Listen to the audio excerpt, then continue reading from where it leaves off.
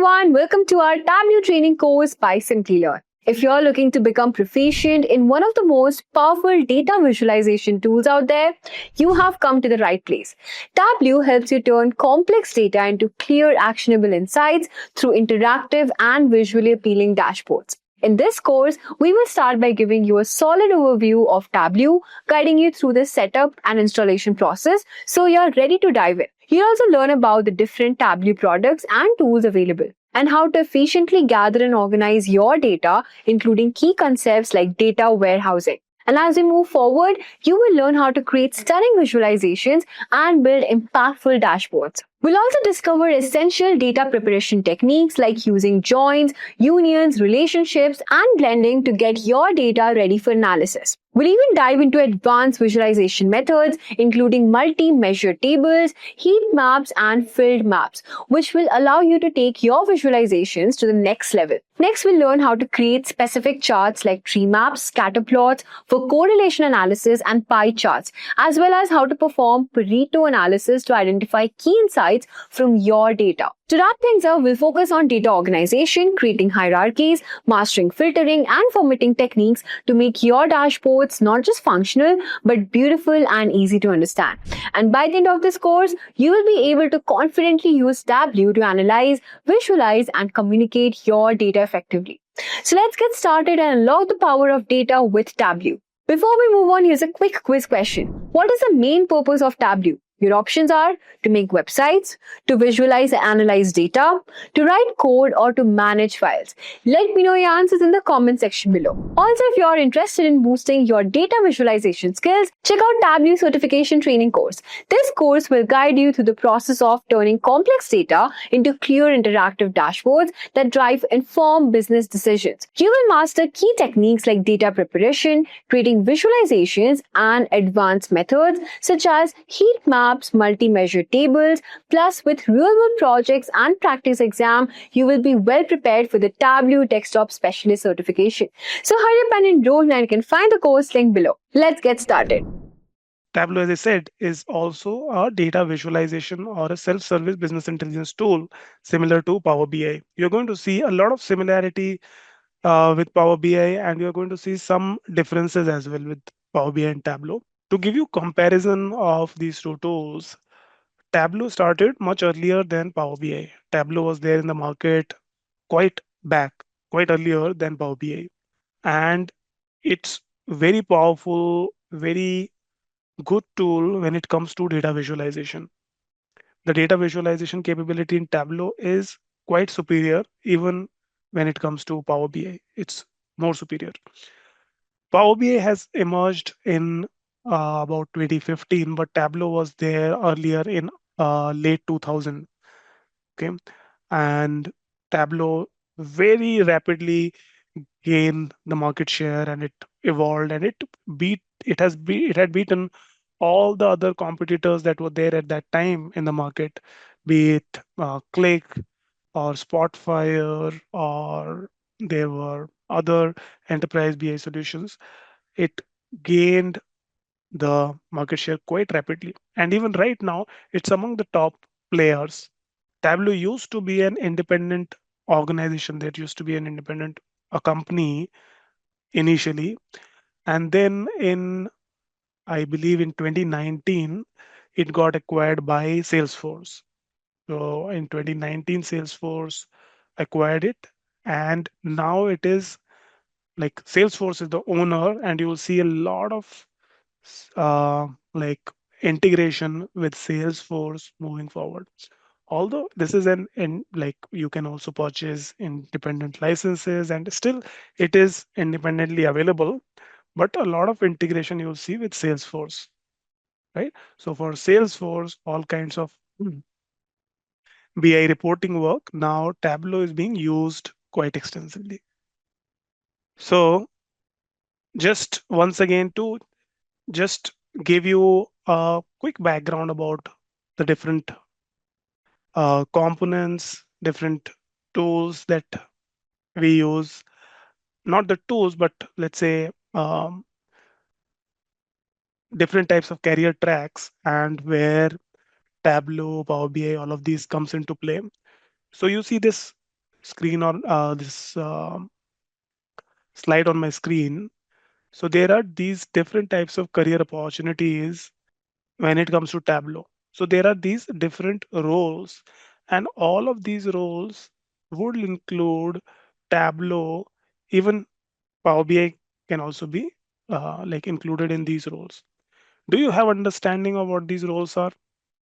Do you know when we see these roles, business analyst, BI developer, BI analyst, data analyst, BI engineer, does it ring a bell? Do you understand what these roles are? You may be you may have heard about these roles, but do you know what these roles are? What comes under these roles? BI engineer, BI analyst, and BI developer. Okay. Let me give you a gist of the components on the project, and then you will get understanding of these roles as well. So let's just start with that basic, and then we'll deep dive into the Tableau side of things. Let me write this. So we have these roles.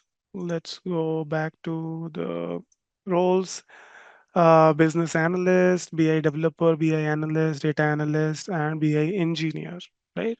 Let me write these down. Business analyst, BI developer, data analyst, BI engineer, and which one did I miss? Okay, these were the roles that were listed there, right? So many a times organizations nowadays come up with these designations. Designations, right? So there is a data analyst position in some company, then there is data business analyst or BA developer position. But you need to understand instead of understanding the designation, let us understand the roles, because what matters is what is your role in the organization. And you'll see many of these designations will have interchangeable or similar roles. So let's understand first the roles part, and then it will be clearer where what kind of designation, what kind of roles are needed. And even before going to the roles, we need to understand that these are all part of business intelligence processes, right? All of these roles are part of business intelligence projects. Okay, all of them, all above, are part of business intelligence projects. That's exactly what business intelligence is. Business intelligence is a process. Okay, a process or a system that will always be bringing the data, raw data, and it will provide insights from that raw data, so that you don't need to do these things again and again. So you need to, uh, for example, let's say there is a data. Okay, there is a data about, let's say there is a like we have a training program, right? A training program. Now we got the data about the training program. Let's say data is about how many learners were there, how many learners attended all the sessions, how many learners had taken the certification, how many learners have completed all the assignments, how many learners then given this kind of like feedback. All those kind of data is available there. Now there could be a one time analysis that, okay, I need to know like how did this program help our learners. So someone would just analyze the data one time and say, okay, there were 100 participants which were there. Out of them 90% of the people attended all the sessions and completed all the assignments. And then you got some other details like these. 80% of the people have completed the certification. Now, this is a one time analysis, right? One time analysis, because this is a one time event, one time course, and we got this information. But if I need to have a system where all the trainings that Simplilearn is providing, I am able to get the information about all the courses, and continuously the data for the new courses is getting added to that system. and I'm getting that information available to me with all these insights. So I can just keep on taking the insights from them as and when the new data comes up, right? So so there is a one time analysis that you can do and get the insight, and then there is a continuous process which will keep on taking the raw data as and when the new data appears, and it will show the insights in the form of visuals, in the form of all the different types of ways with which you can show the insights, right? So business intelligence is a set of, or it's a process, a system or process using tools to convert continuously convert raw data into meaningful insights. Okay, now we are talking about system.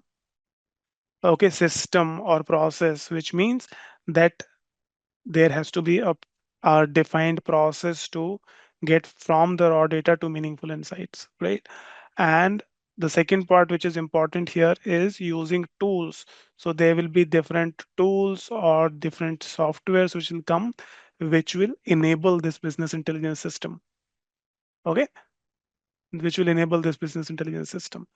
So once again, let us learn about the different components that will come about whenever we talk about the business intelligence project. Okay, so what are the components of business intelligence projects? Okay, so the first and the foremost thing is data, right? Data. So first component is data, and when we talk about data, we are talking about data like what are the sources of data. So raw data that must be coming from some source. So we are talking about data source here. So where do we take the data from? This is the point of origination of data, right? Point of origination of data is your data source. Now depending on different types of tools that you use, can you give me example, give me example in the chat, what can be considered as the data source? Okay, give me example of data source. What is a data source? Example of data source. Don't not the definition, but an example of data source. What can be a data source? Okay, file Excels. Okay, focus on the word of origination. Focus on the word of origination and think critically. When we say data source and the point of origination of the data, we are talking about origination of data. Like database is not the, does database base creates data? Does a database creates data, or does a database maintains the data? Is it used for just maintaining the data, right? So when I'm talking, think about any business. Let's take an example of everyone must have gone to some superstore, right? You may have gone to Walmart or D-Mart or you know hyperstore, some store, right? So where does the data gets originated? What is the origination of the data? Very, like, think about these things. So there are data is originated from systems like, let's say there are system called, there is point of sales. Okay, point of sales. Example. So for example, you go to hyperstore, and as soon as you go there, and you did the purchase, you go to the billing machine, right? You go to the billing. billing department, and you go there, they enter all the information, what all they swipe. They have those machines that scan the barcode and automatically the bills are generated, right? So there are these different points where the data is originating. Okay, it can be, let's say, there are these POS systems, point of sale system, right? Point of sales. So all these at the billing counter, all these machines that automatically generates the data, they will also ask for your information. What is your name? What is your phone number? Some other information. All those things are generating data. Okay. So there are these point of sale system that is generating data for sales. Now you may have, let's take another example.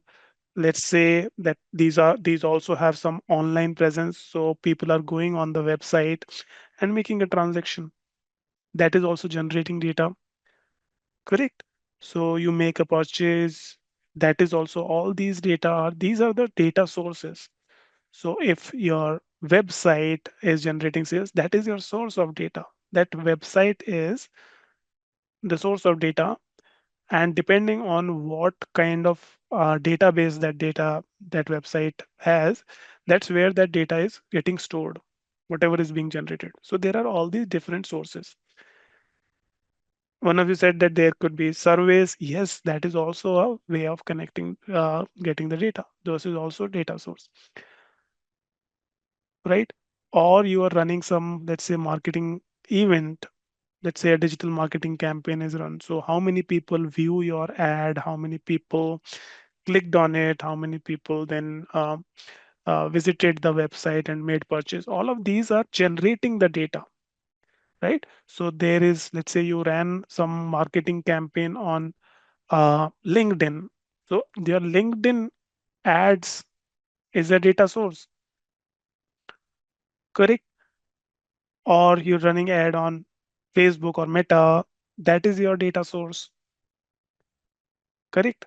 Or if you're talking about any kind of, let's say there is an uh, you have some operations in your business. So all these operations nowadays, there are those electronic machines that also tracks all the activities that is happening. So those are the points where the data is originated, right?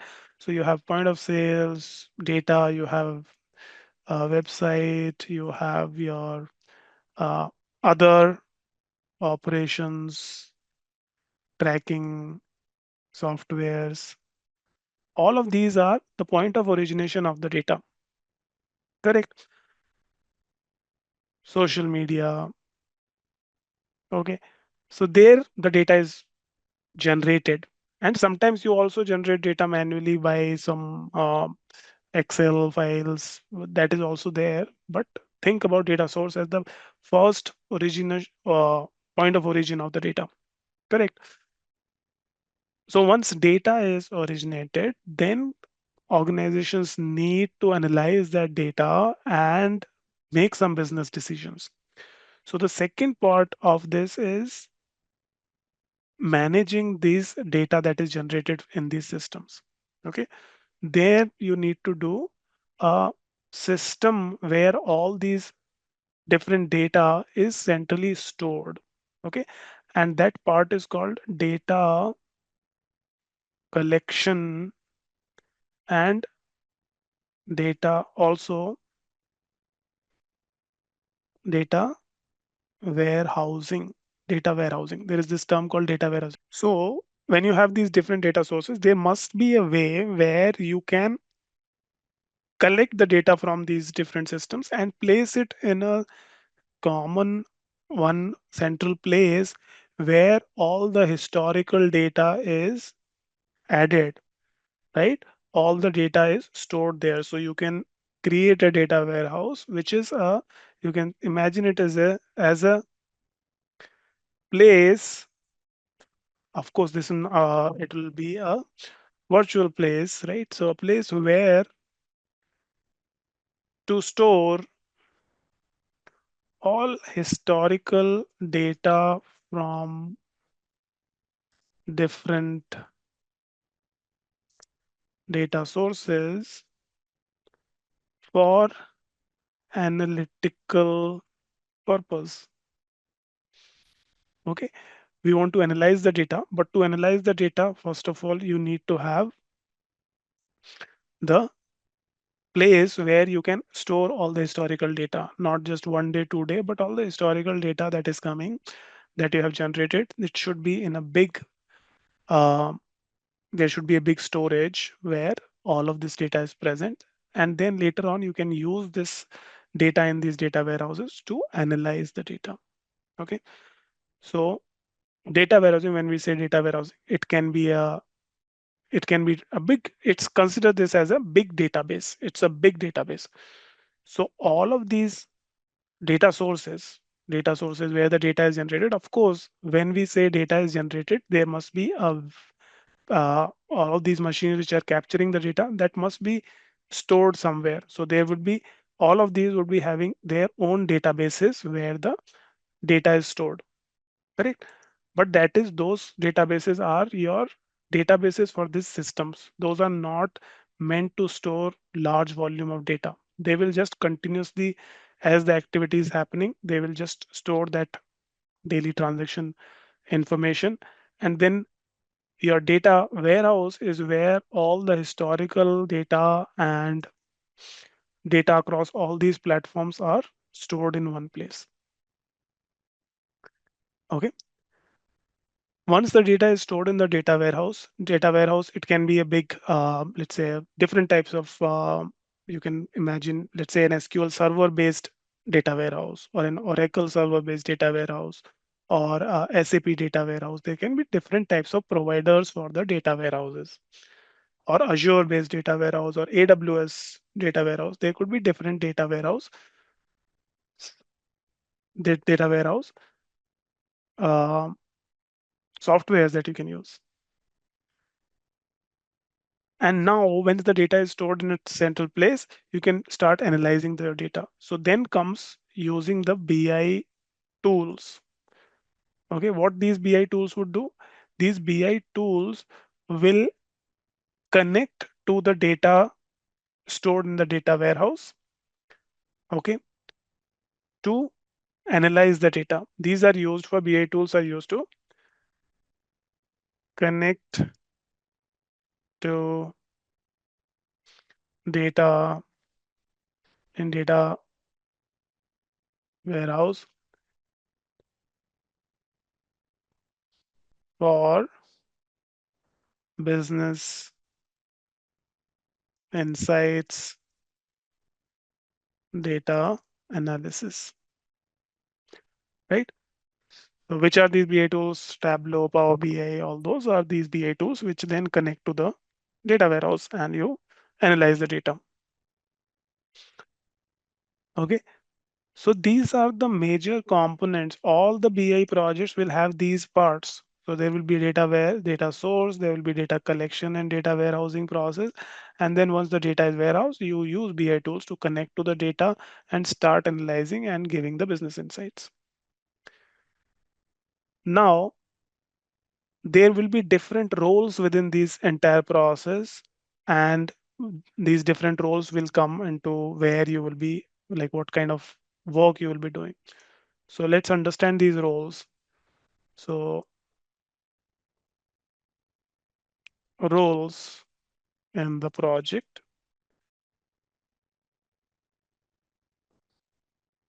So firstly, let's talk about BI engineers. Okay, let's understand about BI engineers. They are also called data engineers. Data engineers is also common term that is being used here. Okay, data engineers, BI engineers. So their role is to get this part done, data collection and data warehousing. This part is responsibility of BI engineers or data engineers. Okay. So what data engineers do? Data engineers, they set up pipelines to ingest data in from data sources to the data warehouse. Okay, so there should be pipeline, so there should be continuous data ingestion that needs to happen. Before the ingestion, of course, there may be some need of data cleaning, transformation, all those parts may be required. But this is data, so their role is to make sure that these pipelines are working properly and the data is continuously ingested into the data warehouse. That's what BI engineers do, or the data engineers do. Once the data is stored in the data warehouse, then the role of analysts or data analysts or business intelligence analysts come into play. Okay. Next role is about analysts. Okay. Analysts, as the name suggests, they analyzes the data which is now stored, which is ready to be used. Right. So they'll use the data from the data warehouse and analyze the data. Within analysts, there can be multiple types of analyst. Okay. So there can be an analyst role, there can be BI developer slash data visualization expert, or what is the other,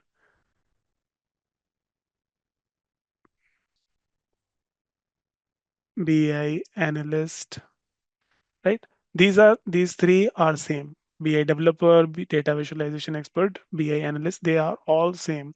Their role is to their role is to use uses BI tools like Power BI, Tableau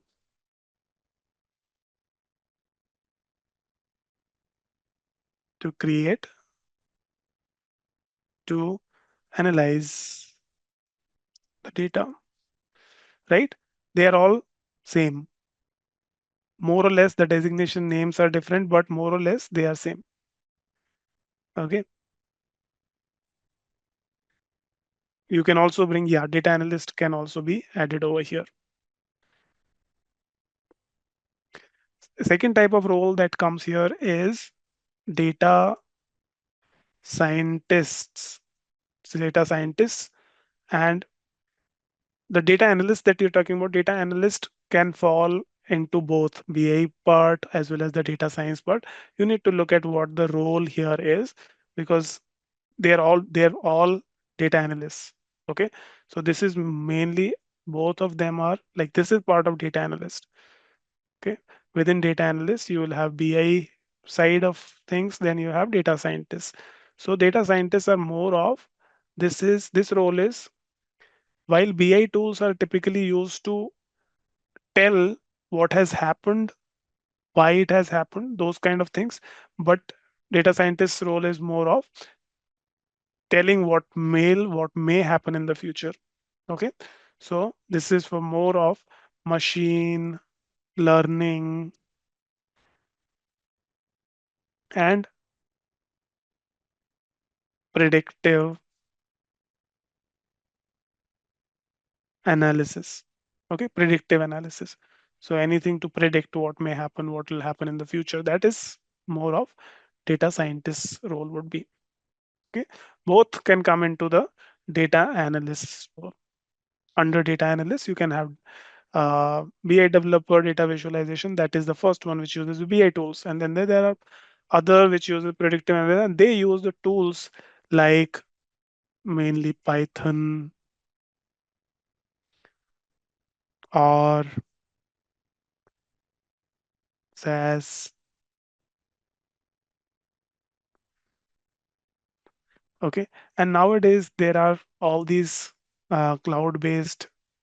There are existing algorithms that are there which can just be ready to deploy. Those kind of things are emerging, but these are the typical tools that data scientists use. Okay, so this is more about analyzing your data. The first one analyzes what has happened in your data so far. What does it tell you?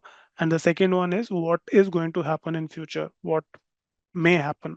Okay, within this there is then another role in the project which is business analyst.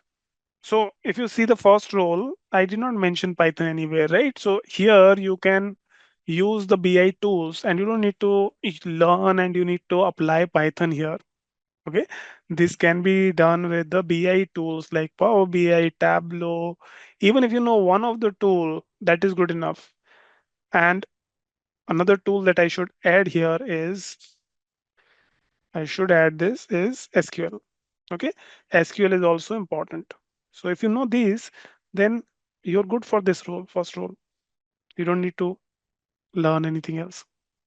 Right. So these are the components of a BI project. Okay. So a component of BI project. I'll come to the hierarchy part. I'll come to that. Let me answer that in a while. Once we discuss this, you'll get clarity on this.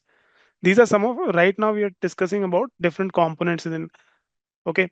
So we have the data engineering, then we have the data analyst. Okay.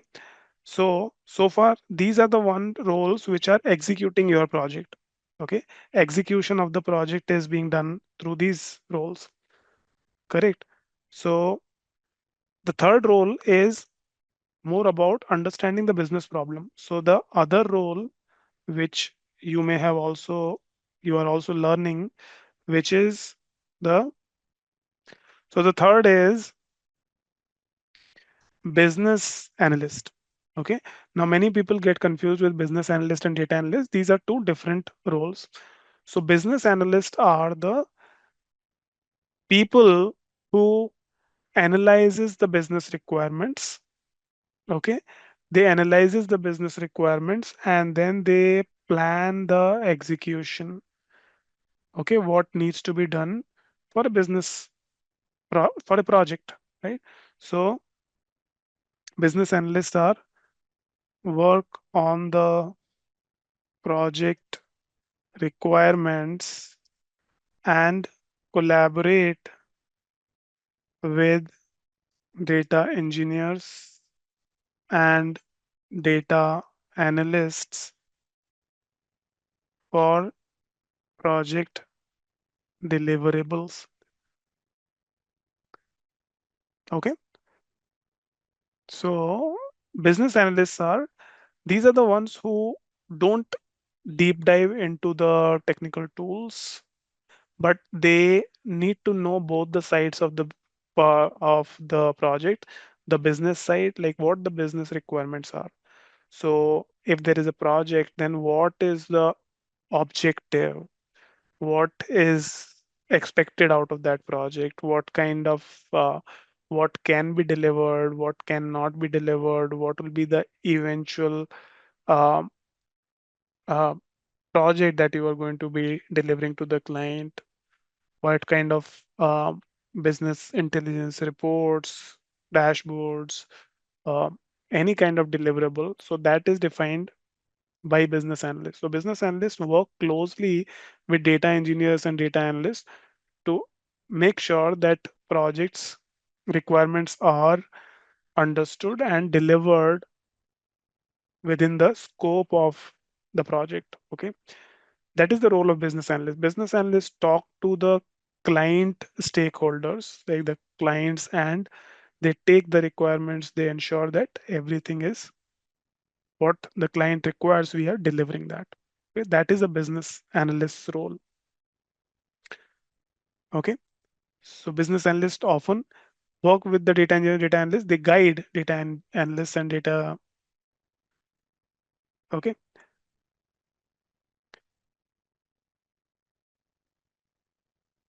yes, Prerna, what you're saying is correct. So you may have seen opportunities where there are these roles where SQL, Power BI, Tableau skills are required for business analysts. That is what nowadays organizations require, because assume that you are a analyst. Okay, now if you're working with BI developers who know SQL, BI, Power BI, and Tableau, and they tell you that, okay, this work is going to take 90 days to complete. If you don't know about these tools, even the anything about these tools, you're going to uh, like believe that what they're saying, right? But if you know at least the basics, if you know these tools a bit, you would be able to also think critically and say that, okay, it does not look like you're giving me the right numbers. Maybe this can be done in not 90 days but 60 days. If you know some technical skills, then it will be better for organizations, and that is why organizations also say that you should have these skills. Then you will be able to work better in this role. Okay, that's why these skills are required. Okay, another role that would come here is project management or manager that may come. Okay, so project manager. So there is a business analyst, and then there is a project manager. Project manager need not to have any technical skills when it comes to the BI part. Although nowadays, like if you have some technical skills, that is always advantageous. But project manager ensures all client expectations are met, right? All clients' expectations are met, be it in terms of the what is I would say all the client expectations are met and ensuring all resources for the project, right? So whatever is required for the project, so all the uh, everything, be is related to the software, be it related to the team members, be it related to the workforce, be it related to overall budgeting, costing, all those things. So all this part, which is more of ensuring everything is met for this project. So that is done by the project manager. Okay. Now, Ron, you were asking about the hierarchies, how the hierarchies are there.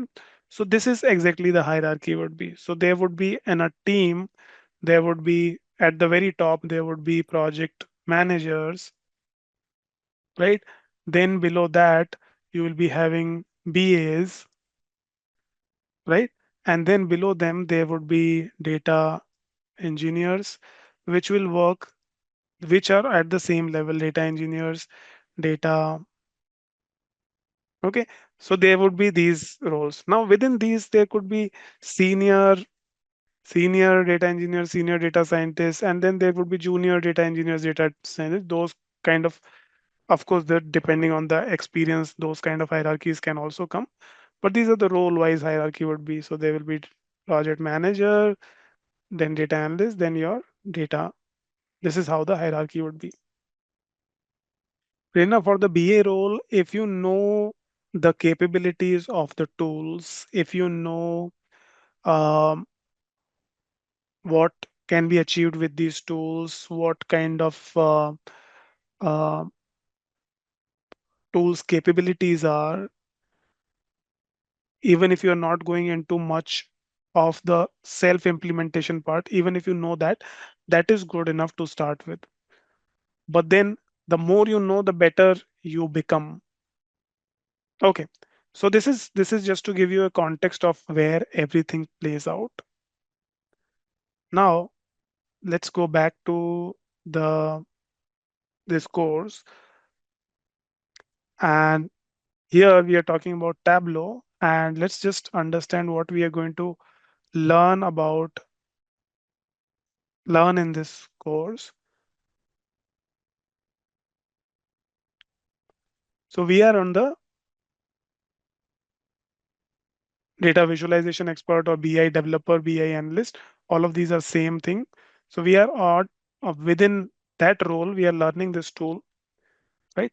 We're learning Tableau for that purpose. So what are the outcomes for this project? What we are for this of this course? You will be able to use Tableau in your work. You will be able to apply Tableau's different types of visuals to analyze the data. different types of um, ways to present the data. Okay, different types of interactions, filtering, data blending, all those detailed analysis parts. You'll be able to create charts, dashboard stories, all those. But my focus would be here to understand the data insights. So whatever that we do, there needs to be some logical thinking, right?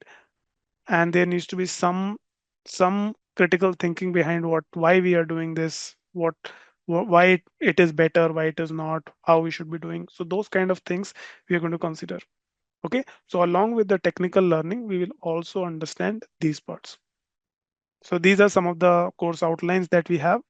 Now, data visualization. This is Tableau is very good when it comes to data visualization. It's very powerful. And data visualization is, as we have learned in Power BI as well, data visualization makes it easy for the end user to understand what the data is telling you, right? So I'll take couple of more minutes just to give you some feel for it, and then we'll begin to into the actual Tableau side of things. For example, these like if you have gone to historical sites, you will see these kind of carvings in the caves, right? All these depictions, right? So even before the languages were there, even before the scripts were there was data visualization, and this was a very powerful way of telling story. So these are just the some examples of in the like historical times. Uh, People used to just put some visualization just to tell the next generation how what they have done, how they used to survive. So these kind of you will see a lot of these kind of visualizations in historical sites. Like this is this telling you that how they used to hunt. So what kind of weapon they used to do, they used to have, right? All those things. There will be many other details that you will see when it comes to visualization in the ancient time, right? These, for example, these through visualizations, you will see even the people have shared what kind of culture they are coming from. So how they have festivities, how they have, how they hunt, how they, what they pet, how they communicate. There are a lot of things which are depicted through visualizations earlier. Okay, this is a famous visual for created by this artist called Minard Map. Minard was the artist and who has created this one map. And this is a visualization of how Napoleon's march, like how did it, the overall troop size, how they have reduced. So when they started off, there is a timeline to that. Then they started, they have taken some a route, and then as they marched to Moscow, they lost their fleet, they lost their troop in the midway, and you will see this is shown with this illustration. So this is the route that they had taken while they were marching, and this is the route that they have taken while they have come back. And from where how many people went, this is depicted by this brownish color, to how many people survived and came back is shown by this dark black color. So this just one simple visualization tells a lot of details. You don't need to really, this is itself is a story. It tells a lot of things, just one visualization. Okay. So there are many examples that you will find in this. For example, periodic table. Everyone, I believe, from their school days remember the periodic table. This is also a visualization, but see how the elements are put together in this visualization. Correct? Yes. Chemistry, everyone must have seen this. This is telling so many things. You are able to see all the elements that exist. Okay. Then based on their properties, based on their nature, they are created in such a way that it tells you a lot of details just by visualizing. So anything which is coming in this section, they are, I think, um, even I'm forgetting my chemistry lessons earlier. But you have your metals in the right, in the left hand section, right? You have um, even I'm forgetting. Uh, you used to have your inert gases, if you remember, right? You have your inert gases in the last column, which are non-reactive, right? So they are color coded in a different way. These do not react very well. Then these ones which are in the very left, they are the donors. They donate electrons to make bonds. These are the acceptors. They accept uh, uh, electrons to make bonds. So those kind of details are there, right? All those details are shown in the periodic table. And then you have other information like what is their atomic mass, what is their atomic, all these details, right? So this is also a visualization. And you'll see everywhere, a lot of places you will see the example of visualization. Okay. And Tableau is a great tool to visualize your data. What do we do essentially with the visualization? What exactly we do? So in visualization, what is data visualization? Data visualization,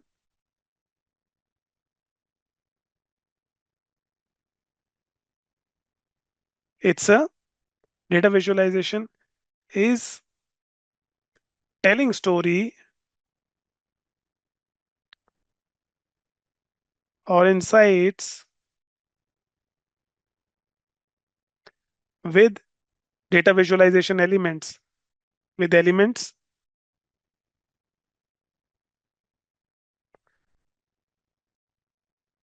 like shapes, sizes, positions. Okay. So we use different types of shapes, we do use different types of sizes, we use different types of positions, locations, right? And colors, another important part, colors. So these are the different components with which you create visualization, which tells a lot of insight, which gives a lot of insight without a lot of words. Okay. And that is what we learn. Okay.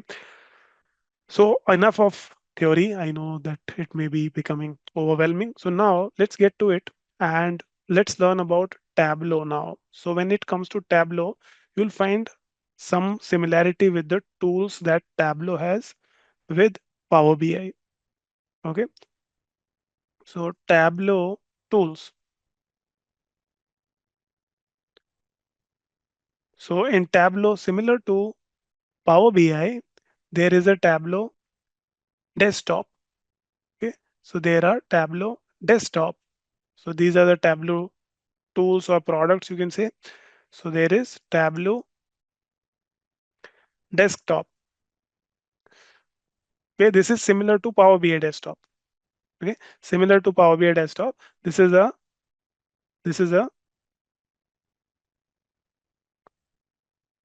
local application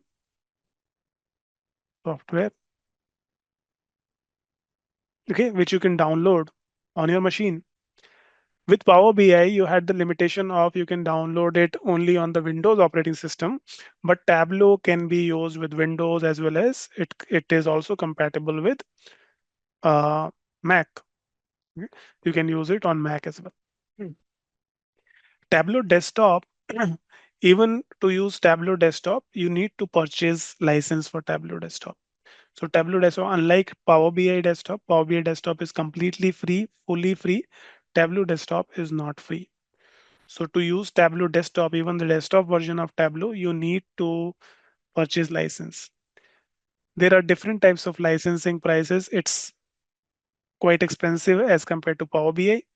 So even if you go for the Tableau desktop license, which is to develop, which is to create visualization, then I need to check the latest prices, but it went up to $70 per user license.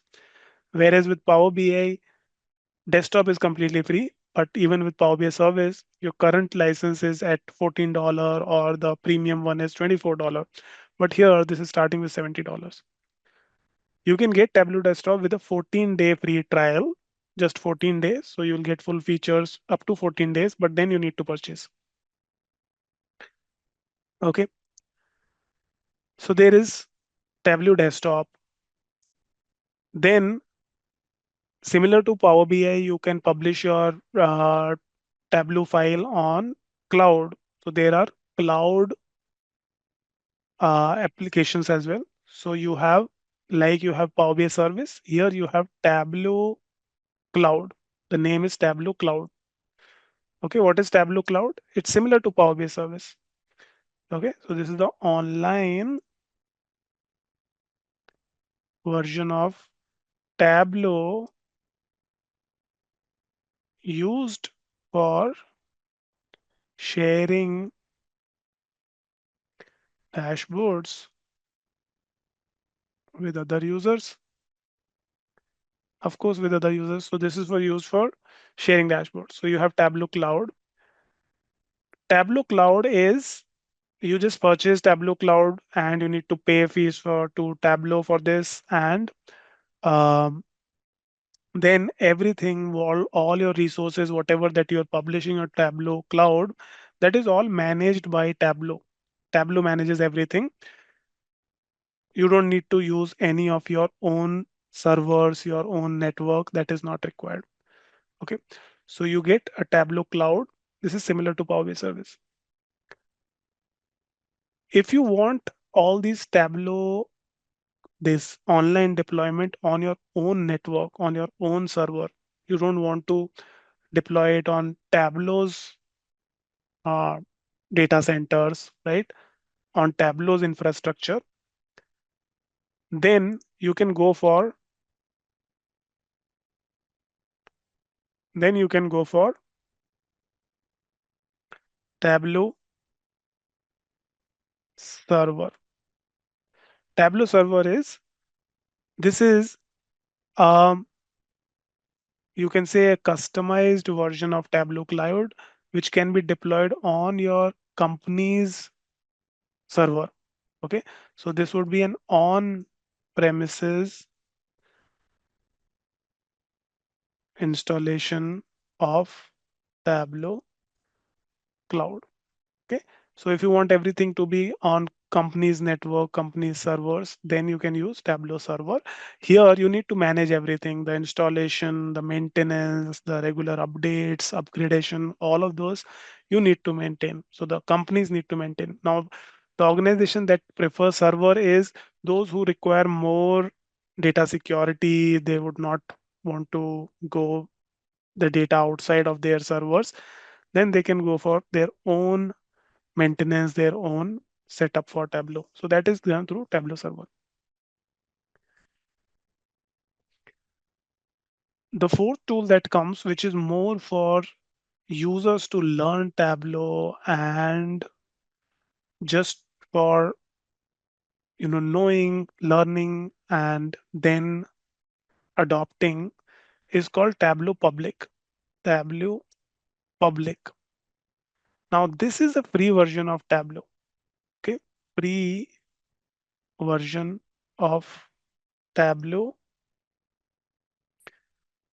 Tableau Public is for anyone to use Tableau. It will have some limitations. It will not get full features as Tableau Desktop. It will have some limited features, like you will not be able to use all the connectors, all different data source connectors here. But this is meant for you to learn about Tableau capabilities, what Tableau can do, different features, different ways of analyzing the data. You can simply use some Excel or some CSV data here, and then you can learn about Tableau. And this is completely free.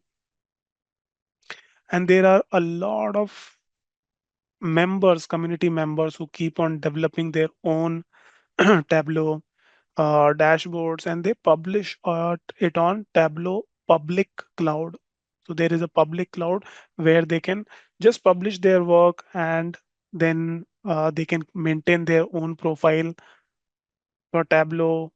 And even for learners who are learning, they can just make some good analysis, good dashboard as part of their portfolio. So even for them to show their work, what they have done with Tableau, they can show it there.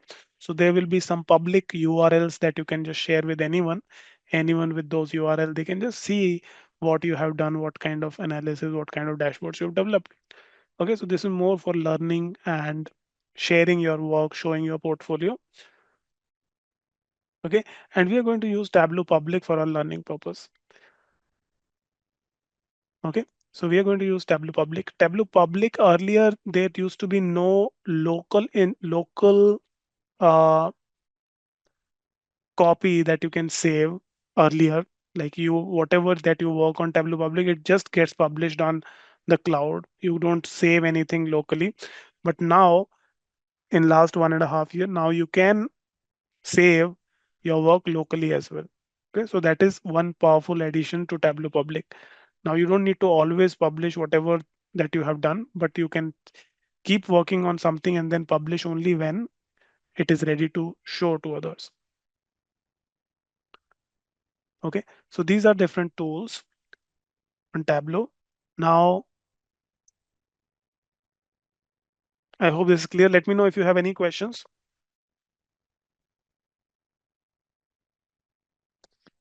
Zeldas, to your question, why would two companies require two skills, Power BI and Tableau? Okay, so see, um, it is all dependent on what kind of clients you're working with, right? What kind of clients you're working with. So if there is a client who has already Tableau contracts and they have purchased Tableau contract, they are going to continue to use Tableau, right? Or they know that even their organization, they are more comfortable using Tableau. They don't want to switch to some other BI tool. They will be learning factor. They will all those adoption factor. They would want to continue. Then there is another client who's more interested in working with Power BI. They're more comfortable with that tool, right?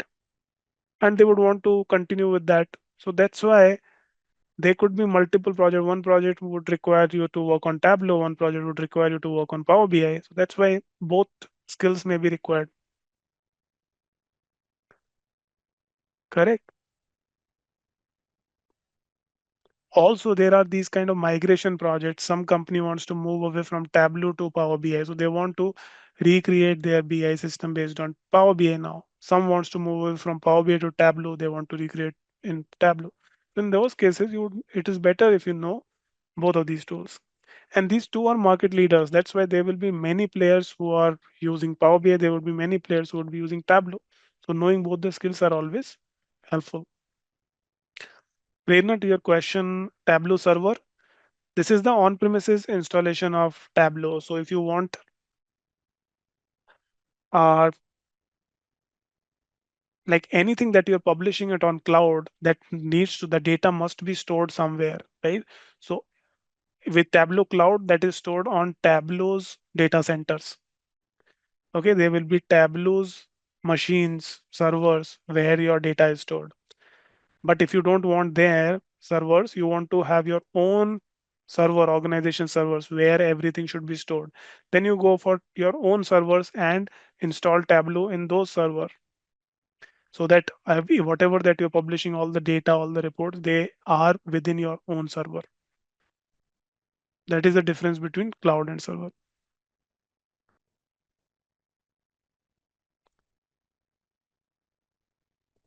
That clear? Okay, so now let us all download Tableau Public. Okay, so let's download Tableau Public. I will share the link for it.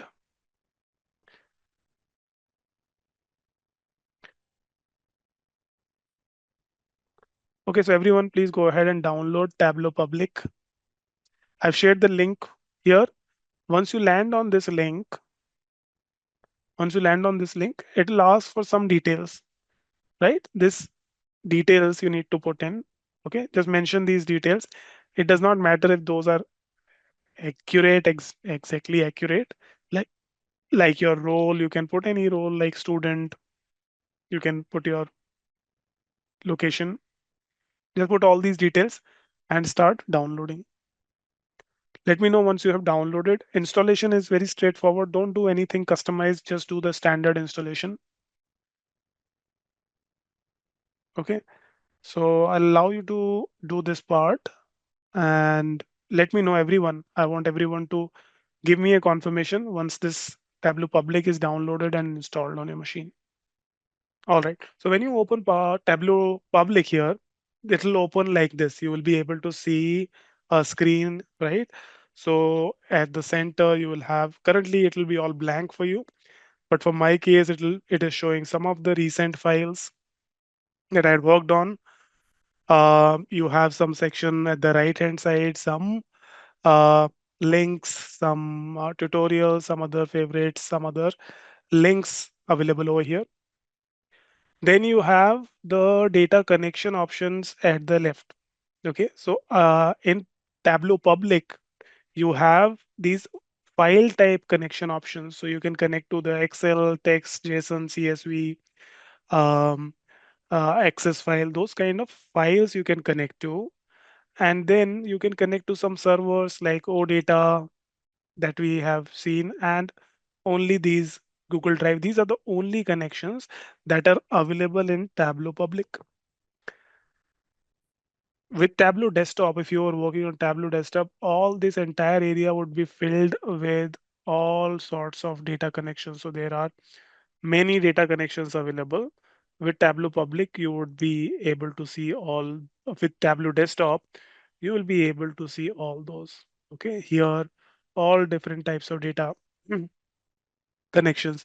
You can connect to all types of databases, some systems, some other types of platforms that you can connect to.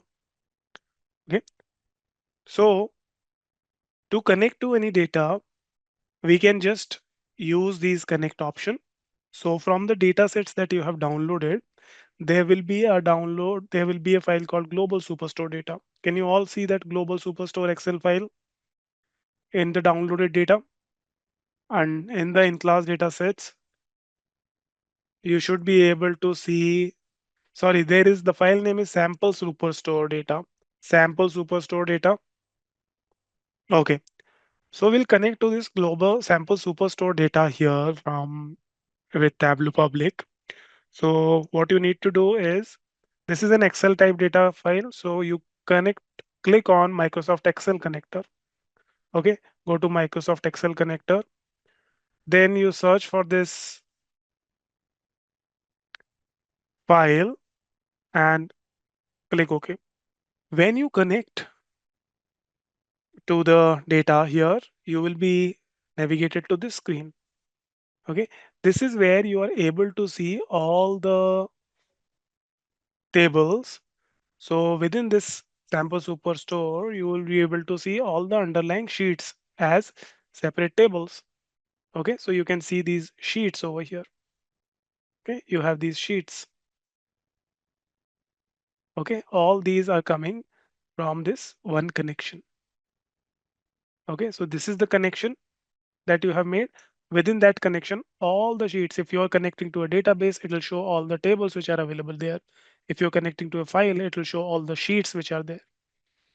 Okay, now whichever table that you need to analyze here, you can simply drag that table, select, drag, and drop it on this section. Okay, drag orders, for example, drag orders and put it in this section. Just drag and drop it over here. Okay, drag and drop it over here. Now let's see what all is there, what is all of these section. Let's just segregate and understand these sections, what are there. So here, this pane is your connections pane. This is connections. Then this is your this section is also called as the logical phase. Okay, this is your logical phase. You call it logical phase or your logical layer. Logical layer. Okay. Then whatever data that is there inside this table, you can see the preview of that data in this section. So there is this data preview. Okay. Let me pull this slightly up. This is the data preview. Okay. This is the data preview. In this data preview, you are able to see all the columns that are there. Okay. So you have the column name. Okay. Column name, all the column preview values. Okay. So not the complete data, but just the preview. And it shows you at the top that how many rows you are seeing in this preview. So currently 100 rows are being displayed. Okay. If you want to increase more, you can do so. But at the moment, these are showing 100 rows of your data, top 100 rows.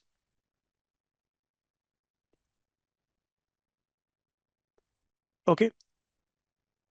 Here we can see the column name and we can also see what the data type of the column is. So you have the column name and you can see the data type. How can you see the data type? You see these symbols, these icons. This is telling you what the data type of this column is. So data type hash means that this is a number data type. Hash is a symbol for number. ABC stands for text. So if there is a text data type similar to Power Query, if you remember, Power Query we had ABC 123, right? So ABC denotes text. This calendar like icon, this denotes date. This is a date data. Ship date, this is also a date, and so on. If you want to change the data type, you have this small drop down next to this. Okay, sorry. If you have to change the data type, you can click directly over here, not the drop down, but you click over here. So you can see all the different data types that exist. So number, whole number, decimal, date, date time, string, boolean, those kind of data types. If you ever want to change the data type, you can do it from here. Below the data type, you can see the table name. So these all, everything is coming from the orders table. So the table name. And below the table name, you have the column names. Okay. So you can see the data preview. Then next to this data preview, there is this metadata section. Metadata. This section is called metadata. Metadata. Okay. So metadata is, yes, this is data about data, which means whatever data that you have, some information about that. So some basic information like not actually going into the data level, like the actual data values that you have in the table, but just the overview of your data, like what is the name of the table, what is the name of the fields, what are the data type of those fields, whether this exists on the physical layer or not. So it says that this is physical, as we see, logical, sorry, this is logical layer, but this is physical table. So we have actually added this table. So this is the physical table. Then there are remote fields. So remote fields is if you are adding any other aliases to their field names, some other names, then that kind of data is added. So basically your table name, your data, all the column names, the data type of the column, those kind of information is your metadata. Okay. So that information is available over here. Okay. Okay. Your connection interface. This is how it looks like. Let's say now you are okay with what data you have and now you want to analyze this data. You want to start analyzing the data. Okay. So in analyzing the data, you can go to here, you see, go to worksheet. So here in Tableau, we have the concept of worksheets. So to do any analysis, you need to go to worksheets and then start analyzing the data. Okay, it says that go to the worksheet. Currently, this is the data source uh, view that we have. If you click on this sheet one, okay, this will take you to the worksheet. Okay, this is your worksheet. In the worksheet, you do the data analysis part. Okay, so here the data analysis would happen. Exact. Okay, we'll deep dive into the worksheet part. But before going to the worksheet, let me show you just a few features that you can use while you are in the data source page. So we'll come to the worksheet later. Now let's get back to the data source. What all we can do here? Now let's say I want to look at this data preview, and in the data preview, I want to just see whether I need to use any columns or remove the columns. So I want to see this in more, like I want to see more of this data. I can just collapse this metadata part. So just this small arrow, just collapse this. And now you have this table details, right? Or the data preview. Okay. Now in this data preview, uh, here I can choose if I want to hide or unhide any columns. Okay. So whatever columns that you're keeping here, that will be visible in your worksheet view. So if you go to the worksheet view once again, table columns, all the columns are displayed over here in the left. Okay, you will be able to see all the columns over here. Now let's say that you don't want some of the columns to be visible over here. Those are not required, not will not be used. Then you can simply go and hide those. In Tableau, we cannot delete the columns. That is a drawback. Okay, so if your table is containing that column, like we have in Power BI, the good part about Power BI is that you have Power Query where you can delete anything that you do not require and only those data gets loaded. But here we cannot delete them, but we can hide anything if we don't want. Okay, that you can do. So any column, if you want to hide, you have this small arrows. Let's say I don't want to see let's say I'm not interested in looking into this uh, postal code or region column. Those I do not really require. Okay, so I can go ahead and from this small arrow, I can click on hide. Okay, postal code. Let's say I'm hiding the postal code. Okay, now postal code is gone here. It is hidden. Remember, it is hidden. It is not deleted. It is not deleted. It is just hidden. If I now go to the sheet, okay, sheet, now here I no longer have the postal code column. It's not deleted, but it is hidden. Okay, I can hide multiple columns here, but if I want to bring them back, if I need to bring it back, if I need to see all the hidden columns, I need to go to this setting, this gear icon over here. You see the gear icon, click on the gear icon, and here you have the option of show hidden fields. Okay, you can click on show hidden field. It will bring back the postal code. But you see, after unhiding that field, it is still coming in this gray text. So this is grayed out. This is still not fully unhidden. Okay. If you still go to the sheet, this will still not be visible. Okay, it will not be visible. Okay. To completely unhide it, you need to from that column once again in this drop down, you need to once again click on unhide. Okay. If you click on it unhide once again over here in the column, then this become completely unhidden in the worksheets. So when it comes to unhiding, you can show the hidden field on this table view, but those will still be hidden in the worksheet. But if you want this to be visible on the worksheet as well, then you once again unhide it in this column properties. Okay, now if I go to the sheet, I'll be able to see the postal code. Okay, this field is available here. So remember, hiding is a one-step process. Just one button, hiding, click and hide. This is one step. Okay, but unhiding requires two steps. Okay, this is okay. There seems to be some glitch.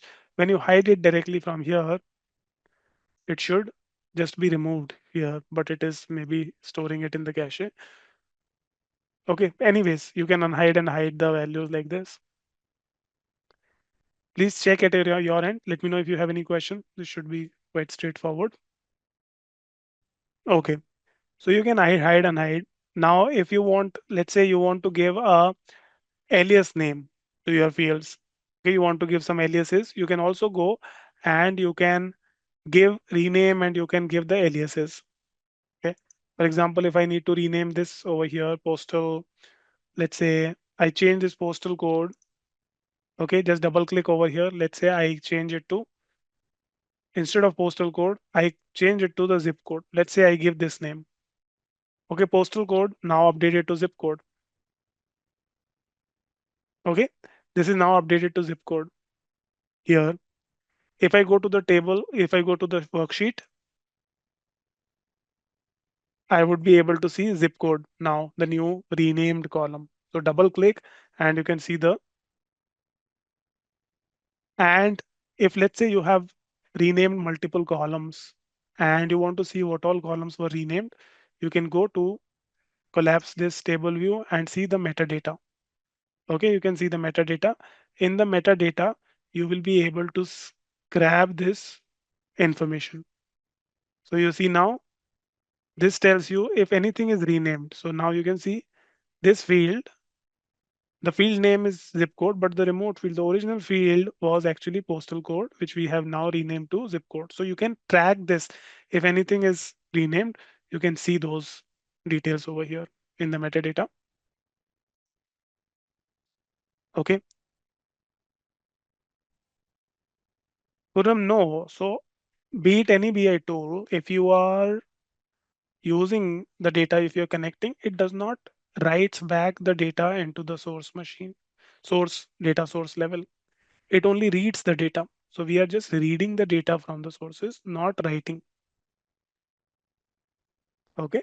So even all the name changes, data value changes, all the aliases changes, everything that happens in this layer after reading the data. Okay. That is happening only in the Tableau level. So we can change the column names. We can also change these values. So let's say we have these columns. Now, if I need to give some other names to the values, I can change the aliases. Okay. So for example, you have these regions and you want to change the aliases. If you want to give some other names, let's say you can go to aliases. In aliases, you will be able to see these actual member values. So the unique distinct values that you have in the column. And if you want to give some other name to this, you can give the aliases to those. You can double click on this and you can give the aliases, some other name to those. Okay, so you can change some values. Like this is similar to how we have the replace all, replace values feature in Power Query. You can give different aliases. It's called aliases in Tableau.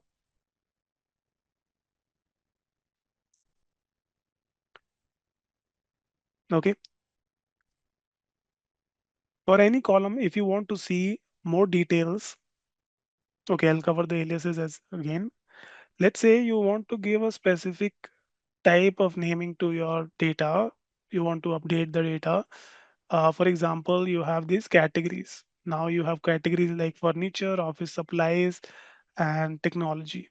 If you go, you can check the aliases. Okay. Or before we go to the aliases, let me explain you one more thing. Then we'll come back to the aliases. You can actually, if you want to see more details about your column, you can go to describe. Okay, go to describe. It will basically give you more information about your field. Okay, so what is the name of the field? Some details over here we'll cover. But here, basically, it shows you in this field, these are the distinct values that you have: furniture, office supply, technology. Now, if you think that, okay, it's one of the field name needs to be updated everywhere. Let's say you want office supplies to be changed to a name called office goods. Let's say you want to rename this to this everywhere. Instead of supply, there will be office goods, right? So if you want to do that, you can go to aliases, and where it is office supplies, just rename it to just type office goods.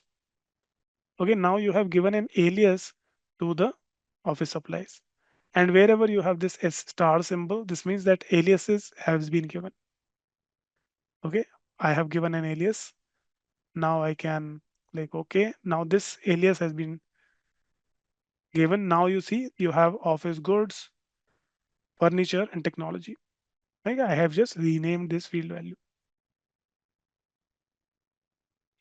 Okay, on this setting, you can also see that you have some sorting options. You can sort the data, uh, any columns, sorting order in the ascending order, descending order, those kind of sorting you can do. Okay, but that is typically no is not done. So you don't do the field sorting like this. There's no need for that. Okay. So for example, just to cover this field sorting, let's say you want to sort the fields in the A to Z order. Let's say I did it like this. So now all these field names, now you see that anything starting with A comes first, then B, C. So it'll come in the sorted order of the field names. Okay. This will help you find the fields easily. That way it can be helpful. So once when it is sorted, if you go to the sheet, if you need to like work on anything, you know if anything is starting with T or X or W, it'll most likely be at the bottom, right? Anything starting with A to A, B, C, D, that'll be at the top. So just finding them would be easy if it is sorted. Okay, that way it is helpful. About the this hiding unhiding part. So one thing that why you were seeing that the hidden fields were visible second time, because this show hidden fields was actually checked, right? So show hidden fields were actually checked. That's why it was appearing. So if you uncheck this, then once you try to hide it, it will not show. Okay, so it's not like first time it will show, second time it will not show. Okay, for example, if I remove the show hidden field, now if I try to hide discount, it will be hidden. It will be hidden.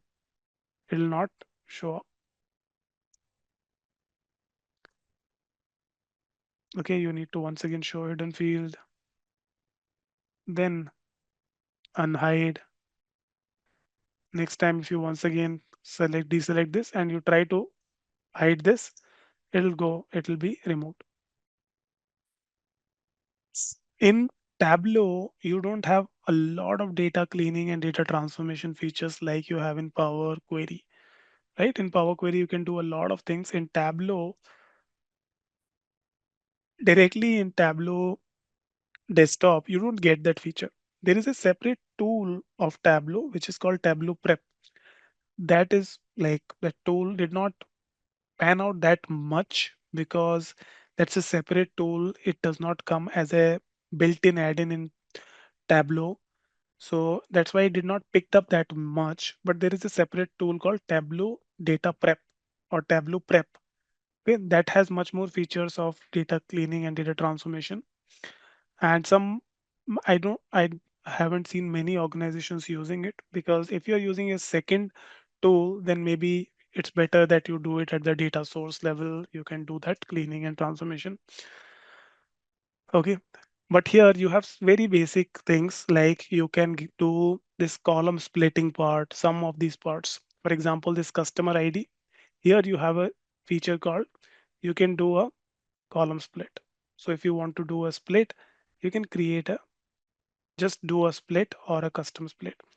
For example, here you have a delimiter, right? So you have the customer name, the first name and the last name initials are here, and there is an unique customer number splitted by the delimiter. You can simply click on split and it will automatically identify the delimiter and it will split the column into these two columns. The customer first name initials, first and the last name initials, and the customer name. It automatically identified this. Okay. So wherever there is a clear delimiter that you know that should be uh, separated, there is only one delimiter, then it will automatically do this, right? That is feasible.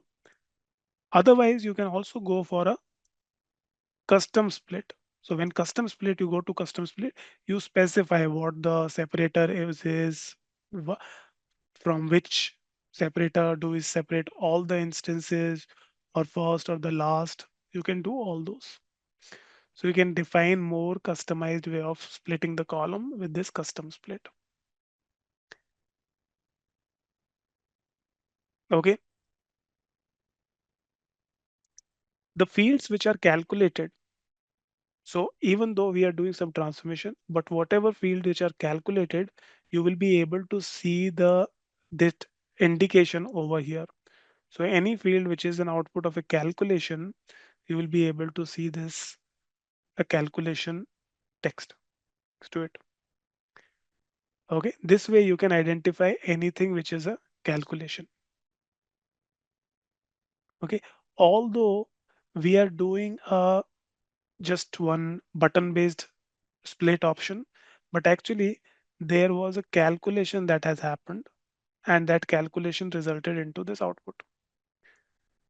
Okay,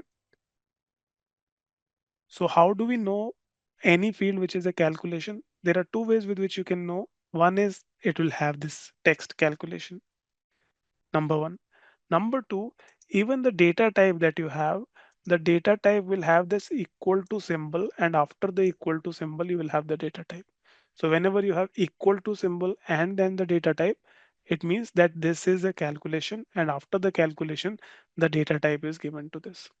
Okay, equal to and then ABC123 or equal to then hash. Okay, this is the calculation. This is how we can see the calculation. If you go to the worksheet where the data is visible for you to analyze, even there you will be able to see this field with this data types and equal to and data type. So from here as well, here the calculation word is not written, but just by looking at this, you will be able to identify that there is a calculation. Okay. Now for anything which is calculated, those can be deleted. So I can go and delete those. Anything which is a calculation that can be deleted. Anything which is coming native from the table will not be deleted. So these can be deleted. Okay, now these calculation are deleted. So how did we do this? Let me repeat once again since you are asking. You go to this option, you have the option of split. Just do direct split. You do a split, it will identify some delimiter on its own and it will split the values. So it identify this dash as the delimiter over here and split it. You can rename these column names as well, right? We learned this. Okay, so see, for you, when you are splitting it, it is coming at the end. So this is because you have not, I have done this data sorting. You remember on this setting, I chose the data to always be column to always show in this order A to Z. Okay, since your data is not in any order, that's why it is coming at the end. Any new column is coming at the end. So change this to the A to Z sorting, A to Z descending or ascending sorting. Then it will come next to it because the initials would be same alphabets. So it will come next to it. Okay, if you have created, even if you have created multiple columns, everyone, you can just select multiple columns and delete those. Okay, just select multiple columns and delete. So all these calculated columns will be coming at the end, right? So you can just do a control and click. This will select all the columns. Make sure that you are selecting only the calculated columns, not the existing one. Once you select multiple calculated column, right click on the column and click on delete. It will delete those additional columns. So this split is very simple. This is one button click, right? Just a button click, split button. It will just create new column with this calculation. Okay, so there is a calculation which is going behind these new columns. And we're going to learn more about creating new calculations later. But there is a calculation which is happening and we can edit those, modify those calculations. There is option. So if you just want to see what is that calculation, you can go to this and you can go to edit. If you go to edit, it will actually show you what exactly the calculation was to do this step. So this is the calculation which is happening. So there are this trim function, split function, all those are being used for this automated step to happen. Okay, so you can do edit those. Here, like in Power BI, Power Query, we have the merge columns option as well. But here directly, we don't have that option directly in the columns to merge multiple columns. We can split, but merging directly is not possible. For that, you need to write a merge formula, which will merge the columns, multiple columns into one column. Okay, that you cannot do. Calculation, again, calculation is if you want to create a new calculation using the existing fields, those are called calculation. Okay, so calculation would require you need to write a formula and then whatever formula driven new values are coming, those are calculations. Okay, in Power BI, if you need to understand this, we used to use DAX for the calculations, or in Power Query as well, we have the calculation feature, right, where we can create new column, new measure, right, those kind of things.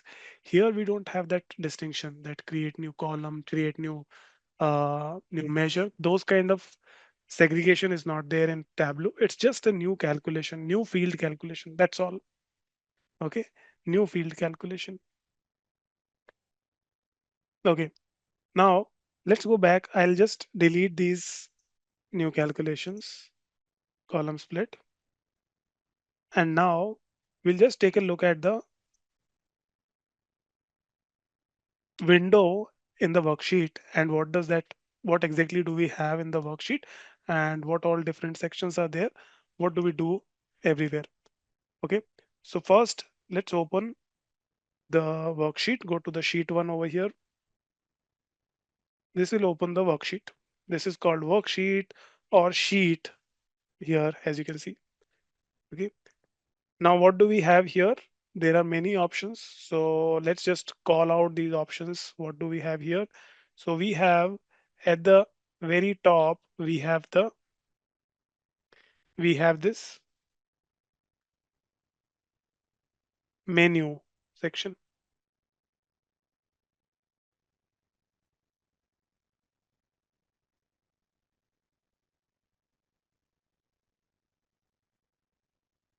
This is called your menus or drop down menus.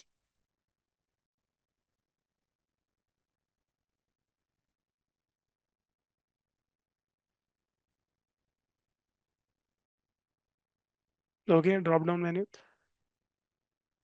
Then you have a pane here in the left hand section. This is called your pane. You have your pane, and this is called your pane.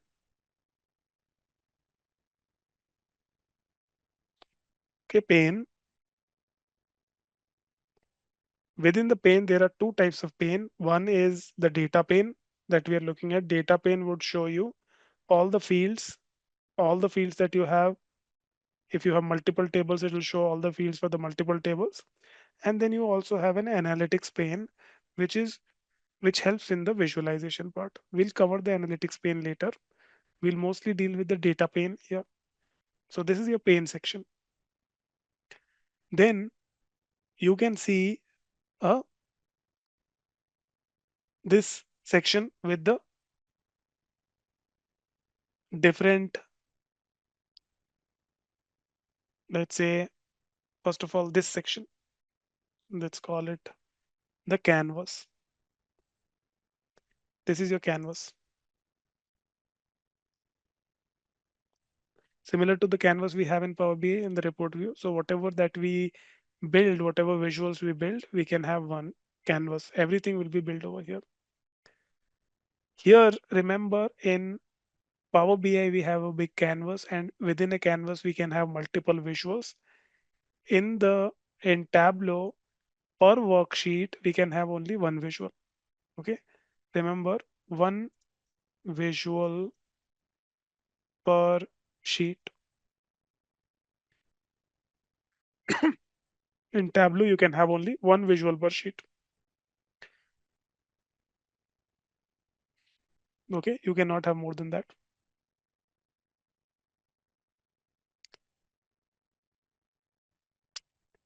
Then you have your rows and column shelf over here. So whatever that you visualize, there is the concept of rows and columns that will come into play. Whatever is in rows and columns, that will come into play. And this is called your rows in the column shelf. Row, column, shelf. Then you have your cards, which will help you build the visual. This is called your card pane, where you have this marks written. This is called card or marks card.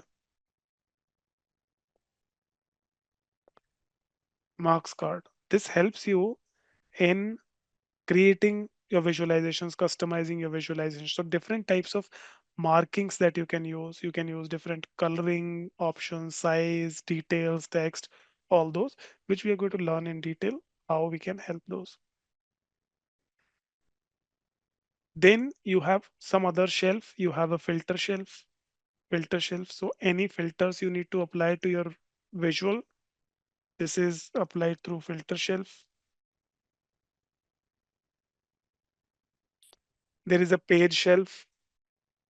Okay. So if you want to apply any kind of navigation that you can apply through page shelf, we will cover this as well. Page shelf. Okay. Then at the bottom, you can see this sheet, right? So we can create new sheets. So at the bottom, you will see very small few icons at the bottom. Okay. Very small icons. So there are three icons over here. If you hover over on those icons, you will be able to see what they mean. Okay. If you hover over, there is a new worksheet, new dashboard, and new story. Okay. So just if you hover over, you will be able to see. So there is a new sheet. If you want to create a new sheet,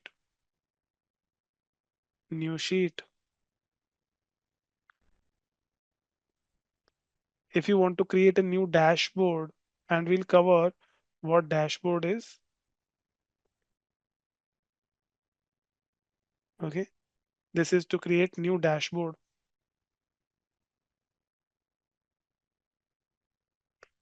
And finally, you have a new story. So if you want to create a new story, so that will be over here. I'll tell you what is the difference between sheet, dashboard, story later on, but you can see all these. And then here at the bottom, you can have the data source. We have been seeing this. We can go back to the data source as we require. Okay. There are two more sections which we left, which are left over here. One is you can see a quick access toolbar. Quick access toolbar. So some quick actions that you can apply, like sorting, labeling, pinning, uh, changing the view mode. So there is this quick access toolbar.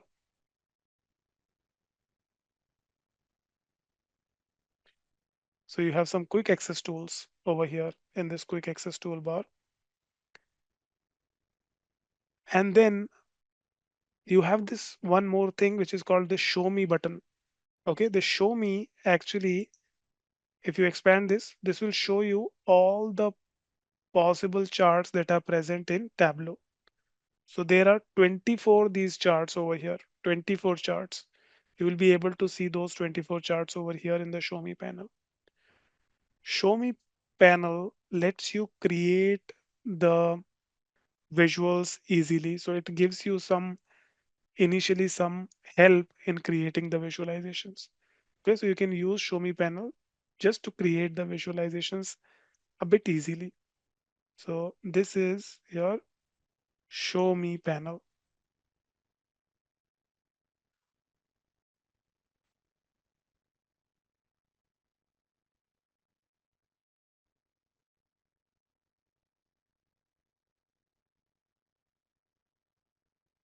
Okay, so these are all the different navigation options over here. Let me just take a screen grab, right? So you have this worksheet, or let me write interface. This is your worksheet interface. Okay, now let's go back and understand the data a bit more. Okay, so now here, when it comes to the data part, there are these uh, two categories in which your data is. If you see here in the tables, under the table, you are able to see all the fields over here, right? All the fields. Okay. When you go to these fields, you will be able to see two types of fields here. One is your categorical fields, and other is your measures. Okay. So there are this concept of dimensions and measures. Okay. So dimensions and measures. So here, if you see, you have the all these fields, and you will see that there are this some of these fields, and after the fields you will see that there is a very dim gray line between some of the fields. Do you see that gray line? After some field there will be this gray line,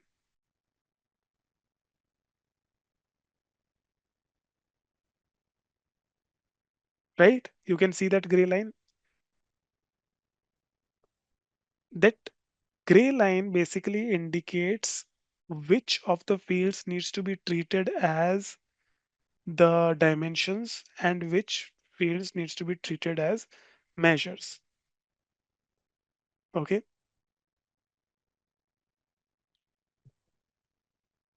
Okay, or in short, which fields needs to be shown in the form of aggregated result, and which fields needs to be shown in the don't summarized form, as we saw in Power BI.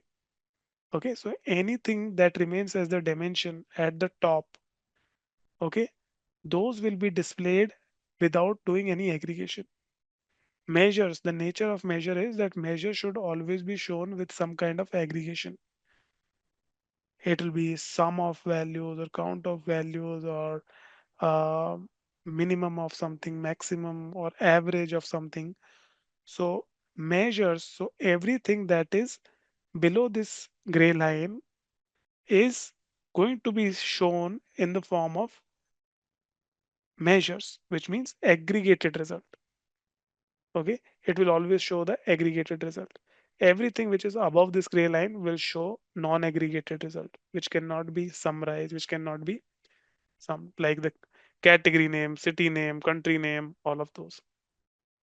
Now, if we look at the data, if we look at the data, and if we see the, let's say,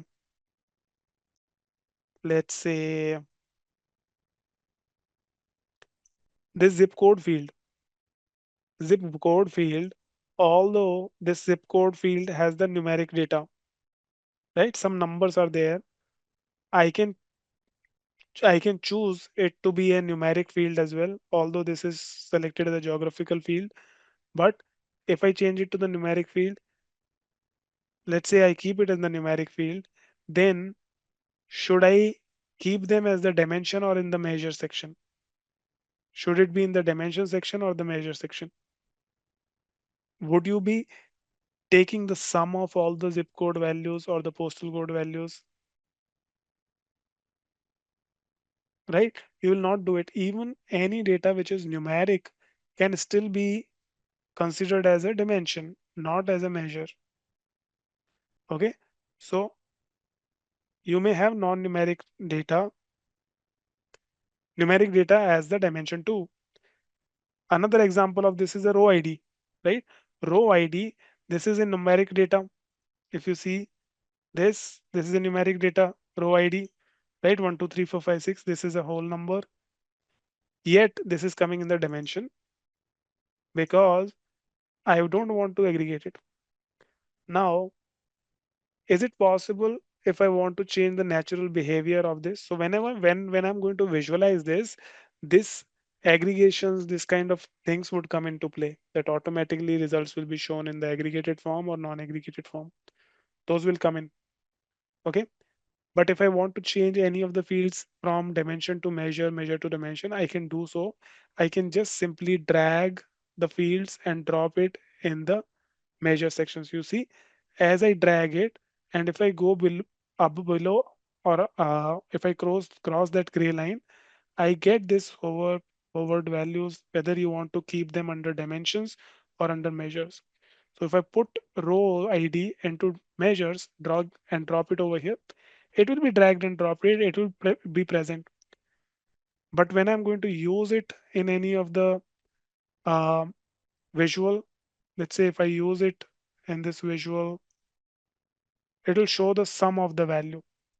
Okay, it will show the sum of the value automatically because now I have converted this into a measure, which is not its natural behavior. That is not how it should be used.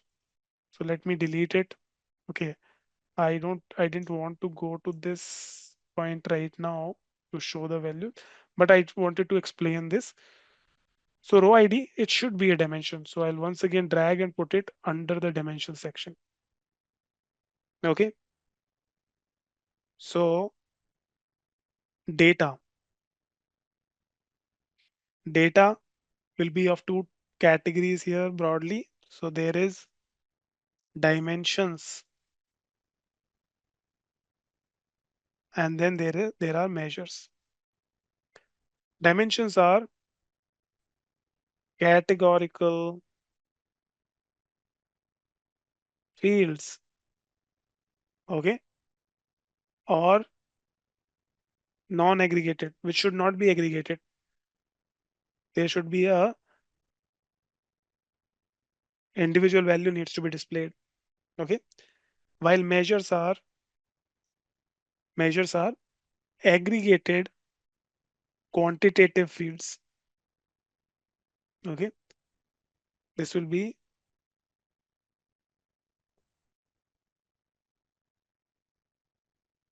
fields to display aggregated values. Okay, any fields which is to be used to display aggregated values, that will be a measure. Okay,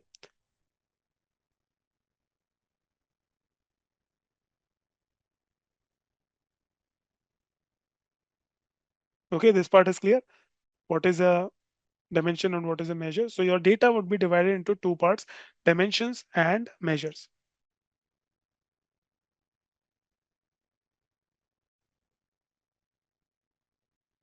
Okay,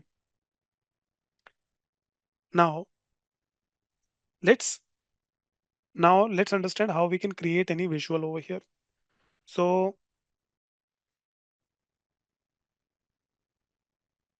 here you have this um, Okay, before we go into that as well, there is also this colors which indicate what is a dimension and uh, what is a measure.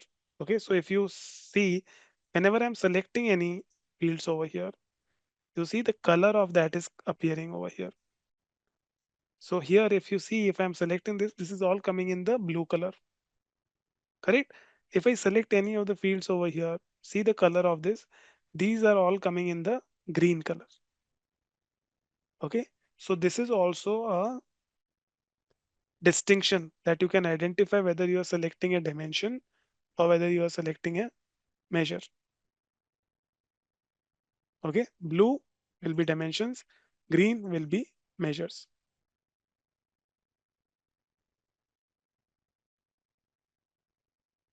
Green pills, sorry, blue pills,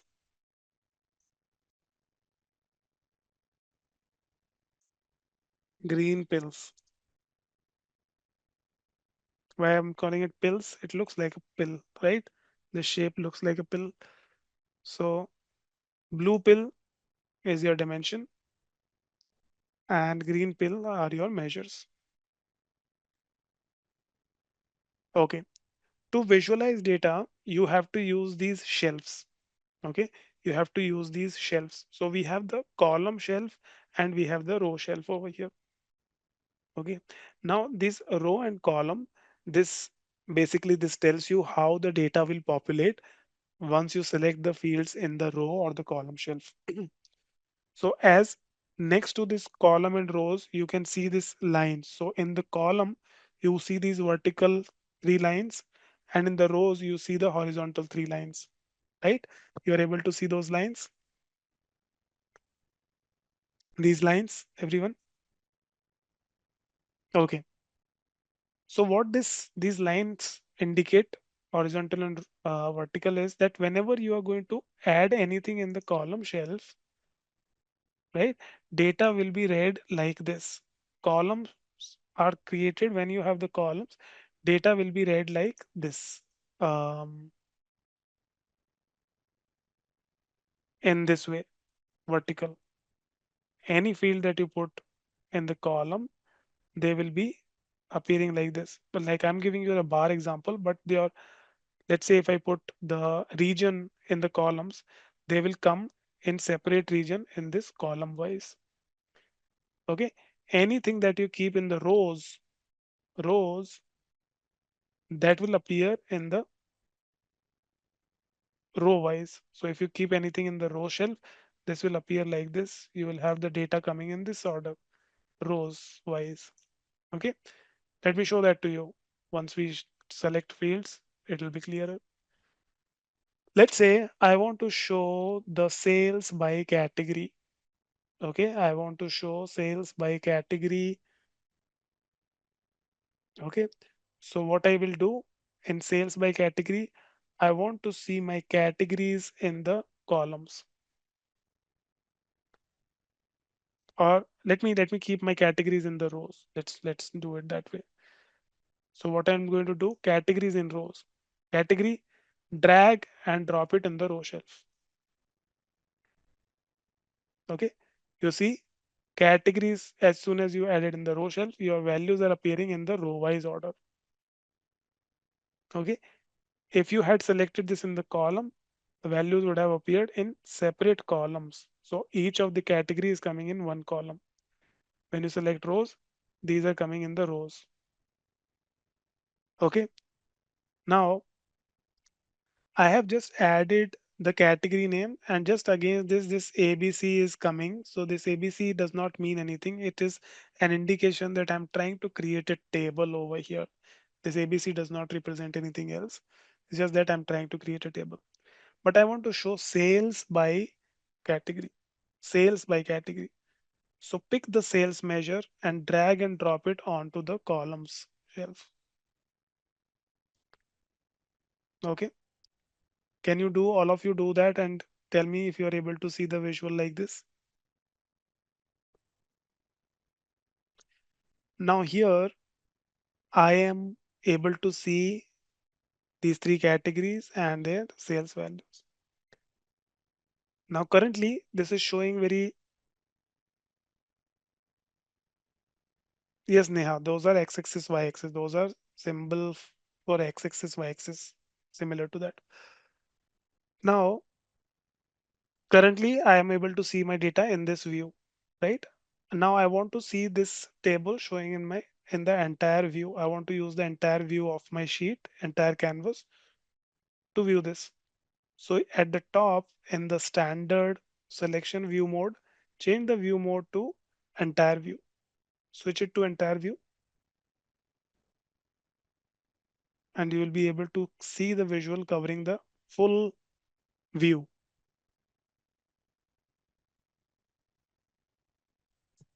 Okay.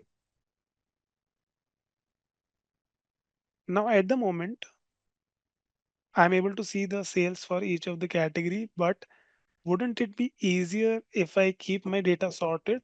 Wouldn't it be easier for me to understand which is the highest, although there are only three categories, so I can say that quite easily that technology has the highest sales, then furniture, and then office goods. But if this data were in sorted order, it would be even better, right? So we can always sort this, and in the quick access toolbar, you have this sorting shortcuts over here. So this first one will sort it in the ascending order. We want it to be sorted in the descending order. So the highest value at the top and then lowest at the bottom. So select this option and view the data in the sorted order. Okay. So click on this button, sort order. Now I also want to see the values on these bars. I want to also see the data labels. Okay. So it would be easier to know the exact sales values if I know this data labels to appear.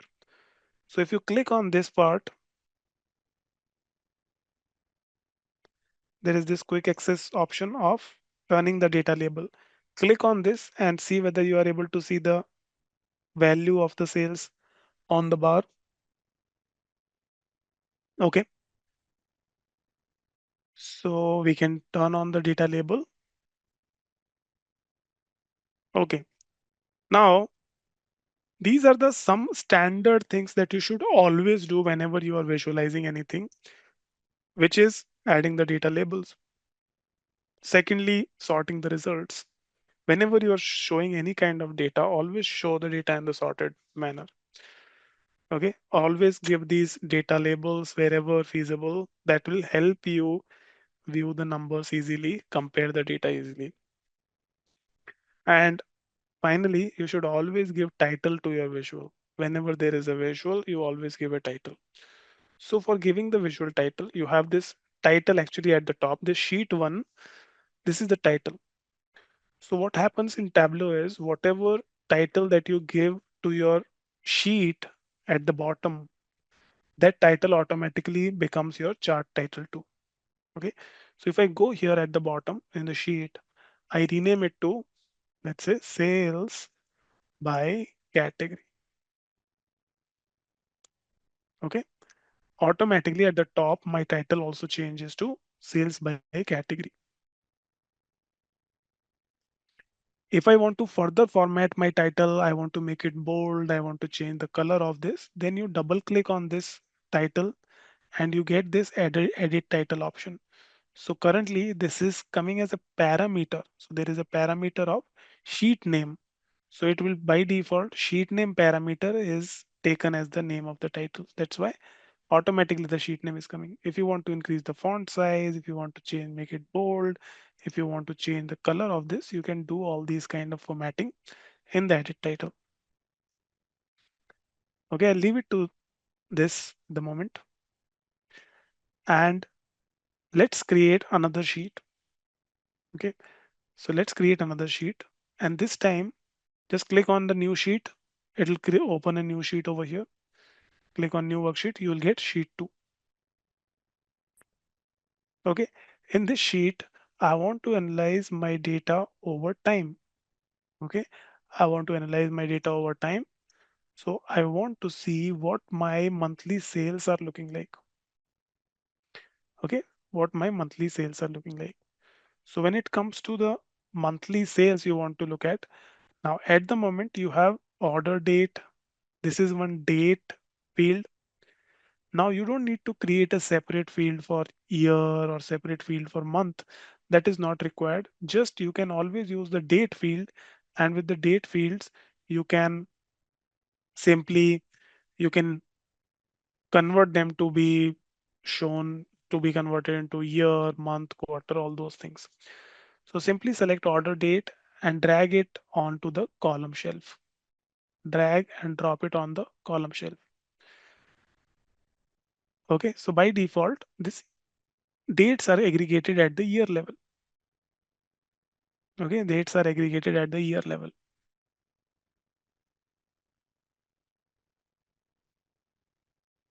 Okay, now if I want to see sales by this, I can drag sales into the rows and I get data like this.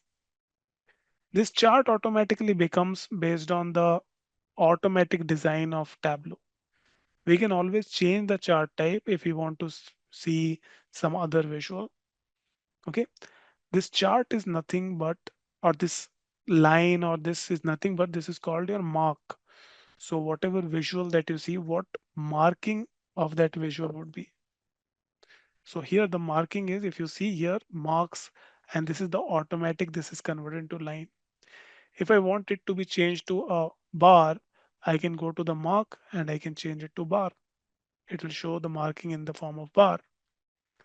If I want to change it to something else, let's say some uh, area, circle, text, I can do all these different types of marking, right? Area, I can make it area, but let it be the automatic line chart that is coming right now.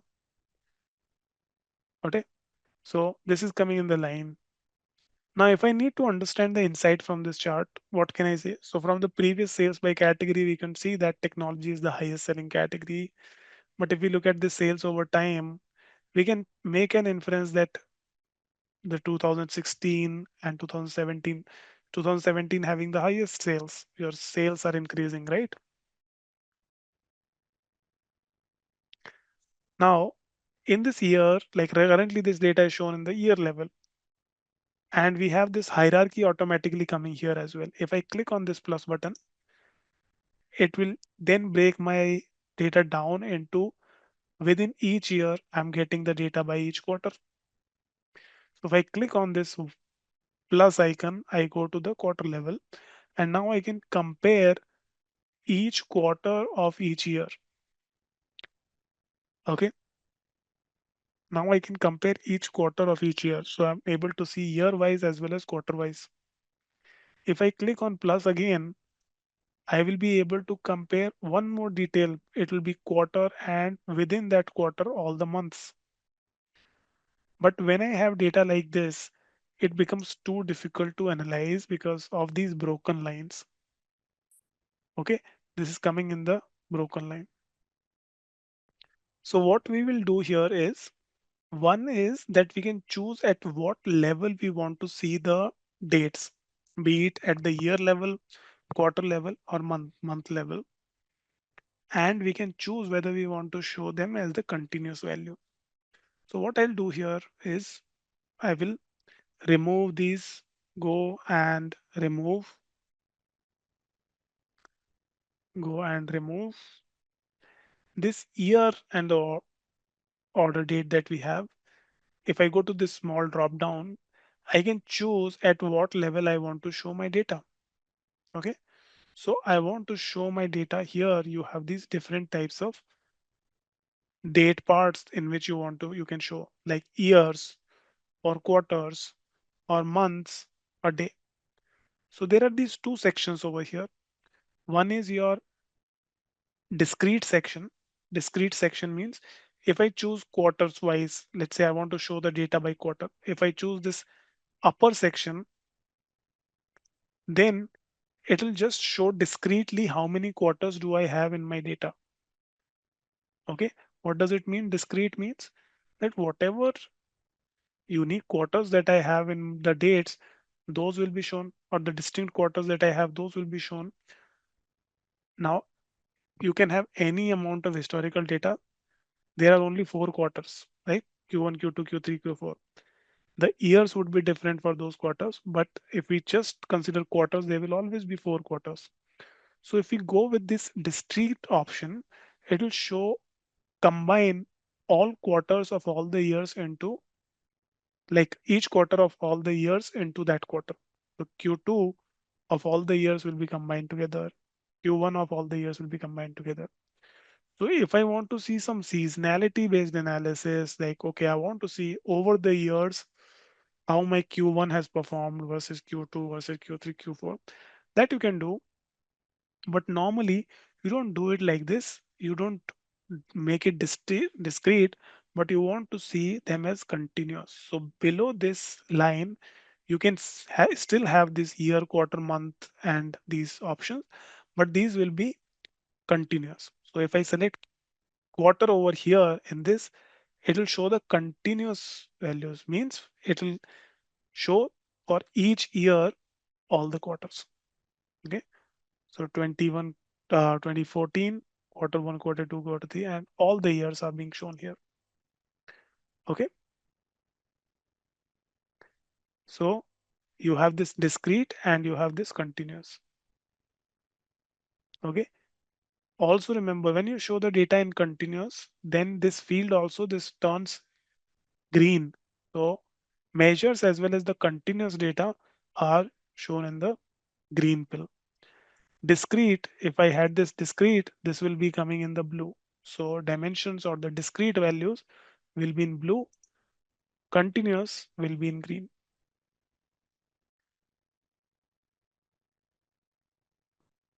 Okay. Now what is your inference from this? Okay. 2017 Q4 has the highest sales. Okay. There is a pattern, there is a trend that you can see. Whenever we analyze data over time, over dates, we always look at some trend, whether the data is following some trend, some seasonality, some patterns are there. So Q4 always becomes your highest in all the years across all the quarters. Q4 is where the sales become highest. So in this business, there would be, now you, if you know which data you are analyzing, which type of business they are into, what kind of um, uh, sales channels do they have. If you know some more information about those, then you will be able to correlate this more. For example, Q4 has couple of things. There are festivals, right? There is festivals like you will have um, Christmas, right? You will have Christmas. Then in the US, you will have the Black Friday, Cyber Monday sales, right? You will have Thanksgiving. Yeah. In other parts as well, other places as well, you will have, like in India, you have Diwali, correct? So you will have different types of seasonal periods that comes in quarter four. There would be more promotions, there will be more discounts, right? So the sales is likely to increase. That is there. Overall, also you can see that there is an increasing trend in general. Even if you look at the trend, if you see, this is going in the upward direction only. This is not going in the downward. This is going in the upward direction. So overall trend is positive. Okay. There is seasonality, but overall trend is looking positive. Okay.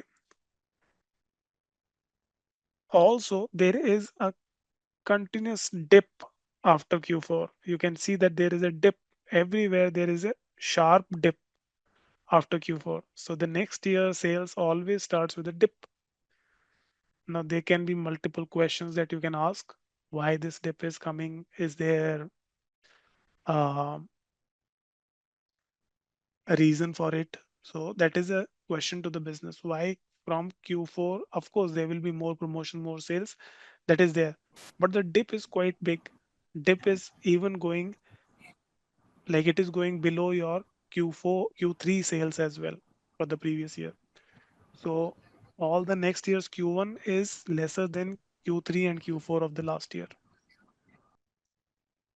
So this is how you can do a, of course, there will be other things that you can see, but this trend analysis, this is always helpful and you can answer multiple questions over here related to the sales trend and seasonality.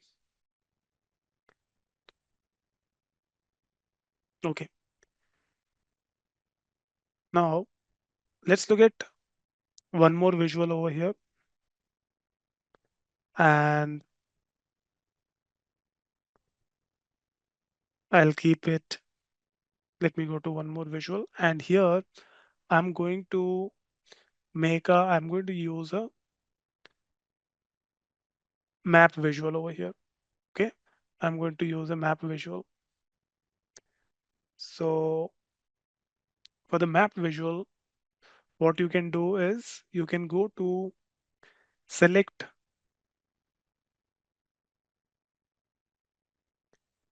location field.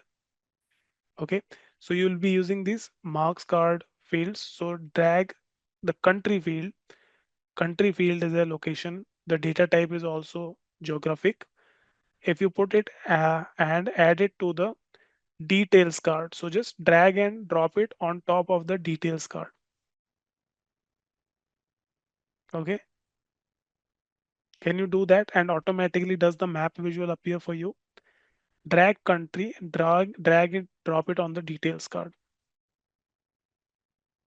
You see the map? Okay, now I'm able to see just one point over here for United States because all we have is United States data. Okay, so we have added country into the details. Now I want to see the data by states. So you also have states data over here. Add states as well into the detail. Okay, so now we can see different states where the sales have been and we can see which all states it is coming from. But I want to know that from which state the sales are more, which states the sales are less. Okay, so all these, if you see the mark over here, this is a circle, right? This is a circle, or it is called a bubble because it's also called a bubble.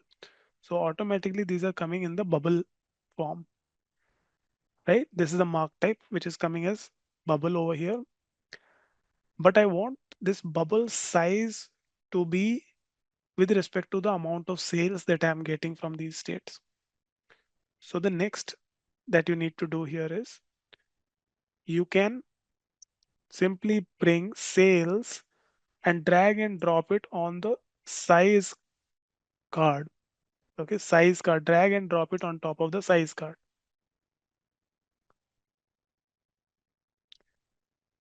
Okay, does the view change now? Instead of seeing all those different bubbles, now you see only a few. Some are very small, some are bigger. Okay,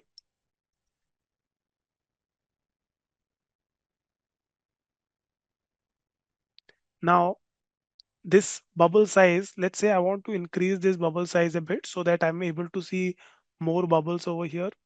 So go to the size, click on the size and just expand, make this size a bit bigger so that you are able to see more bubbles. So one, I increase the size of this bubbles everywhere. Okay. Secondly, I'm going to also change some property of these bubbles to make it more visible. So for example, the border of this bubble is in some other color. So I'll just fix that, and you tell me whether that would be helpful in viewing the data better. So right now we are looking at it like this. If I change this sum of sales that I see over here in the bubble, and if I go to, okay, it'll be in the colors actually. It'll be in the colors. Sorry, it'll be in the colors because we are looking at these colors over here, right? So go to the colors, click on the colors, okay? And here I want to make just some minor changes. This hello effect, I'll just remove the hello effect. Hello, just make it to none. Okay, now these hellos are gone. And secondly, the border that is coming, let me make the border as none too. Okay, let me make the border as none too. Okay, now, or let me do this border. I'll put a slight color over here. Border. Let's put a dark gray color so that these bubbles are becoming more evident. You're able to see the bubbles, more bubbles rather than earlier. Okay, so now we are able to see more bubbles. Okay, what did I do? In the colors, I went and changed this effects. Hello, I changed it to, earlier it was automatic. I changed the automatic to none, no hello. And border, I gave this dark black border. That's all. Okay. So now I'm able to see which country I'm getting the highest sales. Can you tell me where I'm getting the highest sales from?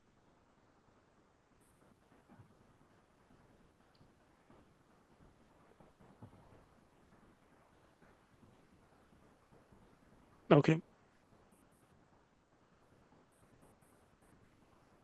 it's California. Okay.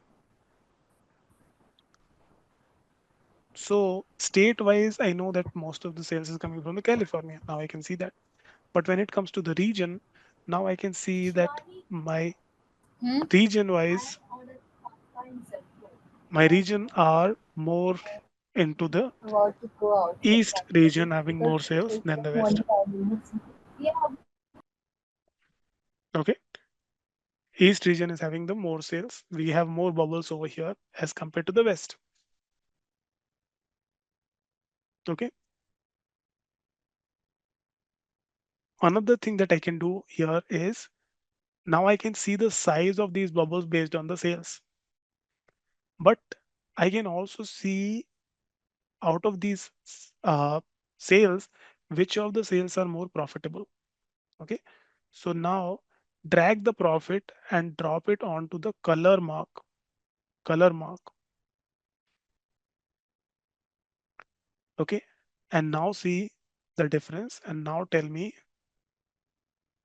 what does now this tell you? There are many states where you can still see high sales, but they may not be profitable. Okay, so when I added this profit into the color, a color gradient got added. If you see at the right, this is showing the color gradient which it is showing. So anything which is coming in this yellowish and reddish color, that is indicating losses, while the blue ones are indicating the gains.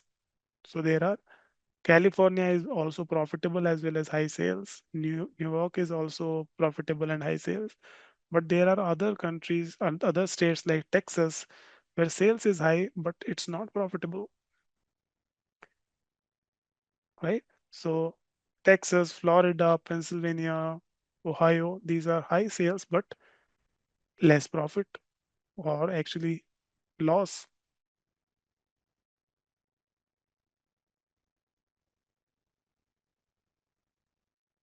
Okay. So we are going to keep our learning to this much today. We'll continue more on the visualizations tomorrow. Let's just rename this to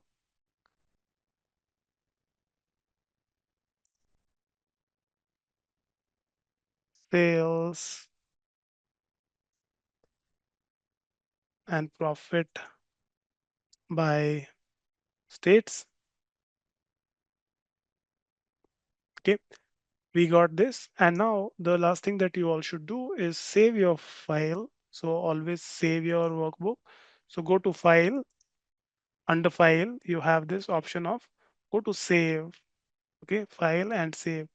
Don't save it to Tableau Public because that will publish it online, but just save it locally. Go to save, and here you can just go and save it as, let's say this is your, in the save as type, you can use for going forward, just save it as Tableau packaged workbook, TWBX. Select that and save it. Okay, so let's start with this quick recap. Yesterday we learned about the basics of data visualization and uh, the different roles that exist in the BI projects, right? We learned about Tableau, the different products of Tableau, Tableau Desktop, Tableau Server, Tableau Cloud, and Tableau Public. And we started using Tableau Public. We learned about the interface in the data source interface. We saw the worksheet interface. We saw how we can add the data source, how we can add the data, and what are the properties in terms of just doing the initial data cleaning in terms of hiding and hiding the columns, doing the data's column split, all those. And then we loaded the data. We started analyzing the data. So we first created sales by category visual, right? We created a sales trend, which is a quarterly trend of the sales. And we created a map visual, which shows the sales by states and colored by profit. Okay. Now, let's also create one more visual here. Okay, it will be, this time it will be, I want to see which region is having the highest sales. Okay, which region is having the highest sales. Okay, so which region is having the highest sales? So here we have the regions. I can bring regions into the column to drag, put it in the, or rather, let me put it in the column. We have the region, and I will put sales in the column. Okay, so this will give me regional sales. So in each region, I'm getting the, I can see total sales. Now, the standard process that we have always to do. So we will do the data labels. So click on to add the data labels, sort the data in the descending order, make the view to entire view. Okay. Okay. Now this is done. Now I want to see this breakdown of the region by different segments. So I have product segments. I want to see the breakdown of the sales by segment. So what I can do here, I have this color mark under the mark color. I want to segment these. I want to break these down, these regions by the segment. So I can bring segment, drag and drop it on the color. And you'll see all these results are now segmented by, divided by the different segments. So we have consumer, corporate, and home office. I can see the details divided by segments. Okay. This is similar to how we can add legends in Power BI in the visualizations. Similarly, you can do these colors and this will create a legend in your visual. Okay, what did we do here? Let me remove this. Okay, remove. What did we do here? I wanted to see this region, each region. I want to see by different segments how the total sales are for each region. Okay, I want to do this. So for that purpose, I can simply drag segment. Okay, what do we need to do? Drag segment onto the onto the color shelf. Okay, onto the color shelf. You're not able to see the data label. So we have these standard steps, right? We you learned yesterday that every time follow these steps. Always turn on the data label from here. Always sort the visuals from here. Always change the view to entire view until unless it's not required. You do these steps like 99% of the times. Segment, bring into the color. Now you'll be able to see the different segments and also different colors for it. Okay. So Neha, to your question, yes, you can put region in details too, but you are saying region into details, or you are saying you put segment into details? You can put anything anywhere, right? I'm trying to I'm trying to build something meaningful here, and then we'll learn more about the visualizations, how we should be using all these components. Okay. Now, let's say I created these worksheets. Okay, I've created these 4 sheets, and now I want to create a dashboard for the end users. Okay, I want to create a dashboard. So individually users can go to these sheets and see what kind of analysis we have done that's there.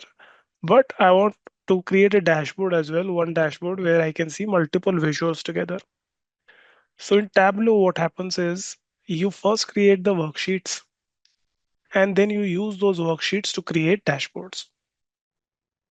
Okay, so let's create a new dashboard. So here in these small icons here, you have the new worksheet. Next to that, you have new dashboard. Next to that, you have new dashboard. Click on new dashboard.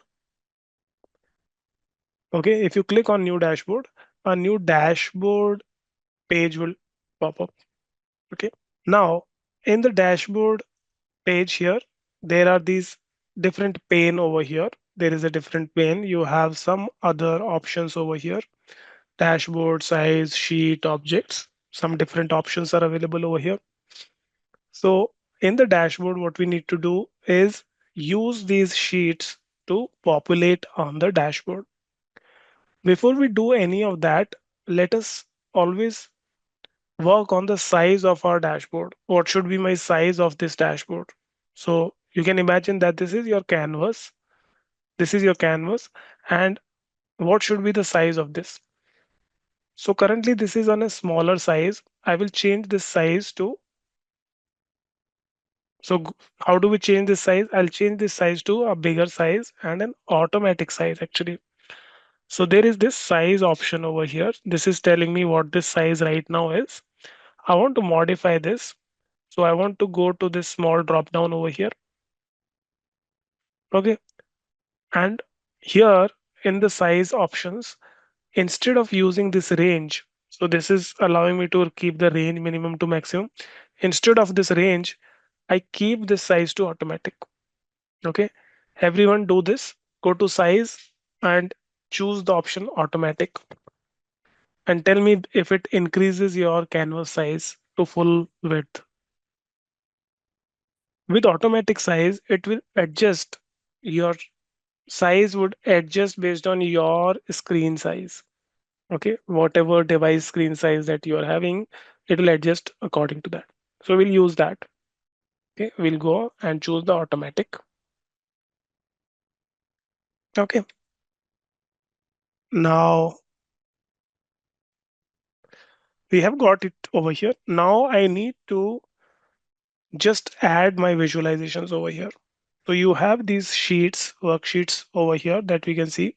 All you need to do is drag and drop your worksheets to start coming on the appearing on the dashboard. So drag, drop it, sales by category. You've dragged it over here. It by default, it occupies the entire space. Okay. So first visual you have added, it occupies the whole space. Then sales by region, I want to keep this next to sales by country. So you drag and now you see, don't leave the mouse, just keep dragging it and keep it. As soon as you go any part of your dashboard, it highlights that part. So it kind of adjusts where I want to put my this worksheet. So automatically it will occupy the space, whether I want to use the left half of this dashboard, right half of the dashboard, bottom of the dashboard, or top of the dashboard. Okay, let's say I use this top of the dashboard over here and dragged it and dropped it. So here automatically when you put visuals from worksheets to the dashboard, it readjusts accordingly. All you need to do is drag and drop. It will readjust accordingly. It will just occupy equal space. Okay, it'll occupy that space. So now I can see sales by region coming at the top and sales by category coming at the bottom. Now I want to see the sales trend over here. Okay, so sales trend. Now let's say I put sales trend, drag, and I'll put it at the bottom. Here I'll put sales trend. Okay, so I've got these three, and the sales by profit and region, the map visual, I'll drag and put it in the right half. Okay, so go where it is, the right half is visible. Whenever that is highlighted, now you can drop it and it'll occupy that space in the right half section. Okay, so you got all your visuals over here. Now you can resize whichever you want to resize. I can make this a bit smaller. Okay, sales by region. I can make sales by category smaller, sales trend like this, and the region visual like this. Okay, so create your visuals dashboard like this. Prerna, it does not come like this. It will come as per how you will place your visuals. So you can always, you have this, it looks like all this visual and you click on this, you see it looks like a briefcase. Okay, it looks like a briefcase with a handle at the top, right? So if you want to drag and move around the visual, just hold it by the handle and drag it and place it anywhere. So eventually place it as how it appears on my screen. See if you are able to place it. How you will be able to place it? Once you start placing it, it will highlight that area in gray color and it will allow you to choose and show it in that. Once it appears in the gray color, you can do that. Okay. Okay, that's fine. What you can do is uh, the other visuals which are coming at the bottom, you can drag them and put them under the first visual, sales by region, and then it will allow you to adjust your visuals. This is like this. Once you start using it, once you start dragging these options around, you will get much more familiar with it. Okay, so how you can do it even better is, let's say I remove this. Okay, I can just delete, remove from the dashboard. Okay, remove from the dashboard, remove from the dashboard, and remove. Okay, you can bring the sales by region first. So you can bring sales by region first. Sorry, not sales by region, but the map visual, sales and profit map first. Okay, you got the map visual first. Then you can put sales by region in the left. Then below that, you can put the sales by category just below that, right? Just drag and put it below that. You will get this. And then sales trend below this. So if this is easier for you to do, you can do it in this way too. Either way, whichever way you are able to do it, but easy.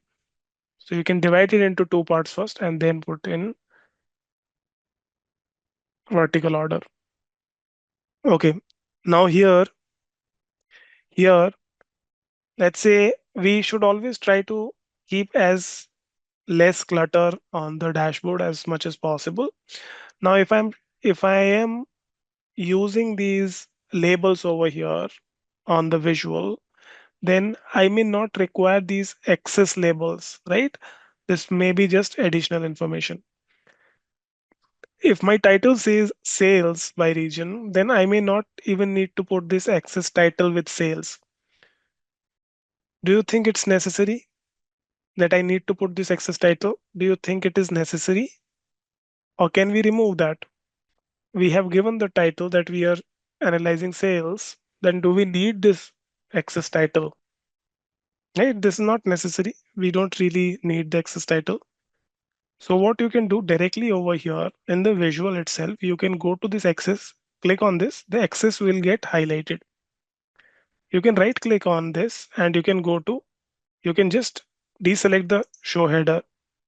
Okay, this will remove the entire access, but instead, let me first show you that I want to just remove the title. So edit access, okay, edit access, and you want to access titles. You can also remove the title from here. Just remove the title. Don't keep any title. So this will just have the access labels, but not the title. If you want to keep the label, you can do that too. If you want to remove the label as well, you can do so. So I'll go ahead and remove this entire header part because I know that I can see this information directly over here. Similarly, I can get rid of this too, show header. In this one, we know that we are showing by quarter only over here. All right. So I can remove this title, but I would still want to see these labels. So I can go and go to access title and I can just remove this title over here. Okay. Now it becomes slightly cleaner. You can also make changes in the size of the fonts, which we'll come to. Let's say these titles, these are a bit bigger, right? The titles are a bit bigger. You can double click on this title at the top, double click the title at the top, select this sheet and reduce the font size from 15 to 12. Okay. Everywhere double click, select the entire sheet, change it to 12. Okay. It became a bit more clearer now, correct? So it would also be better if we just currently this looks like this, right? You have all these visuals. So just it would be better if you just also add the boundaries around these visuals. That will make it a bit cleaner and segmented. So just select any of the visual. Next to the dashboard, there is layout option. Go to layout. Okay, go to layout. And here you can choose the border and choose border as instead of none, you can choose a solid line. Okay, and see how it looks like. For all of these, just choose the border as a solid line. Now it looks more segmented, better. Now, if you see that when we added these worksheets, along with these worksheets, the legends were also added to the dashboard. You can see the legends in the right hand corner over here, correct? The legends are added over here. Now, these legends belong to specific visuals, right? For example, this legend of the size of the bubble, this belongs to the map visual. This color coding of profit, this also belongs to this visual. These colors for the segment, this belongs to this visual, right? So when you have dashboards where you have multiple legends, it might sometimes might be confusing which color code should we refer for which visual, right? Or which legend is actually for which visual. So we should also be seeing how we can keep these segments. These segments also appear like visuals over here. Okay, so one way is that you can go ahead and drag and drop them like handles, right? So you can drag and drop them on the top, on the bottom, like this. Okay. So segment, you can keep it, let's say over here, you can keep it like this. Colors, you can drag it. Size, you can drag and drop them over here like this next to the map. Okay. Now this size, although this is indicating that which bubble size is corresponding to which type of value, but actually this is not much valuable. You would seldom look at these size brackets like this and see. You would be able to get the idea with these bubbles. So actually, it would not be a bad idea to even drop this from the dashboard, this part. Okay. Let me actually drop this, remove it. Just go and remove it from the dashboard and just leave this part. Okay. Now what happens here with these legends? Okay, these are also kind of visuals. When you start dragging them, they will occupy the space where you place it. So basically, the way these default setting is for all these visuals is that they appear as tiles, individual tiles, and the tiles do not overlap.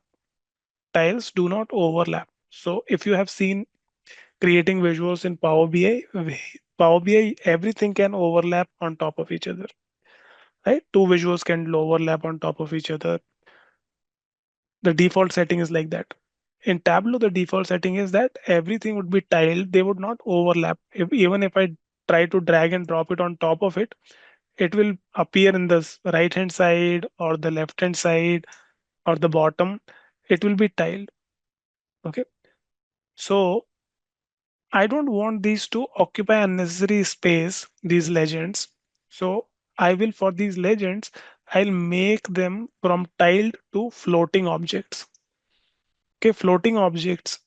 Floating object can float over another visual. So you see here object and you have two options, tiled and floating.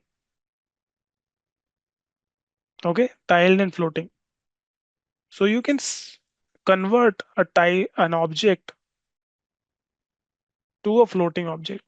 Just select this, make it a floating object. Okay. Okay, it will not get converted from here. You can actually go and make it from here. More options, make it floating. Okay, just make it floating. Okay, floating. As soon as you convert it into floating, it can now overlap on top of the visuals. Now it would be fine if I just put it inside this map visual, occupying some space. Okay, it will not harm anything. It will be within on the map visual. Okay, so just click on the visual. There is a small drop down in the legend for more options, and from there you can make them floating. Float. Okay, and then you can drag and drop it anywhere on the visual that you want. I will make it like this, make it smaller and wider for these segment names to be properly readable at the top inside the visual. Two legends as floating objects and added them inside the visuals. Sarban, are you able to do now? Just make them floating. There is more option over here. Convert it to a floating object and then show. Okay. Business intelligence tool that I'm developing. That means that I should be able to analyze the results. So we are trying to analyze the results and we can see the sales by, okay, we can see the sales by region, sales by category, sales trend, sales and profit on the map, right? Now, in Power BI, if you remember, everything is by default interactive, correct? Everything is interactive. If I click on this technology over here, it filters the other visuals. If I click on furniture, it filters the other visuals. So that happens automatically in Power BI. In Tableau, it does not happen. So these are not all interactive, right? So here I want to make it such that I should be able to interact. So what I want here is I should be able to filter the other visuals based on one visual. So if I go to the sales by category, if I select this visual, you see some options over here. One of the option is this use as filter. Use as filter. So just enable this use as filter. If you enable this, this will become, this will get highlighted. And now if I select any of this category, let's say if I selected technology, I'm able to see the trend for the technology, sales of the technology over map, the sales of technology products across the region, across the consumer segments. So this works as a filter. I'm able to see filtered result in all the visuals. Okay. Same thing I would also want to do with this region and the segments. So on this visual as well, you can make that as well use as a filter. Okay, now this is also used as a filter. Now, let's say I want to see the consumer segment in the West region. Okay, so in the consumer segment, I can see the sales by technologies, sales by categories, trend, where in the West region the sales are high, low, all those information coming over here.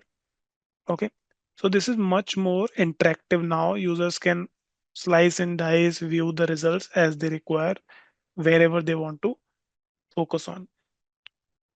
Okay, so South is the, for example, South is the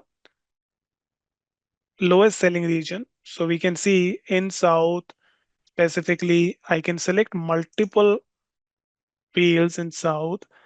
You can select by clicking on control and select. So you can see the entire South region and see what is happening in the South, where am I getting most sales, which is the better one, which is not. Okay, so mostly South does not look too good. Most of these big ones are actually loss making states. Okay, so overall results for the South is not looking good. Even if you look at the sales trend, this is also quite flat over the period. Just off late, it has picked up a bit, but it has been flat throughout most of the time. Okay, so we can analyze the data, start analyzing as we require here. Okay, if you want to have much more just controlled view, you can go to this full screen presentation mode, click on the presentation mode, and it will appear on full screen. And now you don't see all these other disturbances, other settings, all those things. You just go into the analysis mode directly over here, right? So you can go to full screen mode, presentation mode, and you come back from the presentation mode from this right corner. So this is how we can create a dashboard. This is our first dashboard. All right. Now let's work a bit more on the data preparation side. Okay, data preparation side. So far we have just looked at the very high level data source, so setting some of the options, then the fields, and just creating some visuals to analyze the data, and some standard practices in analyzing the data and creating a simple dashboard. Now let's understand a bit about the data preparation, some options that you can do while preparing the data. So for that, I want you to open a new file. Okay, open a new file.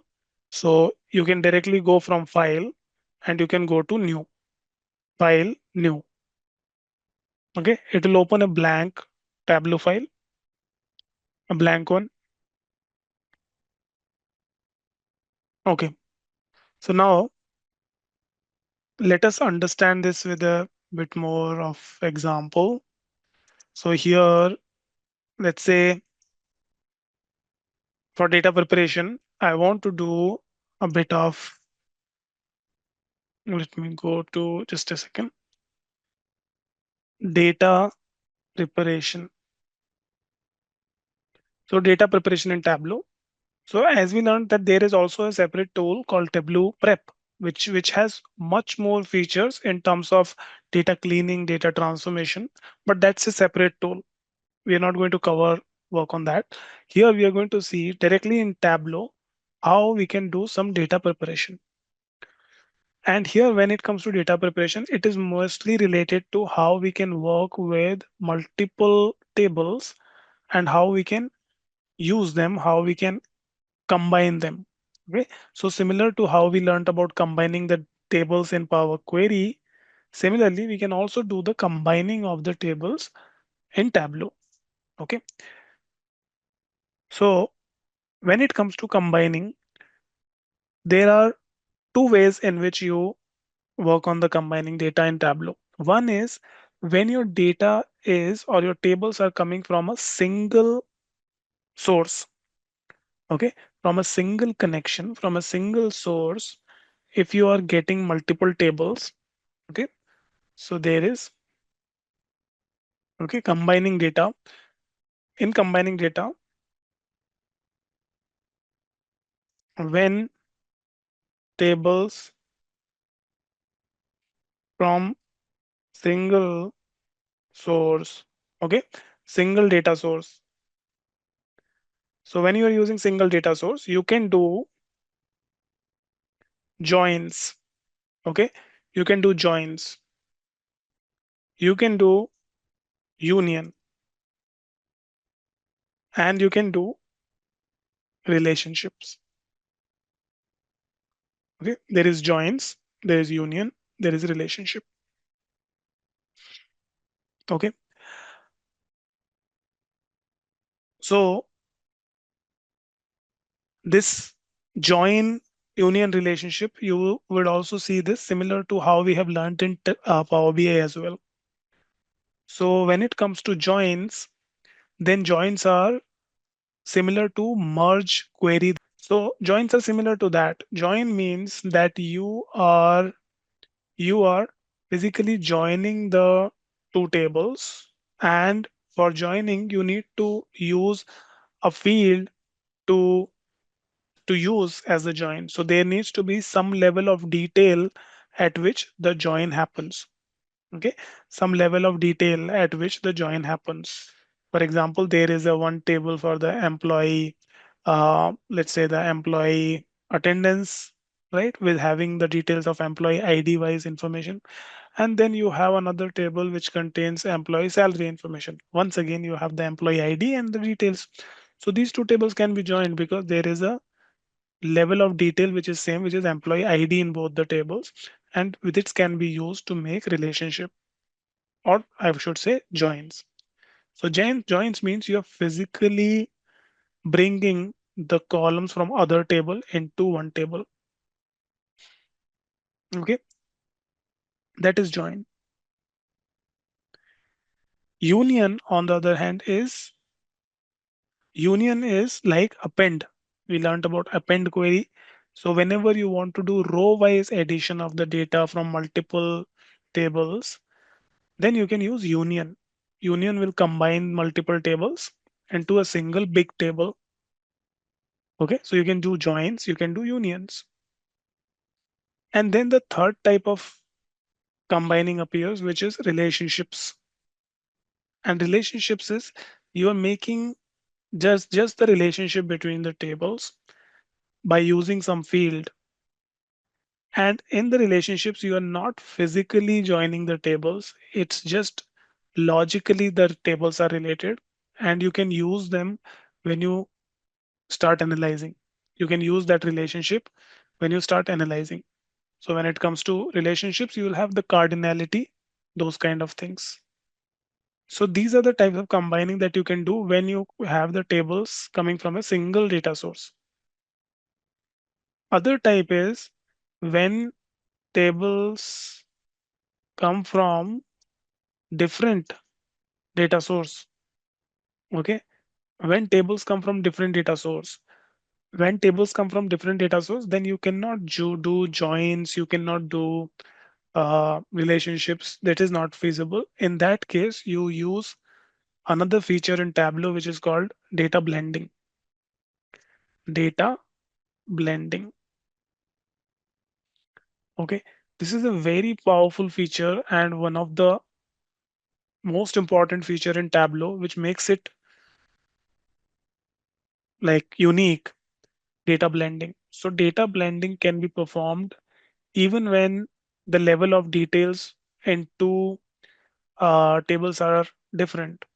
Okay, level of details are different, or there is no relationship with them, but still you can use blending to combine two different data sources in when you are visualizing them. So at the time of visualization, you can blend the data.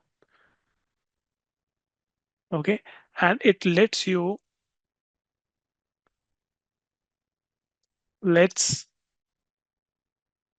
connect or not connect, you combine the data on the fly while visualizing. Okay, we'll see the example of this, it will be more clearer on this. And in blending, you may have two tables at two different level of detail. One visual, you may have data uh, which is showing daily result. In another table, you have monthly, but you can still combine those when visualizing it, and it works. Okay, so we'll look into these with some examples. Okay, so let's look at this. So first, let's look at one of the examples. So the new workbook that you have created, opened. Okay, we're going to connect to we're going to connect to an example. Let me look for the example. So there is a joins example. Are you all able to see the joins example file in the data, right? Okay, so let us connect to that. So we'll go to source, connect to joins example. Okay, now look at this data. Here we have two sheets. One is customers, other is orders. Okay, one is customers, other is order. So if we want to just look at what the content of these two tables are, you can see this small icon within the table, view data. I can simply click on this and I can see a preview of the data. Okay. So customers, I have this information. Customer, the city of the customer, customer name, customer ID. Okay. So I have four customers over here with unique IDs, the city and the name. In orders table, let me close this. Similarly, orders table, you can view the data here. So we have the order information, order date, which customer ordered, how much they ordered, what is the order ID. So information like this. Correct. Now I can join these two tables to bring the customer name from the customer table, customer city from the customer table,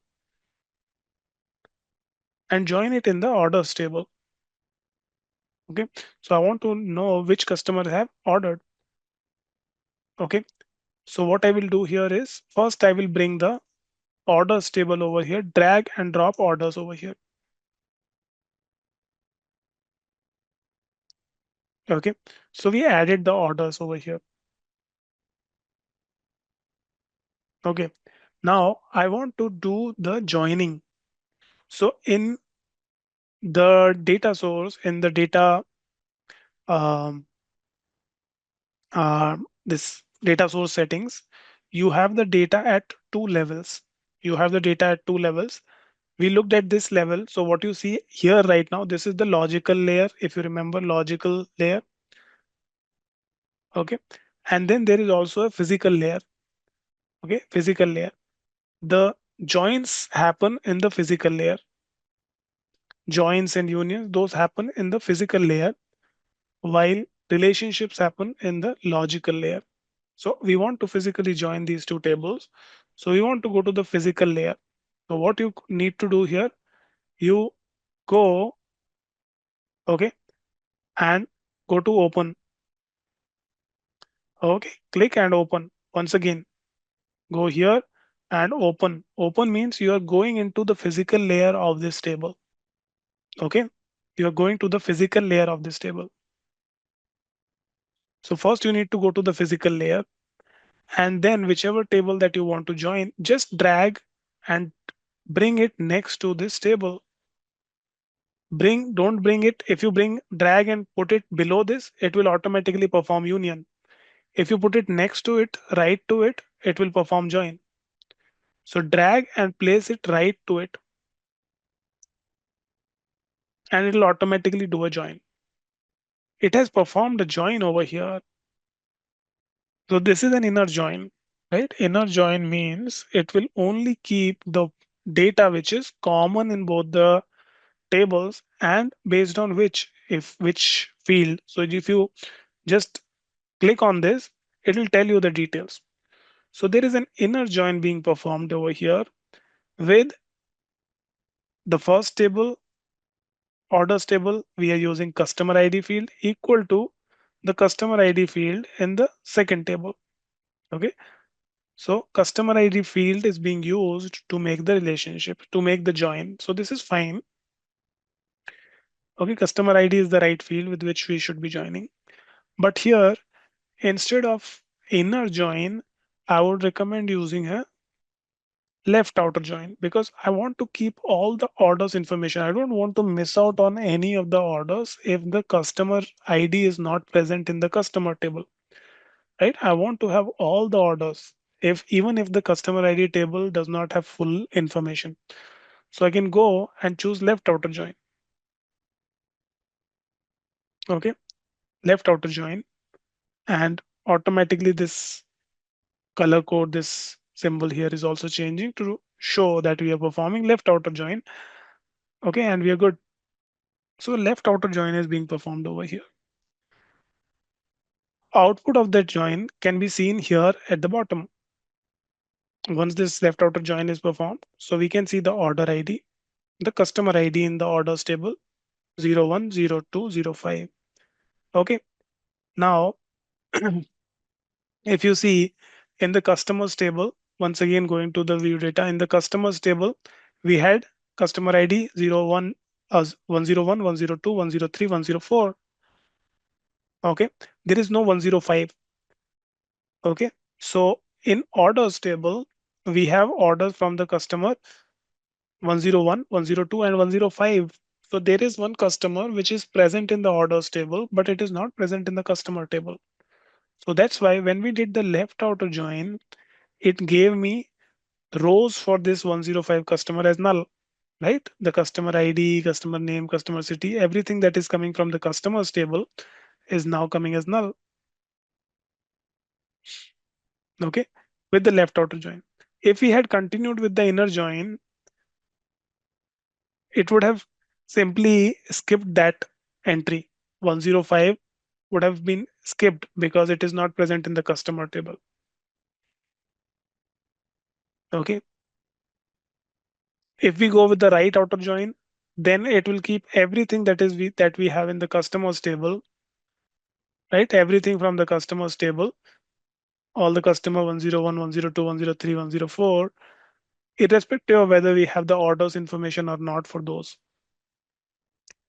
And if we go with the full outer join, then it will keep all the records. So all the orders information, all the customer information. Wherever data is not available, those all will be coming in null.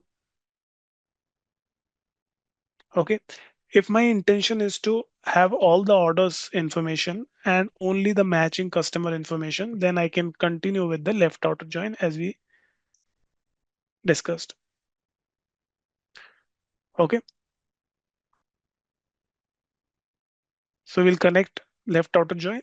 Now this joining is done. Okay. And I can close this. We now came back from the physical layer to back on the logical layer. And now in this orders table, this is indicating that there is some thing happened in the physical layer. So they see there are the two physical tables, orders and customers, which are being used here. If you want to see more details, you can double click on this. Even that will take you here in the physical layer and see what we had done here. Okay. So you can do your joins in the physical layer like this. And now we have come to the this logical layer. So here now you can see, let me show this once again what we did here. Double click on this. What we did, let's say I want to remove this. We had the orders table. We first added the orders table. We double clicked. We came to the physical layer. Now I want to join it with the customer. So drag customer table next to the table, just next right to it, and it will perform a join. Change the join type to left join because we want to have all the orders information and the matching customer information. Okay, so now join is being performed. We can close this, and now you have this orders table. Now you will see the name of this orders table has changed to orders plus. If you see, the name of this table has become orders plus. Okay, if you want to rename this table to something else, let's say this is orders, let's say you want to give some other name, orders. Let's say I just gave some name here. Let's say I change it to orders full data, right?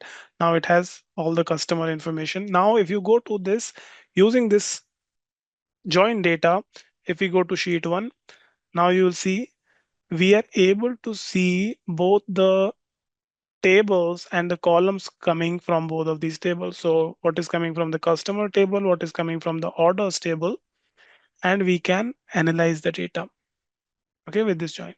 So if I need to know how much order amount we got from each customer, I can bring customer into the column. I can bring order amount into the rows. I'm able to see that information. Okay, so there is one customer without any information, the 105. I can see that. So I can start and visual analyzing this data with this join. Now let's take another example, and this time we want to understand the union part. Very simple. Okay, very simple. You can go and create a new file, open a new one. Okay, new one.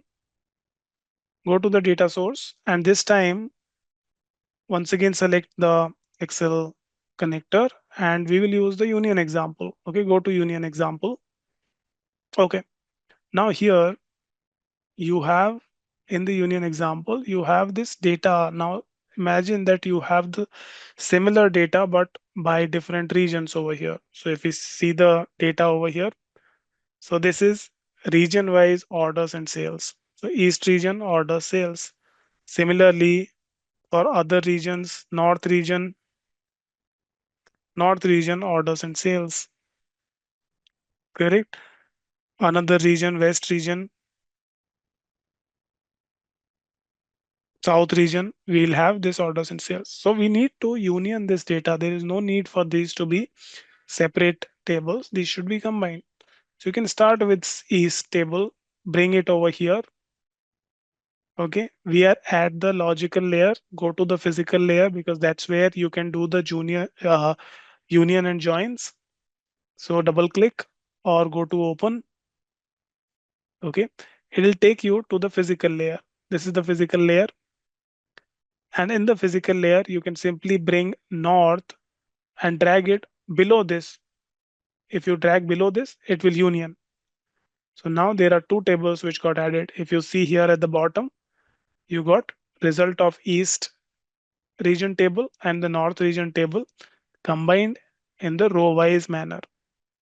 If you add south as well, union that too, it will be added. More data is added here. Okay. If you add the west, you will get all these four regional data over here. Okay. So here we have got all the data. You can rename this to, let's say, instead of east, you can call it regional, let's say, regional sales data. Let's say I give this name, right? And now I can go to the sheet and I can start analyzing the data. Okay. Now here when you are doing union, you have noticed that there are new columns which are added, which contains the sheet name and table name, sheet name and table name. So these metadata fields also becomes column fields here, right? These metadata, like name of the table and name of the sheet, they metadata also becomes column. You see that you have this. This is another property that happens only in Tableau, right? So it also create a column with the table name and sheet with the table name. Now here we don't require both of these because we already have a column for the region name. So the sheet name, table name is not required. But whenever you want to just distinguish, you have anything, any table references to be used in visualization, you can keep these columns or you can choose to hide these columns. Okay. So we can go ahead, we can hide these columns if we require, and now we are all good analyzing this data region wise, sales information, right? So all of these data combined together and we can analyze. Okay, so this is how you can perform union, very simple. Okay, now let's learn about the third example, which is how we can do the how we can use relationships. Okay, relationships. So for relationships, we'll go to uh, another example over here. This time uh, we are going to use the sample superstore data. Okay, sample superstore data. Okay, sample superstore data. So another one, you can open another one, go to file, go to new, okay, and go to data source, Excel file, and we'll go to sample superstore data again. Okay, now in sample superstore data, we have orders, we have people, we have returns information. Now let's say I don't want to physically join these two tables. I can utilize the relationship between these two tables, and with the relationship as well, uh, I can analyze the data. I am able to visualize the data. So wherever it is feasible, where you can use relationships, you should always use relationships. That is better in terms of performance. So let's see if we can use relationship here. So select orders first. Okay, this is the orders data. Okay. Now I want to use, along with orders, I want to use people information. So people has information about who are the people manager in respective regions. Okay, so we have four region in our data, and these are the regional managers in each of the region. I want to be able to analyze my data for these regional managers as well. Okay, so I can make a relationship. I don't need to physically join these two. I can make relationships, and relationships are added in the logical layer, not on the physical. So joins and unions are on the physical layer, but for relationships directly on the logical layer, you can drag, and if you see, this line would appear as soon as you bring the other table in the logical layer. Okay, so this line is indicating that there is a relationship between these two, orders and people. So if you hover over on this line, it will tell you the relationship. So what is the relationship? Relationship at the moment is there is many to many relationship. Okay, and there is fields that is being used to make the relationship is region from the region table, and region from the people table, region from the orders table, and region from the people table. Now I know that in the this table, the people table, I will have only one person per region. Okay, I know that this is always going to be one person per region.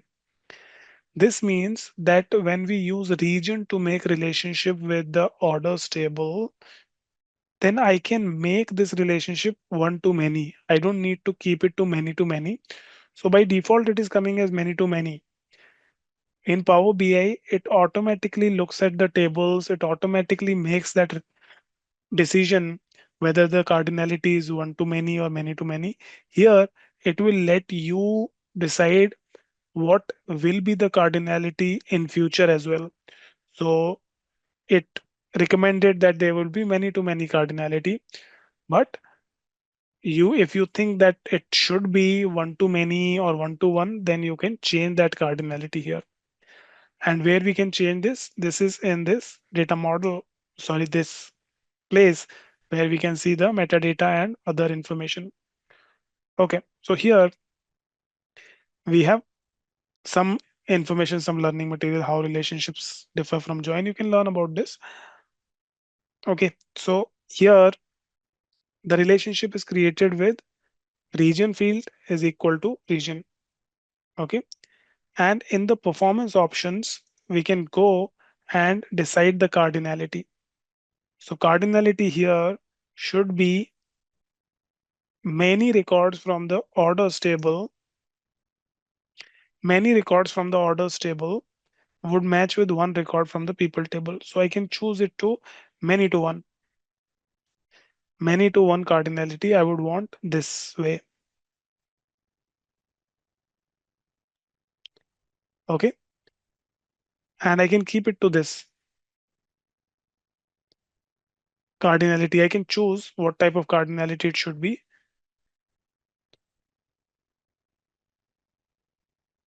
Okay.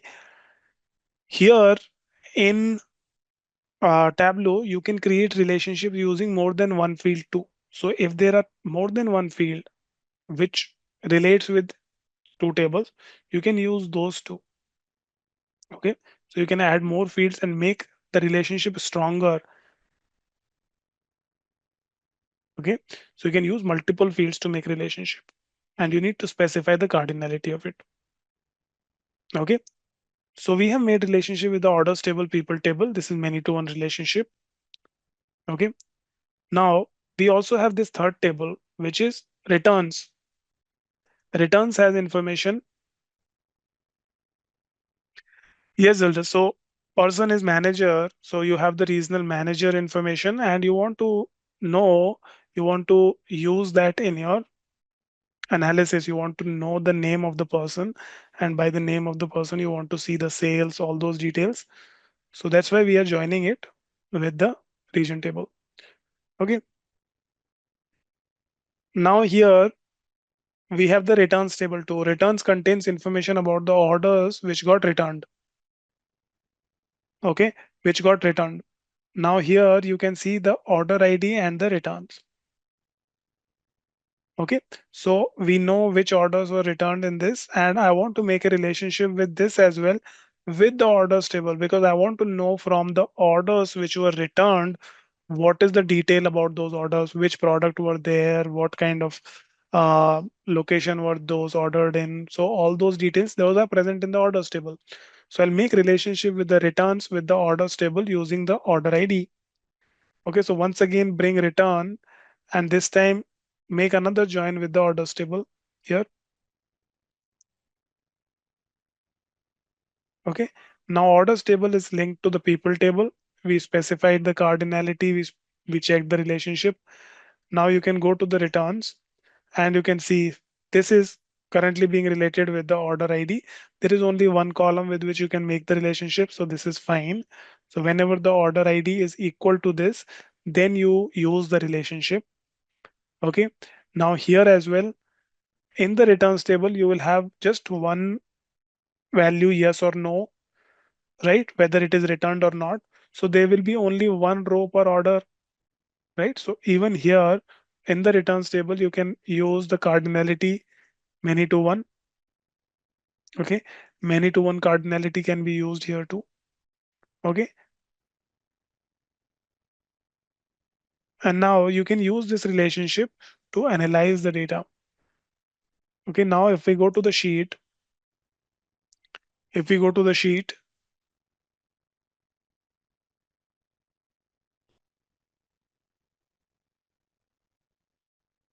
I am able to see all of these tables. So there is orders table at the top, then you have people table, and then you have returns table.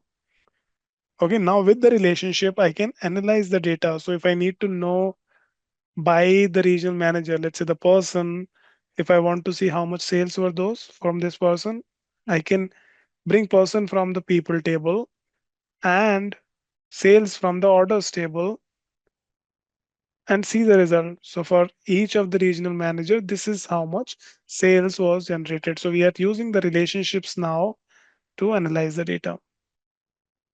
Similarly, if I want to analyze the data for returns, which orders were returned or how many orders were returned, okay, so I have that information too. So you have this return, okay, and there is also one field which automatically gets created in Tableau, which is the count of rows. So if you see for all of these tables, there is one measure which is just the total count of rows. So I got this field as well. So if I need to know how many orders were returned from each uh, category, okay, how many orders are returned. If I need to know that, I can do that very easily. I can bring category into the row, or let's say in the column, and I can bring the return count into the rows. So I'll know that, okay, most of my returns are from the office supplies. Okay, most of the returns are from the office supplies category. Okay, so we can use these fields coming from the relationships directly in the visualization. Normally, like if you are asking for an example of operators, normally you use only the equal operator. In most of the scenarios, you will use equal operator. You don't use the other operators, but this is these are options which are available. Okay, these are options which are available. Let's say you want to make a relationship where the uh, if you are making any relationship, it should look for matching the relationship from one table where the values are lesser than this. For example, you have one table having the daily data, another table having the monthly data, then you would know that the daily results would always be lesser than the monthly results. So you can make a relationship based on the sales value in the daily table will always be lesser than the sales in the monthly table, right? Those kind of relationships you can make, but those are all weak relationships. Those are all weak relationships. So always look for making stronger relationships. Okay, this means you have not unioned all the tables. You have not unioned all the tables. So in this data preview, are you able to see all the four tables unioned here? You can see the data preview, all the data for all the regions. You may have not unioned the other tables. So similar to how you unioned north, union the west and the south too. Let us look another example, which is when we use data from two different sources. When you have two different sources, then how do we handle that? And that is actually done through data blending. Okay, data blending. So let's open another file. Okay, open a new one. Open a new one. Go to the data source. And in this one, first we'll connect to the product sales table. Okay, go open the product sales table. Okay, product sales. If you want to see the preview of this, you have data like this. So each product, name of the product, region, sales, and month of the sales. Now suppose this company for which you are analyzing the data, they are into two different line of business altogether. One is in the electronic products, right? In the electronics product, and another is on the uh, some other non-electronic. Let's say some non-electronic. Let's take example of some uh, uh, food products. Let's take that example. Food products completely different. One is electronic goods, another is food. related products. Now, these two are two different categories altogether of the business. You will not be tracking the business having the electronic sales along with the food product. There will be separate stores, there will be separate data points where those will be connected. There will be separate tables from which those are coming. But if you want to just see these two businesses, performance of these two businesses together in one dashboard, you can do that using data blending. So one data will have this electronics data. Then there can be one another data which will be having these product names would be related to some food related products. Okay. Product ID would be completely different. Everything would be different. Product names would be different, right? Different types of products. It's just that I want to know over periods, over months, whether the what kind of uh, sales both of these businesses did. Okay. So you have this now. Let me see what example do I have. So first of all, you can go to the sheet, okay, and you can see the product sales over here. This data is appearing over here. Now, I want to have one more data added over here. So what I will do here, there is this option of add new data source here. I want to add a new data source over here. So click on this add new data source. Directly a window will appear to add a new data source. Okay. And once again go, and this time, okay, I have the regional targets information. Let's say I have the regional target.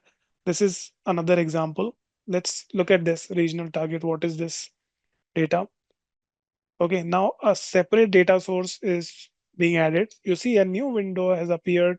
You now have this regional targets. What kind of information do I have? This is another example. So here we just have the region, all the different regions and the target information. What is their total target? Correct. So you have the regional target over here, monthly target. Okay. Now this data, we are not going to do any changes. We'll just once again go to the sheet one. Now in the sheet one, now you can see these two connections that we have, two data sources, product sales and regional target. You can choose which one you want to analyze when. You can analyze these separately. If you click on product sales, you see all the tables data related to product sales.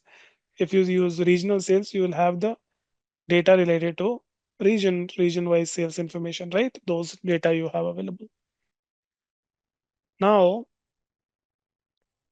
let's say I start my analysis and I went to the product sales and I want to look at what my region wise, let's say I drag region over here and I want to see what my region wise sales, monthly sales is. Okay, I got this information. Region wise, what is my total sales?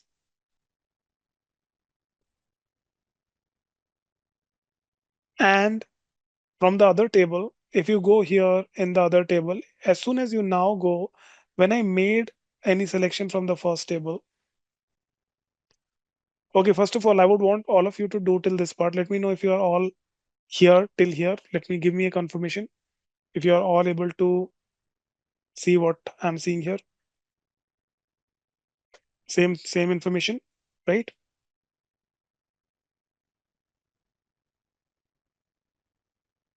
Yes, I opened a new new Tableau public, new Tableau workbook.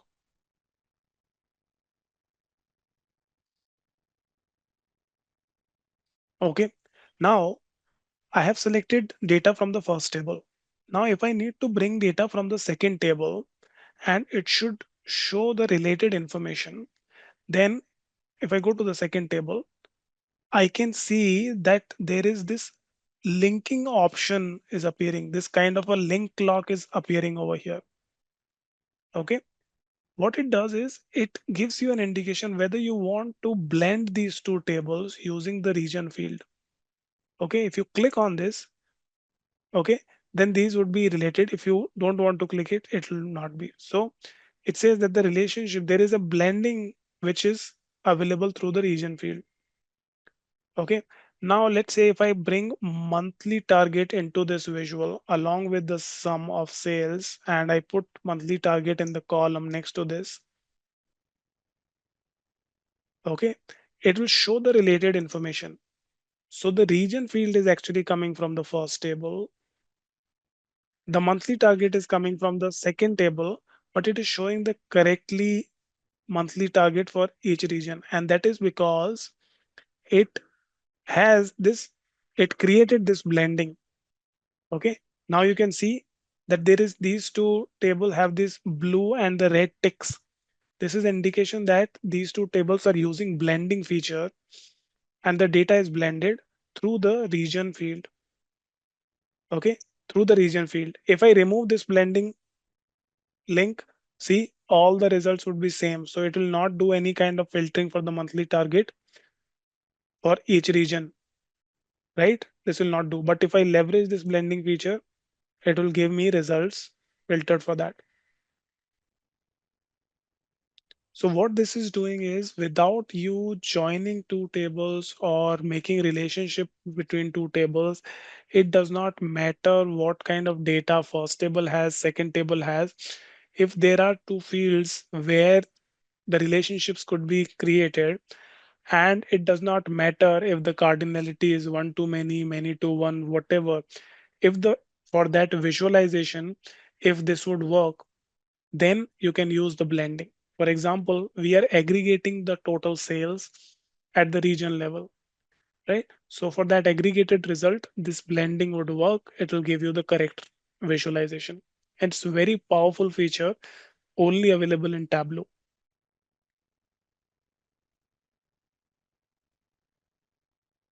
Okay.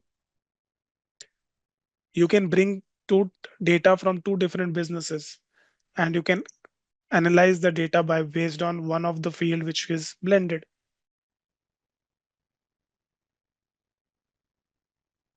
There are a lot of examples, Prerna. One of a few of the examples I gave, you have two different businesses and you want to analyze the data for two different tables. Let's say you have the sales information for um, uh, electronics business, sales information from the food business. You can compare those two side by side just using the month fields which will be present in both of them. So you will just use the relationship on that, make the blending based on that, and you analyze the data.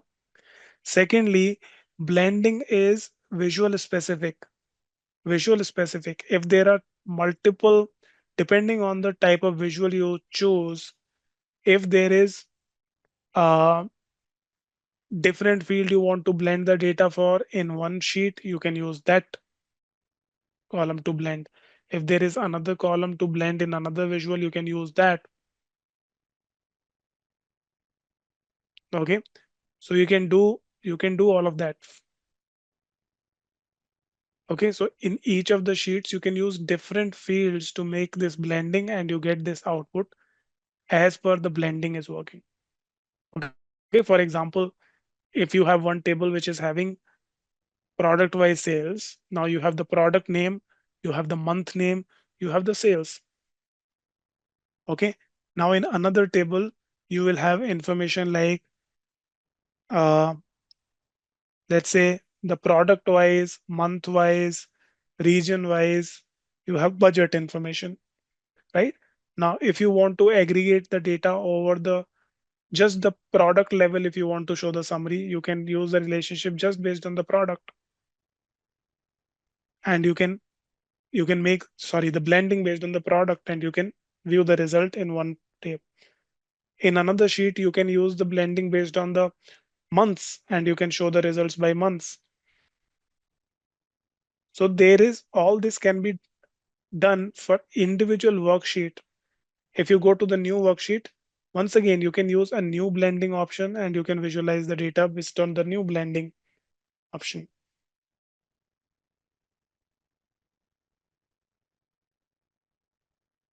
Okay. Another thing is that, let's say you have one table having the day level information, right? Another, and the second table is having the month level information. Now, day and month, you cannot make any kind of joins with those. It would not be possible. You cannot make any relationship with those. But just based on the blending, you can do so. So you can blend those and you can show the results at the month level when you choose the date, right? Like we saw in the first, this example, right? In the sales trend, I chose this relationship to be at the, sorry, the visual at the quarter level. You can show this date at the month level, and the other result, which is already at the month level, you can use that. Okay. So blending is much more versatile. It does not matter what kind of level of details two tables have, as long as the visualization requires that aggregation level and there is a field with which you can blend those two tables, you can use blending. Okay. And it's quite like commonly used when Tableau is required, especially when you're using two different data sources, then you go for blending. Because even if you are not having, even if you have same level of detail as well, when you're using two different data sources, you don't get those option of uh, joins and the relationships as well. If you see here in the example, you are using two different data sources. One data source is this. If you go to the data source, we are on the regional targets data source. This is separate. Here you don't see the other data source that you have the product sales, right? So here all these joins relationships, that is related to one data source only. If you go to the this, and if you go to the uh, data source here, regional target, we saw product sales. If we need to go to the product sales, it'll take you to the product sales, and here you don't have the regional target, right? So this is blending is, you need to use blending whenever two different data sources are there. You can have the logical, you can have the relationships, you can use the logical layer as well for two tables. You can use blending as well. One of the most important difference here is that you cannot use relationships joins when you are using two different data sources. So when you connect to a data source, and if you're using two different data source, one is coming from an Excel, for example, let's say one data is coming in an Excel file, another is coming from a SQL database. These are two different data sources that you're connecting to. You cannot do any kind of relationships or any kind of joins between these two data sources. There you need to use blending. There is no other option.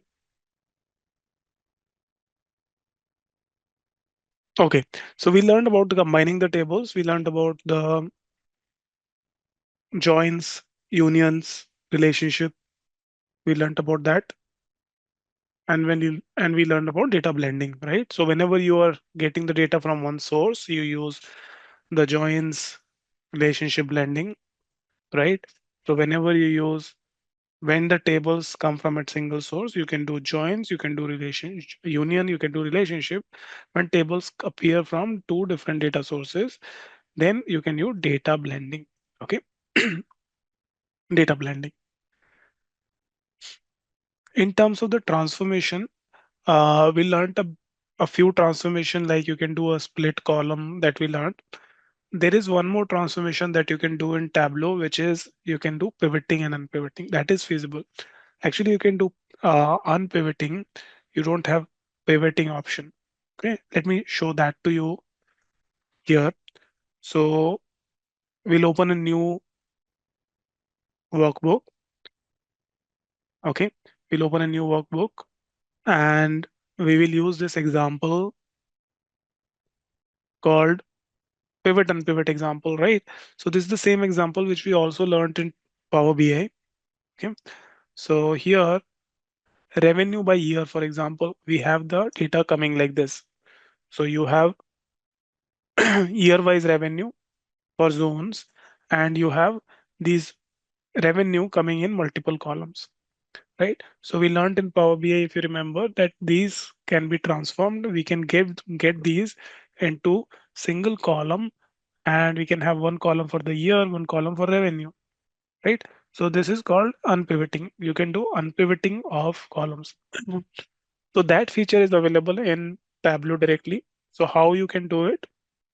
Just select multiple columns here by pressing the control key and select. So I have selected these four columns here, and I can do a pivot.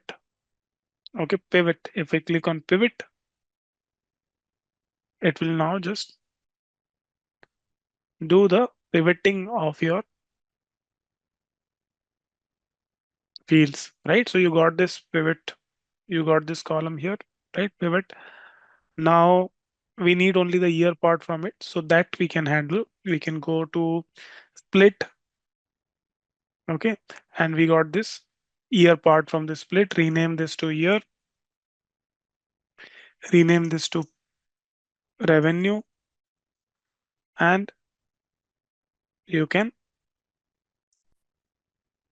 keep this field or you can hide this field if you require. Okay, you can go ahead and hide it. So you'll get, you can do this way, you can get the data unpivoted. You connect it to the pivot and unpivot example file, and we selected this revenue by year table. Okay, so this has these yearly revenue coming in multiple columns. We need the year in one column and the corresponding revenue in another column. That's how our data should be. So here you can unpivot the columns. That is feasible, which means if you have data in multiple columns, you can unpivot them and bring it in one column. So you can select the columns which you want to unpivot. These four columns you have selected, and just go and do a, it will, the name here is pivot. So you're pivoting. Okay. So it will just pivot your data. Basically, in other terms, pivot means that you're changing the direction from rows to columns.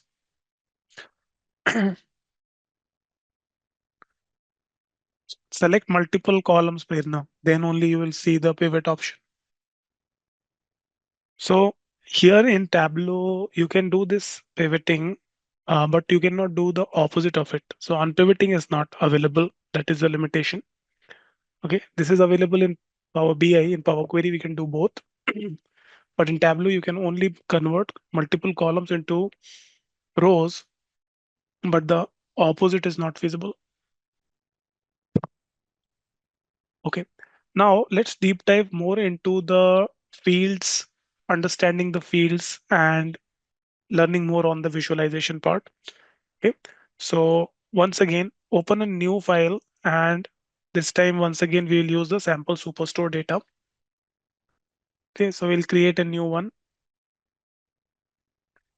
and we will use sample superstore data. Okay, open new file with sample superstore data. Use orders data here. Okay, orders data, and you can go to the sheet, open this Tableau workbook with sample superstore data with the orders table. Okay, so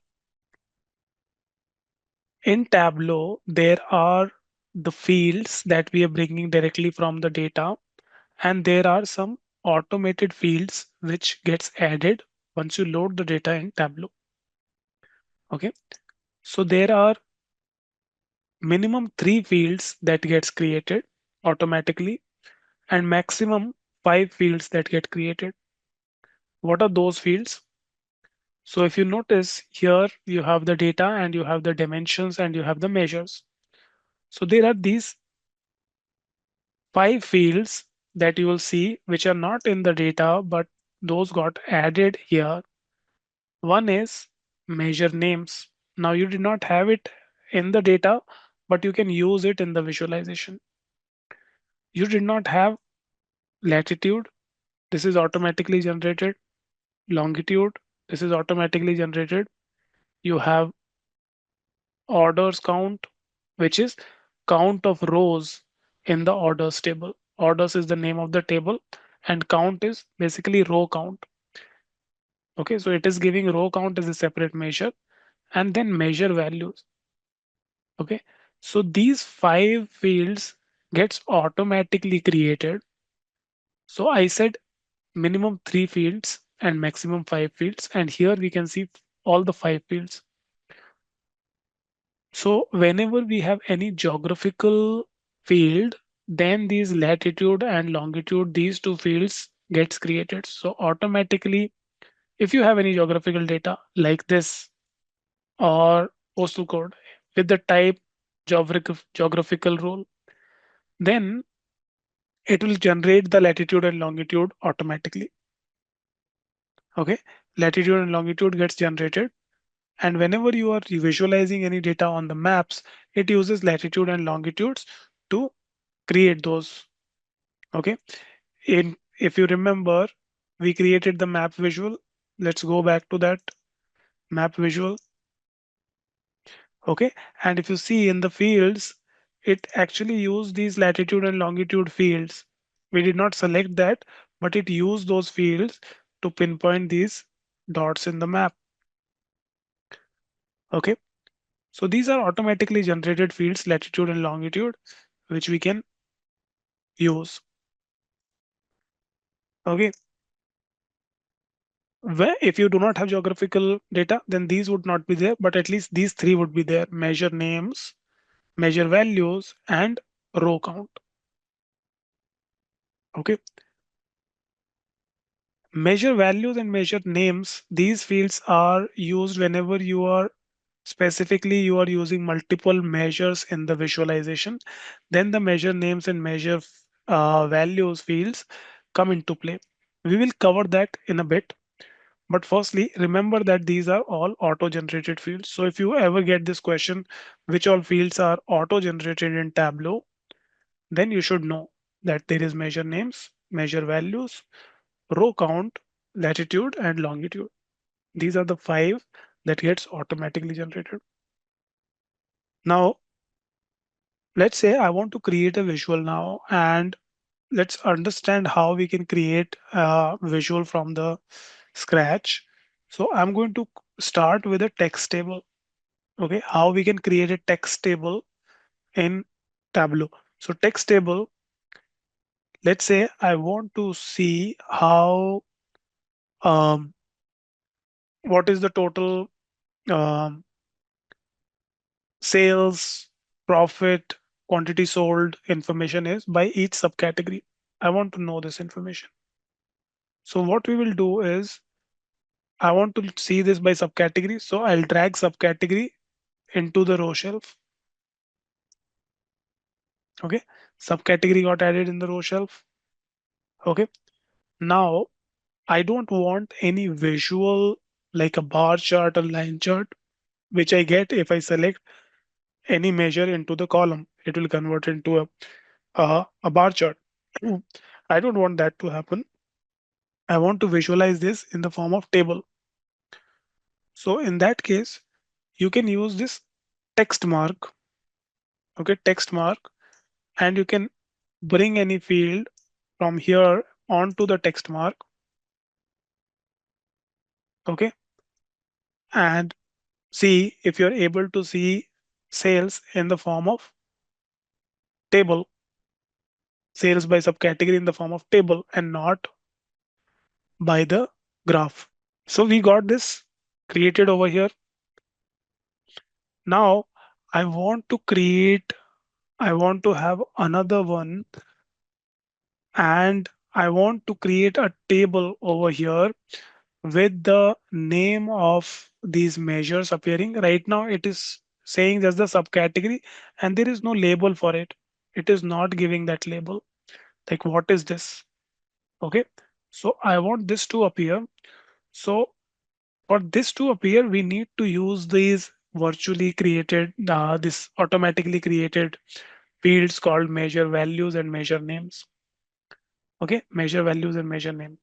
So what I will do here is drag any other field profit and drag and put it on top of this field. Okay, drag. Let me show this once again. Any other measure, just drag and drop it on the this value section, and you will notice that a lot changes in how the configuration of this visual is. Are you able to see the same output as I'm seeing? Okay. Now you see a lot of things have changed over here. You can see that detail, in the detail, there is in this text, there is measure value has appeared over here. And the list of measure values that we have selected, sales and profit, I can see those over here. The label of the measure names have appeared at the top. So the measure name has appeared over here in the column measure name. Okay, so name all of these measures contains the value, and measure name field is always used whenever we want to display these measure names onto the visual. Okay, measure names would appear over here. And this is specifically used when you want to use multiple measures onto a table visualization. Also, this measure name, this measure name actually contains name of all the measures that you have in these measures list, and it now chooses what we want to display here. How? Because we can see this measures added in the filter pane. Measure names have added in the filter pane. Okay. So what happens here is it has automatically identified that we are trying to add multiple measures, and it has shown that, okay, out of all the measures, I need to display profit and sales. So there is a filter that got applied that measure names only show two measure names here, profit and sales. If we want to see how this is working, so in the profit, in this filter shelf, you can go to the drop down and you can go to show filter. Okay, this filter, show filter. Just by selecting show filter, it will show this filter as what we are showing and what we are not showing out of all the measure values. Now, directly without adding anything from the fields, from this filter of the measure, I can choose if I want to show quantity, I can just select and another field for quantity will be added. If I need to select discount, another one for discount gets added.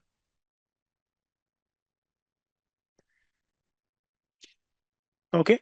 So from here, I can choose which field I want to show, which field I don't want to show directly in the measure filter. But the step for creating this would be like this. This is the easiest way to create this whenever you want to display the measure names in the tables. Whenever you have created anything and you see that it is not like you have made some mistake, you want to restart. Okay, you want to restart, you can always go and clear this. So there is this option of clearing visual in the quick access toolbar. Clear all the visual, whatever that you have created, clear the sheet from here. What we wanted to do, I wanted to do subcategory wise. I wanted to see my measures. So I added sales first of all in the text field. Then I added profit on top of this. Automatically the measures appeared. I wanted to add more. So one way is that I can add now here in the measure values, I can add more. So I can have discount over here, added over here. This will show, or quantity over here, measure values. I can choose this, or I can use this measure filter, show filter, and I can choose which one I want to show and hide. This is also changing these measure values over here, what I'm choosing. to show and what I am not choosing to show. So this is how you can create a text table with multiple measures. Ron will come to that. We'll come to that one by one. So this is text table. Okay.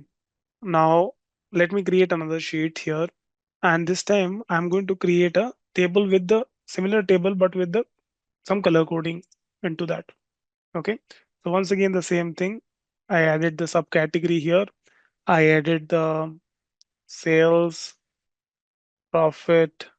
I added the other measures here. Quantity, discount. I have this. Okay. Now I wanted to do some color coding on these. Okay. I want to do color coding. So I can simply bring the measure values and drop it on the colors shelf. Drop it on the color shelf.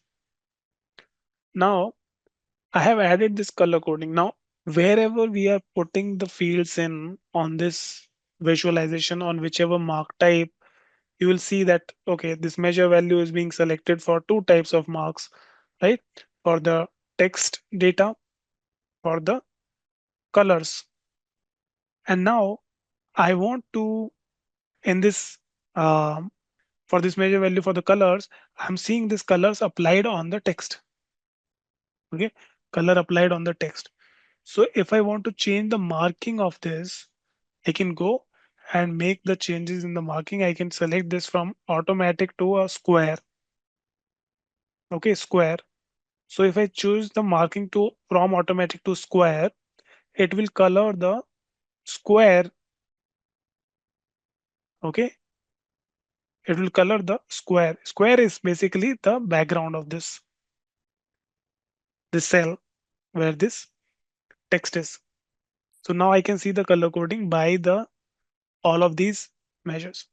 Now, can you tell me, is this color coding actually correct? Is this how I should be color coding my data? Zildus, you're saying sorting may be required. Yes, that's good. We should always be trying to sort the result. Problem is one scale applied to all measures. Problem is one scale for all. You have one single scale for the range of all the values and you have applied to everything, all the measures. Each measure, for each measure, your range of values are different. You cannot compete the values in the quantity column with the sales column. They will always be, quantity will always be lesser because sales is quantity multiplied by price.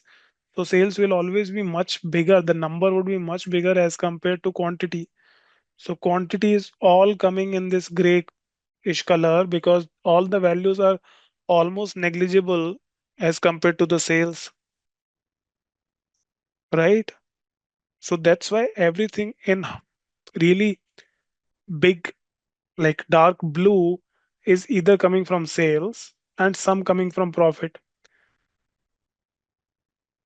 But if you talk about discount or quantity, these are very small value as compared to sales.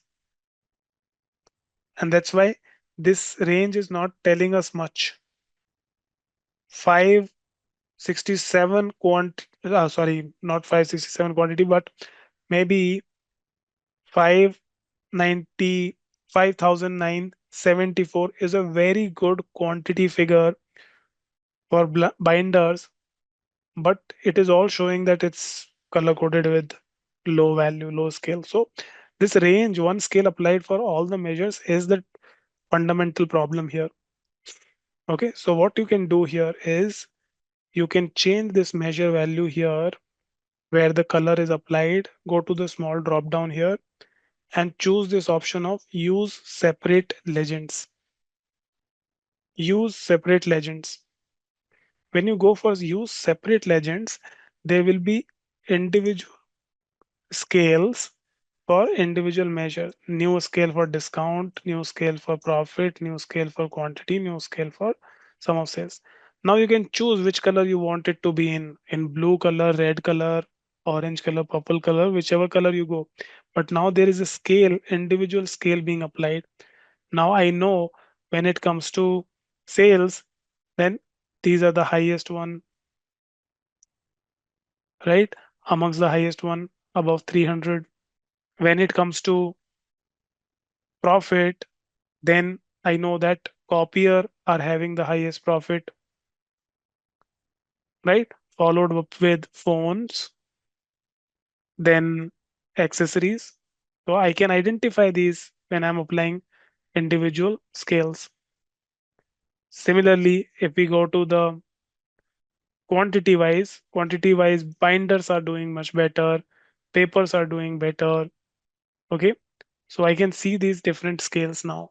It's much better and it is telling me the true picture of these high low values. Okay, Sai. So what we did, how did we do? There is an option in the color code where we have the measure values in the color code. You go to the small drop down and choose this option of uh, show separate legends. Right now, this is saying combine legends because we have selected show separate legends. So here there is an option of show separate legends. Click on that. Now for these color gradients that we have, if I want to give some other our own color gradients, okay, let's say I want to give my own color range, then I can do that too. So for individual all of these, let's say for the sales we have this range. Okay, if I want to give it some other color, I can go to this scale and I can go to edit colors. Okay, in the edit color I can choose what type of color range I want. So I can choose first of all the color. Let's say I want this to be shown in uh, green color. Let's say you want to use a green color. So it will create a gradient in the form of green color. You can apply this. Now sales would appear in this green colors gradient. Correct. Similarly, for quantity, if you want to apply some other color, you can go edit color. Let's say for quantity, you want to go with some other color. Okay. You can go with any other color. Let's say I go with blue color. Okay, so it will appear like this. So you can give your own color ranges for each of these legends. When it comes to profit, we would know that in profit, there can be scenarios where your values can be less than zero and greater than zero. Now you would want to identify those specifically that whenever it is less than zero, it should be in some other color. If you just put gradient, then it may not be able to do that. So what you can do is you can go to edit color here and you can specify whether you want to have, let's say you want to have a range and whether anything negative and positive can be specifically identified. So you can have a color type, let's say this is the range and you want to give a midpoint here. So you can go to advanced and you can give a center. Let's say center is zero. Okay. And there should be center needs to be identified and it should just give the values below zero in some other color gradient, above zero in some other color gradient. Okay. Similarly for discount, you can also do the same thing. Okay. So this is called your highlight table or table with conditional formatting. Both means the same thing. Okay. Another way with which you can use the highlighting is when you have too many data points and you want to use, you cannot see the values as such, but you want to see a heat map. Okay. You want to see a heat map. So there you can use the colors as well to just highlight what kind of, whether this you have some good values, bad values, those kind of identification you can do. So we'll go to the new worksheet and this time I'm going to use, um, let's say I want to use how the performance of subcategory sales are across all the states. Okay. So what I need to do, I want to use, say, states in the rows. So you'll have all the states over here. You'll put subcategory in the column. So you'll have all the subcategories in the column. And I want to use, let's say I want to see profit, how profitable I have the subcategories. So I'll use profit here and I'll put it in the color mark, profit in the color mark. I'm able to see all of these, just the color. I have not added any value, anything in the text label I have not added, just the color. So no values being displayed over here, just the color indicator is coming. Now I want to see the full range of values here as well. So I can go my view, change it to from standard to entire view. It will show the entire view. Now, is this something that is whenever you want to see a more detailed, like just very high level information about the how your uh, business is doing across the different region, I can get some high level idea directly with these kind of heat maps. Okay. For example, if my question to you is look at this heat map, first of all, create this. Now, let me just with this answer my question, which is the state where you are seeing consistent profits across the subcategories, states where you have consistent profit across subcategories. Yep. So we can identify just by, even if we don't look at the numbers, we can identify these kind of details with the heat map. I can, with the heat map, if there is something popping out, I can see that very easily. For example, if I need to know which subcategory is not performing good in most of the areas, which are those according to you? Which subcategories are not performing good, right? So these color codes are telling us which is not performing, where the profits are negative or positive. In copiers, I don't see any negative profit anywhere. Okay. White color indicates that there is no sales, there is no data point.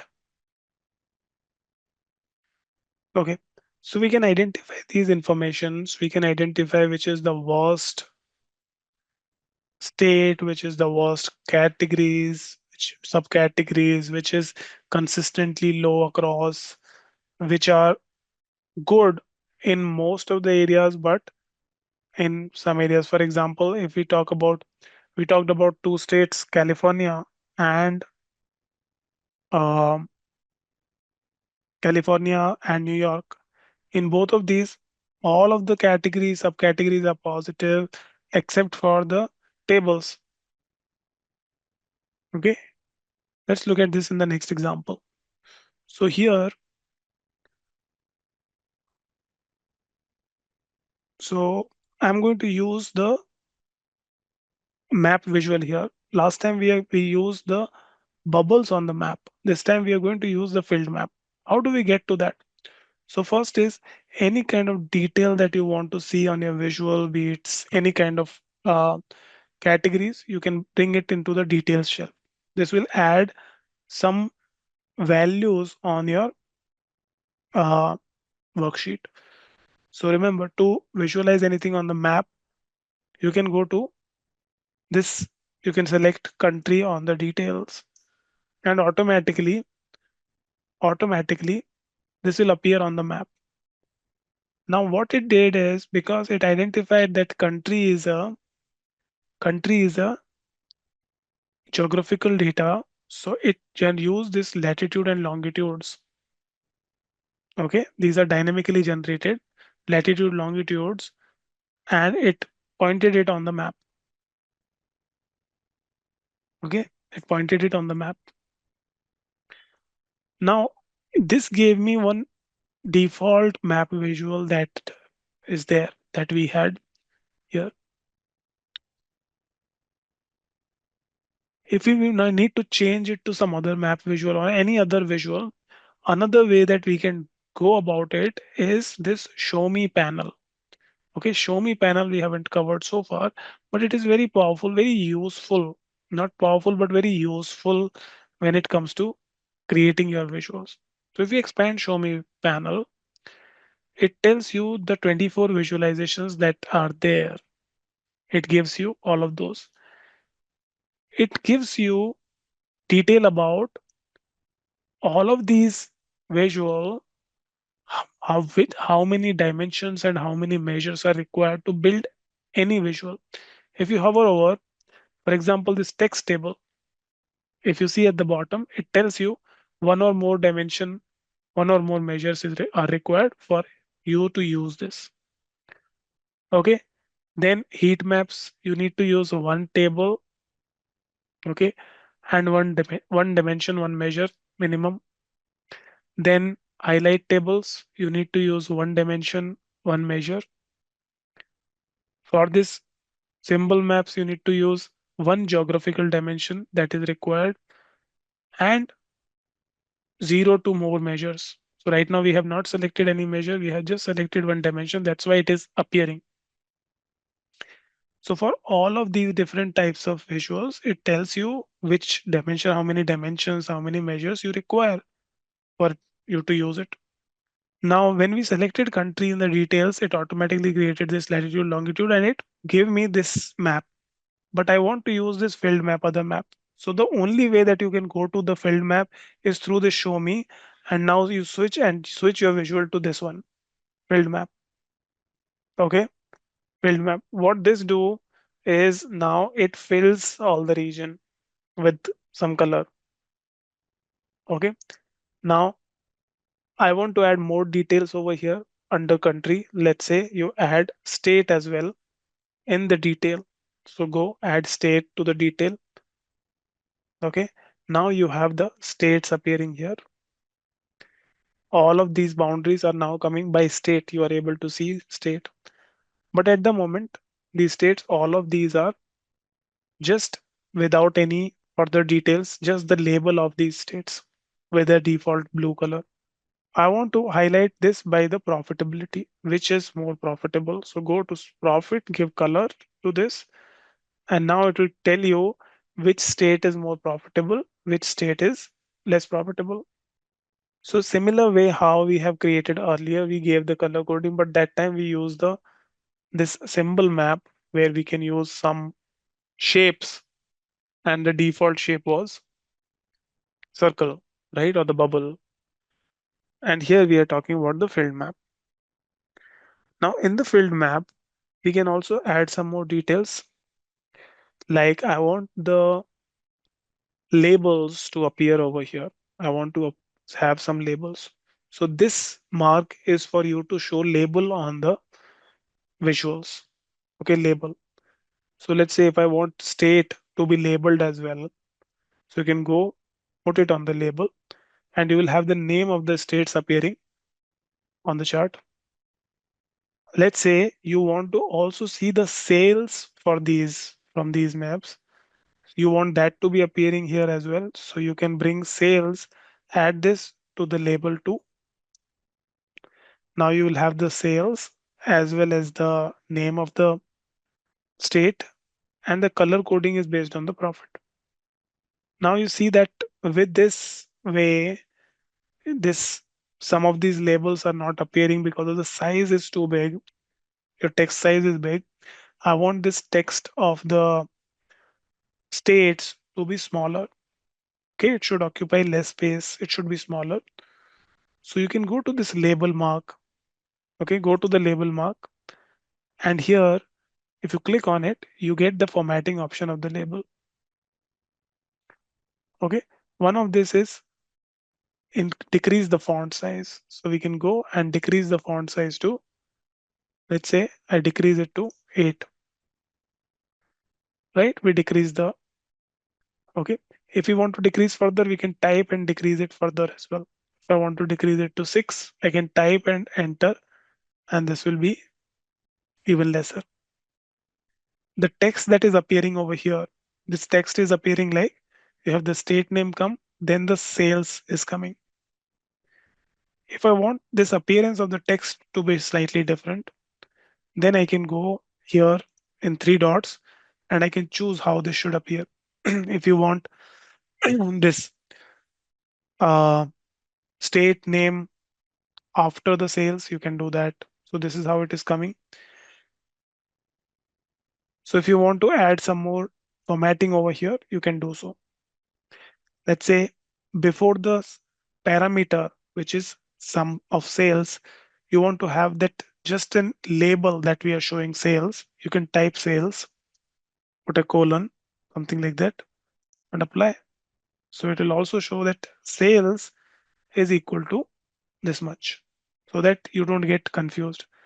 But you should always avoid having too much of text on the visual. Now the sales is being repeated in all of these states. I don't like this. So for the users who know that we are displaying, we're using sales, they'll get accustomed. You can add this detail, but repeating the same information is always not recommended, but you can do so.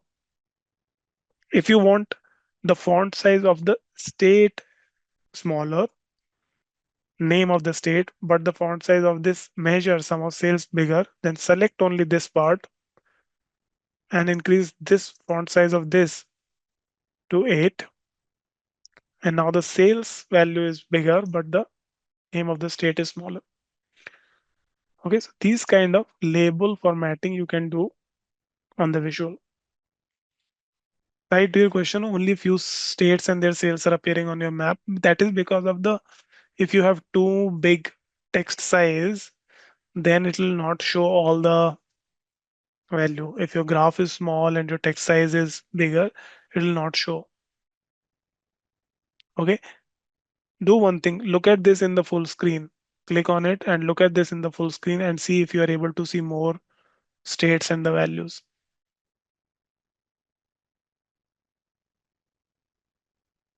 Result is for the color coding, we selected profit and selected and dragged it and dropped it on the color mark. Profit on the color mark.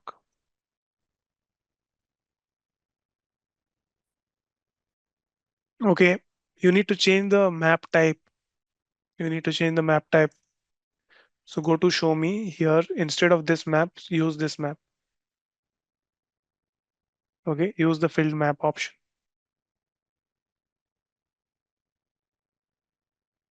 So we learned about how we can create the stack bar charts. Let's just once again look into that.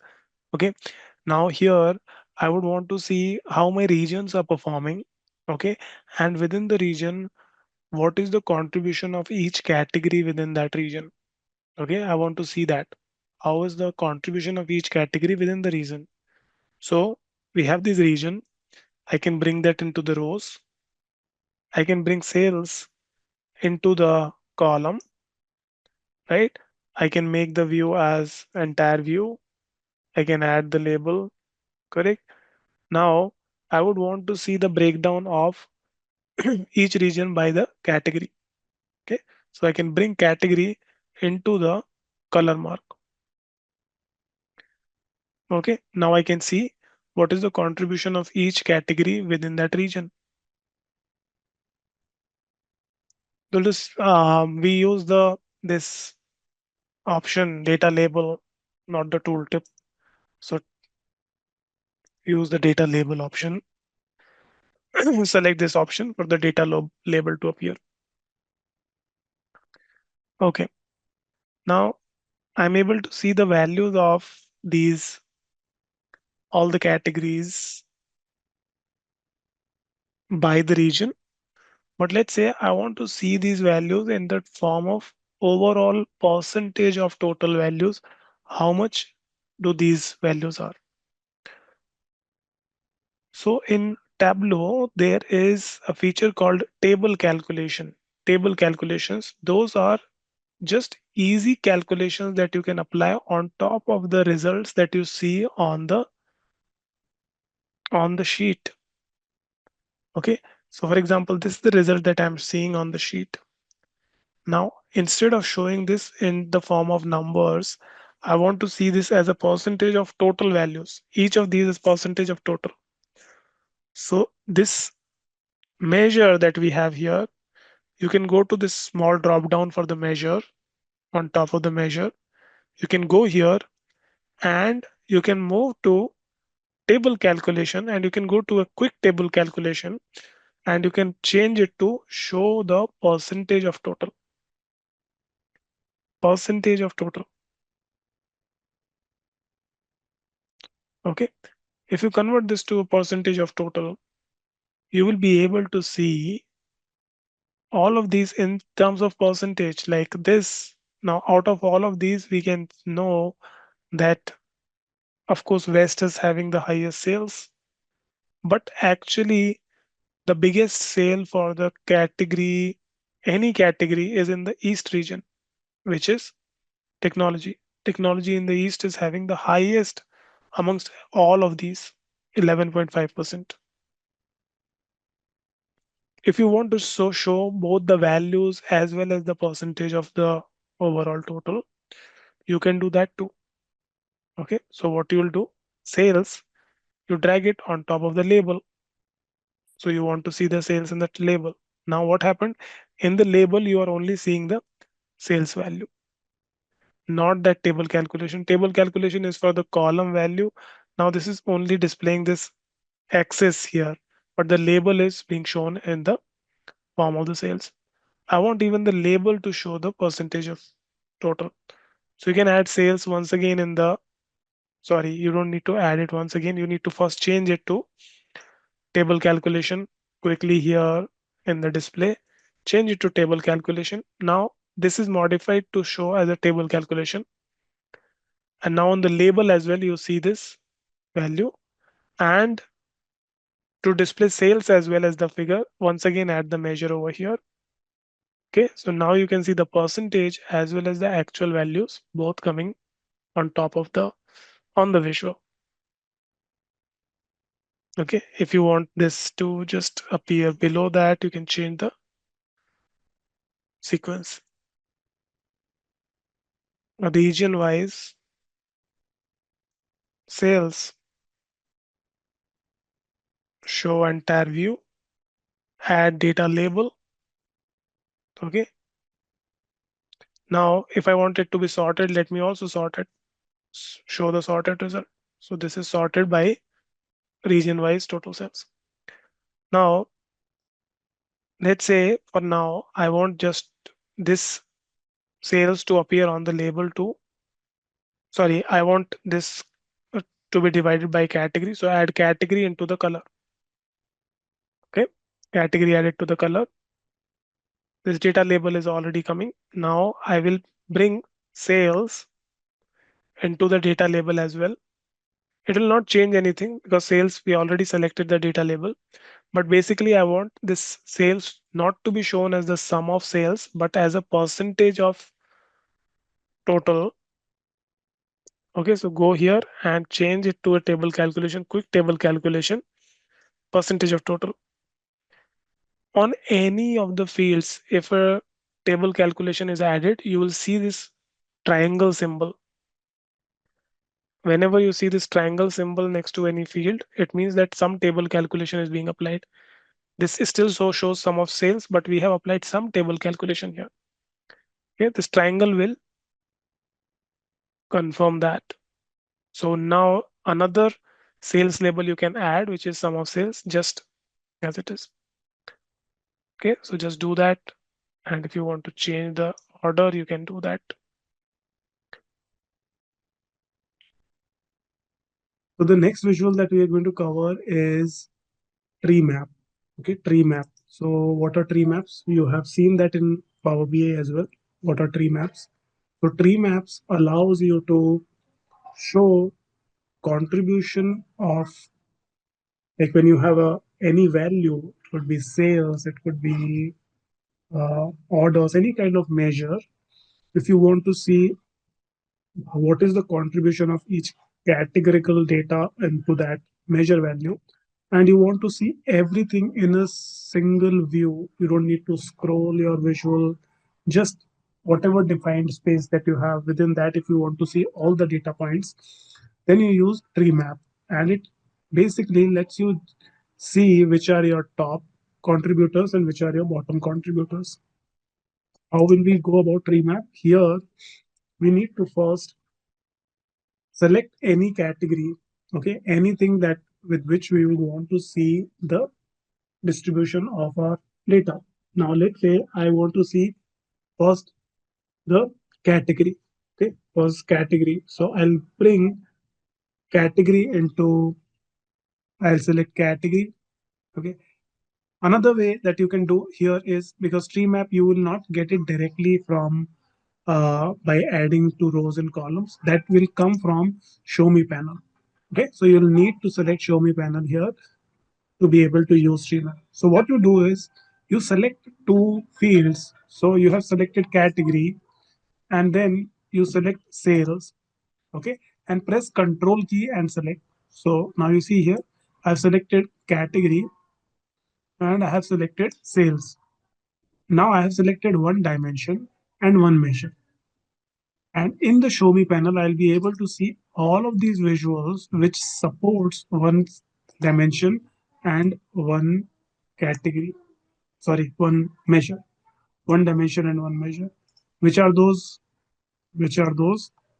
So table, highlight table, this table, pie chart, these. So some of these visuals support this, which are highlighted over here. We will select tree map from this list. Okay, so go ahead and select tree map here, and it will create tree map directly.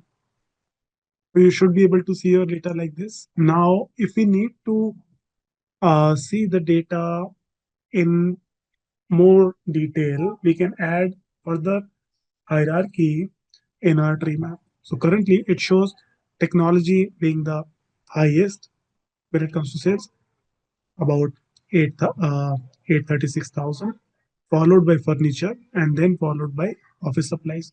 So in tree map, your always results will be in this sorting from left top to right bottom. Highest value will be over here, lowest value will be over here. Okay, that is how tree map shows the result.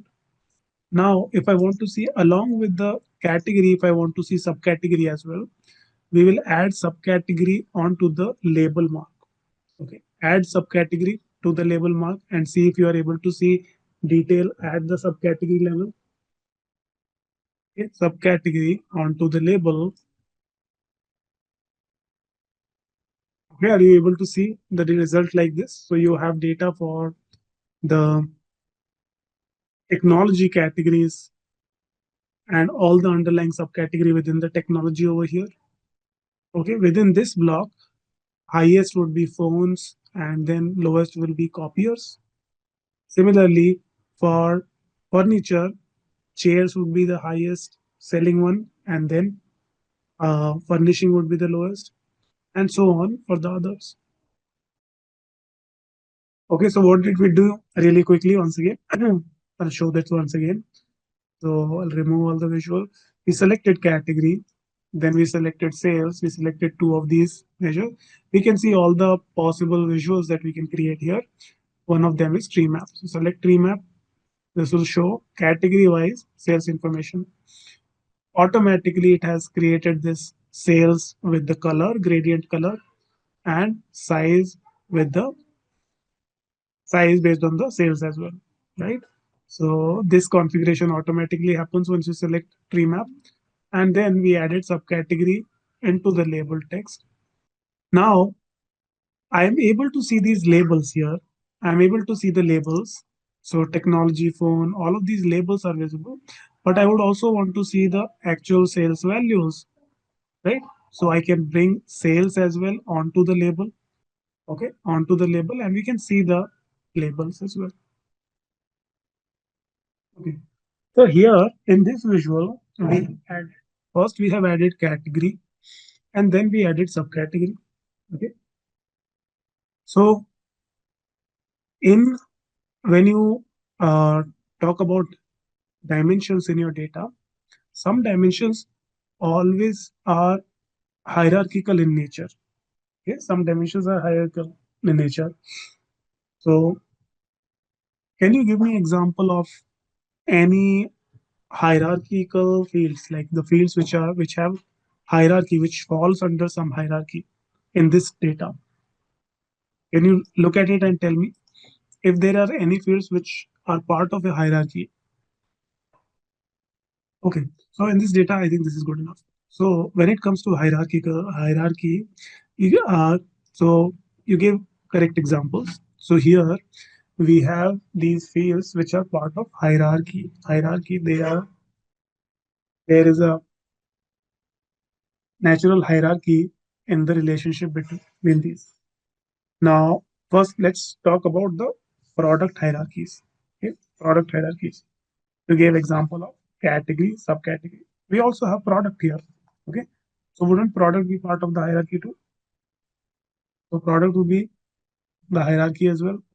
So here are the hierarchy could be, you will have category, under category, you will have subcategory, under subcategory, you will have products. That is the hierarchy. And you gave the example of geographical hierarchy. Okay, in geographical hierarchy, what is my hierarchy? Here I have data by country. Then after country, the next hierarchy is state. Okay. Then after state, you have city. Okay.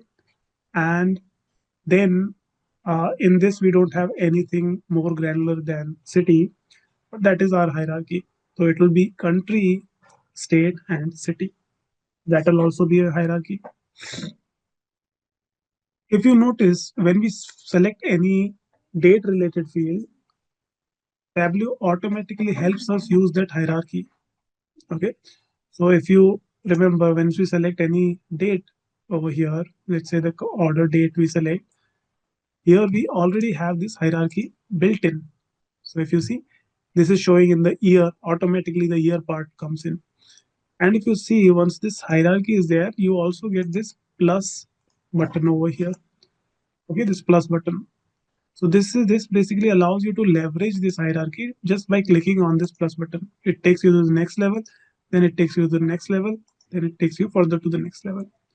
Okay, so this is how the fields which will have hierarchies defined would work. Okay, now we know that category, subcategory, product are part of hierarchy. So when you have such data, then you can define the hierarchies in your data so that when you use them in any visualization, you can use the this hierarchy feature. Okay. So how do we do that hierarchy plot? How we define hierarchy? So here you have, let's say, I go to this small drop down over here. Sorry, not here, but let's say category. Just go to this and do a right click on the category, right click on the category, okay, and you see this feature of hierarchy, and just click on create hierarchy. Okay, create hierarchy. Now you can define what this hierarchy name would be. Let's say this is called, you can keep it as product hierarchy. Okay, product hierarchy you have created. Okay, now within product hierarchy, now you have category under this. And now, if you need to use this anything in the hierarchy, just go select any field which should be part of this hierarchy. How do you go to? How do you do this hierarchy? Now, let's say the next one that I want in this hierarchy is subcategory. So one way is just you can drag and put it just below category, and this will come in that hierarchy in that order. Then you put product, go put it just below the subcategory. So yeah, now you see this entire hierarchy got created, category, subcategory, and product name. So how do we create the hierarchy? Just go to category field, go to this options, and you have hierarchy option. And here you'll get option to create hierarchy. Just create hierarchy, name it as product hierarchy. As soon as you have added these hierarchies, category, subcategory, product name, these are part of this hierarchy. You must have noticed that these fields that we have added in this visual, they also have now this plus minus symbols. Okay, now these can be added or removed at the hierarchy level too. So if I need to add product into this visual, I can simply go and go one level down into the hierarchy, and I'll just change this visual at the product level. Okay, now I can directly select one of the fields and just roll over, drill down into the hierarchies easily. Now, every time whenever I'm going to use these fields, this hierarchy feature will always be available for me to use. So this is about the product hierarchy. The other hierarchy that we spoke about was geographical hierarchy. Okay, geography. So uh, let us create the geography hierarchy too. So for geography hierarchy, your the highest one would be country, then state, then city, right? And one of you rightly said that we can also go to the postal code level, right? So postal code, yes, that can also be the hierarchy. Okay, so let's do that. You can go to the country and create new hierarchy, create. So this will be geographical hierarchy. Okay, so in geographical hierarchy, you will have country, you can bring state below country, city below state, and then you can have postal code below city. And this also makes our overall view of the data also smaller. Whenever we need to use any of the fields within the hierarchy, we expand this hierarchy. Otherwise, we can collapse. So overall, from looking at all the data as well, this just makes the data more organized. All right. So let's move forward. So I want to now, uh, we looked at the tree map visual over here. I want to now show you another visual, which is called scatterplot. Now, all of you may have seen scatterplot in some or the other way. In like this is a very common chart, right? So basically, why do we need scatterplot? Any idea? Anyone? Why do we need scatterplot? What purpose does it solve? Scatterplot. Okay, so you know, scatterplot is not has nothing to do with the geography. Scatterplot is used whenever I want to see some correlation between two measures, like how two measures relate with each other, how two measures are correlated. Okay? How two measures are correlated. So when I say this, we need to first of all understand what is correlation. What is correlation? Do you know what is correlation? Correlation. All right. So correlation is when you have two measures, then what is the impact change in one of the measure would have on the other one? That is correlation. Okay. For example, let's just think about some common examples. For example, let's talk from the point of view of four wheelers, cars. Okay, they're cars, and you like most of the scenarios you may have seen that the more features a car has, right? More features a car has, let's say more safety features, more advanced features. When there are more features, would price of the car go high or low? So most of you would agree that it will go high. The more features you have in the car, higher in general the prices would be, right? In general, that is how the correlation should be. Now there can be hundreds of different cars that are there in the market, hundred of data points. You will have all the brands, all the models, all of those would be there. But in general, there would be this kind of correlation. Higher the features, higher the price. So this kind of relationship is positive correlation. One thing increases led to increase in other thing. Now let's talk about the uh, when we say, let's say the uh, let's talk about the what mileage your car gives, right? Mileage, like how much it can, how many miles or kilometers it can go in 1 liter fuel.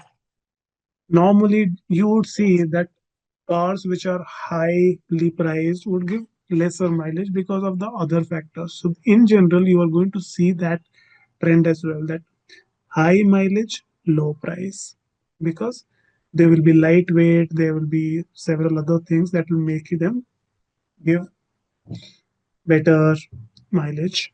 But in general, that is how the correlation would be. Higher mileage, lesser price, higher price, lesser mileage. This kind of relationship where one, if one variable goes high, the other variable go low, then this will be called a negative correlation. That these two variables are negatively correlated. And then there can be two factors which would be non-correlated, right? Or just neutral. Now they could be, let's say, they could be boot size and mileage. Let's say there would not be any pattern, right? Size of boot increases, but mileage can go up or low. So there could be these variables which will not be related if they don't show any specific pattern. So those kind of correlation would be neutral. There is no relationship. They are neutral.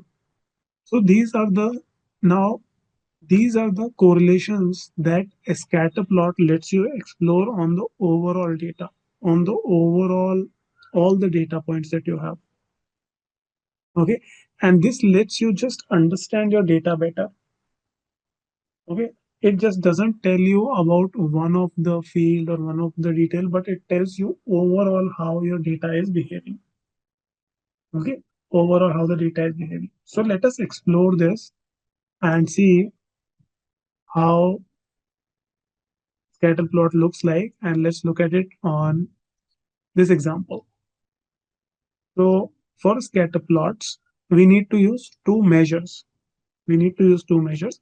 Your x-axis should be a measure, your y-axis should be a measure. Okay, so I'll put sales, drag and put them on the column. I'll put profit onto the rows. Okay, and automatically when I use two measures, one in the x-axis, one in the y-axis, automatically this plot is selected as scatter plot.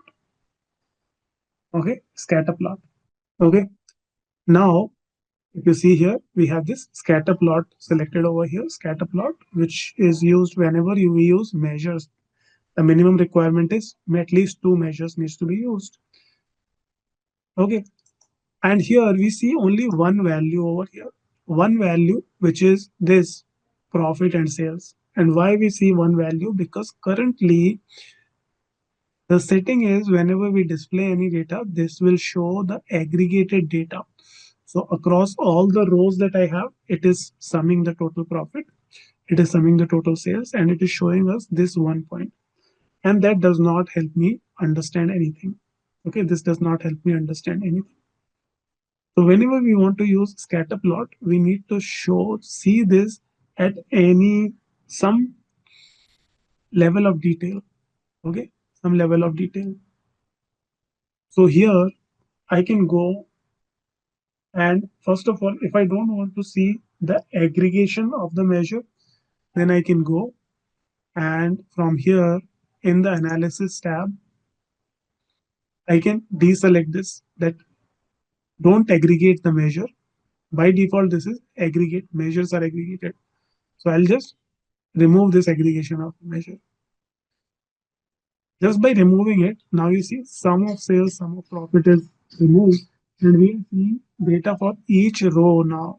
What is the profit that we have? What is the sales that we have for each row? Okay. Now in this one, we'll try to understand this data a bit. So what are we looking at here? So we can see that all of these, each dot here represents a row, the data row that we have. Okay.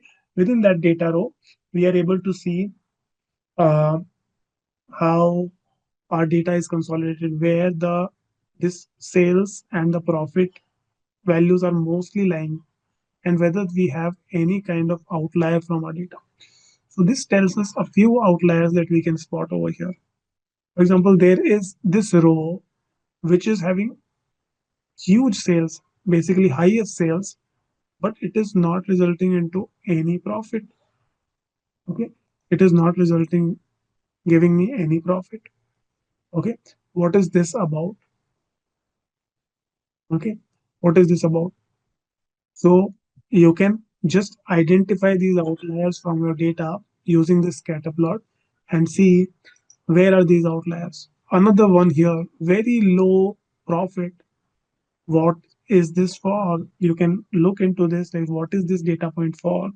Is it specifically for uh, any sales that we discount that we ran, or we gave uh, some freebies? What was it for? That our sales is there, but the profit is negative. And we can go here, click on this, and we can view this data, right? This is the data over here, and we can see, okay, so basically I can have one more table here which will have the order level data, and we can see that information. If I need to see order as well over here, then I can add that to the tooltip too. Okay, so order ID I can bring and add it to the tooltip over here. Okay, and I can actually see which order it is. Okay, I'm able to see which order that problem was in, and we can deep dive into that. We can further make it more informative by adding more details to this. Like, I want to just segregate all my positive and the negative, sorry, values of profit into some of the color codes. So I can bring profit into the color, and I will just keep the profit and loss into two different colors. Can go and modify these colors into just not this gradient, but just two colors. So you can change it to step, and in the step you can make the step size to just two, and you can keep anything negative with zero with red color, anything positive you can keep it, let's say you go ahead and make it green. Okay, so just these two colors. Okay, now you are able to see only these. So overall on the data, if you want to see any kind of correlation between two fields, you can do that with the scatter plot. Now let us use another example, and this time I'm going to use not this detailed data, but a bit less detail. I want to see the performance of each region, how the performance of each region is being. Okay, and we are going to once again use the um, scatter plot for this. Okay, so I'll put once again sales into the column and profit into the rows. And this time I'll let it remain aggregated because I still want to aggregate it, but I want to see the details by the different region. Okay, so I would just go and put region into the color. Okay, region onto the color now, and I'll be able to see these four regions over here. Now, just by looking at it, uh, we can tell that which region is performing the best. Let me make it even this colors to not the these bubbles, but the filled color. So let me make it filled color. How we can do that? This color that you have over here, and you have this shapes coming as automatic over here, right? Automatic. Here we can go to shapes over here, shapes part, okay, shapes. And here instead of these shapes rounded this circle with this just uh, with this hollow circles, we'll make it a filled circle. So use this one, filled one, choose this shape instead, and this will become filled, right? This will become filled. So just it's better when you want to just understand the color. Sometimes when you have too many different colors, then filled colors would make it easier for you to identify which color we are looking at. We can make the size a bit bigger too. Now we have these four colors for each region. Now within each region, now I want to see within each region which category is performed better. What is the behavior with sales and profit for the category? So I can bring category, which is here in the product hierarchy category, and I can put them into the shape. Okay, into the shape. What it did here is each category would now be of specific shape.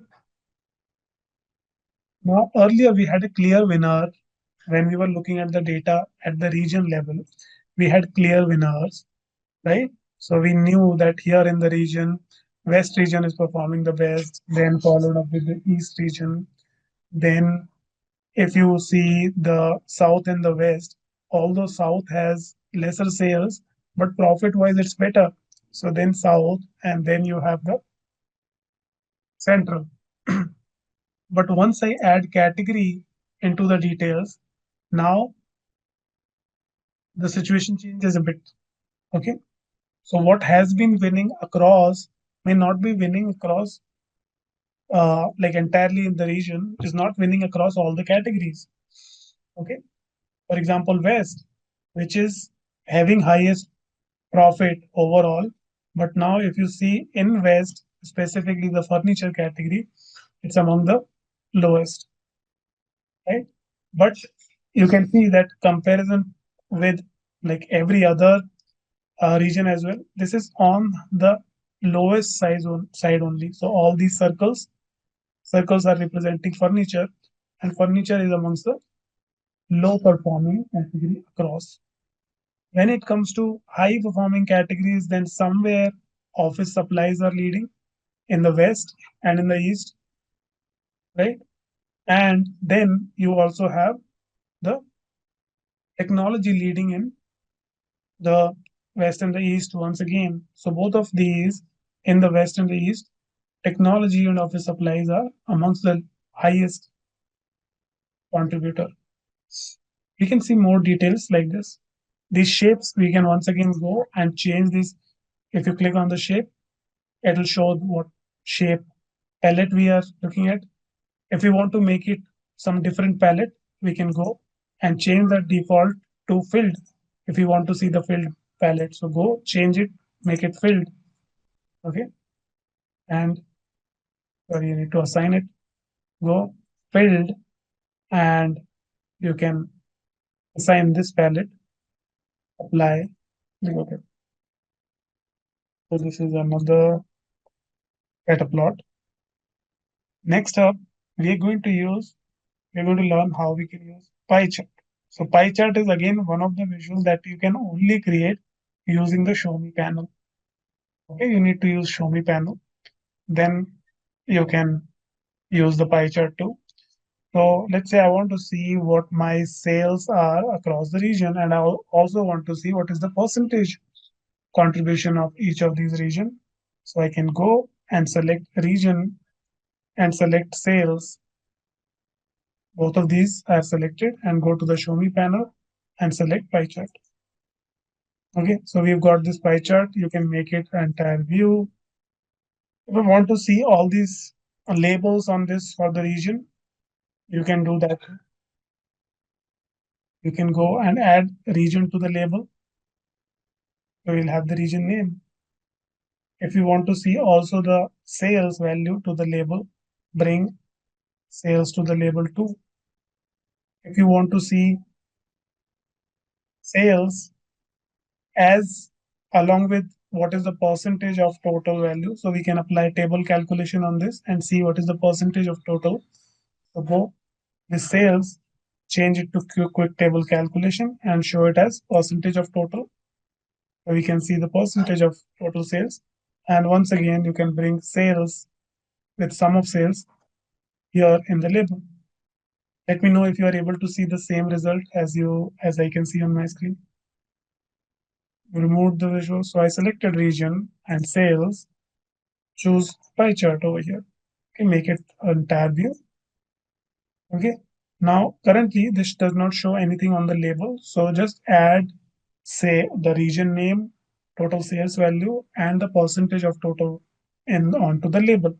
So we'll add each of them one by one. Region, add to the label. Sales, add to the label. If I need to convert this sales label into the table calculation to show percentage of total. Okay, and now I can bring sales once again. Okay, percentage of total, this is a table calculation. Okay, remember yesterday in the last class we learned about the table calculation. So this measure sum of sales, go to this and add a quick table calculation. What is table calculation? That table calculation is within that visual, if I want to do any calculation on top of it. So all the sales value that I'm showing for each region, I want that to be shown as percentage of total sales. So I choose table calculation, percentage of total. Let us change this view to entire view at the top from standard to entire view. Now I want this labels that we are showing. I want to make these labels slightly smaller. Okay, so I want to fit them inside this pile. Okay, how can I do so? One is I can make these labels slightly smaller. So all these fonts that we have on the label, you can make them smaller. Let's say I make it at 8 font size. Okay, that is one thing. Okay, now let's say I don't want to show these two decimal places here for these percentages. I want to show only to one decimal place. I don't want to just show it to that much of detail with two decimal places. Okay, so if I need to do so, I can just apply the formatting changes on these fields. So here you can go to this one which has the table calculation. You can go click here and go to format. Go to format.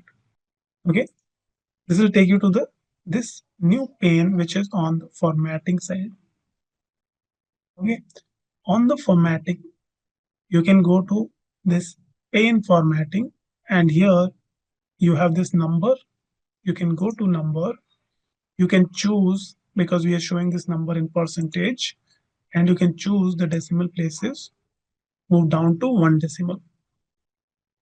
Okay, this will allow you to change whenever you need to increase or decrease the decimal places on the field, or any kind of number formatting you need to update. You can do it on here. Now this is formatted properly. How did we go to format? You can click on any of the measure that you want to format. Go here and click on format. You can go it from here. Also, there is a format tab at the top. But let's go from here. This will open this format pane, the sidebar. Okay.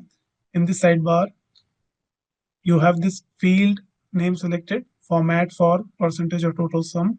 And here, the numbers we are showing here, I want this number to be formatted in some other format. So just go here, change it, which format you want to show it in. This is a percentage, choose the decimal. Next, that change that you can do is you can bring these labels from outside the visual to inside. And this is very simple. Just directly you can click and you see this option where you see these four arrows on top of the value. You can just use that and just drag and put the field wherever you want this label to display on the chart. So if you want this to come inside the Why? You can do that just by this dragging and putting on top of the visual. Also, right now, if I hover over on this, the label says region name, sales, and then percentage of total sales along table across. Now, this second value that we have and the label name that we have here, for any non-technical person who would look at this visual and try to interpret it, won't that be confusing? The label name that we have, right? The default label name for this value is confusing. So we can always go and format these labels too. So go to the label here, okay, go to the label, and onto the label, you have this text part, okay, label appearance text, and you have these three dots. You can go to those three dots and it will open this label editor. Okay, so label editor, sorry, I'm sorry, not the label we are not talking about the label. Labels are coming properly here. These are the labels. I am referring to tooltip. This is called tooltip, right? This square box that you see, this is a tooltip. So we need to format the tooltip, how the tooltip reads this information. So go to tooltip and directly edit it here, tooltip. So this region is fine. Here, percentage of total sales. Let us just call it percentage of total sales and remove the remaining text directly from here. Okay, and that will be much more appropriate. Just change it from here, tooltip. Now this is region, percentage of total sales, and sales. Okay, much better, much clearer. Now, these are some of the visuals that we learned, and then there are some other visuals that you can also explore at your end. Now let's talk about some of the custom visuals that we can create in Tableau. So in Tableau, sometimes you will see when you look at some existing dashboards created in Tableau, you may wonder that, okay, this visual is created in Tableau, but it is not part of the standard visuals. It is not part of the standard visuals, then how this was created in Tableau. So there are some workarounds with which you can create the visuals which are not natively available in Tableau. Okay? For example, donut chart. Okay, donut chart is not available as the standard visual in Tableau. If you go to the show me, you have pie chart, but there is no donut chart. There is no donut chart which you can use here. Okay, so we want to create a donut chart, and if I need to do so, then how can we do it in Tableau? Let us quickly explore that. So it's not directly available, but there are workarounds with which you can create donut chart in Tableau. So let's look at this. So to start building the donut chart, you need to start with a pie chart. Okay? You need to start with the pie chart. So let's start and use a pie chart. And we'll use the same example. We are going to use sales by, let's say we'll look at sales by category here. Okay, sales by category. So I'll select category first and I'll select sales. Okay, these two selected, and I'll choose pie chart over here and I will make it a standard view. Okay, so far we are good. We created this pie chart over here. Now here there is this workaround that we need to use, and this is a bit custom and you need to learn how this can be done. So the next step would be to add a axis to the visual. Now we know that donuts don't have any y-axis, x-axis. Okay, there is no concept of x-axis, y-axis when we look at pie chart or donut chart. Correct? But here we need to introduce the x-axis axis part because we want to make this donut chart by using the feature of axis. Okay. So what I will do here is in this row shelf, I will just add a zero line, an axis. Okay, how we can do that? Within the row shelf, if you double click, it will let you write a custom measure directly over here. Custom measure. Okay. In this custom measure, I want to just give value 0 here. So I will use this function max of 0, just max of 0. That's it. And press enter. Automatically you'll see that it has this AGG coming before this, and this is wrapping the max function, max. So I'll come to this AGG part. What does this mean? And max 0 is basically we have just used the 0 value, but you cannot use the 0 value directly. You need to aggregate it with something. So I used the max of 0, and it created this axis max 0 and just the 0 axis value over here. The first thing is that we do this max 0 axis. Now I'll just do one more of this. So just click once again and add again the same thing, max 0, and add another one. So what it did is it added 2 rows in my for the this donut chart, right? 2 rows in this donut chart, and both of these are passing through the same axis with the value 0. So it's the center of this big circle is at the same level. Okay, but we are getting these two different rows. Okay, one for this one, another for this one. Okay, now these two axes that we have got, I need to use these two axes to be able to convert this into a donut. Okay, how do we do so? Now, for both of these pie charts at the moment, both of these pie charts, look at the marks card over here. What does marks card tell you?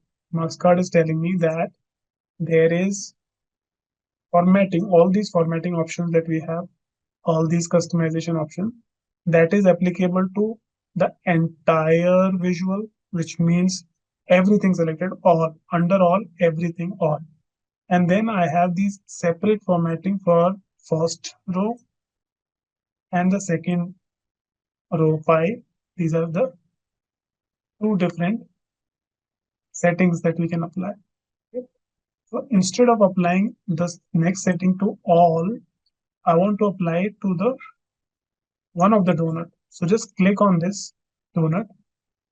Let's say we click on this first one.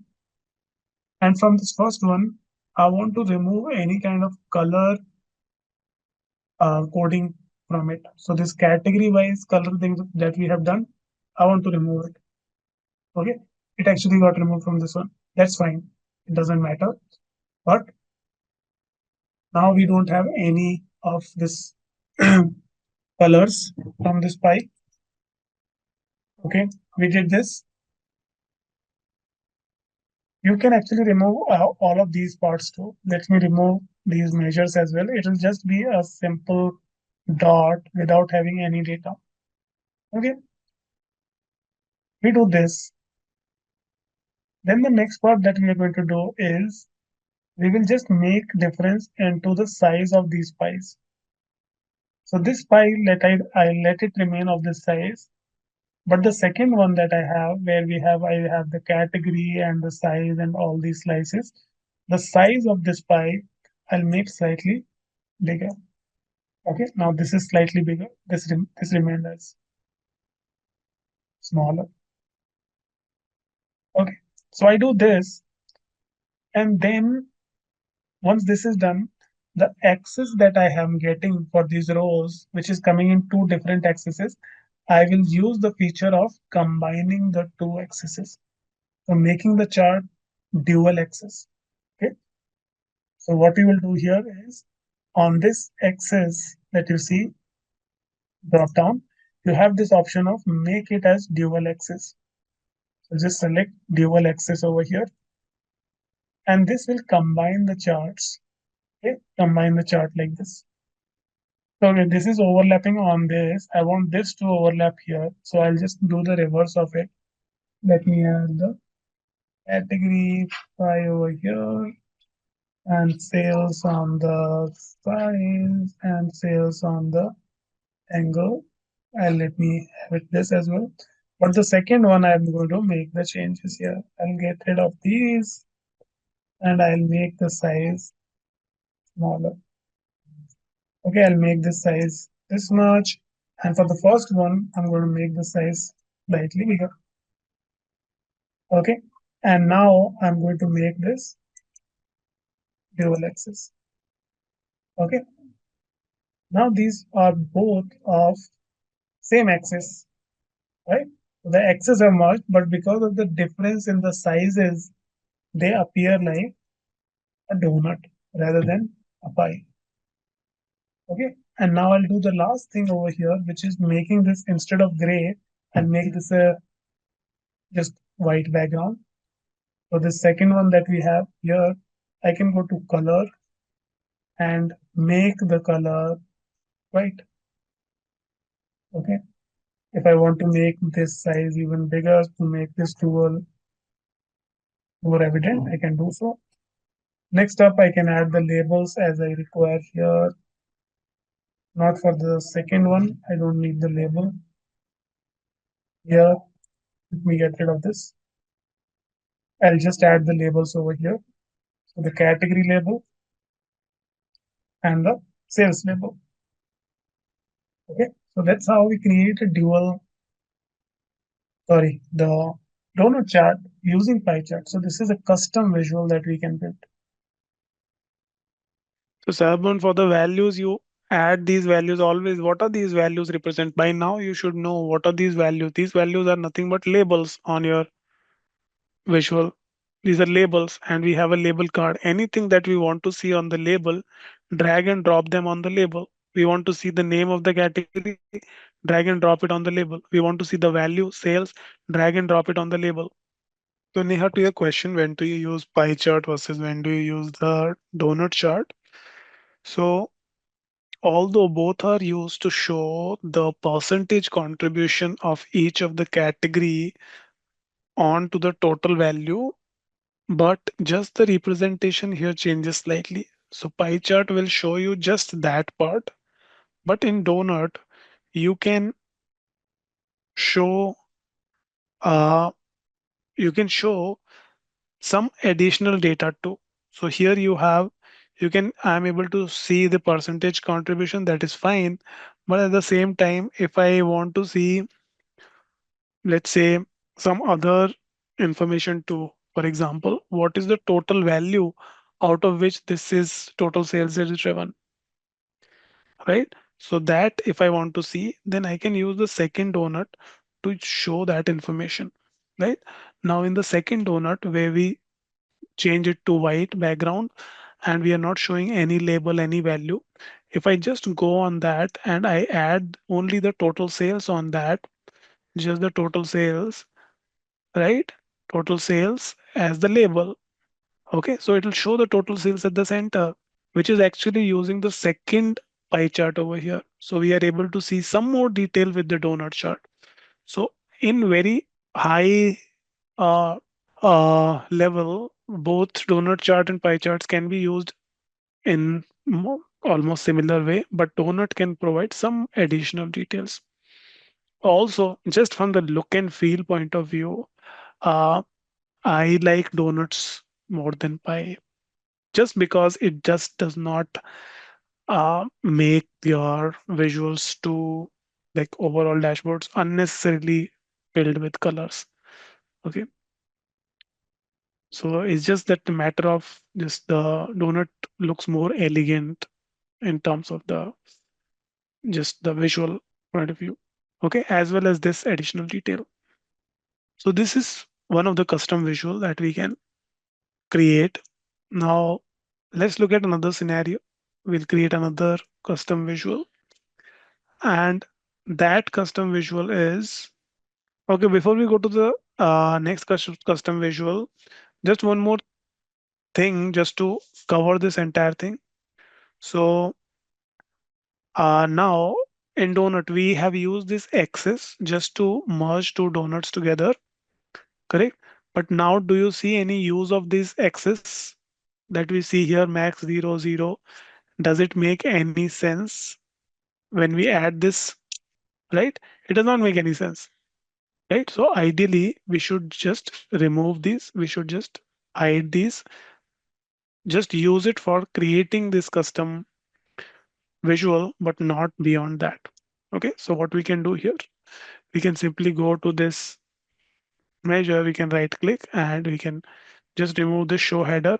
This will go away. Okay, so just hide this. Second thing that you can do here is even this line that you see, which is going through this center, this dotted line, even I don't want to see this. Okay, even I don't want to see this dotted line too. So I can get rid of this too.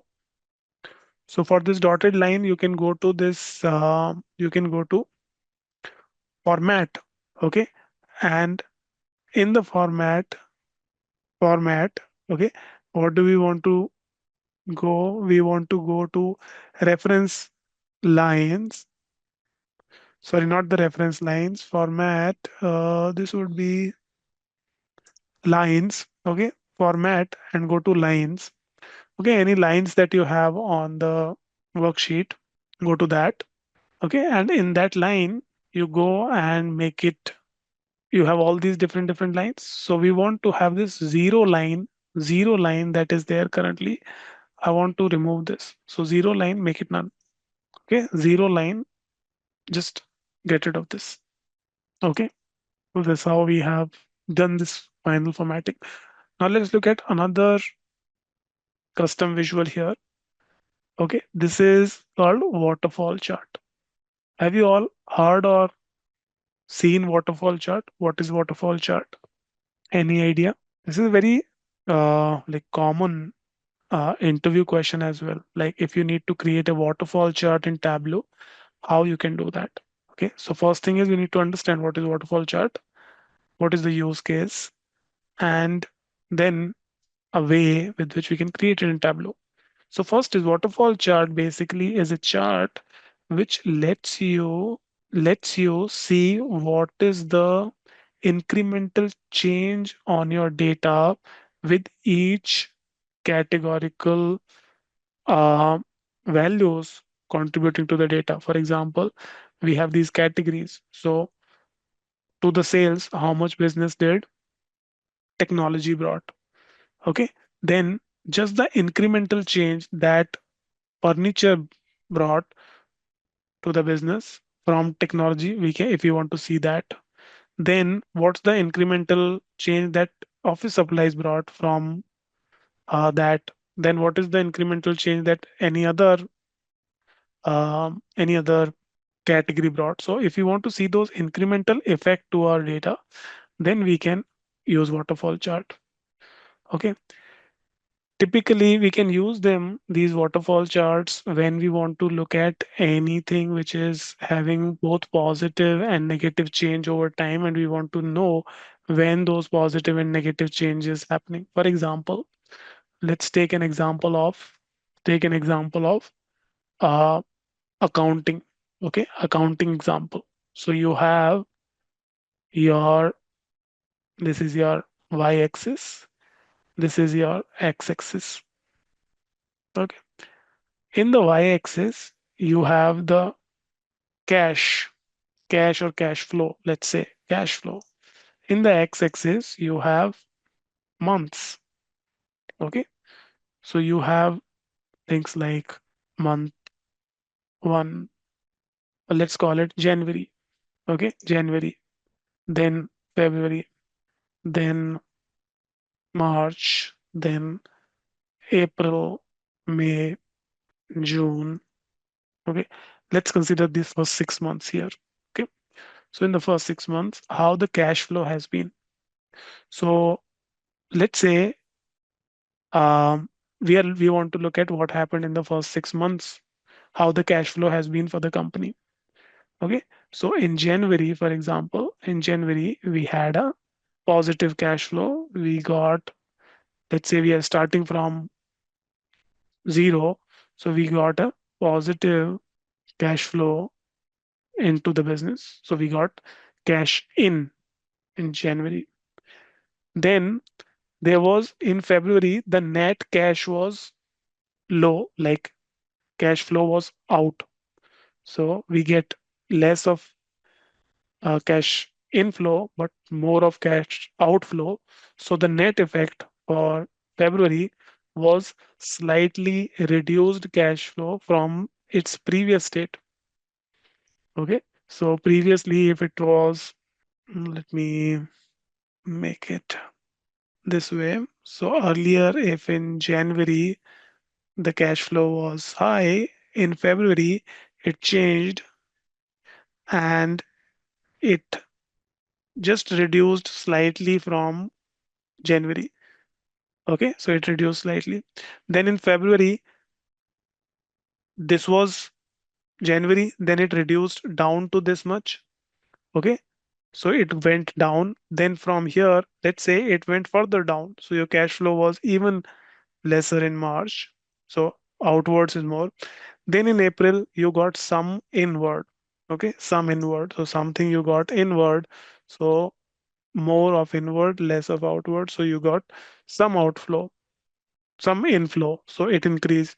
Then in March, it increased even further from this point. Let's say it increased quite a bit.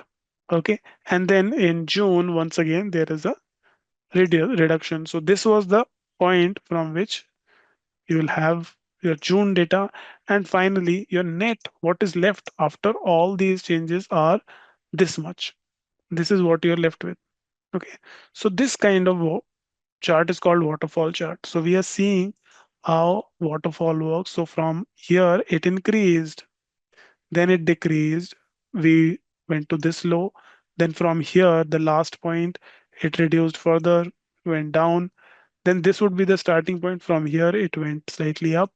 Then from here, it went further up. Then from here, it went slightly down. And this led to the net is at this level. Net cash flow is at this level. Okay, so this visual actually shows me where were the major dips, where end of the value were is at, and what the final value I'm left with. So this kind of visual is called waterfall. Okay, waterfall chart. Now this is not possible directly in Tableau. We cannot create them, but we can have a workaround to use to make this waterfall chart. Okay, so let's build something like this. So here I'm going to, since I don't have the example of cash flow, we are going to use the same data, but we are going to look at how each subcategory contributed to profit. Okay, how each subcategory contributed to profit. So put subcategory onto the columns. Okay, and the profit onto the rows. Okay, this will make a column chart, right? Column chart over here. Okay, so we've got this information. Now I want to make changes here. I want to make it a the type of this chart to be not a bar over here, but this mark I will change it to here in the mark, change it to Gantt bar. Gantt bar. Use the option Gantt bar. What Gantt bar does is instead of showing it for individual like full bar, just where the maximum is, we are highlighting that where the value is. So we can see those values where these are. Now I want to make this sum of profit not as it is sum of profit, but I want to make it as a running total of the profit. Since I want to show the incremental change, so I'll change it to a table calculation of just a running total. Show me the running total of all of these. Okay, now this Gantt not just shows all the values from 0 to its value, but running total. So how much it was for accessories, then how much increase it did from accessories to appliance, then how much increase did it did for the next one, then how much increase, and then for some, it is also going low. Wherever the profit is negative, it is also going down. So your running total is also going down for some in some instances. Okay, so we got this. And now I want to just fill this gap to make it look like a waterfall. Okay, so for that, I will once again use profit and use that as the size of this Gantt. Okay, this will be the size of this Gantt. Okay, size of the Gantt. So we got this. And now I'm going to make one more change to this, which is I want to invert this size. So this what it did is if my Gantt, this marker, the Gantt marker is at this level, use the line. If the Gantt marker is this level, when and my zero axis is over here, say like this. My zero is over here, right? This is where the zero is. This is where the zero is. So when I added size to the Gantt, it just added more size on top of it, right? It just increased the height. So whatever that bar is, it just added more size to it. So that's why this value, if you see, this is showing the positive increase from where the Gantt was. Gantt was over here. It increased it even further because of this size. Since I want to show this value from bottom to top, I will just invert this Gantt, size of this Gantt. Okay. How do we do so? This sum of profit that we added, just make the sign of this calculation negative. So here you can double click on this and you can make changes to this expression over here. Just simply put a negative on before the sum of sales. Okay. This has become negative. See, this has inverted. What was positive is now become negative. Okay, and now this is coming properly like a waterfall. If you see this properly, accessories increase, the profit was 41.937K. Then additional, we got about appliances, which increased its running total to 60K. Then it increased 66, 96, and so on and so forth. We are able to see this waterfall kind of an effect over here. And just to show what is positive and what is negative in different color, just to show the positive and change in the profit and negative change in the profit, we can bring profit into the color. Okay, we can bring profit into the color, and I can simply make it even clearer by just, you can make this specific just the two color format as well, just green and red. We learned about this, but you can leave it to this as well, waterfall chart. And remember this, these steps, you should be able to uh, explain why we are doing these steps. So on what you display here, that is something that you should always consider when it comes to creating your visual. What your end user would see, that always matters. Okay, so we should always do that cleanup. Eventually, whom are we creating these visuals for? These are for the business users. They should not get confused with anything. So it should be, your visuals should be as self-explanatory as possible, right? So all these minor things you should always take care of. Neha, I did not understand what you mean by you understood how to do, but what you want me to ask to show you. Okay, why do we do waterfall? I gave you the example. I spoke for about 5 minutes on why do we require it. Whenever we want to see an incremental change on our on the any data, be it month over month, when at which point we are seeing the decline, where we are seeing the increase, we want to see those kind of data explicitly, then waterfall is a good way to identify those points. As well as I gave you an example of also the cash flow, right? There are how we can identify how our cash flows has been week over week, month over month, uh, business units by business units. Those kind of insights you can find with the waterfall chart. Okay. Now, if you ask that why, if I can not interpret the same using a simple column chart, the answer would be yes, you can do that too. Like that is always there, but sometimes you may need to create these with these kind of more advanced charts, and you may be just asked that you need to create a waterfall chart for this. Okay, so then you need to know first what is waterfall chart, how we can create it in Tableau. Okay, so here we can do some cleanup of how the data is, the labels, all those details. Like if you see here as well, tooltip, you have some details which needs to be removed just to be clear on what this is, right? So we can just go to tooltip, we can clean it up.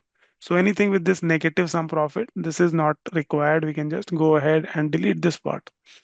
Profit, we are showing a sum of profit. This is fine.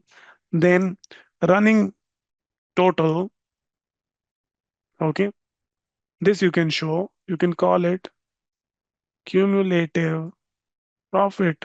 This much is sufficient. Okay, now your labels would be just subcategory profit and cumulative profit. Okay, this way. Now there is no negative value in the tooltips. Value, yes, you have to invert the values. Only then your Gantt would start from the actual value, because we are defining the size of the Gantt. You have to do the same step. There is no other way. Yeah. So let's move to the next custom visual.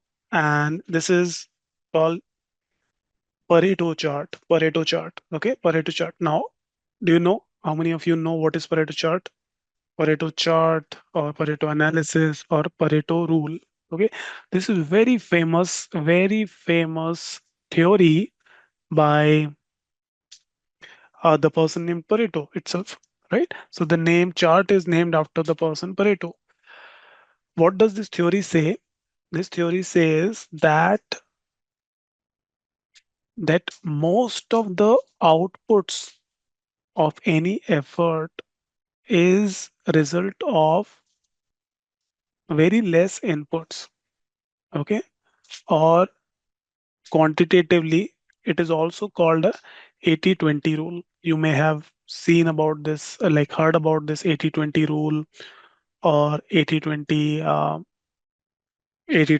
analysis, right? So what does 80-20 means? That 80%, now this is theoretical, but 80% of the output can be achieved just if you focus on 20% of inputs. And this is a very like famous theory in businesses, that you need to focus on only those 20% of the components, and then you will get just on those 20% of the inputs, you can get 80% of your total result. It can be applied on different types of business scenarios. Okay, and there are many books, many theories on this, and usually you would want to see this rule in the form of some charts. Okay, some charts, whether those chart, with that chart we can also see the same thing, how much percentage of input can give you x amount of output. Okay, now just to give you some more context on this, like when it comes to the 80-20 rules.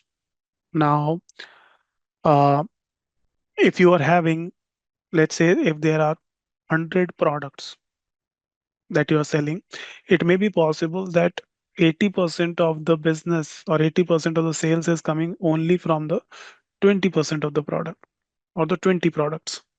Another scenario could be that, um, let's say, you are, um, let's talk about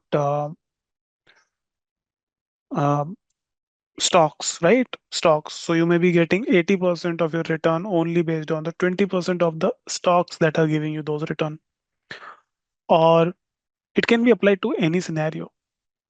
Let's think about the organization. So there could be, in organization, there could be those 20% of employees which are that valuable that they are bringing 80% of the business return, right? Or the customer satisfaction, whatever. But this rule applies everywhere. Overall, from your productivity as well as a person, you can focus on the 20% of the things. If you do those rightly, then you may get 80% of your result, total result, rather than focusing on everything. That's what business coaches also tell, that don't try to do everything, just focus on the ones which are really important, which gives you the most in most returns. Okay, so this is exactly the chart that like the Pareto chart, Pareto analysis is, and we'll visualize this, how we can visualize the same kind of input, same kind of data. Okay, so let's understand this. So let me create a chart. Okay, so with Pareto analysis, I need to first of all, I need to see, now let's say I apply this Pareto analysis on the on uh, let's say I apply it on the category subcategories. Okay, let's again apply it on the subcategories. So I'll put subcategories into the columns, onto the column. Okay, and I want to see how much sales I'm getting from these subcategories. So I will bring sales onto the rows. Okay, currently I'm able to see sales by each subcategory. Okay, all good so far. Now I want to make this sales, this data in the, I want to keep it in the descending order, right? I want to keep it sorted. So I can go ahead and apply a sorting on this. Okay, sorting. Now my results are sorted, correct? Results are sorted. Now I will just bring another sales measure over here and I will show this as a new row, another sales measure as a new row. Okay. So on the first one, we are going to keep the data as it is, which is the sorted order. In the second, on the second one, I want to change it based on the cumulative percentage total. Cumulative percentage total. Okay. So how do I do so? So go and change it by applying a table calculation, quick table calculation. And in the table calculation, we'll make it a percentage of total. Okay, so percentage of total. So here, actually percentage of total will give you only the individual percentage of totals for individual subcategories. I don't want to do that. I want to see the percentage of total incrementally. Okay, incrementally. So here we need to do it slightly differently. So instead of directly applying a quick table calculations, I'm going to edit this and I'm going to make it a table calculation and I'm going to make first, I'm going to make a running total. Okay, running total. What is this? This is my running total. So all of this, I just converted this to a running total. I'm able to see the running total. On the running total that I'm getting here, which is in the decreasing order of the subcategory names, I want to do a percentage of total of these running total so that I would know that this gave me X percentage, but these two give me X plus Y percentage. So I want to see how many categories, subcategories are giving me cumulatively how much percentage, right? So running total, that will be the primary calculation that I did. On top of this, I want to add a secondary. So select this add secondary calculation, add secondary calculation. And on this add secondary calculation, I will use the percentage of total. Okay. So the first is running total of sum and the secondary is percentage of the total. Now you see this is showing me the percentage of total. Phone is giving me 14.37 percentage, but phone plus subcat, phone plus chair is together giving me 28% of the sales. If we add storage as well, then it gives me 38% of the sales. If we add tables as well, it is giving me 47% of sales, and so on. It will give me 100% when we reach to the last subcategory. Okay, so we got these over here. So the above one is showing the absolute sales and the below showing the cumulative percentage sum percentage of total. Now I'll make one more change is that instead of this being a bar, I'll convert this into a line. Okay, so the second one that we have, I'll change this type of the mark from automatic to a line. Okay, this becomes a line. And I can also change the color of this line to something else. Let's say I want to keep this color as color of the line is, let's say, this orange color. And now I can simply combine these two. So we know how do we combine two axes together? We make them dual axis, dual axis. We make them dual axis. Now this color once again automatically changed. Let us fix those once again. So the first one, which was supposed to be a bar, now this became these circles. Let me change it to bar again. Okay. And this is becoming line. So that's fine. We can keep the color as this. Okay. Now let us also add some labels to these percentage values. For the second one, which is the percentage of total, we can add them to the label. I can turn on the data label here. Actually, I'll just turn off the data label. I'll just need the label on this. So this I can put it over here as the label, and I can change it once again to the table calculation, which is first running total, second doing the percentage of total. Okay, now we have these calculation of the label, and I can keep the label size a bit smaller, maybe 7. Okay, and if I want it to be consistently below or above, then I can just do some formatting here, like alignment, keep it always uh, at the bottom. Okay, maybe you can make it an entire view. Okay, so this is basically the Pareto analysis of our subcategory wise sales. Okay, once again, let us interpret it. Phones alone, one single category.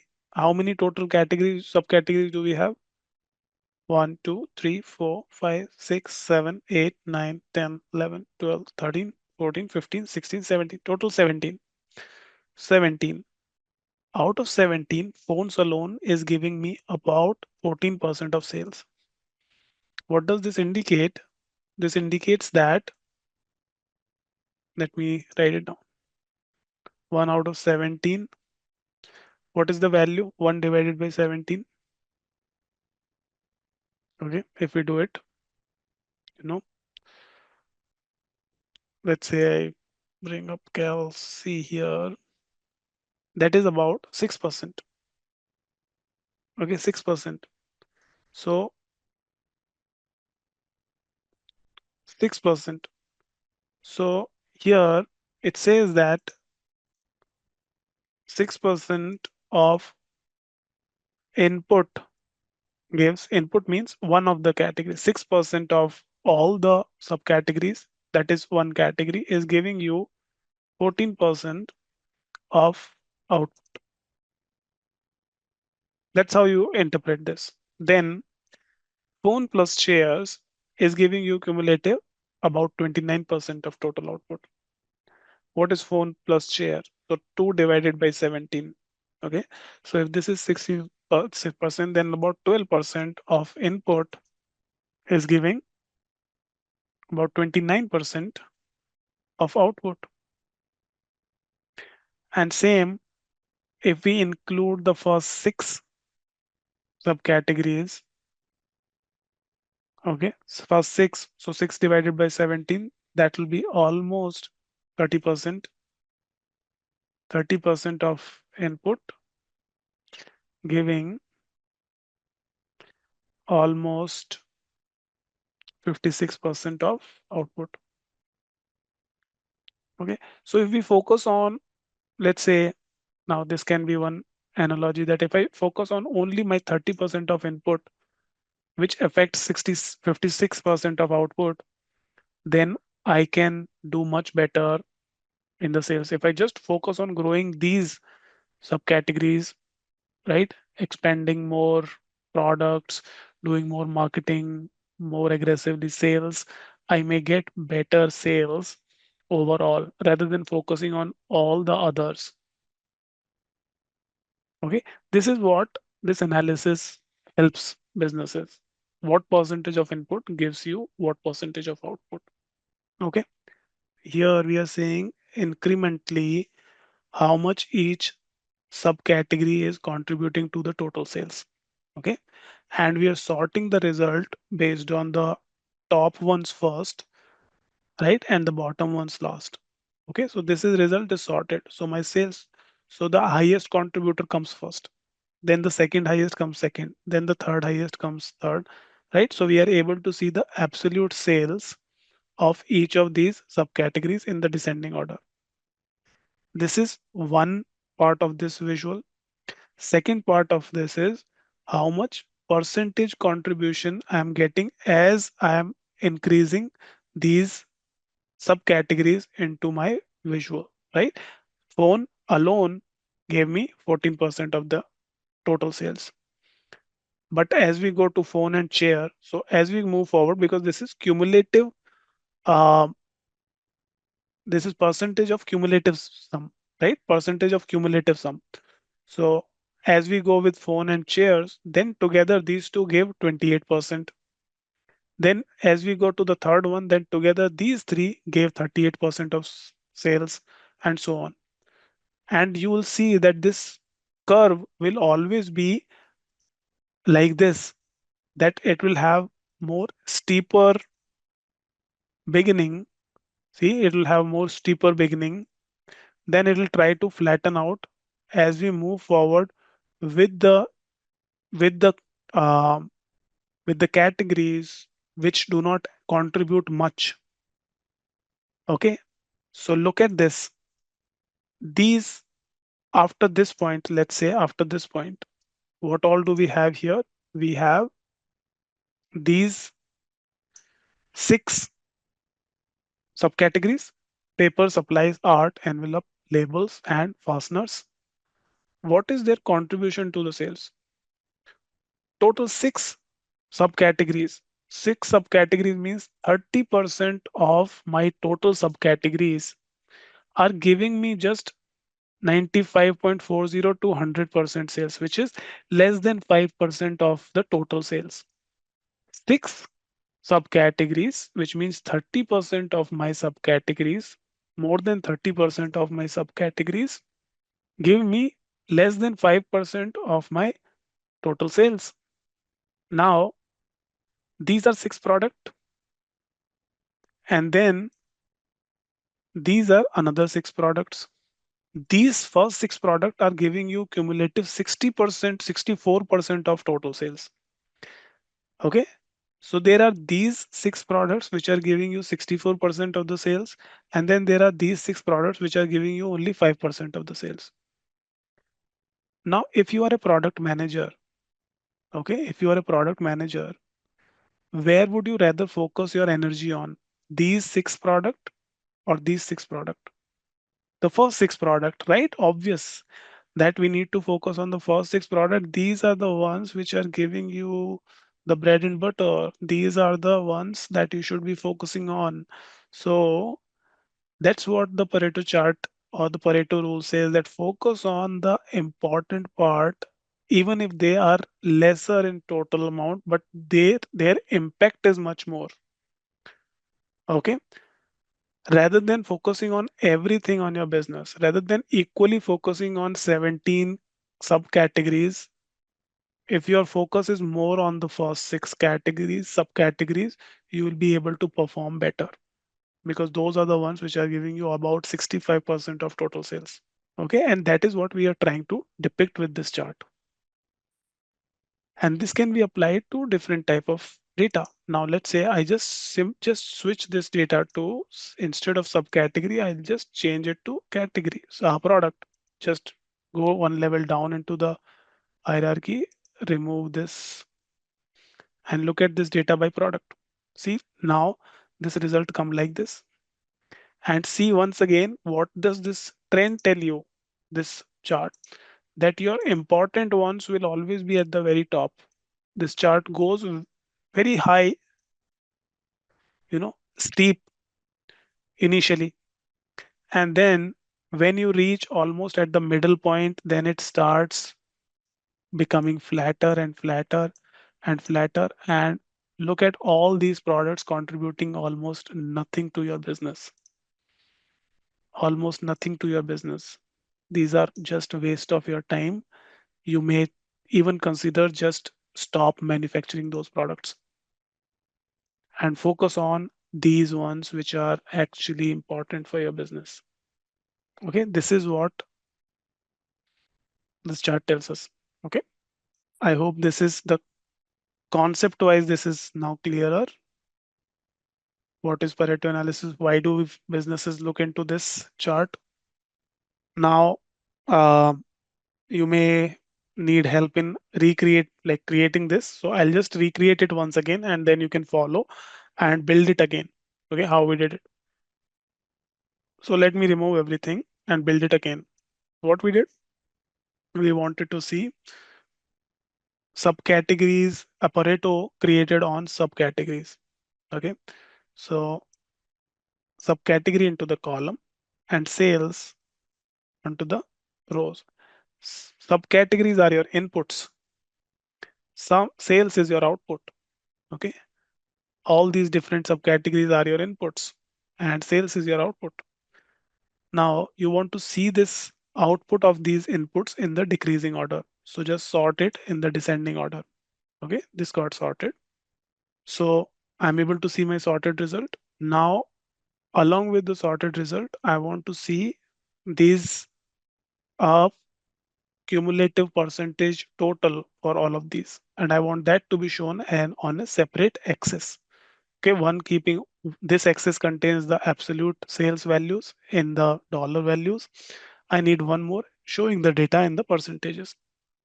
So I'll bring first of all sales onto the secondary axis here in the row, and I'll convert this into percentage of cumulative total.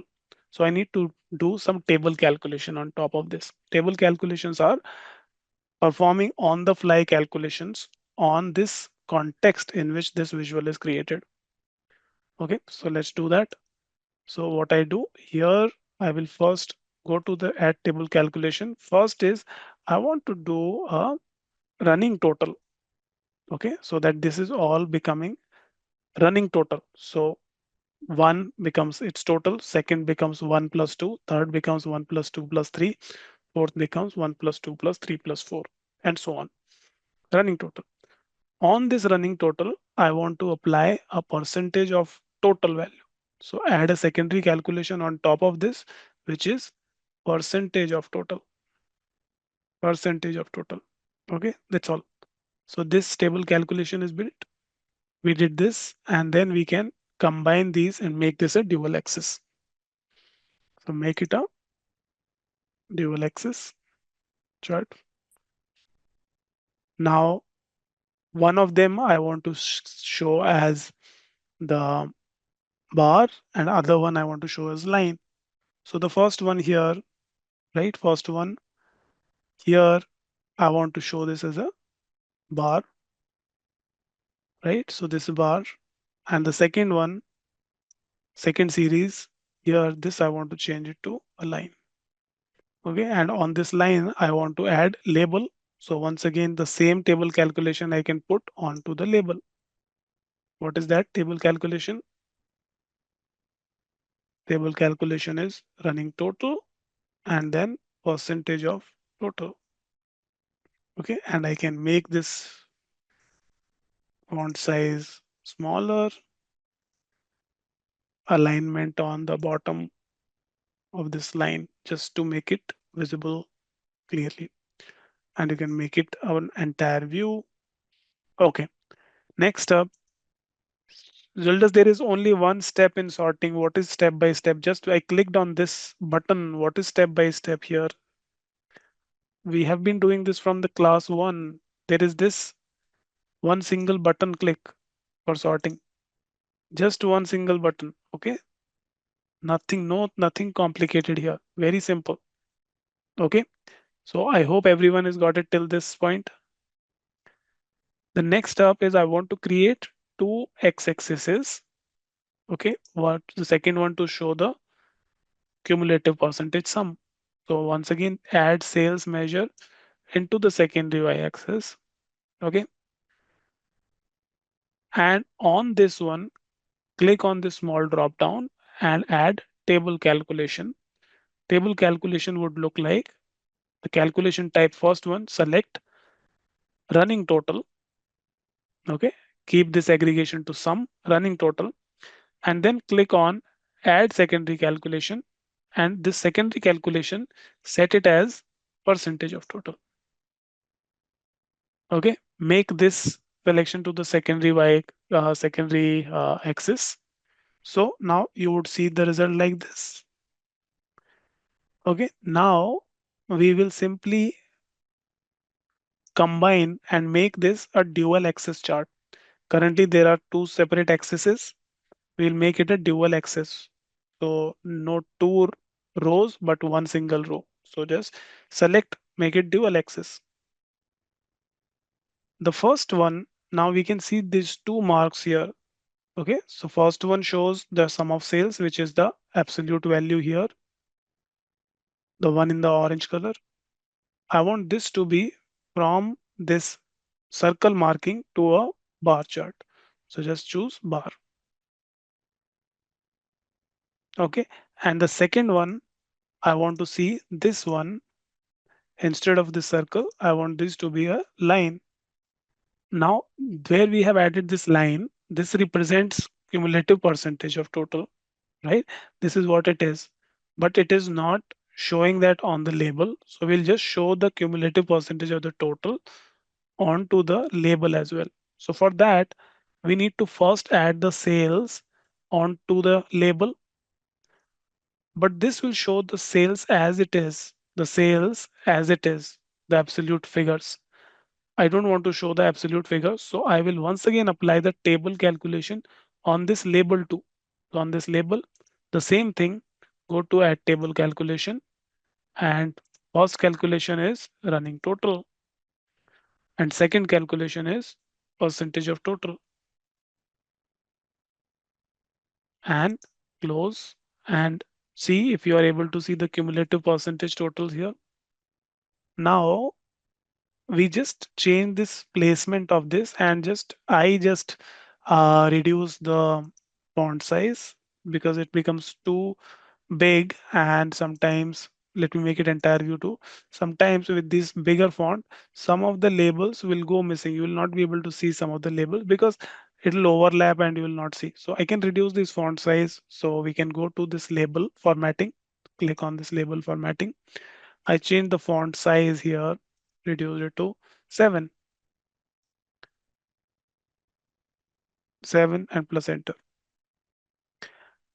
I can also make this formatting a bit um, like clean by removing these decimal numbers as well. Actually, these don't make much sense keeping these to two decimal places. I can just keep it to one, or maybe without decimal place as well, right? That will be more, data points will be much more readable with that, right? If I need to do so, you can go here and go to format. The same thing that we did earlier. So this number format, go make these percentages with just one decimal, or even without decimal if you want to keep it. Okay, because this is an indicative result that I want to just learn. I don't, it doesn't matter if it is zero point 0.7 or 0.75 or zero point 0.8.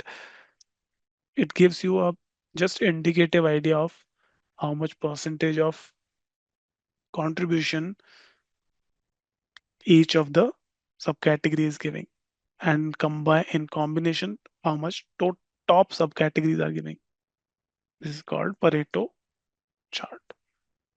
We can once again, we can make changes in this tooltips, make them better. Percentage of running sum of sales. Now these are some of the custom visuals that we work with. Now let's dive into uh, some field settings and data grouping parts, how we can do that. Let us understand that. So now, once again, taking the example of subcategory sales, let me take that. So I'll put subcategory in the row, and sales in the y-axis. Okay, and once again, I will, let's say I want to sort it in the descending order. Okay, now if I want to make some groups of my data on the basis of analysis, just based on how I'm analyzing, okay, I can just do it on the fly from the visual as well. Now, what I mean by groups? Groups is, let's say I have a field, and in that field I have some distinct values. If we talk about subcategories, this is a field where you will have subcategory names, right? Phones, shares, storage, tables, binders, all these are different subcategory names. Now, if I want to create a further group of this subcategories, so there is already a group of this which is categories, right? But if I want to do a custom grouping, then I can do that in multiple ways. One is just based on the analysis. So just based on this analysis, which is I'm looking at overall sales and overall sales by subcategory, and I now know which are my top five subcategories are. Okay, which are my top five subcategories? Phone, chair, storage, tables, binders. Okay, this is based on the total sales. So how, and I want to now, whenever I want to analyze the data, let's say I want to look at this as a group. Okay, as a group, I want to analyze this. So I can select these values. So just drag your mouse and start selecting these values from the top five. I dragged my mouse and selected these five. Okay, selected these five. Right click on this and make this a group. Make this a group. Okay. Now, if you see, a new field got created here, which is a subcategory group. Okay. Subcategory group. Okay. And automatically, uh, Tableau did some analysis on top of this, just added this group onto the color shelf over here so that I am able to see my top five subcategories in one color and the remaining in another color. Okay. So I directly from the visual, I created this subcategory group. Okay. Now this happened on the fly. I did it. And now I can just modify this group and I can make changes if I need to do. So I can go into this group and I can edit the group. Okay. What are the members in this group right now? So the first five, binder, chairs, phone, storage, table, these got added. And the name of this is also coming like this: binder, comma, chairs, comma, phone, and so on. Let's say I want to give this as name. I want to rename it. So just double click on this. It will allow you to rename the group. Let's say I call it top five subcategories. Top five subcategories. Okay. I've got these. Now, let's say I want to modify and I want to add something else, another group. So I can go expand. What all do I have in the other? I have these, some other, right? And I know that supplies, art, envelopes, labels, fasteners, these are the bottom five. Let's say I want this to be in one another group. Okay. So I can select those one by one here. Supplies, okay, art, control and select, envelopes, labels, and fasteners. I selected all of these, then I can make a group, create a group. So another group got created. Let's say I call them bottom five subcategories. And then let's say you have this as other and you can leave this as other. There can be other grouping that if you want to do, then you can do. So we created this group based on this analysis. I'm able to identify which are top, which are bottom, which are then other. Okay, clicked on this apply, and this new group based filtering got up, this color code got applied on my visual. Correct.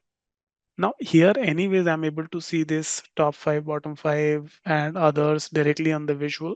So on this visual it does not make much sense. But now if I want to analyze this in any other way, okay, if I want to analyze this in any other way, for example, these grouping has become permanent. Okay, this will be permanent. It will not be dynamic. So tomorrow, if with more data, let's say binder is no longer the top five, machine became under top five, that won't happen. So this is the fixed grouping that I have created based on the current data. Okay. Now, if I let's say apply another field over here, let's say uh, we have the subcategory. Now let's say I apply the region over here and add it in the row. Okay. Now what I did, I added region to the row and I'm seeing region wise subcategories and how those top and the bottom subcategories that I have would look like when I add some other fields, and I hard coded these groups, but you see that for East region, those top five do not always remain top five, correct? So your top five is different in the East region. So overall, on the overall data, your top five, bottom five would be one. But when you add some other context to your visual, this will highlight that overall, which is my top five, is actually quite low in East. Okay. Or machines, which is nowhere in the um top five, this is other, is actually second highest in South. Okay. And similarly, so I will be able to see this group, how this is changing when we see this with other results. So just quickly, if you want to make some a new field calculation based on some knowledge, you can do so by using these groups. So you can visualize something based on that, you can create group and then you can see how that group looks like. If you have a defined logic for creating group, then you can go ahead and build with that. Or if you want to do on the fly based on what the data is telling you, you can make groups like this. But this is just a way to create these calculations to group values into groups. Okay, this is how you can do grouping. So one is just by simply selecting the value, or other is on the visual, you drag and select values and create these groups.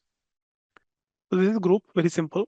Uh, Next up, I would want to show you uh, sets. But before we go to sets, what are sets and how to define those?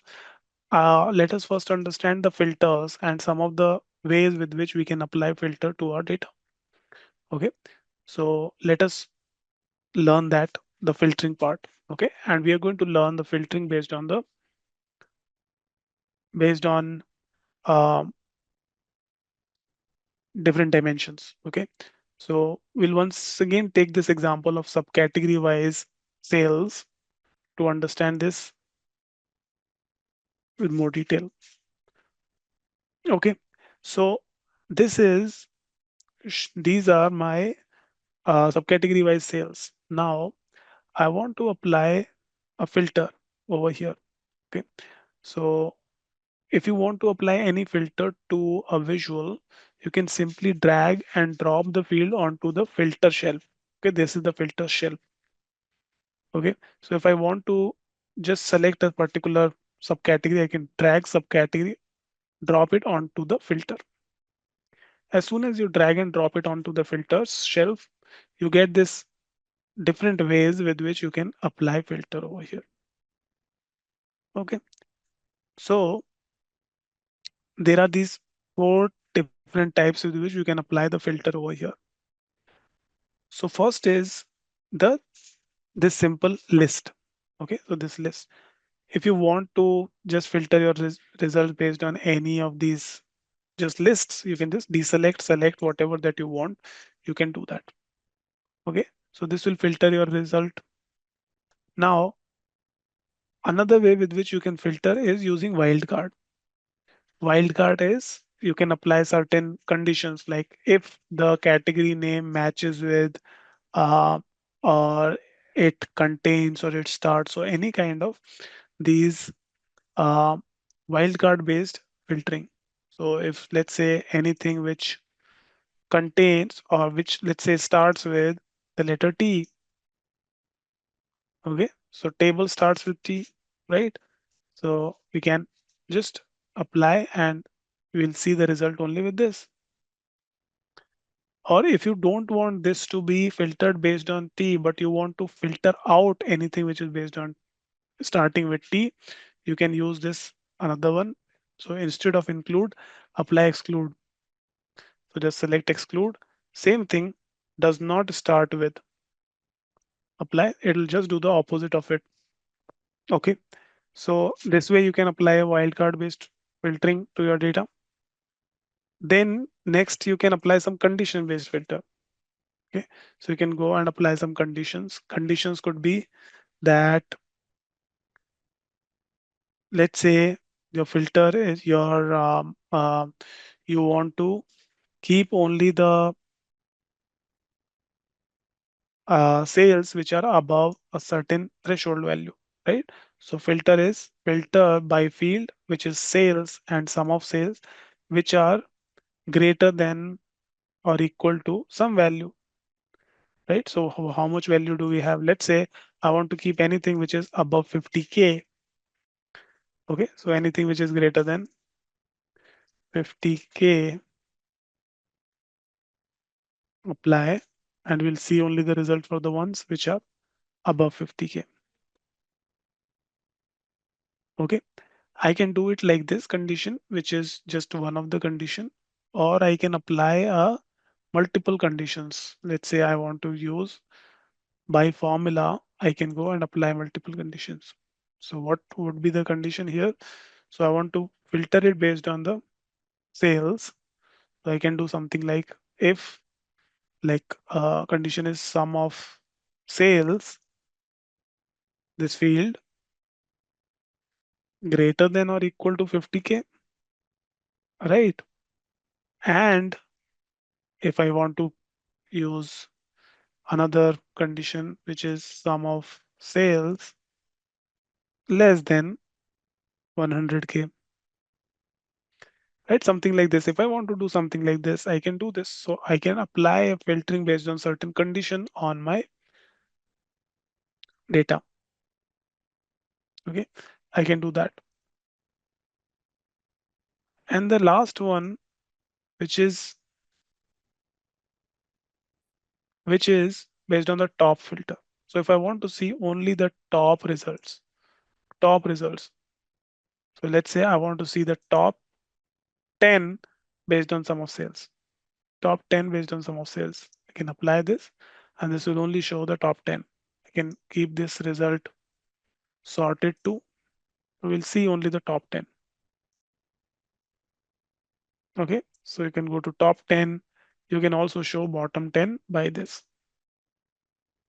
Okay, same as how we did in Power BI, the top 10 and the bottom 10. Here as well, we can do the same thing. Okay, so we can apply this filter to show these results. Okay, so when you add filter, any field to work as a filter, you can simply just choose which to keep, which one to remove. You can use wildcard, okay, which could be based on inclusion or exclusion. You can use conditions, or you can use the top n or the bottom n. This filter that I have, I can just apply this filter and keep it here in the filters. Or if I want to see the result of like what I'm filtering and I want to users to have this ability to use the filter in the dashboard, I can just select show filter. Okay, you can use show filter. Okay, so show filter will actually show what we are doing, how the filtering is applied on this result. Okay, so it is all these limited by the top 10. Okay, if we want to change how this would be, this result would be shown, you have some other customization options over here. You can do those too.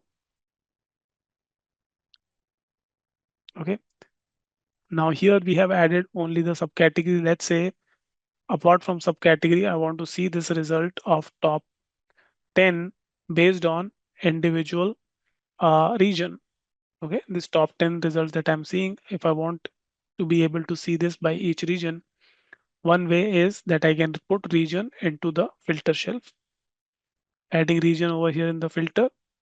Okay, and select apply. Okay, so currently none of the region is being applied. So you can bring it into show filter and you can choose how you want to see the top result based on only one of the region or multiple regions. You can see your filtered result based on any other field when you add them as the filter. This filter that you see here, you have the option to show this in different ways. Here, I'm showing this in the form of list where we can select multiple and select everything. But if I want any filter to be shown as just a single value selector, I can make changes in how the appearance would be. So here in the small drop down over here, we can change it to a single value option, a single value list. A single value list would be like a radio button. Only one can be selected at a time. Okay.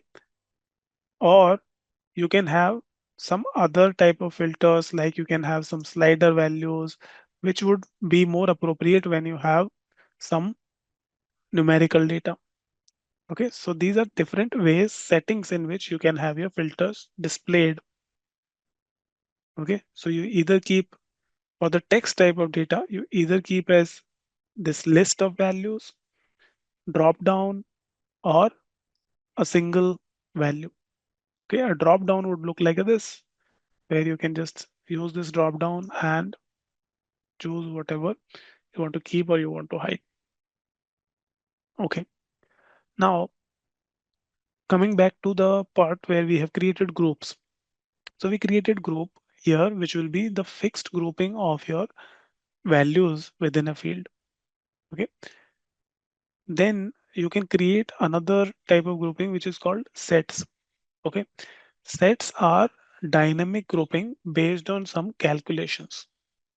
Okay, these grouping are just simple grouping, static grouping, but sets allow you to create dynamic grouping. So let's do that. So on this subcategory, once again, I'll go and this time I'm going to create a set. Okay, so we created group earlier. This time we are going to create a set. So for set, you get the similar option like we get in the filter. Okay, so here I can create a set based on certain logic. Okay, so this set, now I can create a set based on condition like set set, which is the result of this is, let's say you are keeping only, let's say you create based on the top. Okay, top, let's say we want to create a set of top five subcategories, top five subcategories. So you select top five based on sum of sales. Okay, so we create this categories top five set. Okay, and click OK. So we got this category top five set. Okay, and now I can use this onto the color. And basically when we create set, it will, when we use it as a um, um, as any kind of highlighting the data, then set by default it gives you an option of in or out. Okay, in or out. So if any of these are part of top five, then they will be color coded in, otherwise out. Okay, that's how you get the output of set. So let me show this set as the field first of all. Set in out. Let me see if I'm applying some filter over here. Let me remove. Okay, this condition is being applied here. That's the problem. So let me remove the condition and only this.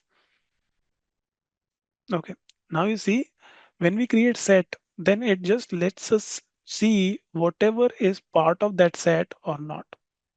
Okay, so we created set of top 5 subcategories. Okay, so we see in and out. Now, once again, let me show this subcategory wise sales. Okay, and let me show this set that we have created. If we just color code it by the set. Okay, now this is showing me which are part of those top 5 or not. If I sort it, you'll be able to see this correctly. So this is in or out of this, right? Top 5. Now here in set, if I add region, okay, I need to apply. So here as well, I need to apply this will still show me. I think I was mistaken. I was assuming that this will be filtering dynamically, but this is also understanding the context of the top L that we have applied. So this context would not change. I'll need to apply another calculation to take this context on the region level for it to work. These are the ways in which you can combine data in your fields, okay, in your dimension or by dimensions. Okay, so let's just once again recap on this. So groups, how we can create the groups. So groups can be created by just on the visualization you can go like here on the visualization you can go select whatever that you want to select, and then these ones if you want them to be grouped by a specific combined field value, then you can do a right click and you can group. Okay, so for group there is this paperclip icon, right? So wherever you see this paperclip icon, this means that we are talking about grouping. We did a group based on the subcategory. If you see over here the paperclip icon, so this is indicating the subcategory grouping that we did. How did we did the grouping? We did it based on the top subcategories which we just selected based on the sales value overall, and then the bottom 5 subcategories based on the overall sales, right? And whatever is remaining left into others. So this is how you can do the grouping. Grouping is static in nature. Okay, it does not change. If tomorrow some other subcategory becomes higher valued, like in terms of sales, it will still show your top subcategories as you have created earlier in the group. So this remains static. The main purpose of grouping is like if you want to just, if you know that you want to, uh, if you don't have that uh, grouping directly in your data and you want to do, uh, you want to analyze products which can be grouped together, then you can do the grouping. Okay, so normally this should be applied based on what kind of field values that can be clubbed together. Okay, that you can do for grouping. Okay, another example that we can see on this is, let's say you have these products.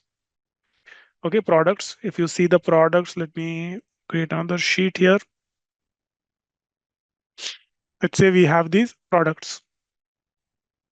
So see, we have about 25 2025 products, but it is saying that maximum recommended maximum in this shelf is only 1000. It is not allowing me to just show them as it is. So we can go and let's say if I just apply a specific category filter first, okay, a category filter, and let's say I only am interested in looking at a specific category. Let's say I'm talking about only furnitures. Okay, so we applied a furniture filter.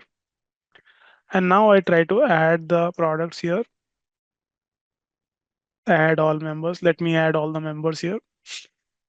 Okay, so now we have everything which is there in the furniture. Now, if I think that any of these products which are currently shown as the individual products can be combined together, then those can be combined into one grouping, right? In your analysis purpose. For example, we can see this bookcases, right? Bookcases. So you have two shelf bookcases, three shelf bookcases, four shelf bookcases. If you want all of these combined into one group, which is of bookcases, you can do so. Okay, you can do so. So how you can do here is you can go and create a group on the product. You can go and create a group, and here you can find everything that is belonging to that contains some data. So let's say you have this find option. You can go to find and find members that contains bookcases, let's say, right? So you find all which contains bookcases, right? So it has highlighted everything that contains bookcases, correct? Now you can go ahead and group them into one group, which can be bookcases. Similarly, so all of these which are of the type bookcases are now got combined into one product group. Similarly, here you have some types of refrigerators. If you want these to be combined together, so you can search refrigerator, right? So everything that is refrigerator, you can make a group of them, calling them as refrigerator, entire group into the name refrigerator. So this kind of custom grouping you want to do, you can apply this kind of grouping into your products. Okay. So now you have this product group, you can add it before the product name, and you will be able to see this grouping like bookcases, everything related to bookcases are now coming into this group. And then you have all the underlying values over here. If you want everything consolidated and viewed at the bookcases level, you can do so. Similarly, if you scroll down, there would be refrigerator as well somewhere. Why is it not coming up? Yeah, refrigeration. Okay, this may be because of the filter. If you see, my filter is applied on the furniture, right? Refrigerator should come in the technology. Okay, maybe that grouping did not get applied. Let me check. Okay, refrigerator, the grouping got applied. Let me apply a filter over here and see if I can just condition if the product group is equal to refrigerator. So it did get applied. I'm not sure why it was not coming up because of maybe the samples that we were seeing here. But anyways, we can do this grouping like this too, right? Custom grouping, and then you can view the data at this hierarchy level, a custom hierarchy that we have created. So this is one of the purpose with which you can use, one of the use case with which we can use groups. Around grouping is not permanent. You can always edit it. Okay, you can always edit it. So here we have the product name group over here, right? If I need to edit this, just go and edit the group, click on edit group, and it will allow you to update the existing group by adding either removing or updating any kind of changes you need to do on the existing one. So it's never permanent. If I need to just ungroup this, let's say refrigerator, I don't want it to be grouped, I can ungroup it and this will be gone. So another topic that we covered yesterday is sets. What are sets and how sets are different than groups. So while groups are used on the some dimensions and you give static selection of the items, like what should be the static grouping, you define them static in a static way. In sets you can create um, you can create sets in both static as well as dynamic way. Okay, it can be in both static and dynamic. With sets, what we do is we define a list of values. We define a list of values based on either certain conditions or by the static. selections. We define a list of value, and then your set will tell you whether anything that you look at, whether that is part of that defined list or not. Okay, so set always gives you two values in the output, whether in or out, which means whether the field that you are selecting, whether that is the member of that set or not.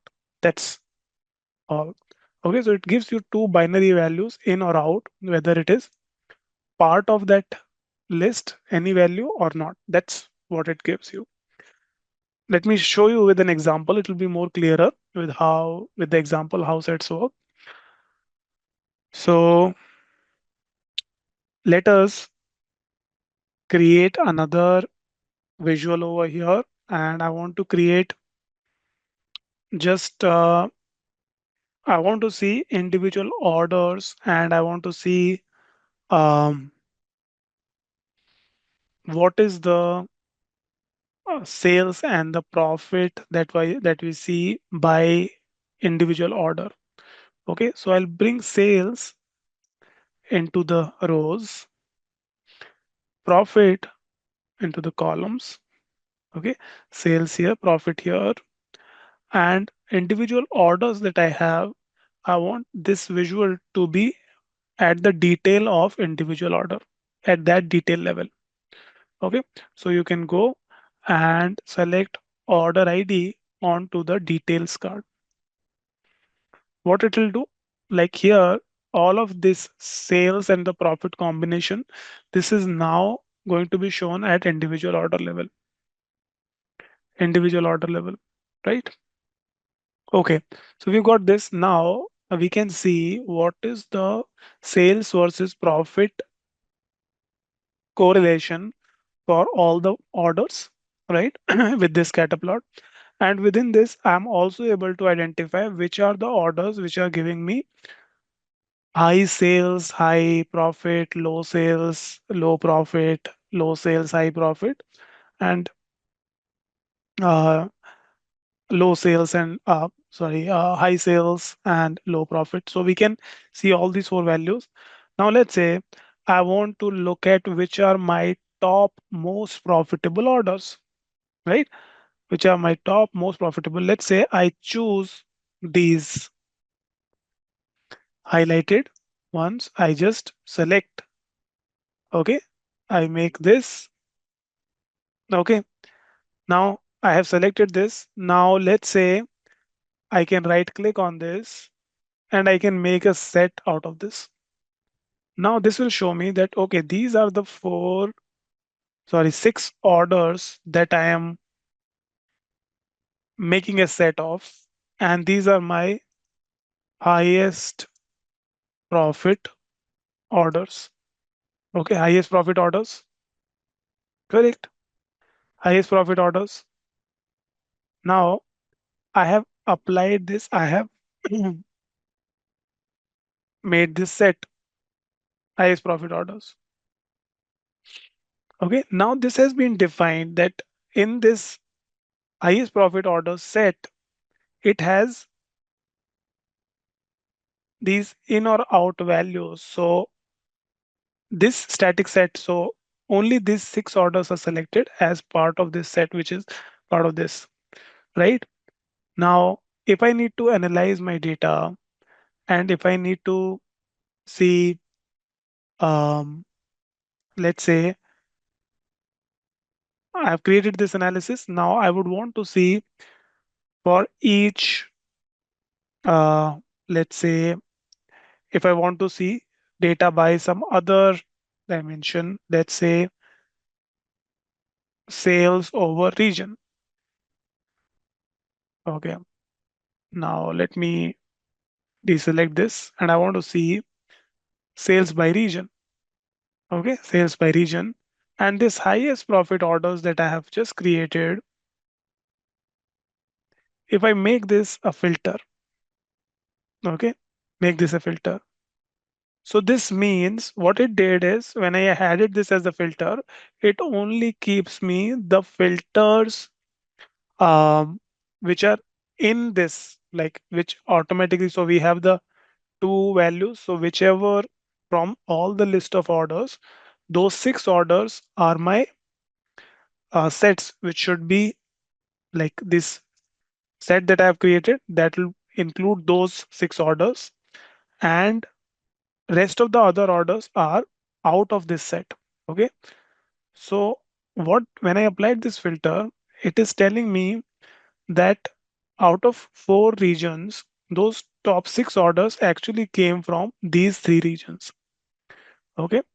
Because the other region did not show up. Okay. So those orders were not there in this region.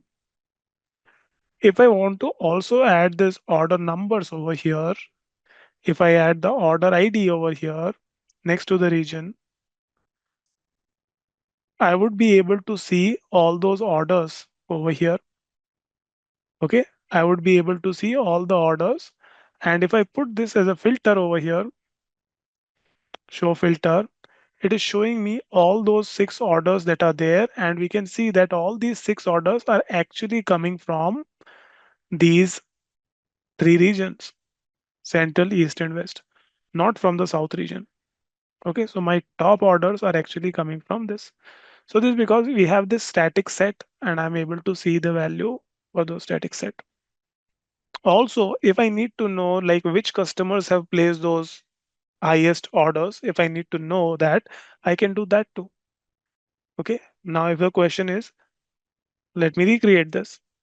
If I need to know which are those customers who place those highest orders, so I can go and I can analyze the data by customer into my rows, and I can put sales, let's say the sales from each of these customers, and I can now apply my highest profit orders filter, and I would know that these are the six customers who made those top orders. And since we also have these customer names also six, which means that those orders were from six different customers.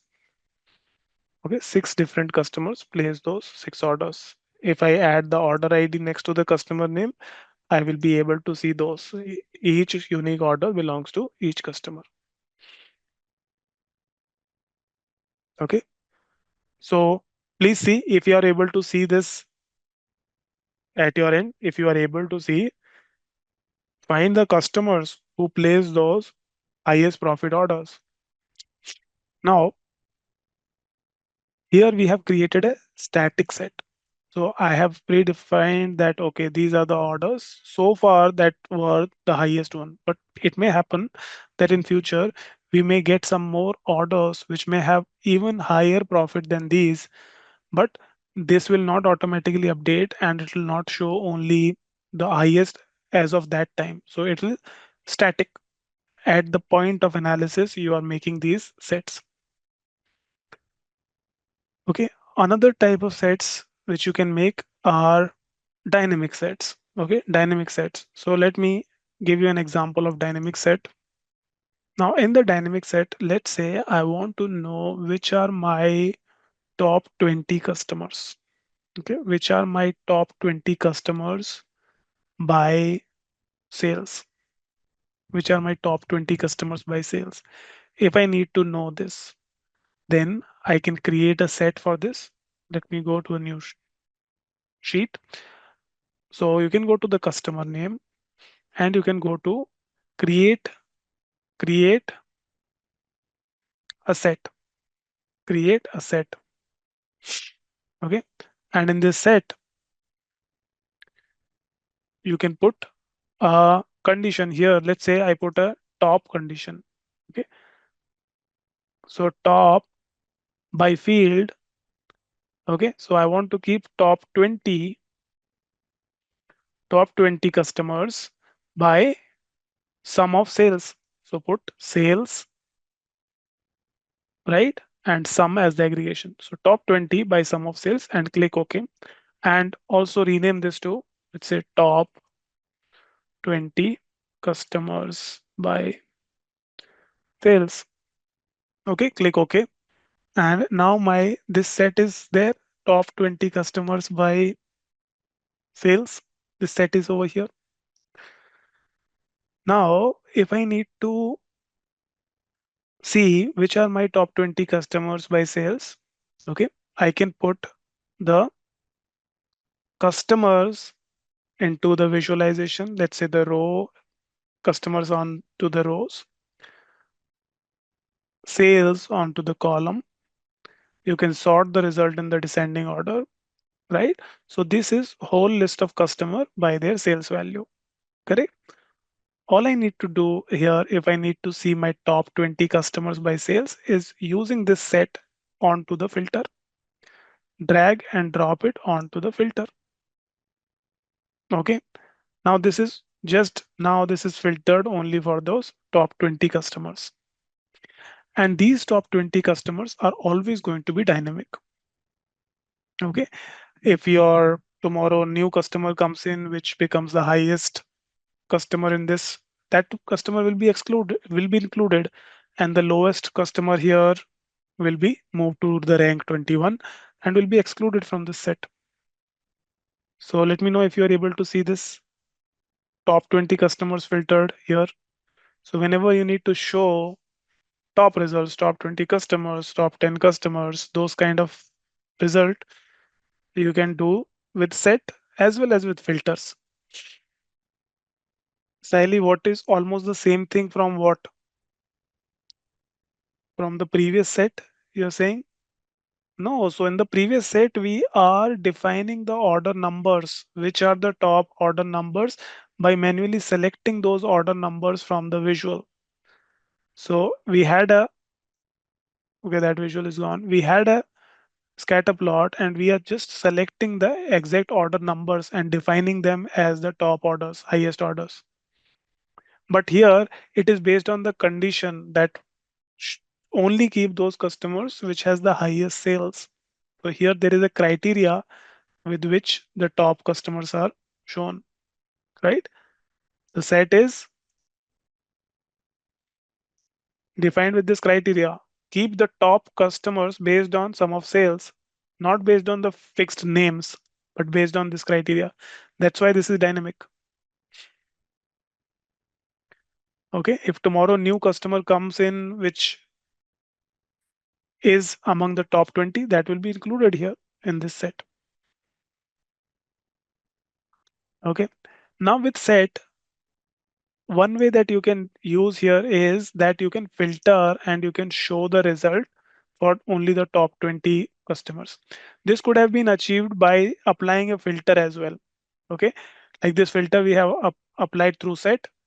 If I remove this and if I simply add a customer filter over here, customer name filter, on and that customer name filter, if I had applied the top 20 customers by sales and applied, I would have given the same result with that as well. If without applying set, if I simply add customer name onto the filter and applying that top n customers, that would have also given me the same result. So this result of just showing the top n results, this can be achieved with both set as well as with directly with filter. What you cannot do directly only with filter is that you cannot show the other ones which are not part of this set. Okay, so if I want to just highlight the ones which are top 20 and highlight the ones which are not top 20, then I can use set over here and I can put this set top 20 customer set onto the color shelf. Okay, color mark. So go and add it to the color mark, and now it will show you what is in and what is out of that set based on this color code. If you add it on the filter, then it only keeps in as the filter. But if you put it on the color, it keeps both in and out. And you can see your top 20 and the remaining here. Another way with which you can use the set is if you want to see the proportion of, okay, for example, here now, if I want to see I have, how many customers do I have in total? I have about 20,000 customers, right? 20,000 customers. Sorry, 2,000 customers in this data. Let's say I want to know what is the contribution of sales that my top 50 customers are giving versus the remaining others. Okay. What is the contribution of sales that my top 50 customers are giving versus the other? Okay. So if I need to do this, then let me just modify this existing set itself. Instead of top 20, let me change it to top 50. Let's say I change it to this. Okay, automatically now this will be colored for top 50 and the remaining. Now, if I need to know what is the contribution of sales by top 50 and the remaining, I want to analyze this. I can do this too. I can add another sheet and I can simply create a sales onto the row. And let's say I go to the show me and I choose this to circle, not the circle. Let me choose. Okay, let me keep it like this. This is the sales. Okay, total sales. Okay, I kept it in the column. We can see the total sales. And I just want to see what is the contribution of this total sales coming from my top 50 customers and the remaining. So now I have this set and I can bring this set onto the color shelf over here. Okay, onto the color shelf. And now I can see that the top 50 customers are giving me this much of sales and the remaining are giving you this much of sales. Okay. If I need to know the percentage contribution of these, then I can bring sales on top of the label, right? And I can convert this into a percentage of total table calculation. So go change it to table calculation, which is percentage of total. Okay, that's all. Okay, so top 50 customers are giving me about 22% of total sales. How many customers do I have in total in this? I can also view that. So I can put just the customer ID, okay, customer ID, and put it on top of the label, right? Customer ID. But I don't want these customer IDs as actually the customer IDs, but I want to aggregate these. So go and convert this into a measure, not just this, but a measure which is count distinct of customer ID. Measure count distinct of customer ID. Okay. So 50 customers giving me 22% of the sales and remaining 743 customers are giving me about 77% of sales, 78% of sales. Yeah, because Neha, did you not change it to top 50 customers? I changed my top 20 customers to top 50 customers. You may have forgotten to do that, right? This is now top 50 customers. Okay, still it is coming like this. Can you share the screenshot of your visual, like the screen, entire screen? You did not change. You still see the number on the in the blue is 20. Do you see 50 written over there, Neha, or 20 written over there for the count of distinct customer? Then you have not changed it to top 50 customers. You are not showing top 50 customers. Why would the count be 20 if you are showing the top 50 customers in that set? What about the others? Are you able to see the same result? Top 50 customers contributing to 22% of total sales, remaining 743 customers contributing to 78% of the sales. Zeldas, what is the meaning of in and out? So in and out sets are always represented as, when you use the sets, they are always represented as whatever you are showing, whether that is part of the set or not part of the set, which means the set you have created, which is the top 20 customers, whatever data that we are displaying on the worksheet, whether that is part of those that set, which means if we are showing those customers which are part of those 20 top 50 customers, then it will show that this is in. If those are not part of the set, then it is out. So it always, sets always show the data as the whether something is part of that is it a member of that set or not. That's why in or out. Okay.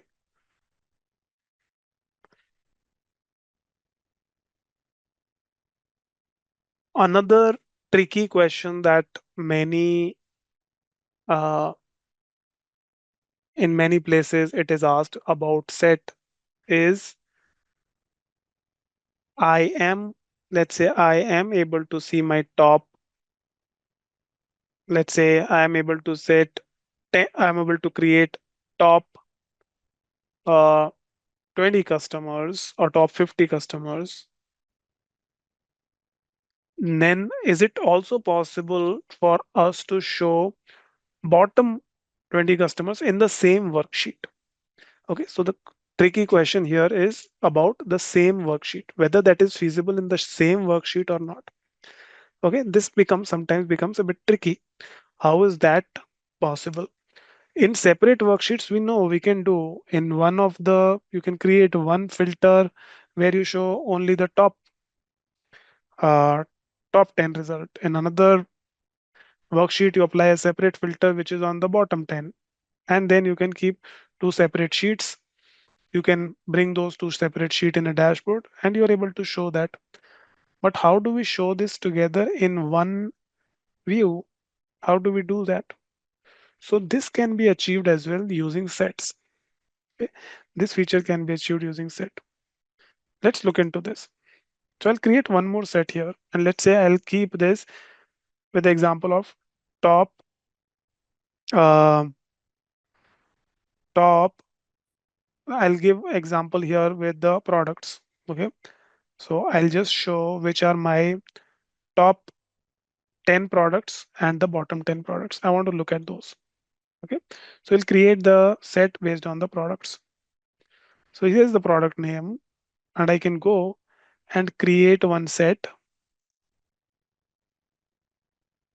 which is top 10 products based on, let's say I use the here profit, top 10 based product based on the profit. Okay. Top 10 products by profit. Okay. Top 10 profitable products. I got this set. Okay. If I need to view top 10 profit, top 10 products, I can easily see that I can bring products into the rows and profit onto the column, sort the results in the descending order, and just apply this as a filter. Top 10 products by profit. I'm able to see the top 10 products. But how do I see bottom 10 as well within the same worksheet? That is the challenge. Top 10 I can see or bottom 10 I can see, but together how I want to see that. So what we will do here is we will create another set, a separate set first of all for the bottom 10. So once again on the product name, once again go and create a set which is instead of top, this time I'm going to use bottom 10 by profit and click OK. Sorry, I need to rename this properly. Bottom 10 products by profit. Okay, we got this. Where did it go? Okay, it's here at the top, very top. Okay, so we got the bottom 10 product by profit. We got the top 10 product by profit. And now using these two independent sets, we can make a combined set. We can make a combined set that whatever the members which are part of set one and whatever the members which are part of set two, I want to merge them together and make a new set. Okay, this is called combined set. We can make combined set. So to make a combined set, you can select set 1, then press Control key and select set 2, which is this. Okay. So just select both of these, set 1 and set 2, right? Select both of these and then right click, and you'll see an option of create combined set. Okay, very simple, right? Now we'll create combined set. In combined set, you will see this kind of window where you see this two sets here, and you get a choice of how you would want to combine these two sets. Okay, how you would want to combine these sets. So there is, these are called the Venn diagrams, right? Venn diagrams. This is similar to what you have seen when we applied joins, right? You have those full join, left join, inner join, right join. This is similar to that, right? So if we want to make a new set which includes member in both the sets, then the first option. If you want to make a set which is only the common members in both the sets, then you can go for this one. If you want only the ones which are part of first one and not the part of the second one, or which are part of the second one and not part of the first one. So you can choose which type of combining you want to do. In this case, I want to see both top and the bottom together in one view. So I want to make this first option, which is use include all members in both the sets. So this would be a new set, top and bottom 10 products by profit. This is a new combined set, top and bottom products by profit. Okay, and now we got this new combined set. Now, instead of this visual getting filtered for the top 10 products, I would now filter it based on this combined set. Okay, top and bottom. And I want to include, just a second, why is it not showing? This should be bottom 10 products by profit. Okay, this looks correct to me. Why is it?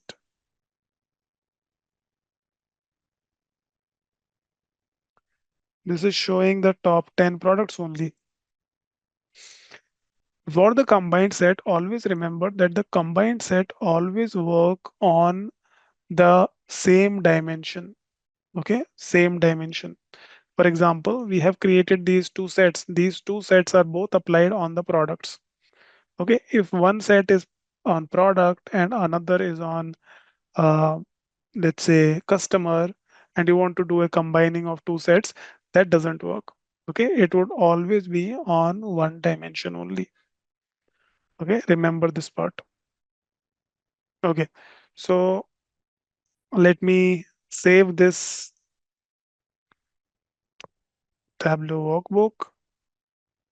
Now we'll move to the next uh, topic, and that is calculation. Okay, so let's move to that one.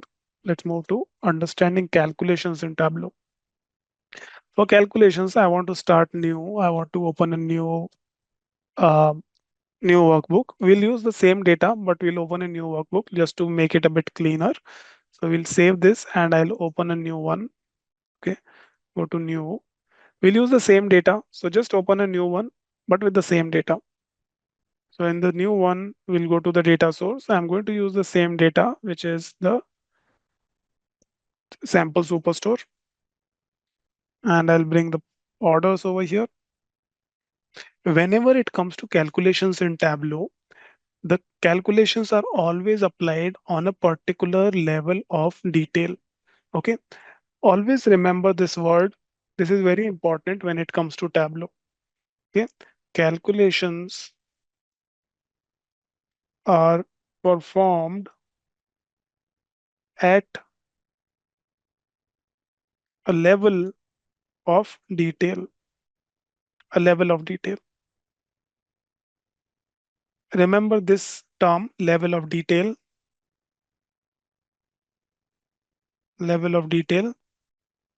or LOD, level of detail. So calculations are always performed at a level of detail. Now, what is that level of detail? It can be, let's say, if I am looking at uh, row level data and I want to apply something at a calculation that needs to be performed at each row of my table. Okay. So that means there the level of detail is at each row level. Okay. At each row level, I want to apply a calculation. Or in some other case, let's say I want to do a calculation which needs to be applied at a level of customer level. Okay, customer level. So this calculation needs to be applied, aggregated at the customer level, not beyond that, not below that, at the customer level. So there, the level of detail would be that it will be at the customer level. Or in some other case, it could be, let's say I want to calculate something which needs to be at the date level. So there, that would be the level of detail. So whenever we perform calculation, there will always be some level of detail which would be there in the context. Okay. So in the calculations, typically you have these four type of calculations. One is the row level calculation. Okay.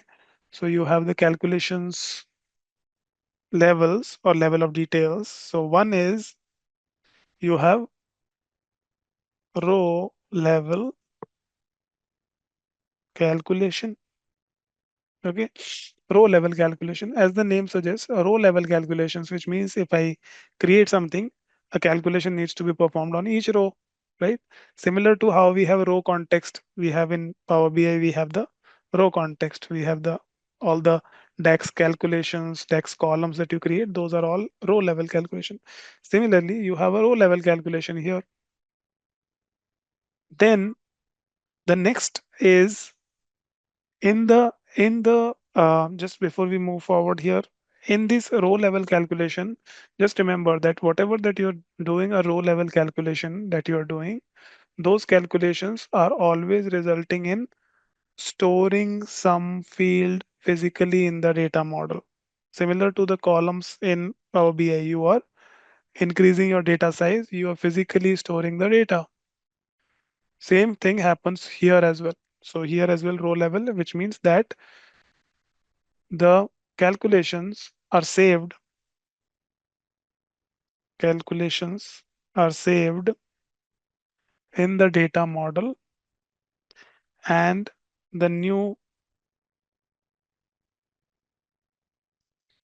calculated fields can be reused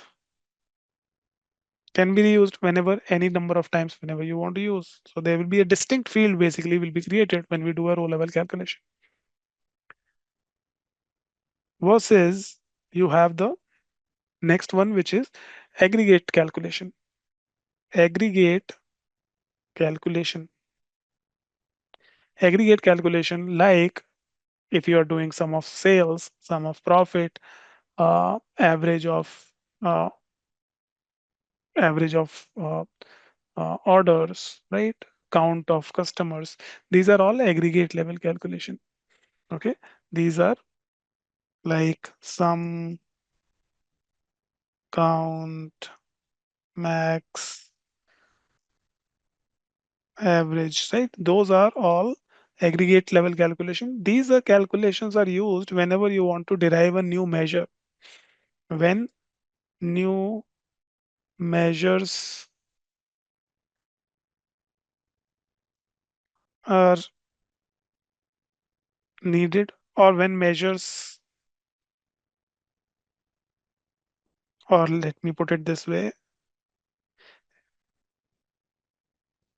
this is used for measure calculation. Let me put it this way, used for measure calculation, any measure.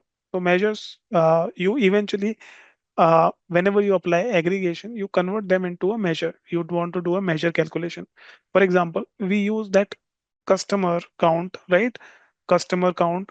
So we did use the customer ID, which is a dimension, but we converted it into a measure by applying these aggregate function. So we did count distinct of the customer. So that became a measure. So we use aggregate calculation for the measure calculation. We derive measures. Okay. Now these ones are up to you whether you want it to be you want to use it on the visualization on the fly, or you want to save this calculation in the data model. Okay. Can be created on the fly or can be saved in the data model. Okay. For example, whenever we are using sales, it is converting into sum of sales or uh, sum of profit. So that kind of measure calculation is doing on the fly. We are not saving any new field into the data model. But if we want to save a new field with the value as sum of sales, we can do that too. That can be a new measure calculation that we can do. Okay, so you can do it and you can save it, or you can just create it on the fly. These are the aggregate calculations. Third type of calculation, which we have also seen so far in some places, which are called table calculations. Table calculation. The level of detail for the table calculation is whatever that you see on the worksheet, that becomes the context at which the table calculation would work. Okay. So here you can have things like you can calculate running total or percent of total. Okay. Or difference from previous, something like this, right? So you have these table calculations which has this level of detail of the fields used in that worksheet.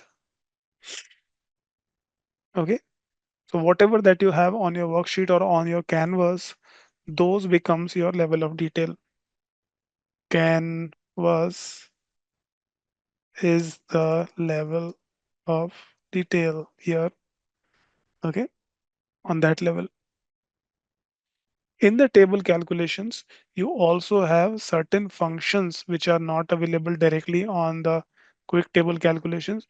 You can use some table calculation functions can be applied, like windows, window function, like window function. We'll see that there are some table calculation function that you can do. The fourth type of calculation level is that once your aggregation is done, then on top of the aggregation, you can do certain statistical inferences of your data. Okay, those are called post aggregate calculation. Let's say you calculated something and then you are doing some kind of statistical calculation on top of this, like whatever output that you have got from this result, you want to find out whatever is the median of that output that you are getting on the visual after the aggregation, or what is the average value, or some minimum maximum of the total that you see after the aggregation. So you can do on top of that, you can apply some statistical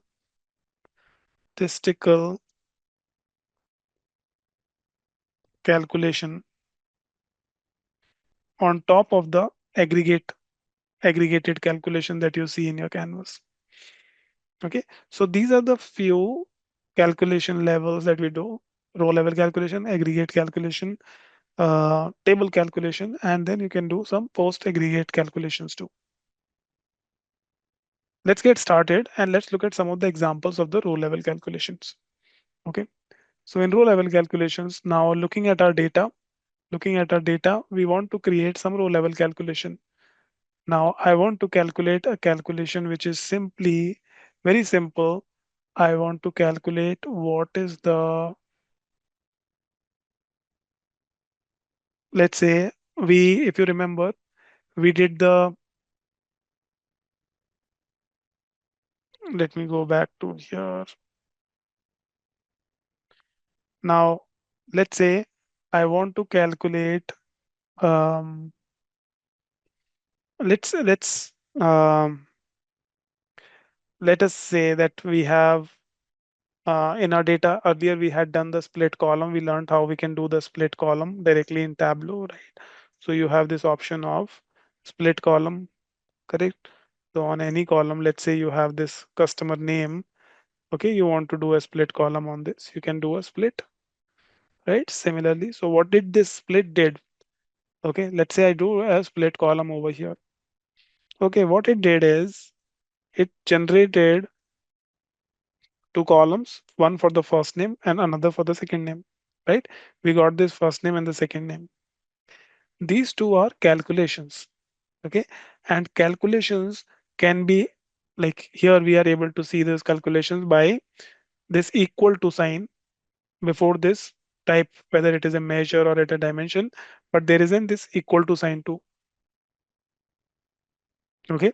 And this equal to sign represent this calculation. You can also see that this is of the type calculation. Now let's say I rename this over here from this to first name and this one to last name.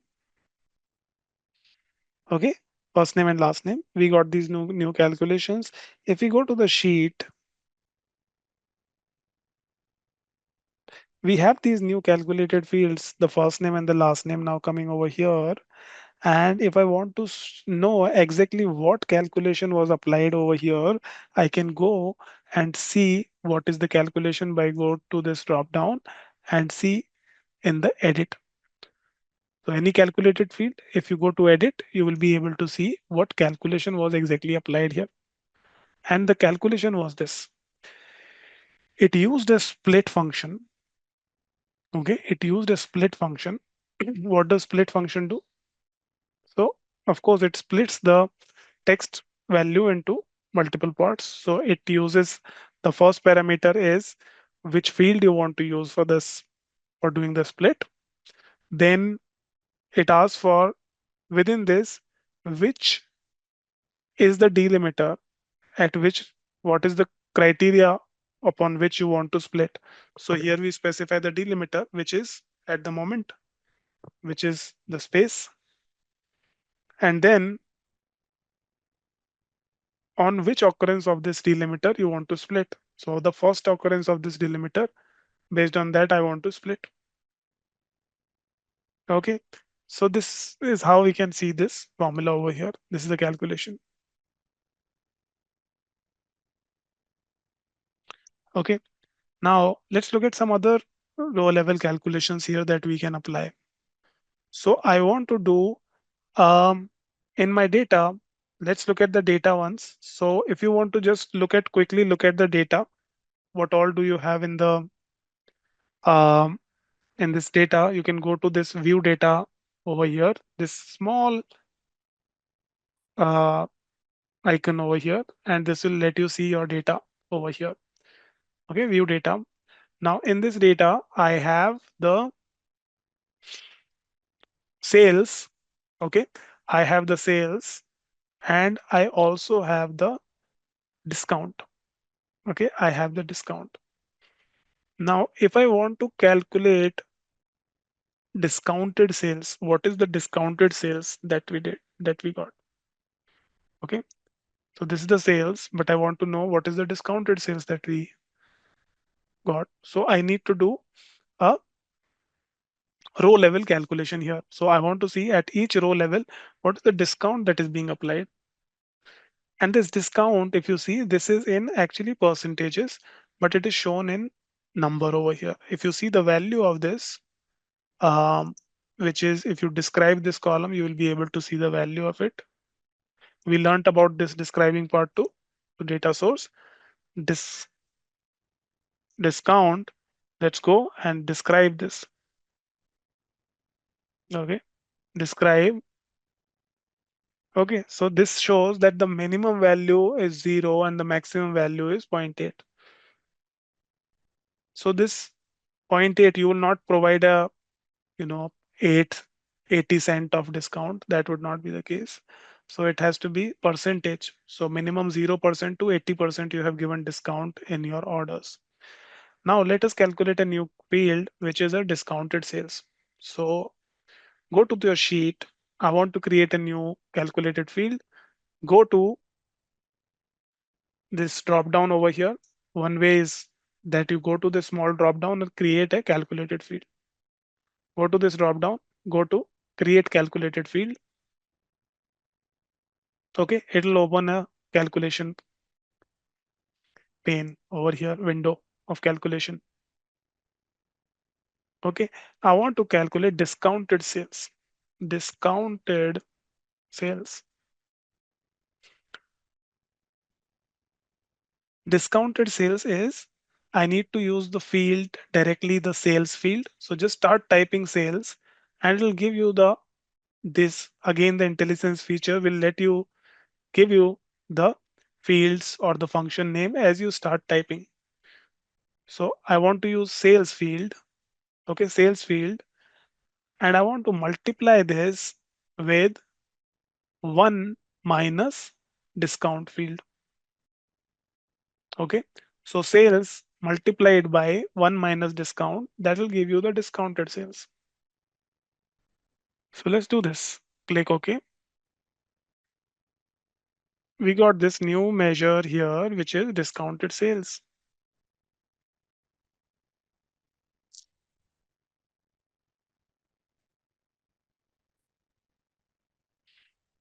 We can use discounted sales in our analysis as we require. So we've got this. This is how we can calculate a row level calculation. Now there will be this discounted sales, which will be at the row level. You will have the information. Sorry, this will not show the calculated field over here. Let me see. Discounted sales. Okay.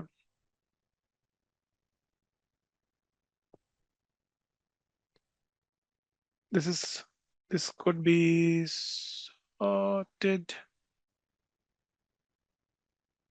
Yeah, I can see actually discounted sales is available here. I'm able to see this discounted sales. So wherever we have this discount, now I'm able to see row level information for the discounted sales. Similarly, now I want to calculate what is the profit percentage in each of these transactions. Okay, what is the profit percentage? I want to calculate that. How will I do that? How will I calculate the profit percentage? So I want to know what is the profit. Okay, what is the profit margin? You can call it profit margin as well. What is the profit margin? So I want to calculate profit margin. So profit margin is simply profit divided by sales. Okay, profit divided by sales.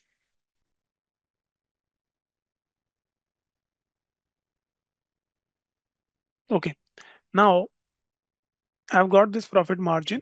I want to view this profit margin in my in the in the visuals, right? And I want to, let's say I want to see the profit margin by individual subcategories. I want to see the profit margin by subcategories. So I'll go and use subcategory in the rows and the profit margin onto the column. Okay, profit margin onto the column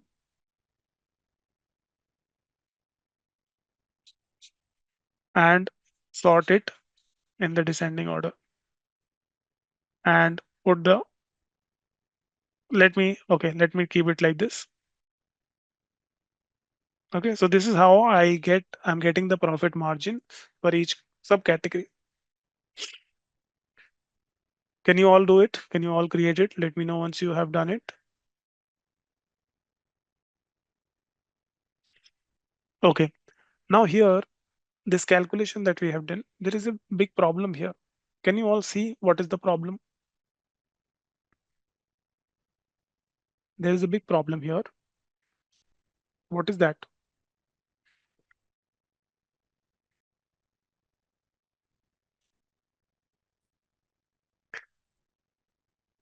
Negative value is not a problem. If your profit is in negative, you can have negative values. What is the problem in that?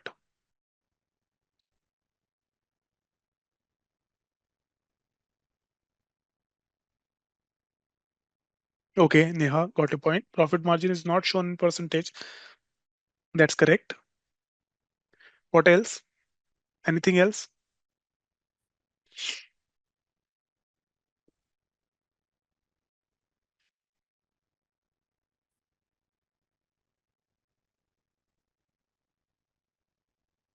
Think more. There is a fundamental problem here.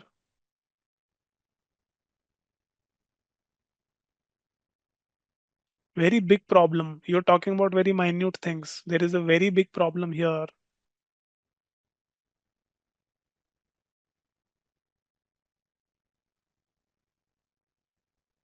Okay, let it be. You're not able to get this. I want you to think through, think about this. What is the range of values that we are seeing here? Profit margin of the range of 50, 100, 150, 200, all the way going to 500. Can profit as a percentage of sales be greater than 100%?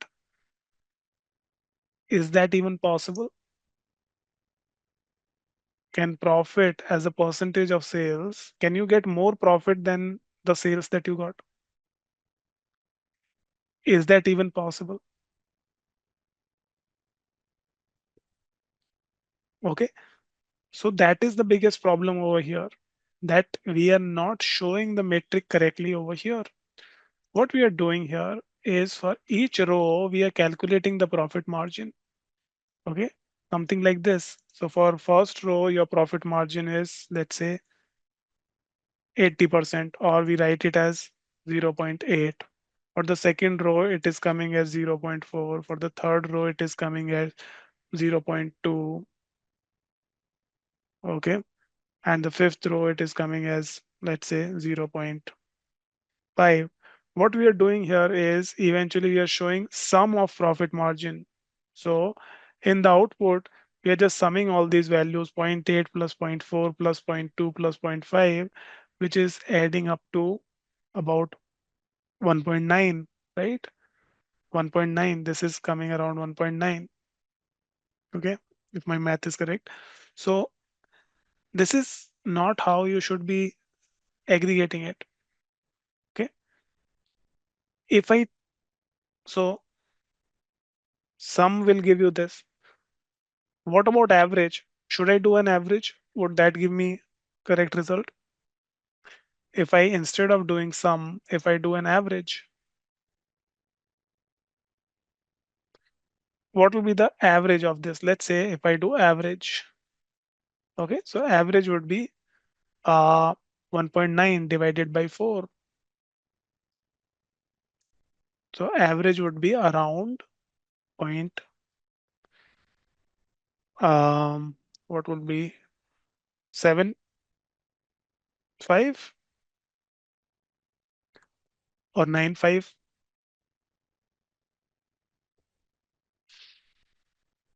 Sorry, not 9.5, but it has to be point 6, sorry, 5.95 something, 5.5, 5.75, 0.575, something like this. Let's see. You can help me with this. 4.75. Yeah, 4.75. Yeah, not 5.75, 4.75. Anyways, that is still a better figure.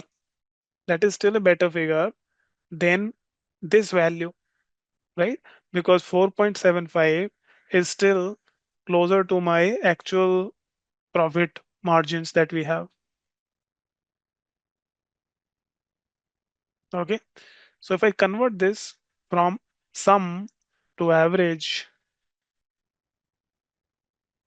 go to measure, instead of sum, Instead of measure, which is by default sum, if we change it to average, that's still better. Okay.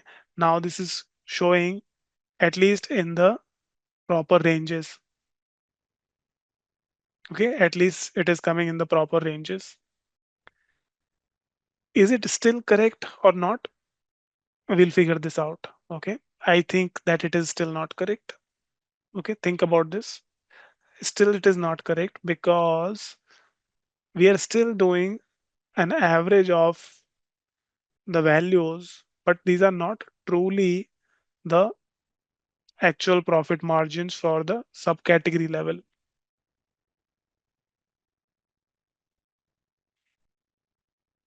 Okay.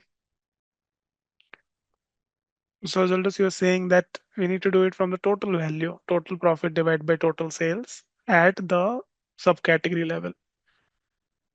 That is what we should be doing, right? So, yeah. So here, the problem here is also that we need to do we are taking an average of percentages. Okay. Average of percentages never gives you the correct result. Okay.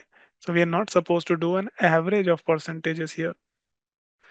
If we do average of percentages, then there can be some categories where the uh, absolute value of the profit and the absolute value of sales is negligible, but because just the percentage wise their profit margin is very high, they will shift the average, you know, upwards or downwards, right?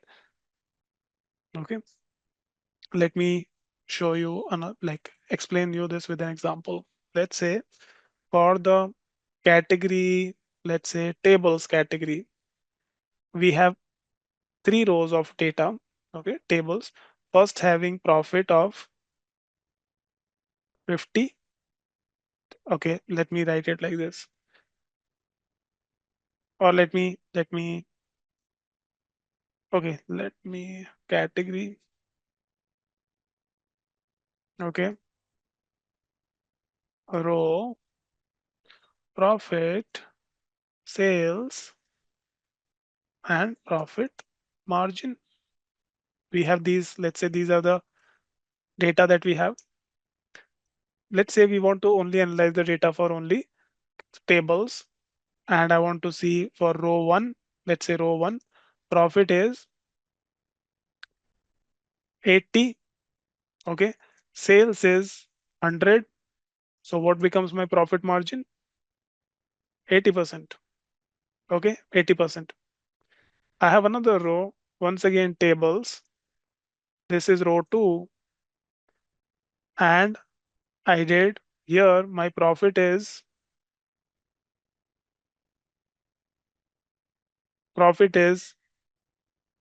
4, just $4, and sales was $5. What is the profit margin? 4 divided by 5 into 100, 80%. Even here the profit margin is 80%.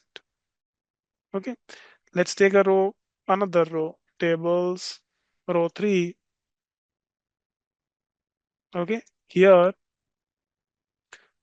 once again you have, let's say your profit is once again, I think with these two rows it will be much more clearer. It will be much more clearer. You will understand this example. What will be the, if we just apply average of these two rows, what will be the output? What will be the average? If we simply apply average of profit margin, what is the output? Write it in the chat. What will be average of 80 and 80? 80%. 80%.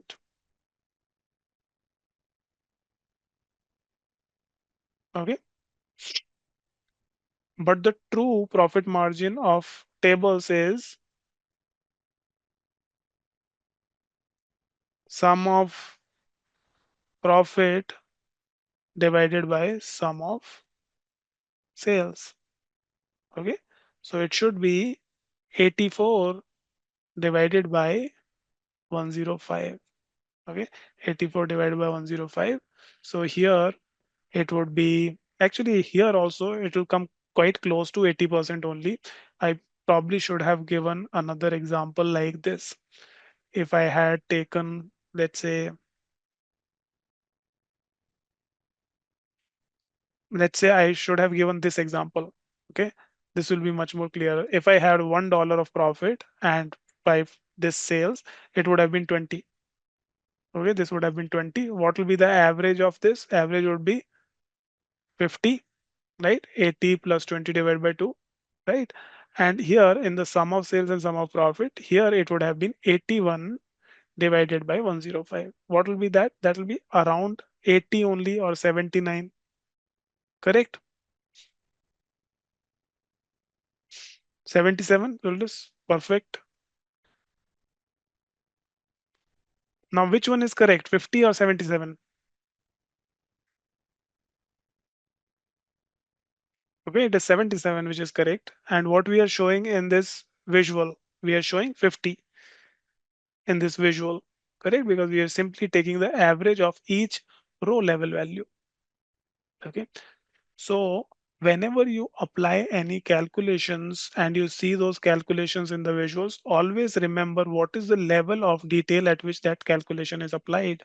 So in this case, the calculation is at the row level, and you need to be careful when these row level calculations, how these needs to be aggregated. Okay, so for now, let's live with this average value. Okay, and I'll later on, once we discuss the level of detail calculations, we will calculate the correct calculation on this. Okay, so let us get back to you. Let us get back on this one in some time. For now, let's use this as it is. Now, the other formatting part that you're talking about, yes, we should also take care of this, but that is just the formatting part. Fundamentally, there is no problem, just the formatting part. So now, whenever I want to use this profit margin field, okay, I should always want to see this in the form of percentages. Okay, I always want it to be in percentages. So what you do in those cases, whenever you want to change the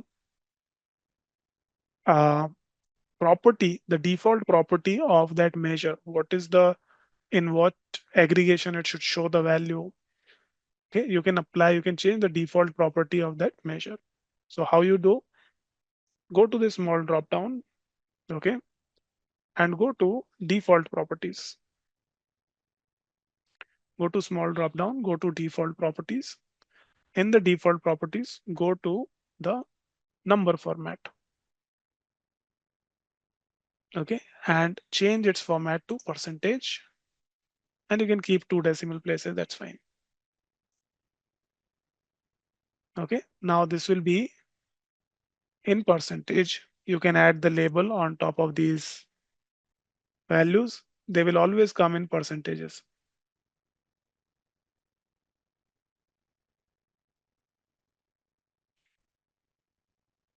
Okay, so you just click on the small drop down, go to default properties, go to number format, change that to percentage. Okay, now we know that this is profit margin is not the actual profit margin that I can use directly in the fields. So I would probably go ahead and rename this a bit more appropriately. So I'll just change it to profit margin per row. Let's say I give this name. This will be more appropriate because we are calculating this at the row level. Okay, so profit at each row level, we are calculating profit margin. Let's change the field name to profit margin per row.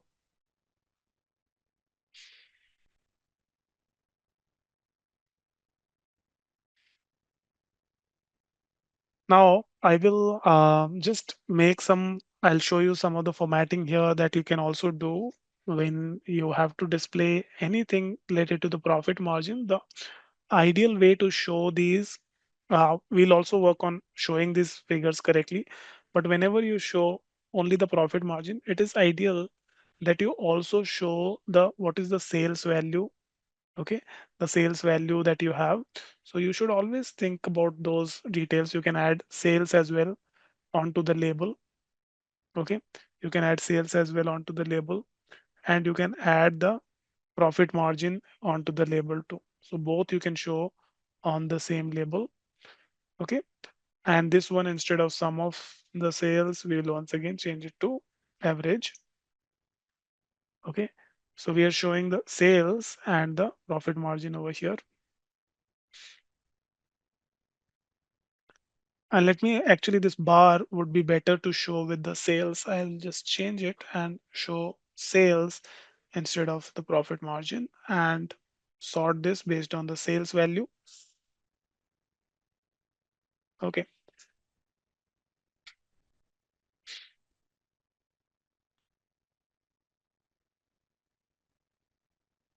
Okay, now there is nothing negative here because we are showing this by sales, but I also want to show whichever has the whichever has profit margins, all these different profit margin values.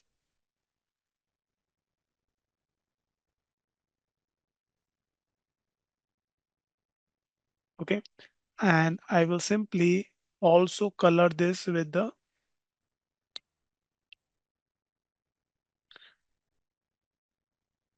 just the profit margins, where the profit margins are high, low, right?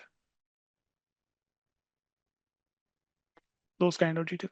So what this is showing, this is telling me multiple things.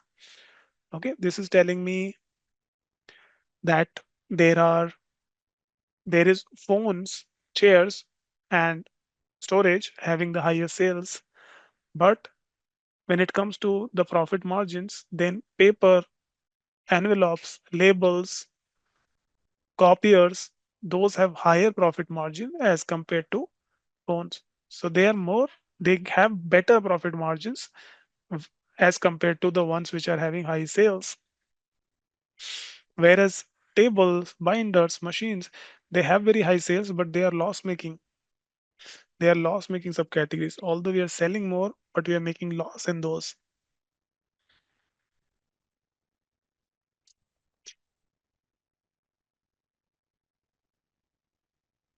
Okay. So this, and one more thing that you can do just for the representation purpose here.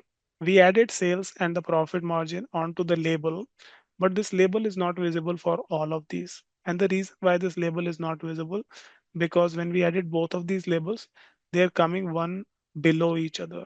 And because of that, this label, we don't have enough space to see all the labels. Okay. And that's why this is not visible. Just to make it visible, you can just make this label position side by side, both the sales value and the profit margin side by side. That will be better for just the viewing. So you can go onto the label formatting, go to the label, and here you can go to these three dots to see what your labels are here. Okay. So here, first one shows that the profit margin per row. Second one shows sum of sales here, the calculated values.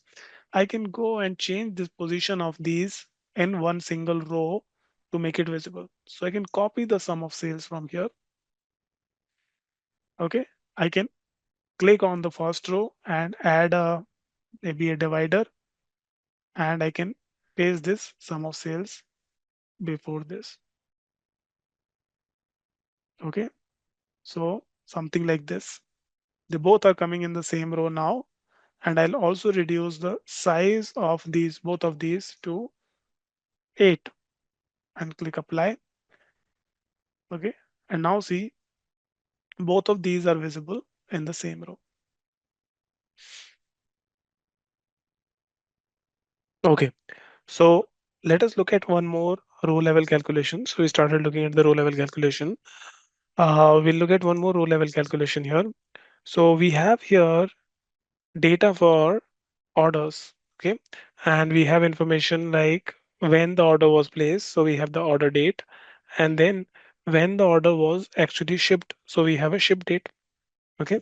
So there will be some days difference between the order date and the ship date.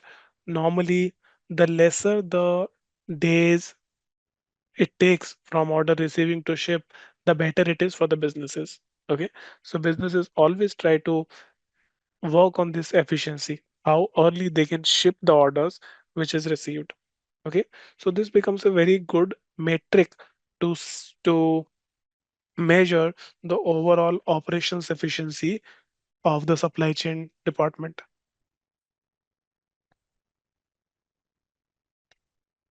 Okay, so you can calculate the days difference between the ship date and the order date by using a row level calculation and with a function called date diff.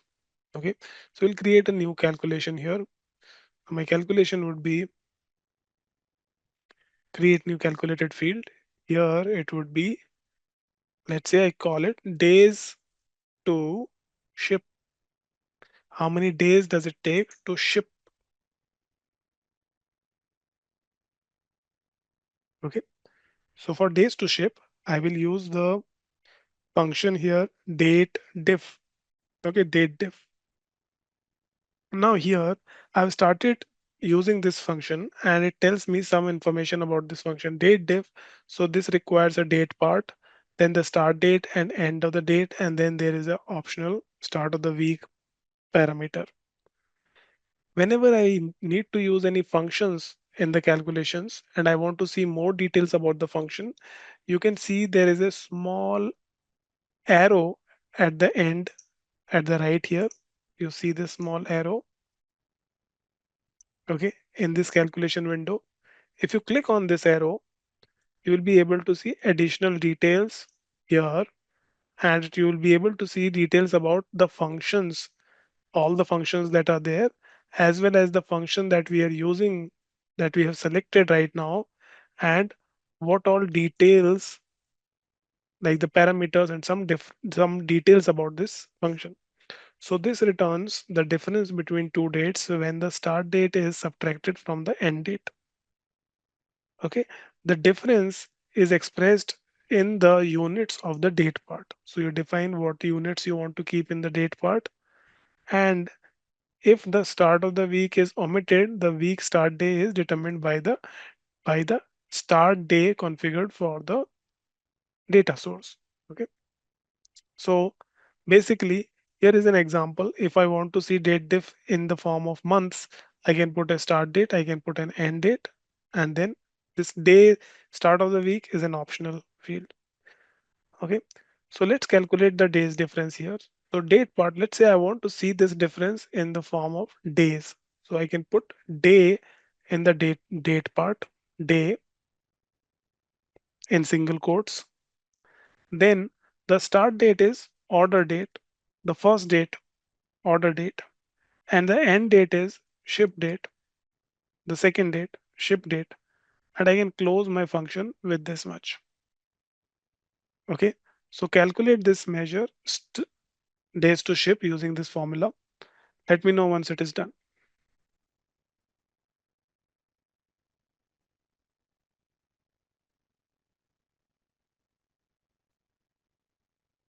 Zildas, this is not DAX.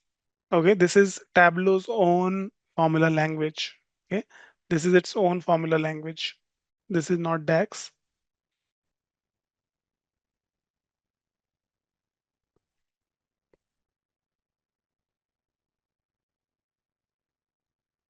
Okay, so we calculated this days to ship. Now I want to analyze days to ship and I want to see what is the average days to ship, like how much time does it take on an average for me to ship the products. Okay, and I want to see this across the different states that I have in the data. So let me create another sheet over here. Okay, and this time I'm going to use a map visual. So I'll put country into the detail and state onto the detail too. Okay, and I want to use the days to ship on the map as a measure. Okay, so days to ship. Let's say I will this time I'm going to use a filled map over here. So go to show me and use a filled map instead of this. And in the filled map, I will color this based on the days to ship. Based on days to ship, I will color. Okay. Now this is, if you see, this is sum of days to ship, and currently this is coming as sum of days to ship. So whenever it comes to days to ship, what should be the default aggregation that we should keep here? Days to ship. What should be the default? What do you think? What should be the default aggregation for this? Should it be average, sum, count?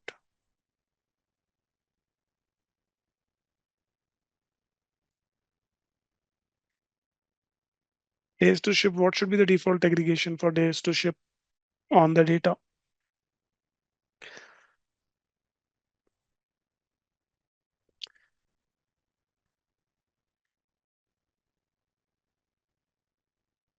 No, all of these are incorrect. Why would we take a count of a value? So days of the ship, this is telling me how many days does it take for in order to ship. So in each row, I'm seeing the number of days difference. And if I need to know overall across the data how my performance is, okay, for multiple orders, for multiple instances, in general, what is my performance? So I should be taking an average. Average is the much better aggregation here, not count. Count is very bad response. Please focus on what we are learning. Understand, think about this, right? Days to ship. So for each order, we are able to see how many days does it ship. On an average, like across multiple orders, if we need to see, we use average, right? On an average, how much time does it take for it to ship? So we will go and once again make the default property directly of this. And in the default property, I can go to aggregation and I can change it to average. Okay. Why did I change the default property to average? So that every time whenever I select it, I don't need to convert it from sum to average. By default property, whenever I bring it to the color, it will always be average that it will consider. Okay. So now you can see the average days to ship. The minimum value is 2.8 days and the maximum value is 5.7 days. So in an average, it takes between these dates.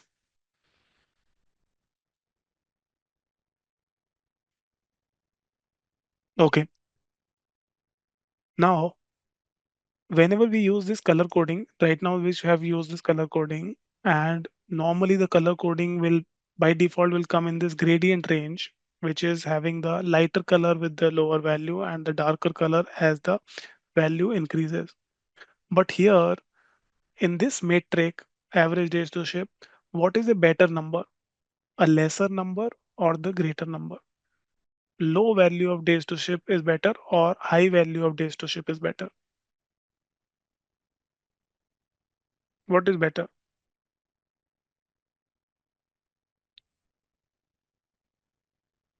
If low value, less is better, right? If it takes less number of days, isn't it better?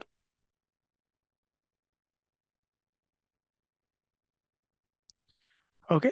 So we should adjust it accordingly. So we should be keeping these kind of things in mind whenever we are creating visual, that they should be all intuitive when users look at the data. So we'll go ahead and edit this color.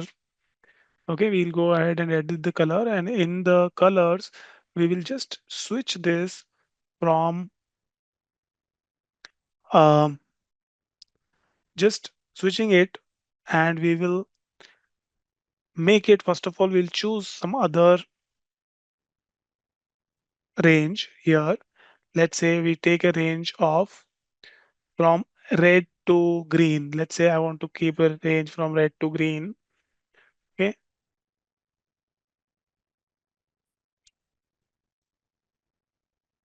red to green I have taken. Okay, now here the lower is coming in red, but actually ideally the lower should be green, right? So the lesser is better. Green always represents good value, red always represents not good values. So if we have something which is going from green to red, that would be better. But we do not have any. We don't have any. Um, so what you can do here, whenever you have this palette and you want to just do the opposite of this, then there is this feature called reversed. So I can just simply do a reverse of it, and it will just convert. This will just convert from green to red, red to green to green to red. Okay, just do the reverse and click on apply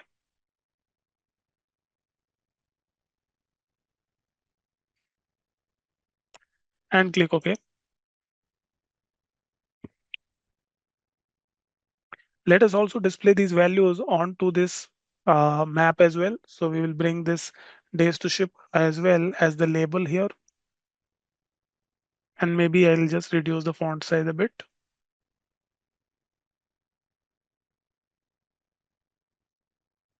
Another thing here is that this number with up to 3 decimal places, I don't see any use of this 3 decimal places. So I will also reduce the decimal places on this. Okay, so we'll once again go make this change in the default property for this days to ship. Go to the default properties, go to the number format, and number format, I would want it to be a number in the custom with only 1 decimal place. That's all. 1 decimal place.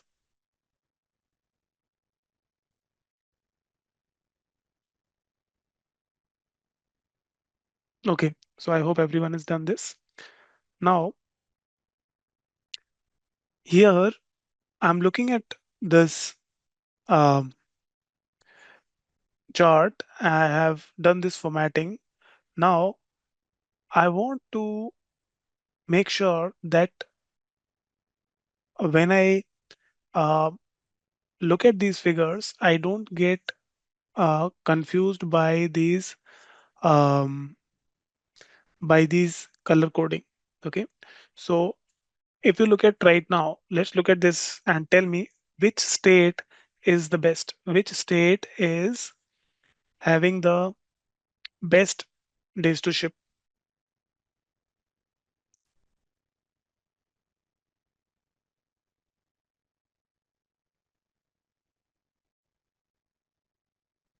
Okay, which one is this? North Dakota.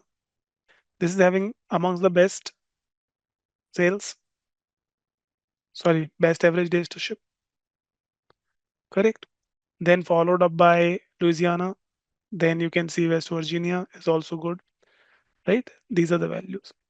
But if we apply any other filters on top of this range may change and these results may also change. Okay, this range may change and this result may also change. So let's say if I just go and add a region filter on this, I apply region filter. Okay, and I select all of these, apply, and I want to see this filter here. So I will just select show filter. Okay, so we have all these regions. When we select all the regions, then this is the insight that I'm getting. Correct. Now here, if I look at all this data, it looks like here we have South, South doing really well. Okay, South doing really well, right? Okay. Now if I apply a filter only on South, see what happened now. It was doing really well earlier, but what happened now? Everything is coming in red. If someone goes and apply this filter only on a specific region, then these ranges of this color coding will reset based on what the high and the low value that you have on that region. And it may give you a completely different picture. Here, if I have selected South, everything is appearing in red. Whereas when all the regions were there, this was amongst the best region overall. Okay, so it's just the context at which you are looking at things. Sometimes it can be a bit confusing, and it can make like people uh, around 3.8 and above, they are all looking bad, but that's not the case if we look at overall data.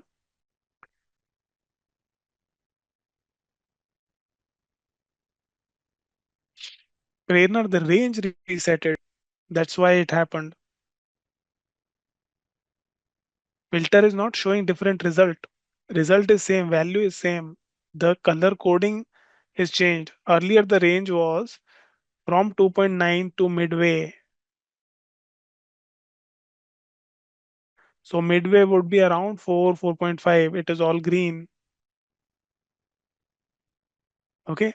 But now when we only select south, our maximum is only 4.4, which means overall everything is good. But among the good, there are also some not so good being highlighted too poorly over here, which is something that you should consider whenever you're creating. And you should, in that case, instead of leaving this to automatically adjust every time, you can consider giving some threshold which can be a indicator of good value. Okay, so what we will do in this case is we will adjust our color coding slightly to make sure that this does not happen and people don't get confused. So once again, go to edit colors, and this time I'm going to give a threshold value where till when till that threshold value we will be able to see everything as good. So go to advanced,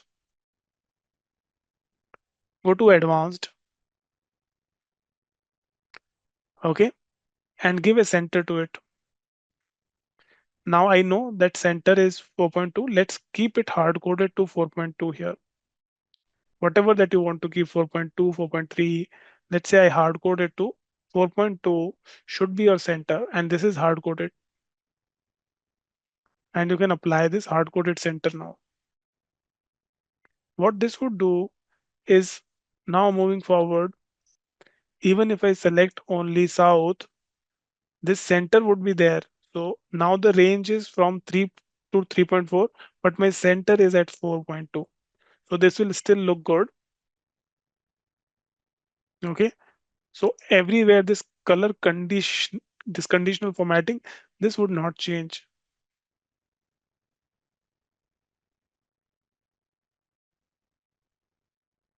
Okay. Is this clear, everyone? Why we are doing this hard coded center in the color code?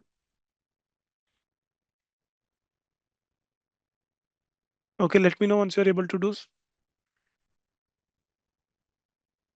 Okay. You don't have this advanced. Okay. There should be some other way to do it. Anyone wants to share your screen? I may just want to take a look at it.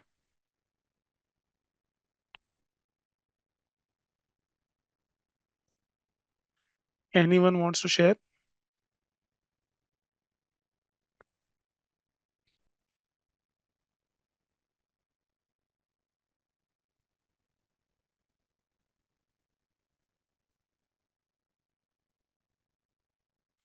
Okay, go to the edit color.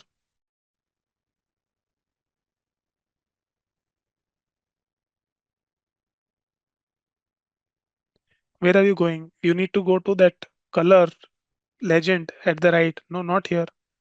Where are you going? Edit color. Yes, yes, yes, yes. Yes, that was it.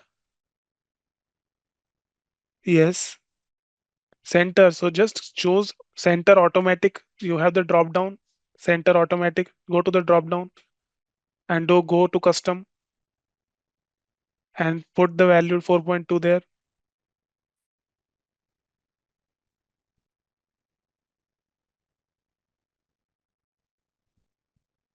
That's all.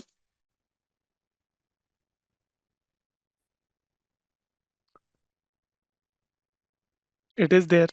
Okay, it's just the newer would mean that there would be more options. There would not be lesser options. There would be more options. It's just the UI would be slightly different. Okay, everyone, let me know once you're done.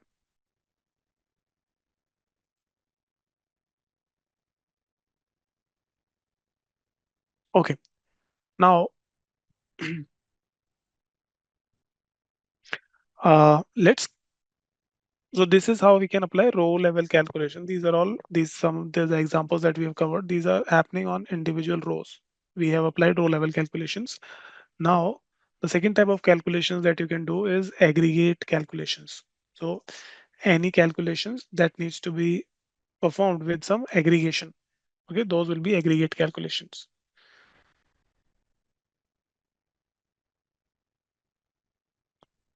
So let us create an aggregate calculation in this case. So now we will once again go back to that same example, profit margin that we calculated, but this time we are going to do it with the aggregate calculation. Okay, so this time let us also create one more calculated field and let us call it profit margin. Okay, this will be an aggregate calculation, which means that I need to use some aggregate function and then do it. So earlier in the profit margin, I simply divided profit column with the sales column. But here I need to do first the aggregation and then do the division. So it should be sum, okay, sum of profit divided by sum of sales. Okay, sum of profit divided by sum of sales. This type of calculation is an aggregate calculation. Okay, so please do this aggregate calculation, this profit margin. Let me know once this is done.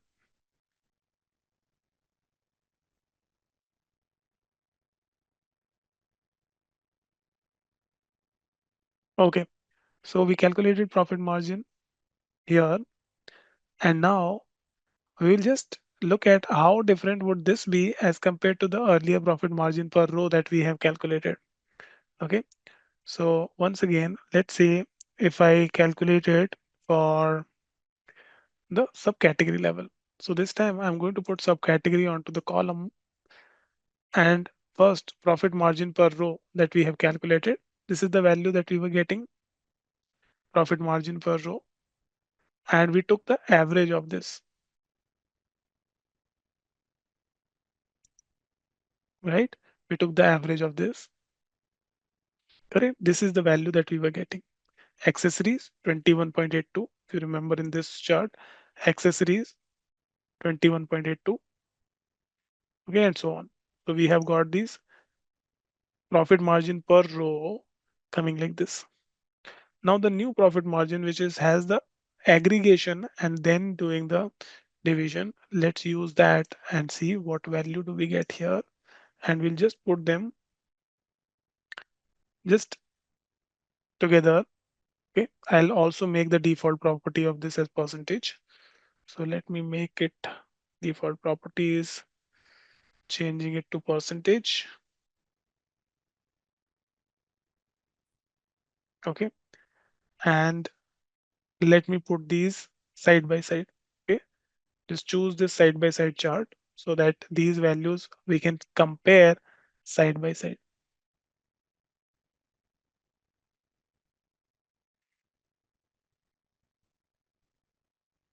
Okay, now this is the output here, and this is interesting. Okay, this is interesting. So if you see here, now we are able to see this. Let me remove this to just to see all these values. So we are able to see these two. First one is profit margin per row, the one which is coming in blue color. Okay.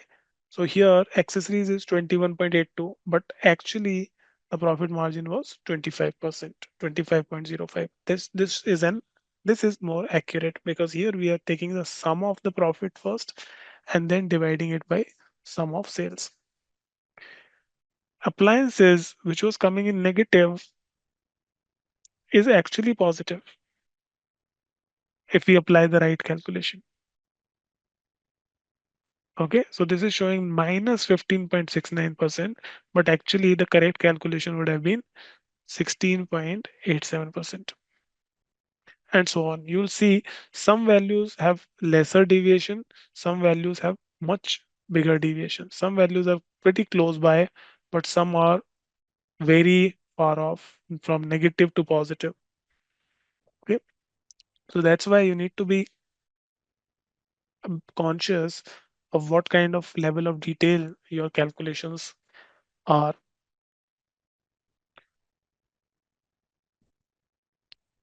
Okay, so this will give me correct result, and now I should go ahead and update this with not with the average profit per row, but the correct, let's say, or let me keep this to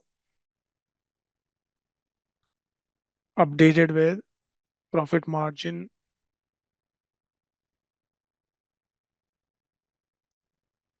over here, not profit margin per row.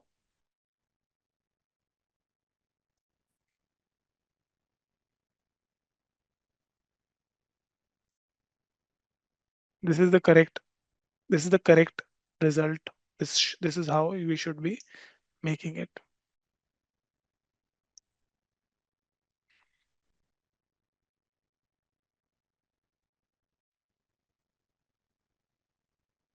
Okay, I'll just quickly do this, no problem. What did we do? We wanted to compare these two calculations. Okay. Now, let me show just these two calculations by, um let me show it at the category level. That will be simpler to understand. Category, we have three categories. Okay. What are the two measures? Average margin per row. Let me also change it to default property to average so that I don't need to update it again and again. This is average. This is what, let me actually show it at the subcategory level. You'll be able to compare the numbers. Okay, this is the data. Accessories at 21.82, appliances at negative 15.69, so on. Let me also compare it with the new profit margin that we got based on sum of profit divided by sum of sales. Okay, these are the two. Right now, this is coming on two separate rows because I have added one measure, two measures in the rows. That's why two separate rows over here. I want to show these side by side. So there is a way to do it. Just go to show me panel and switch the visual to side by side, side by side. Just switch the visual to this. Just do this and let me know if you are able to see the same result.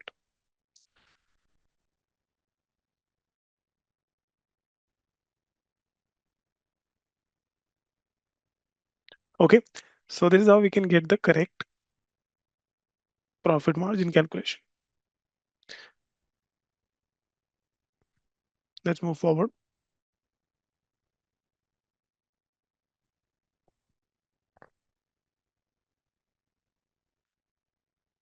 Okay, next up, I want to see how I can calculate some basic table calculations. Okay, some table calculations. I want to calculate that. So we will just apply some table calculations here. Let me do a simple view to look at how the uh,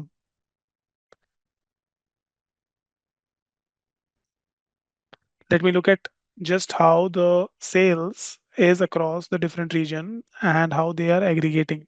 Okay, and we'll apply a table calculation over here. So we'll use region. Let's say I want to see region wise total sales. Okay, region wise sales. Okay, this is coming like this. Correct. I want to see this along with the different um, different categories too. Let me add the categories as well. So what I'll do here is I'll add category onto the column before the sum of sales. Okay, so I have these individual category. Now just to visualize this better, I'll convert this into a this text table. Okay, so add category region sum of sales, convert it into a text table. Okay, let me know once you are able to see the detail like this.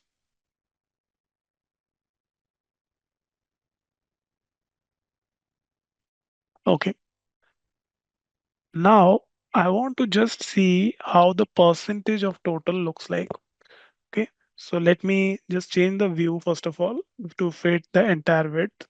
And I want to see how the percentage of total would look like on top of this. Okay, so and actually let me reverse this. Let me put region here and category over here. I want to see region wise categories. Okay,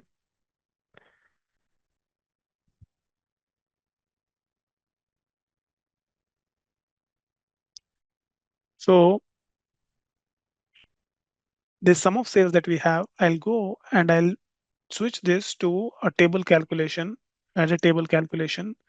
And here I want to apply a table calculation, which is percentage of total. Okay, percentage of total. Now, if you see percentage of total, if you look at this calculation, this percentage of total is currently on the table across. So when this percentage of total is calculated, we can choose how this computation should be, in which direction this computation would be. At the moment, this is set to table across, which means that this percentage of total would be at the row level, and you will be getting at for each region from the total where total sales, you are seeing the percentages for each of these categories. Okay, let me close this. Let's keep it to this percentage of total table across. If we do it like this, then you see these values. So actually, let me keep it standard only. You see these values. So furniture, office supplies, technologies.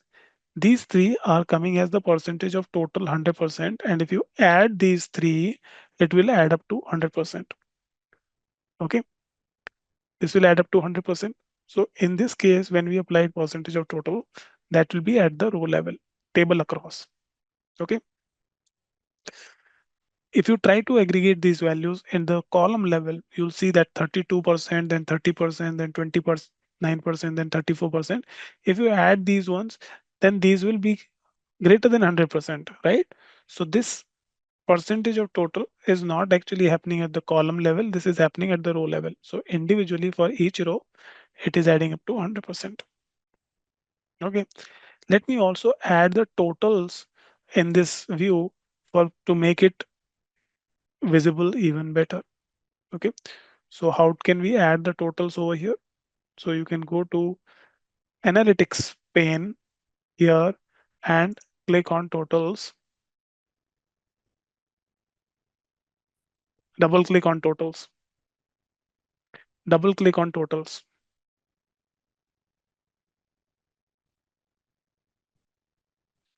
And this will add the grand totals.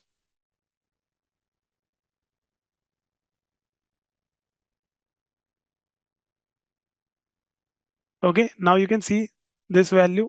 This is happening, the percentage of total is happening across the values. Okay, so this total is 100% in this row level, and you are seeing the percentage of total across these values. Okay, whereas at the column level, it is showing the grand total, which is nothing but overall for individual. When we do not apply any kind of region filter, then the overall furniture is at 32%. Overall uh, office supplies at 31%. Overall technology is 36%. That also totaling to 100%. So this totals are at the row level over here. Okay.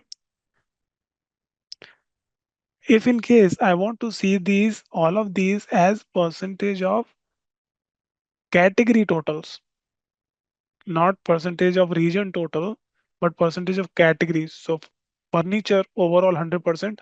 What percentage is central? What percentage is eastern? What percentage is south? What percentage is west? If I want to see like this, then I just change my table calculation. Instead of table across, I'll calculate table down. When we do it table down, now you see your 100% is at the column level. Okay, this percentage distribution is table down in this direction.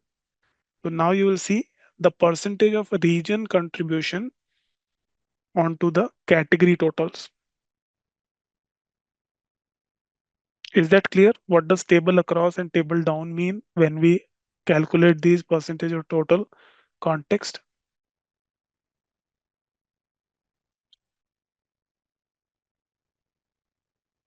Okay, Anthony, how did I add the totals? Go to the analytics pane here, analytics, and double click on totals. In the summarize, double click on the totals.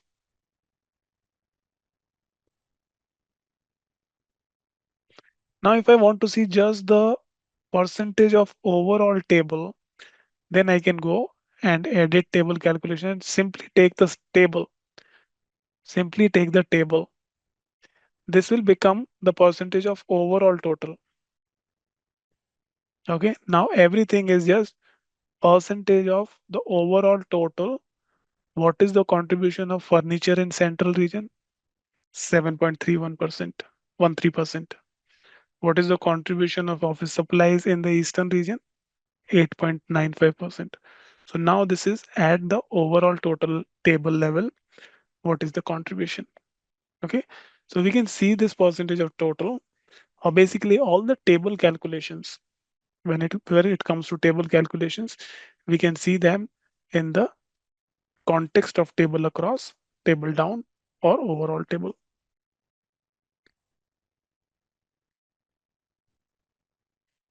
Okay, let's move forward to the next calculation. Now, this is the basic understanding of the table calculations and how these overalls are calculated. So let's call it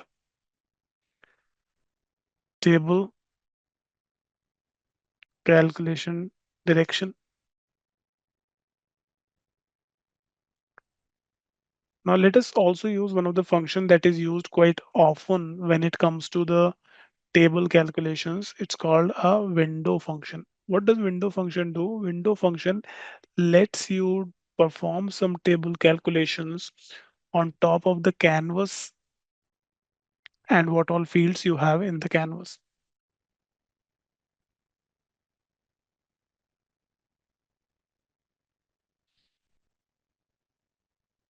Okay, so let us go one more sheet here, and once again we'll reuse the regions over here, region in the row and sales in the column. And once again we'll make it a table visual here.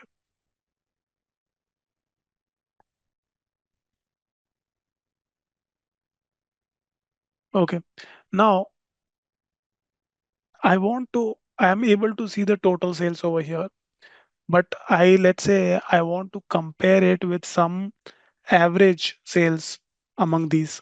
Okay, I want to find out what is the average of these each region level total sales. Okay, if I want to do so, then in that case, I can apply a window function and I can choose from which value to which value I want to consider to create a average calculation. Okay, average or any kind of aggregation calculation that I need to do. Okay, so this is the window at which I'm looking um at the calculation right now in the canvas, and on top of that, I'm applying a Windows calculation. Okay, so once again, I'll go and create a new calculated field and I'll call it average sales Windows.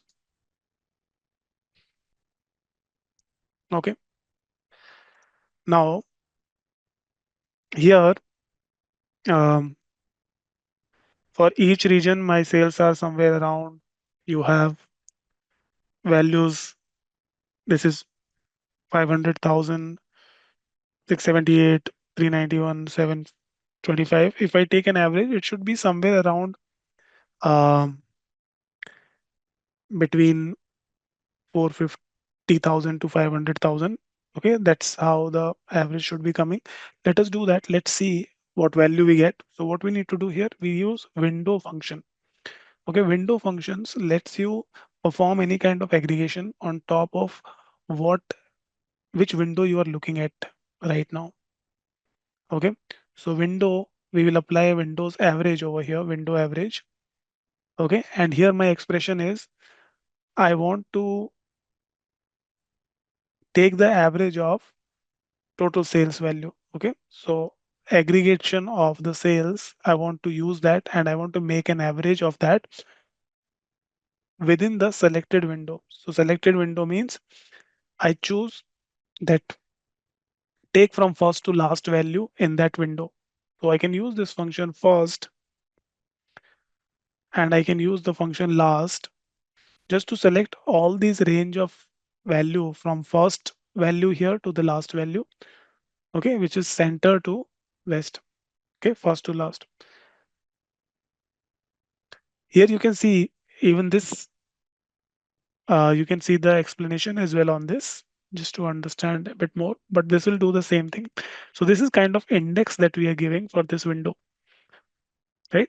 So example, the current pro index is from 3 to 7. So last you will have 4 over here. Okay, anyways, so we got this Windows function. Let's calculate this and let's see what value we get over here. Okay, Windows save function. Let me add this on top of this, see, and see what the average value is coming. Okay, this coming above 500K, about 574.30. So we are getting this value. Now this is coming same for all the center region because this is now a calculation which is giving us an average of among all these regions. So it is not now filtering the value for each of these regions. This is just telling you what the average is across these region. Okay. Can you please add and see if you can see the same result? Let me know.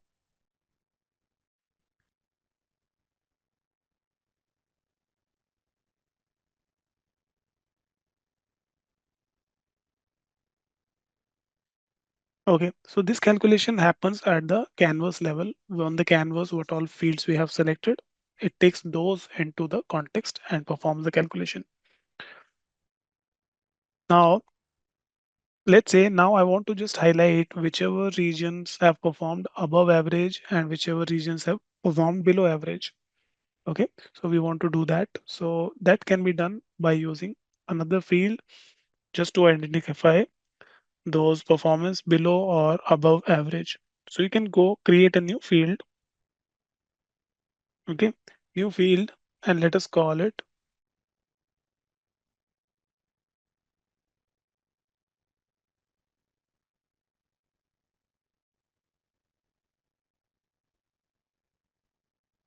Okay, sales performance. And here we can use an if function to write a formula. So I'm going to use an if function here. So we can write an if function. In the if function, let us look at the syntax over here. So this syntax is slightly different. Okay, how does this work? So in the if function, first you specify the expression, then you put the then and if else condition, and then end it with an end clause. Okay, so my first expression here is that if the sum of sales is greater than the Windows average function that we calculated. What was the name? Average. This field that we just calculated, average sales windows. If it is greater than this, okay, then you can return then the output should be just this tag and put it in the single quote above average Else, put below average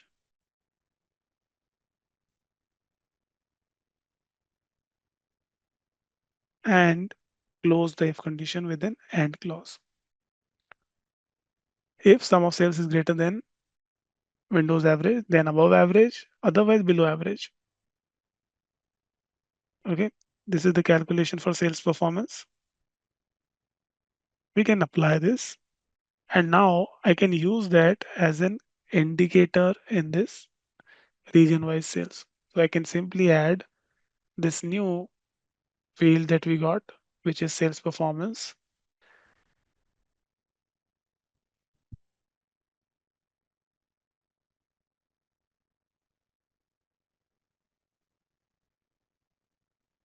Okay, sales performance, and I can color code it based on this. Color coded by sales performance.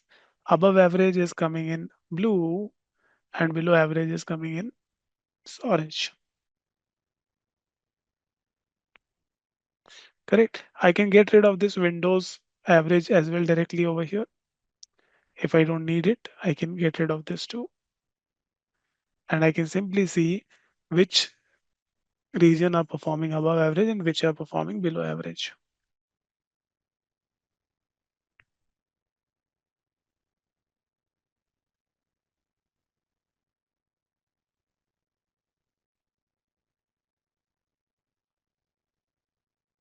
Now we can look at this for any kind of field now. If I want to see this result for the subcategory level, okay, I can bring subcategories over here, okay, and I'll be able to see at the subcategory level what my results are.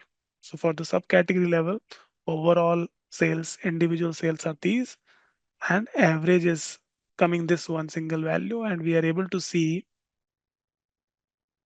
that we can find out easily which one are above average, which one are below average. Okay.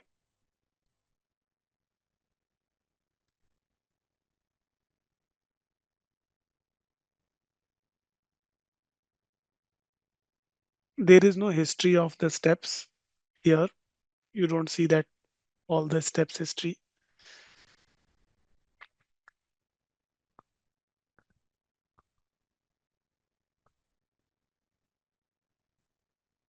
Okay, so if I need to see something like this, let's say I remove this above average. If I want to see just quickly, if I want to see just, let's say I create this visual, I want to see which of the subcategories among these which are performing above average and which are performing below average.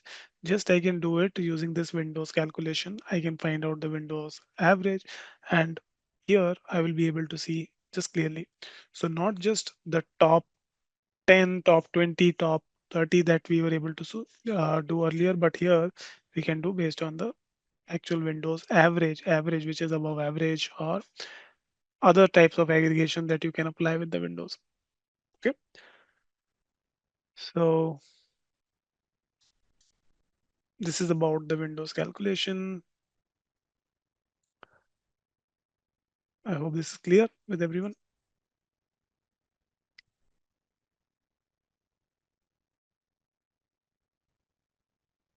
Okay, another thing with which you can look at your data is if you want to simply see how much up or down you are from the average sales, right? Just that data, if you want to see, you can also look, you can create that using this. Okay, so just another calculation that can be helpful is that what is my,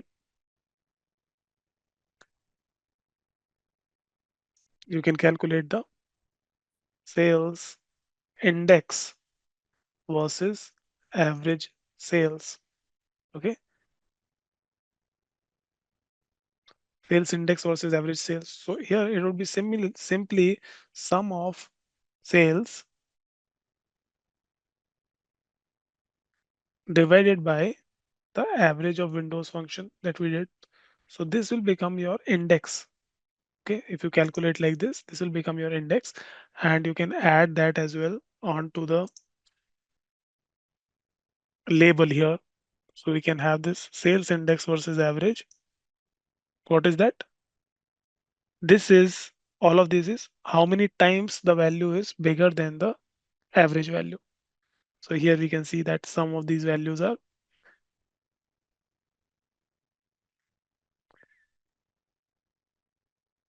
2.4 times. Okay, 2.4 times, 2.4 times, right? All the way 1.1 times. And these are the ones which are just below this. So how less they are. So 0.85 times of the average and so on. So these one, all of these will be lesser than one. These ones all will be greater than one. Okay. So this kind of analysis can be used when you have, let's say you have uh, let's say you have a retail store and there are multiple stores, multiple retail stores operating at different locations, and you want to just see what is the index of each of those as compared to the average values, right? So on an average, my overall all the stores perform at this level, but you can see the index, which one is very high versus average, which one is very low versus average. Those kind of comparison can be done.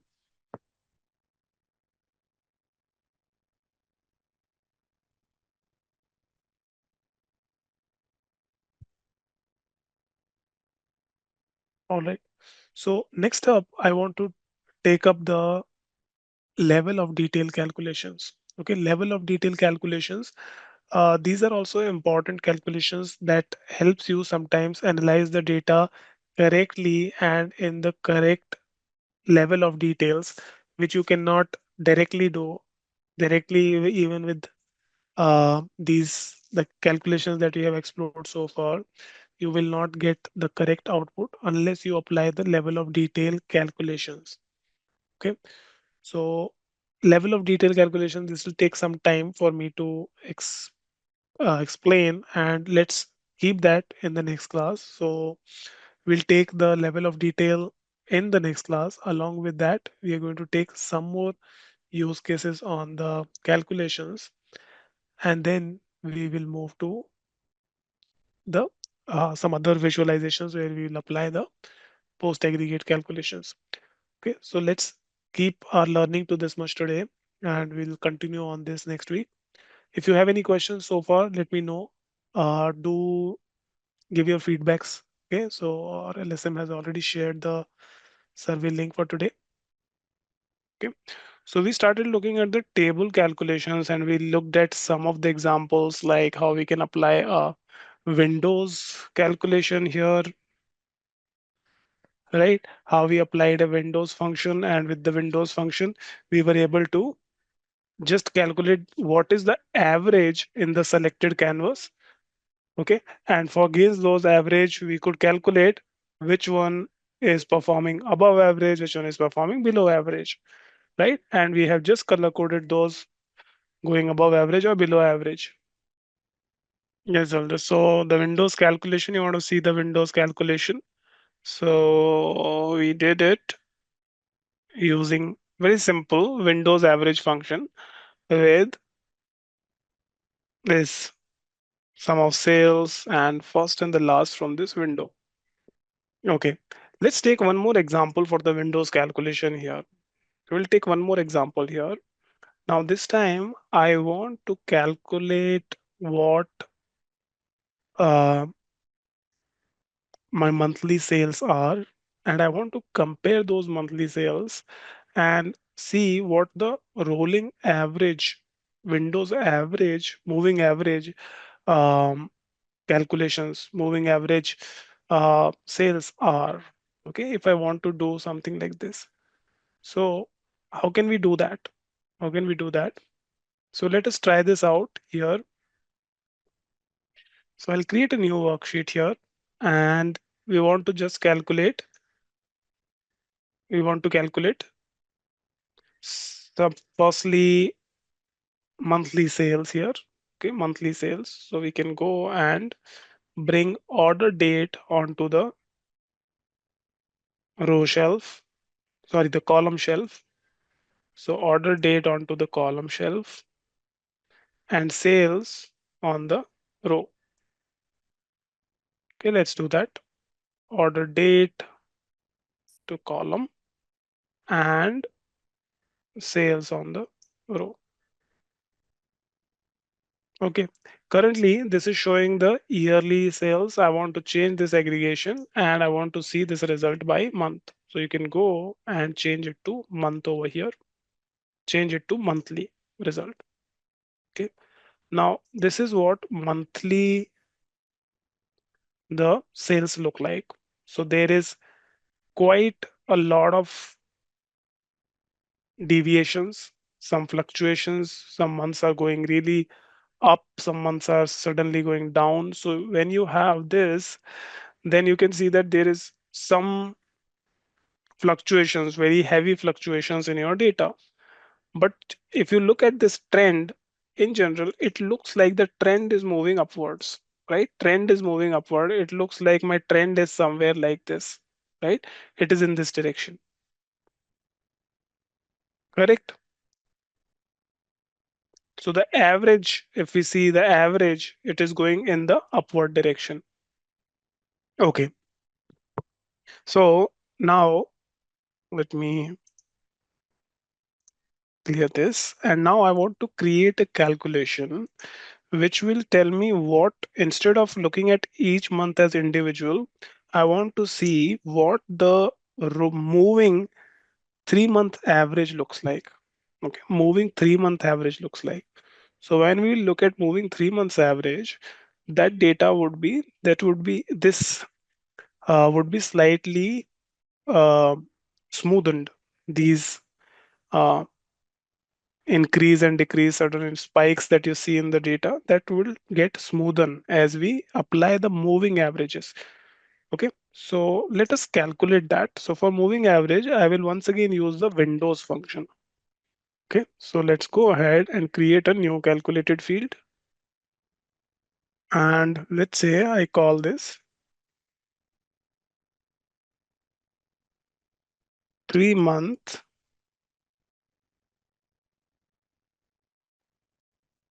moving average sales.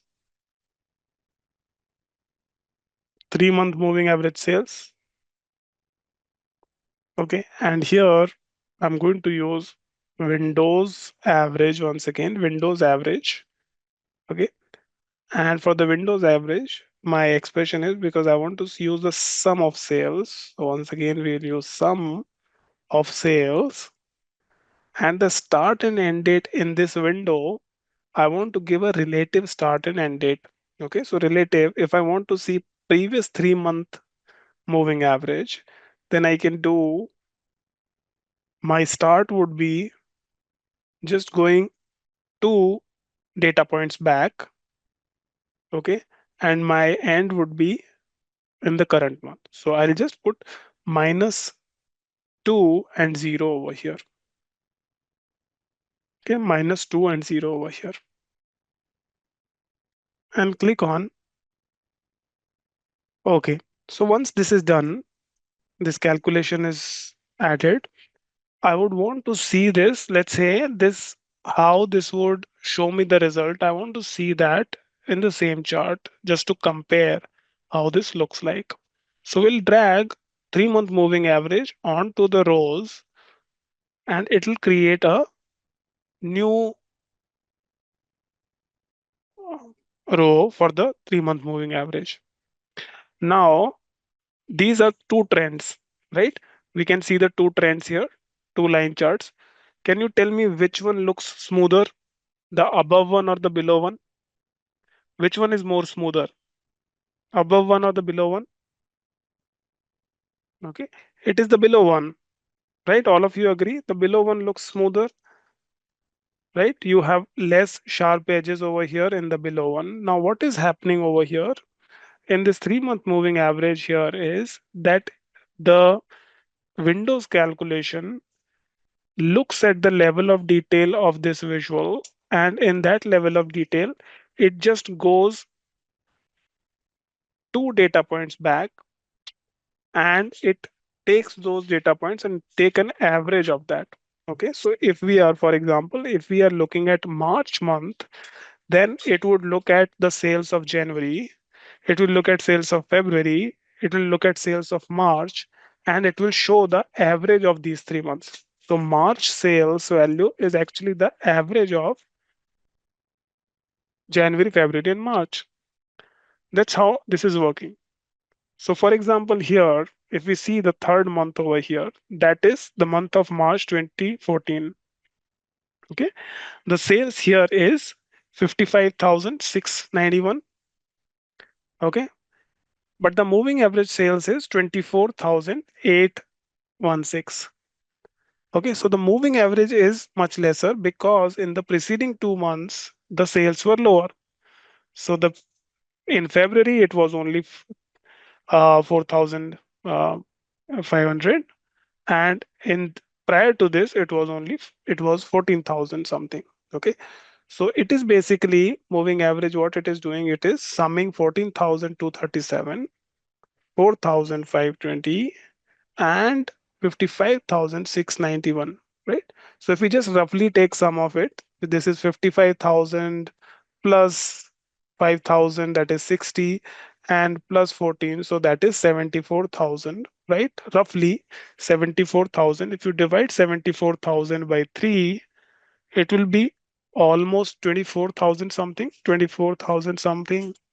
And that is exactly what we are getting over here, 24,816. It's exactly the average of last 3 months sales. In the first 2 months, it did not have significant sufficient historical data. That's why this moving average is just based on whatever data is available. So January's moving average last 3 months is same as the January sales. February is considering only January and February. From March onwards, you get the actual data available for the last 3 months. So that's why you see the true average moving average over here. Okay. Now, normally in some businesses, they don't want to see like what is happening in 1 month. That may not be a true increase in the business, but on an average, what is how the business like the trends look like. So there you can look at these moving averages. What the moving average tells you how good it is. So typically moving 3 months average is quite like commonly used as a measure when we are looking at the rolling averages, how they look like. If we just superimpose these two on top of each other, we can make this dual axis too. If I make it dual axis, then it looks something like this. So the moving average one is this blue line, and blue line is kind of somewhere kind of averaging where the values are. So it is nullifying all those spikes. Wherever there are these sudden spikes, it is nullifying those. The more you increase the moving average window period, the smoother the trend is. So if I change it to not minus 2, if I change it to -5, you would see that it will become even more smoother. You see, this becomes even more smoother. But normally we don't do it that much of smoothing. We just look at the rolling 3 months. All right, so let's look at another example. Now we have looked at the moving average, but if I want to also see what my uh, month over change in the uh, change in the sales are, then I can do that as well. So for that as well, you can use table calculation. So let's look at that too, an example of this. Once again, I'll use date in the column and sales over here.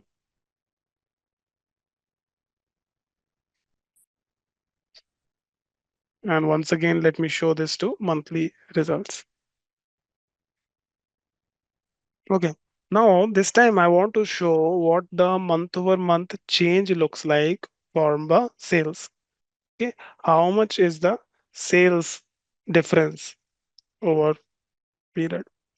Okay, so I want to just show this, the actual value of sales as well as what is the change from the previous month. Okay, previous month, what is the difference in the sales? So for this one, I will convert this sales, sum of sales, directly into the Windows calculation. Here I can, sorry, not the window, but the table calculation. You can go here and you can go to table calculations here. Okay, table calculation. And this time we will use the table calculation, which is just show the difference. Okay, difference from, and here you can choose the relative value.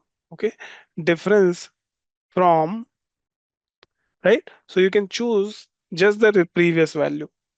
Okay, show the previous value. Okay, we just do this. Now see what it has done. It looks similar. There is no much change. It still looks like this line fluctuating. But if you see difference in sales, now this is coming in these percentage value. Okay, difference is coming in percentage values. So what the difference from previous month is showing whether it has gone above or below zero, how much it has increased from the previous month. We can see that. Okay, to give this in more perspective, let us also add this sum of sales with this table calculation onto the color mark too. Okay, so the same thing, I will add sales onto the color mark. Okay, and this also I'll change it to the table calculation, which is difference from the previous over here. And you will see that whether separate one. Okay, actual sales over here, and the actual sales I can simply not put here the color. Okay, so this is the actual sales. Okay, and we can once again we can use the dual axis here too. So I can make this one a bar, something like this, and along with this, I can pick a color.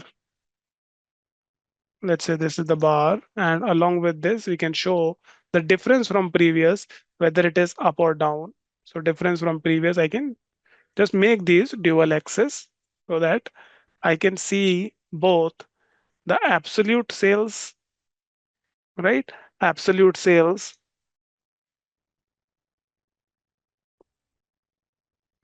Okay, how the absolute sales looks like, and along with this, the how the percentage difference, sorry, the difference from the previous, whether it is going in the negative or the positive. You can also change this color to the range which is more of diverging from red to green. Okay, so what do we want to see? We want to see, first of all, what is our monthly sales? Okay, we want to see that. Along with the monthly sales, I also want to see what is the month over month, what is the difference between the values. Okay, how much is the difference between the values? So I want to see that. So I'll put first of all monthly sales. So bring the order date onto the column,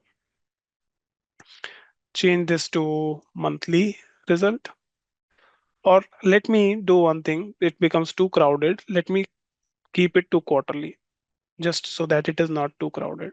Quarterly sales. Okay, this is quarter over quarter sales. Okay, very easy. Now I will add one more sales measure onto this, another one. And this one, the second one, I want to convert it into a difference of from the previous month value. Okay, so change it to table calculation. Okay, or just apply a uh, whether we have a difference. Okay, let me, okay, add table calculation over here. So by default, the first one, it may be difference from for you too. So just keep it to difference from.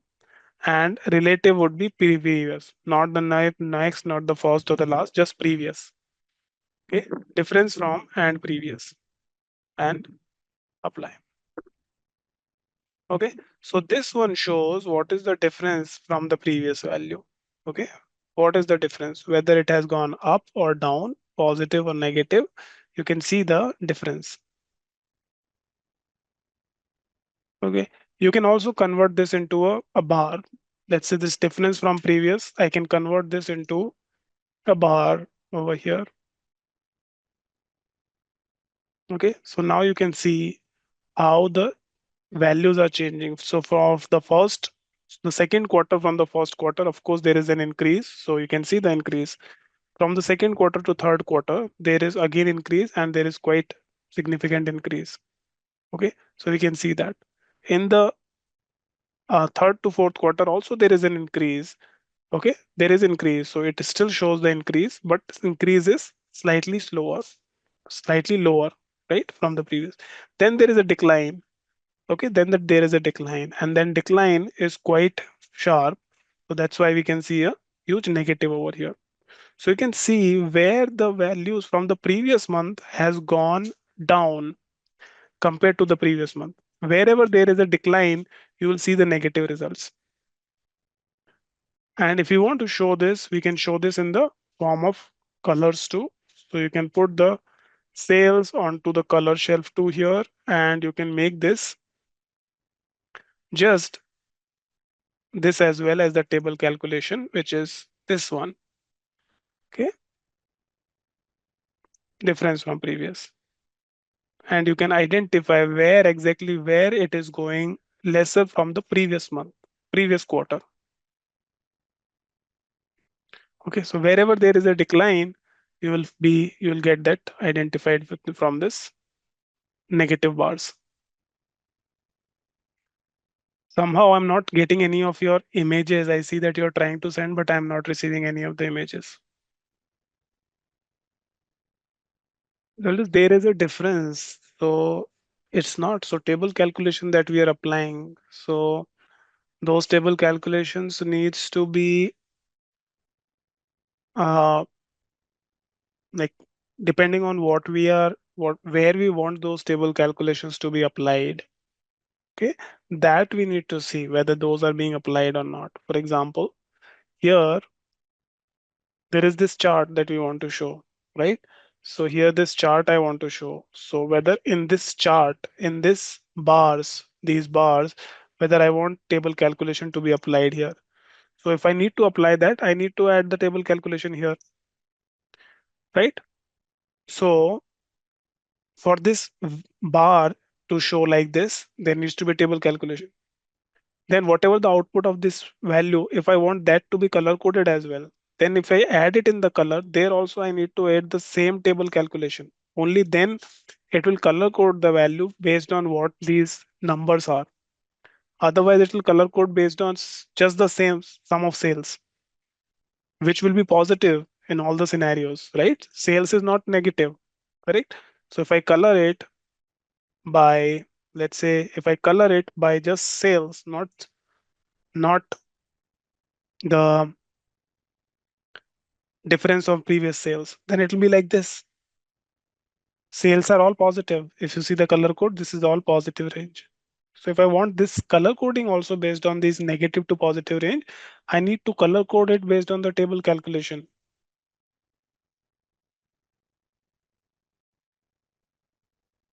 Then only it will be there. So you need to apply both with both areas. Another way you can use this is, let's say I just create a duplicate of this. I'll create a duplicate of this. Now, another way that you can use this is not showing the difference from the previous, but you show the percentage difference from previous. So instead of this table calculation being just the difference, you can go with the percentage difference from previous. What is the percentage difference from the previous? Okay. So you can change these into, instead of the absolute value, you can change it to the percentage differences too. Okay, how much percentage it was up, how much percentage it was down, and so on. Okay, So those as well you can show if you want to show it in the form of percentages, not the absolute. This is also percentage difference also is something that you would want to sometimes look at, just how much in terms of the percentage, how much it is up or down. So these are some of the ways with which we can apply table calculations interesting very easily, very quickly, and get some very meaningful analysis. Okay, very meaningful analysis here. Okay, now let's look at another type of calculation, which are level of detail calculation. Okay, these are called level of detail calculations. Okay, so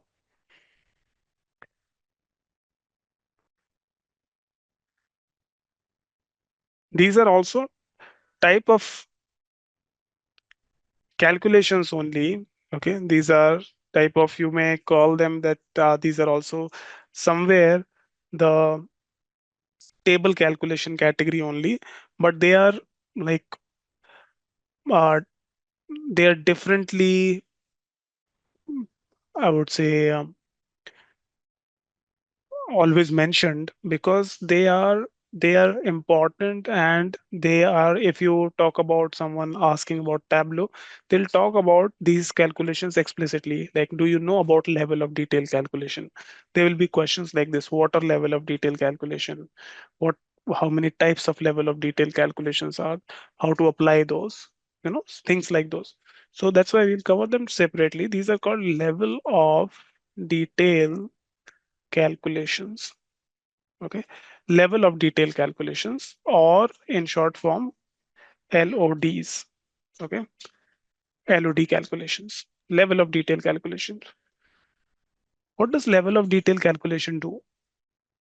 So we know that everything in Tableau, when it comes to calculations, there is some level of detail that comes into the calculation. Okay, so here also we have uh, these calculations, that there you can define at which level your calculation should be applied. Okay, so what it does is, the level of detail calculations, this allow you to save your calculations at a specific level of detail within the data model. Okay, so when you are using let's say the workbooks, okay, any worksheet for example, and in that worksheet you select a dimension, you select a measure, that calculation, if you apply sum of sales or sum of profit, that result will be based on whatever level of detail that you are keeping in that visual. Okay, in that visual, whatever level of detail. For example, here if I'm calculating, um, let's say, um, this one, right, these calculation, which is percentage of total sales by region. So level of detail here is regional level calculation, or regional and furniture, like the category level, region and category level. That is the level of detail that we are eventually getting these sum of sales into, right? So automatically the sum of sales is getting into this level of detail, whatever that we are keeping in the worksheet. But if I want to save my calculations in the data model at a particular level of detail, then I can use these level of detail calculations. Okay, this lets you save the calculations in that level. Okay, so let's look at this example, this with some examples over here. So first is level of detail here. Let's let's assume that I want to apply uh, a level of detail which should remain fixed, which should not change irrespective of which all fields I use in my um, in my canvas. I want to fix what my level of detail for a calculation would be. So the first type of level of detail calculation is LOD expression. So there are three types of LOD expression. There is fixed LOD, fixed level of detail. Second is include level of detail. And third is exclude level of detail. Okay. Okay. Fixed level of detail, include level of detail, and exclude level of detail.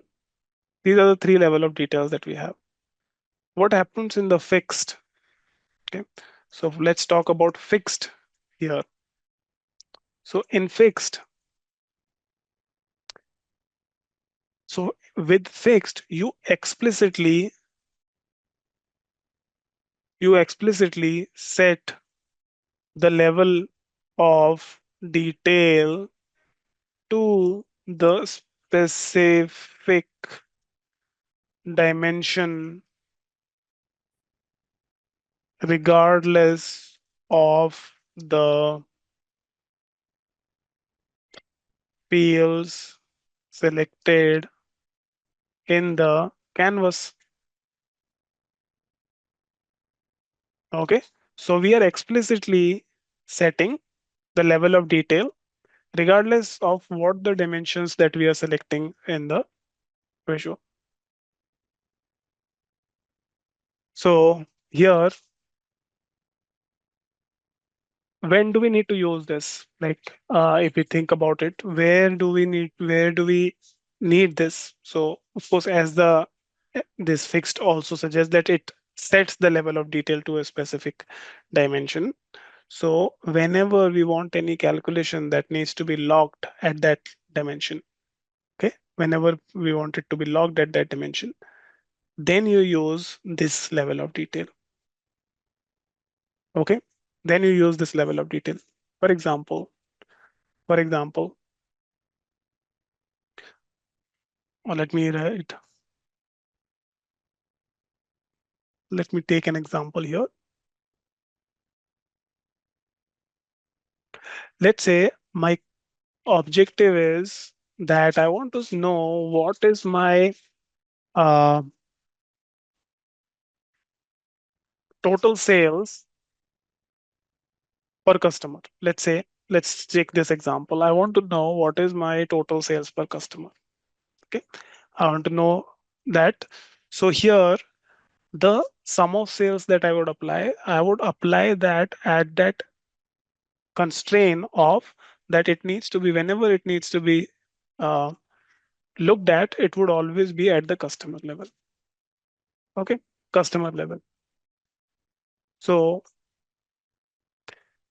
let us understand this with this example. Or let me give you another example. Let's say I want to know what is the uh, average customer order. Okay, average customer order.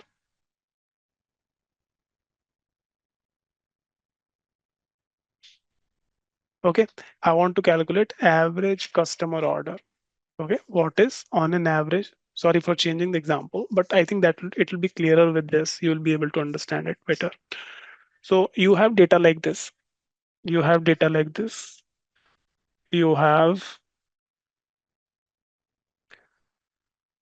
let's say, this is your region. Within the region, there is customer. Within the customer, there is order ID. Okay, and then you have the sales. Okay, sales. Although we have other columns as well, but this will be good enough to understand this. Let's say you have the East region, and within East region, you have customer A who has placed some order, okay, order, and it generated some sales, let's say 1,000. Okay. Then once again, in the East region,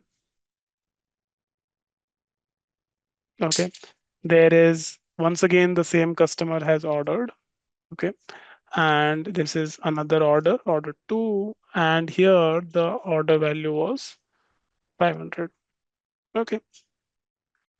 Then another, let's say within the same region, you have customer B, and that customer B ordered another order. Let's say the order ID is here, order ID 3, and here the order value is Let's say 100.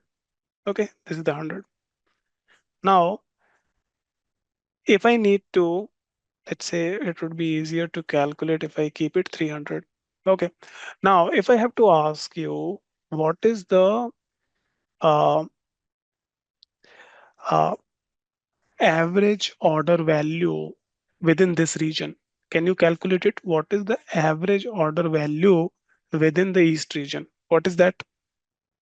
What is the average order value at the region level? It is 600, right? It is 600 because we are keeping all the sales orders here and we are summing them, dividing them by 3.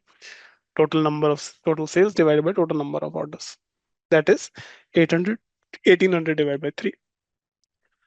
Now, let's say I want to know what is the average order per customer, average order value per customer. What will be that? What will be the value for A and B? You will get two different. What will be the output? Average order per customer, average order value per customer, average order value per customer. Average order value per customer would be, so you will get this per customer. So you will be having, let's say we are making some calculation that has the level of detail at the customer level. So it will separately calculate for the customer A and separately calculate for customer B. For customer A, it will be 1000 plus 500 divided by 2, that is 750. For customer B, there is only one order, so it will be 300. Okay, 750 and 300 for these two customers. Now, if I need to show what is my average cost or average now the regional sales for the average customer value based like the regional average regional sales. Okay, what will that be? So then I will be applying another averaging on top of the this customer level value that we got. Okay, so then it will be for this region, for each region, what the I want to know for each region, what is my average customer value sales is, right? So then it will be then applying this average of the customer value sales and then applying another average. So it will be 750 plus 300 divided by 2. This will be an average of these two values. Okay. So what is the value that we are getting eventually over here? So eventually we are getting here, this will be approximately 550, not approximately exactly 550, right? 750 plus 300 divided by 2, 550. Earlier, when we took just the directly, what is my average order value? Then I got 600. Now, when I want to show an intermediate level of detail calculation, which is at the customer level, I want to keep. Okay, at the customer level, I want to calculate what my average order value is, and that LOD, whatever that customer level calculation is, that I want to reuse in some other level of detail, then I can use that. Okay, I can reuse that. Okay, that is what level of detail calculations allows us to do. So it sets any calculation and saves that calculation within the data model. Okay, and then let you use any other aggregation over here on top of that.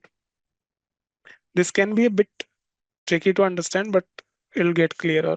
Okay, let's say I want to calculate regional level, regional level sales. Okay, let me show this to as a table. This is what regional level sales would be.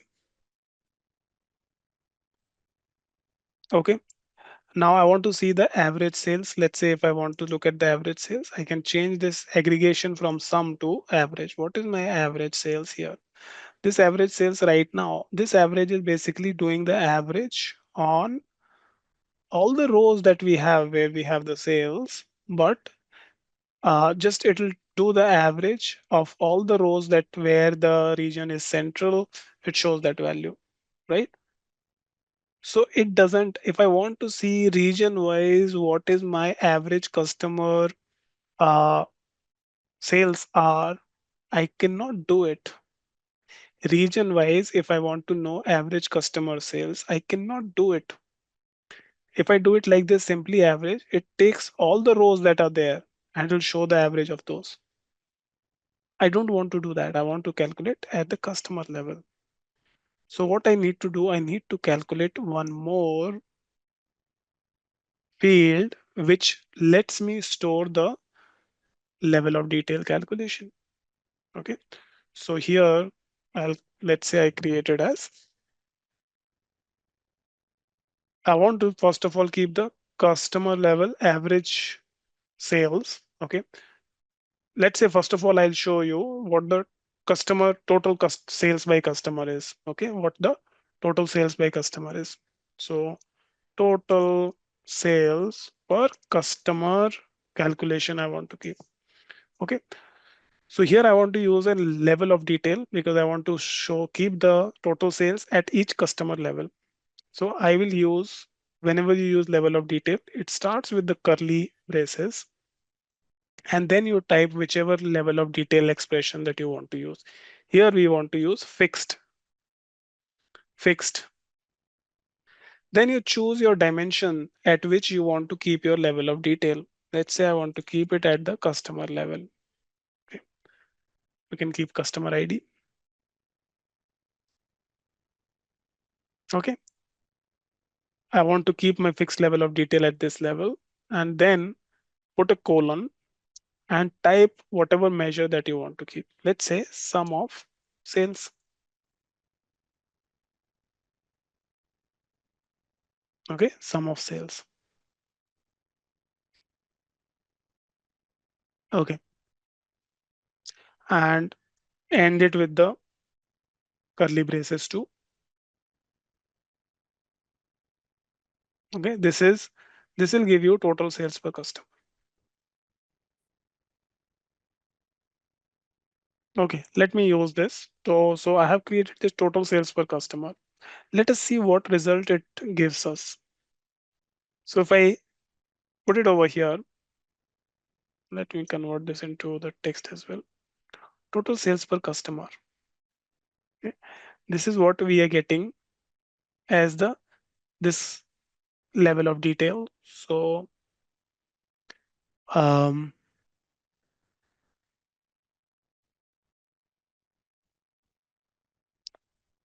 okay. So this one that we got this measure total sales per customer at the moment. The aggregation for this one as we added here is also sum. Let me change it to average. Change the aggregation to average over here. Okay. And now you see the result. You will see a drastic difference between what we see here in the first row and the second row, right?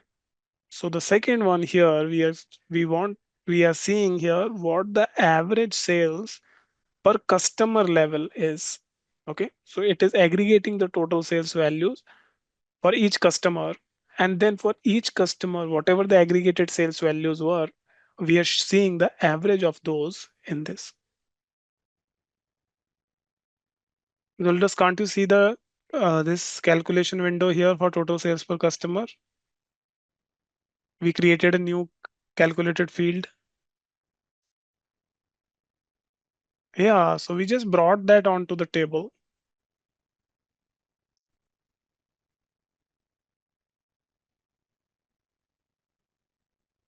And we changed the aggregation to average. Just remember to change the aggregation to average here. How I change it to average, just click on this fill and change the measure to average here.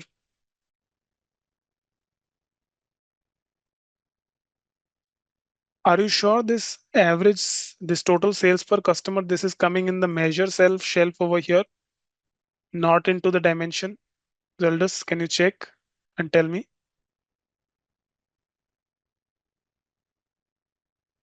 Now, Zildus, you're not following what we are doing here. So the example that I showed you where we were showing three orders. So for customer A, the order value was 1,500, correct? 1,500. So this sum of sales over here in this fixed level of detail is summing up those values, 1,000 plus 500. So 1,500. Okay. So two data points, total value is 1,500. But if the output of this, if I'm changing it to average, then it will be doing the average of those 15. So 1,500 dividing by 2. That is what being done.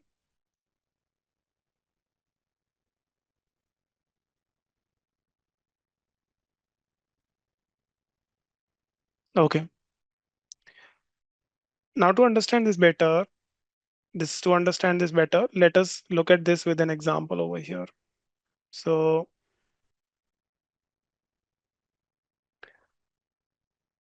we have this customer name, okay, customer name, and I have calculated this total sales for each customer, total sales per customer. Okay, this is the value that I'm getting, total sales per customer. This is the value that I'm getting. Okay, if I simply look at the sales,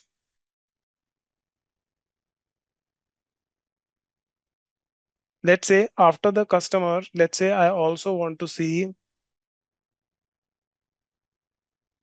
by category. Let's say sales by category. Okay, what I did here, I added another context in this level of detail in this worksheet, in this canvas, right? I added another context, but what is my total sales per customer? This is returning the same value across these categories. So this total that I have calculated, this total is fixed at the customer level. It will always show the total which is at the customer level. That's why these values will always repeat for each customer level. Okay, that is what this level of detail calculation does. It locks at which level my calculation would be performed,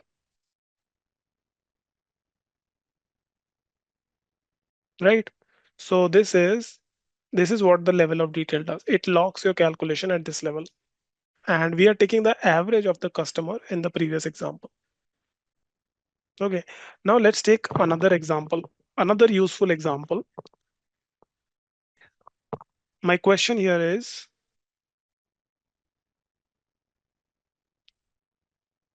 let me clear this chart over here. My question here is, show the average order value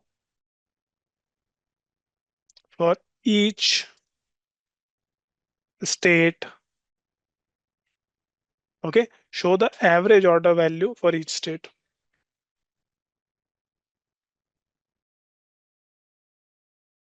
Okay, now average order value for each state, we want to calculate this. So can we do it directly showing, and directly if we show the value, would it show the correct result?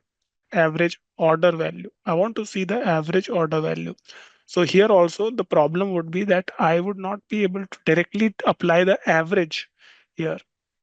Okay, I will not be able to apply the average directly. So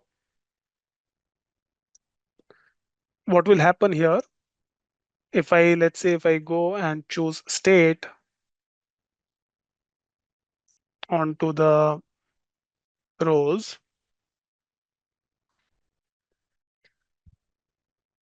okay, and if I simply take the sales, let's say sales, and drag it on this,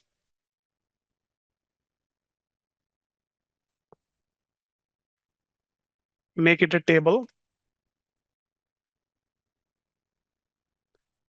This is the result that I get. Let me also sort this. This is the result that I get. Let me make it an average because we are looking at the average sales value, right? This is the result that you get. Once again, let me sort this. This is the result that you get, average sales. But is it the average order value that we are showing here? Can you tell me yes or no? Is it the order value, average order value? And why is it not?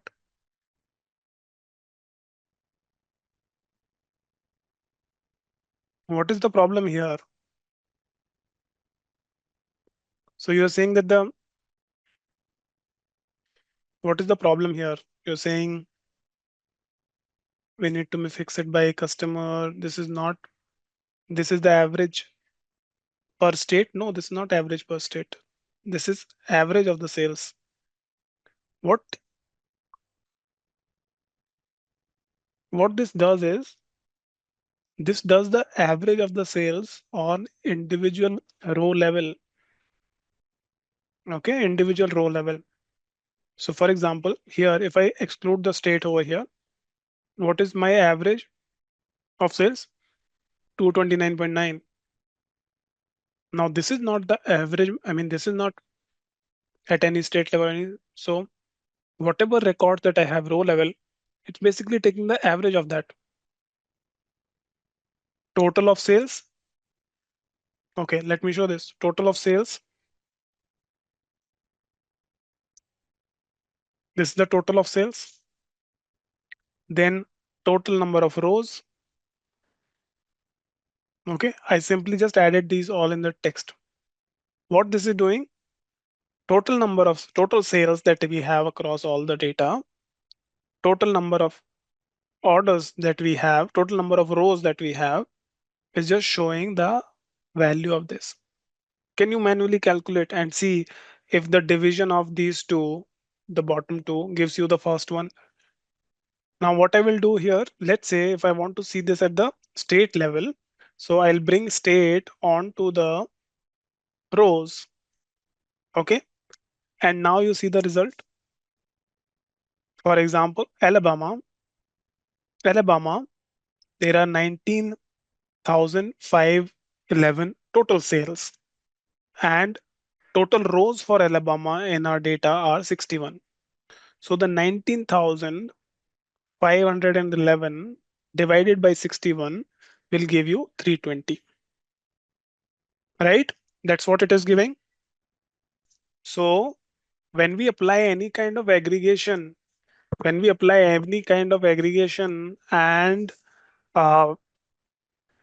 directly it will be applied on the entire data.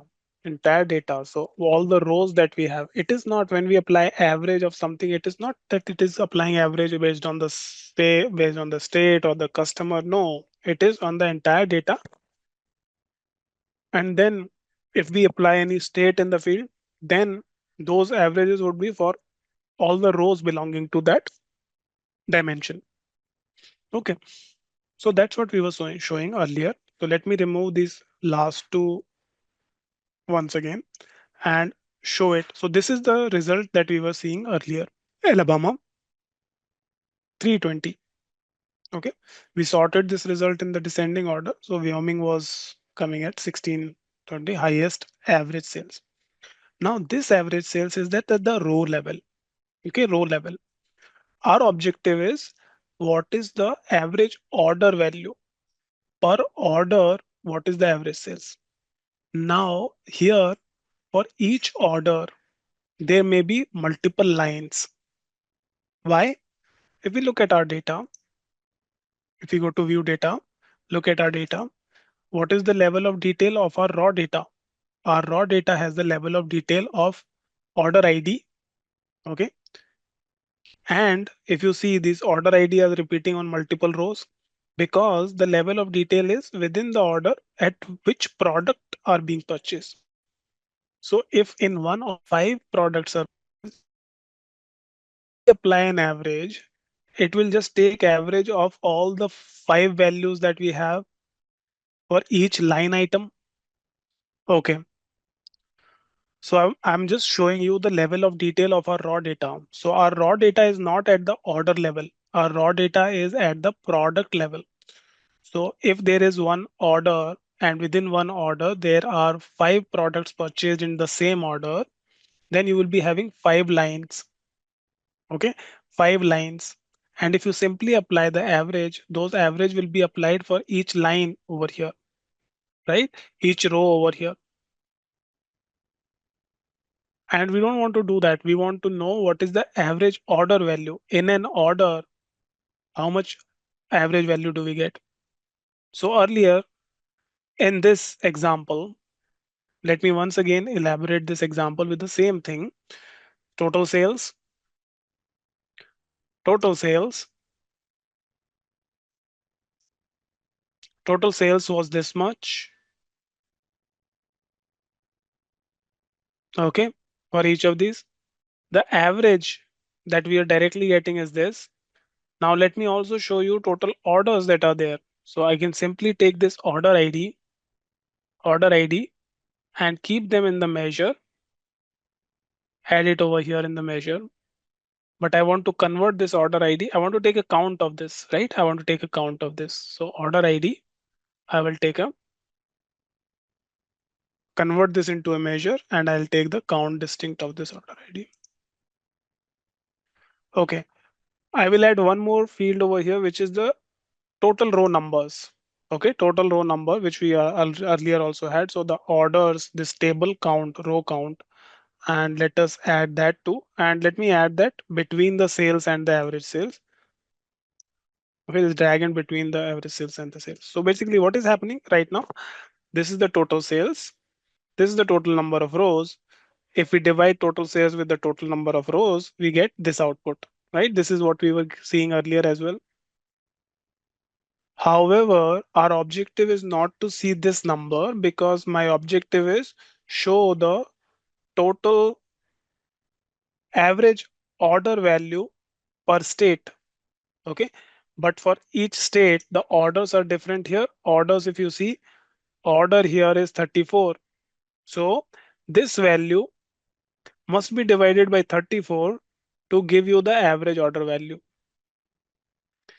This 35,282 must be divided with 108 to get to the average order value. Okay, and so on. So at the moment, of course, this is always be the true that the number of lines will always be greater than or equal to the this value. So my average sales here, this would be higher than what we see here. So we need to do this. So now to do so, we can apply a fixed level of detail here as well. So what we need to do here, I want to fix my average sales calculation at the order level. Okay. I want to fix my average sales at the order level. So what we need to do here is I'll create a new calculated field, another calculated field. Okay.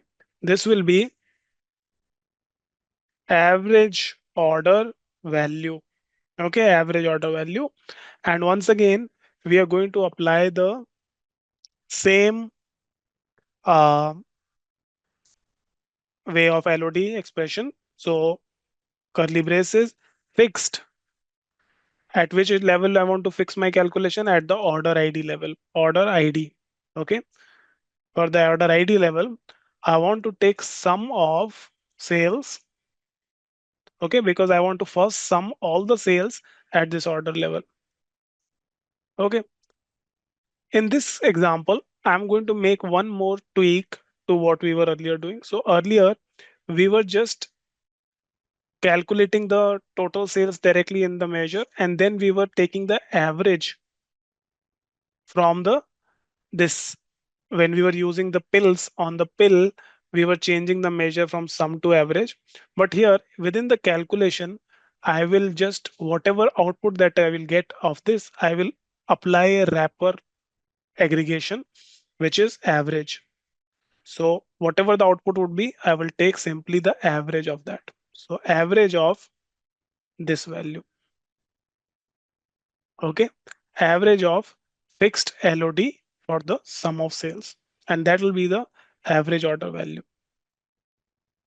Okay, let us hit apply and let us bring that average order value measure that we have onto the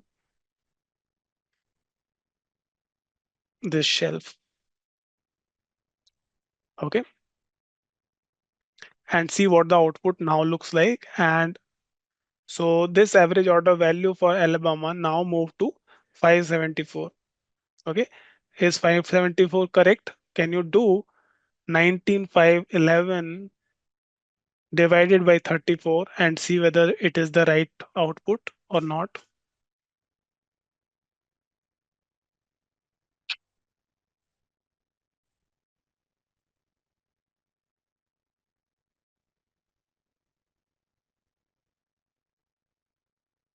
Okay, I hope everyone got this. So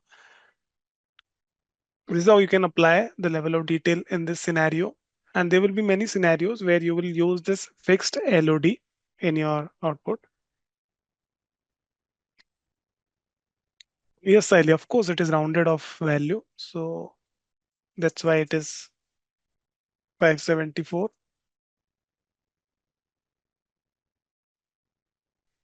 Now it is up to us how we want to show it. I use this table to explain how these calculations should be. But whenever we are showing the results, maybe we can simply use a map visual, and on the map visual, we can simply show the average order value from each of the region.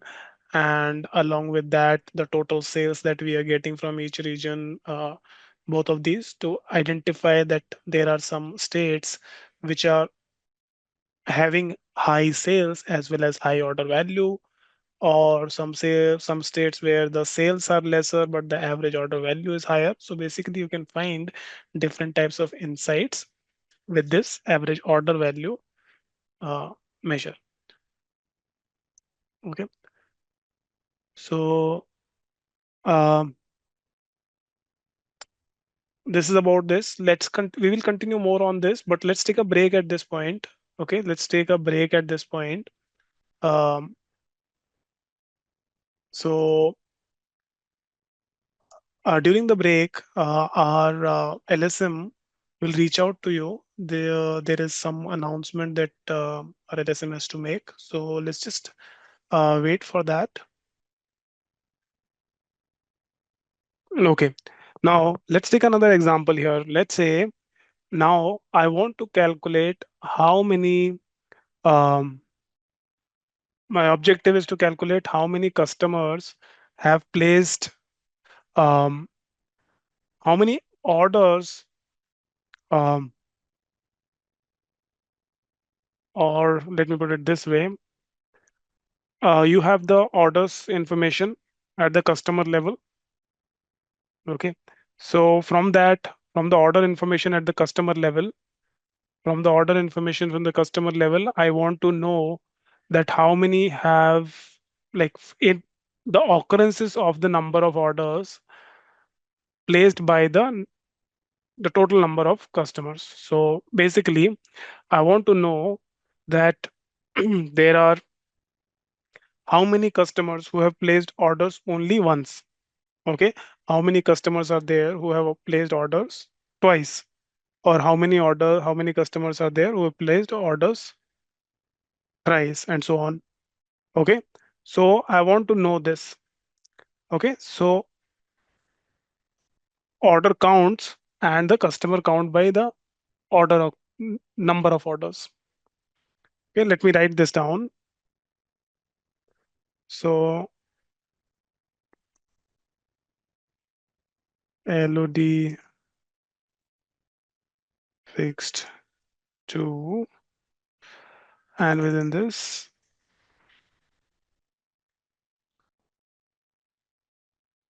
my objective is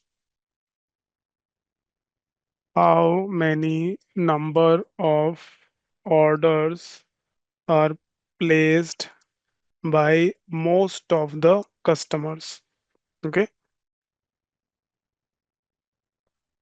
how many number of orders are placed by most of the customer? What I want to see here is orders. Okay, and then next to that, count of customers. Okay, I want to do something like this. So one order is placed by 100 customers. Okay, two times orders, 150 customers. Okay, three times orders, 500 customers, something like this. So I want to see this number of orders placed by most of the customers. So this is not straightforward. This cannot be done without the LOD expression. We need to use LOD expression. Only then we can do it because it requires calculating at the multiple levels.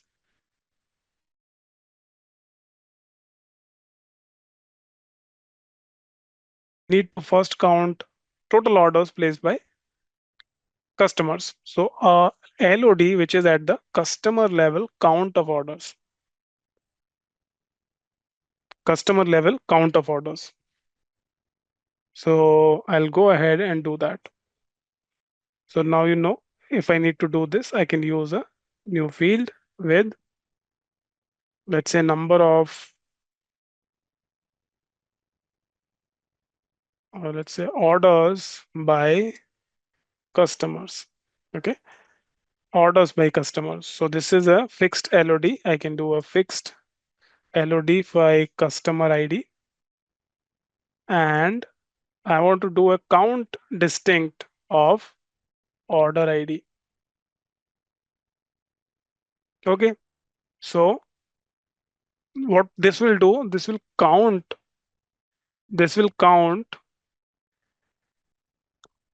how many orders are placed by each customer. Okay, orders by customer. So first thing that we need to do is this. Okay, so everyone, please do this. Let me know once you're done with this part. Count and count distinct is, in count distinct, you do not count duplicate. If there is a customer order, if an order ID have duplicate rows, it will be counted only once.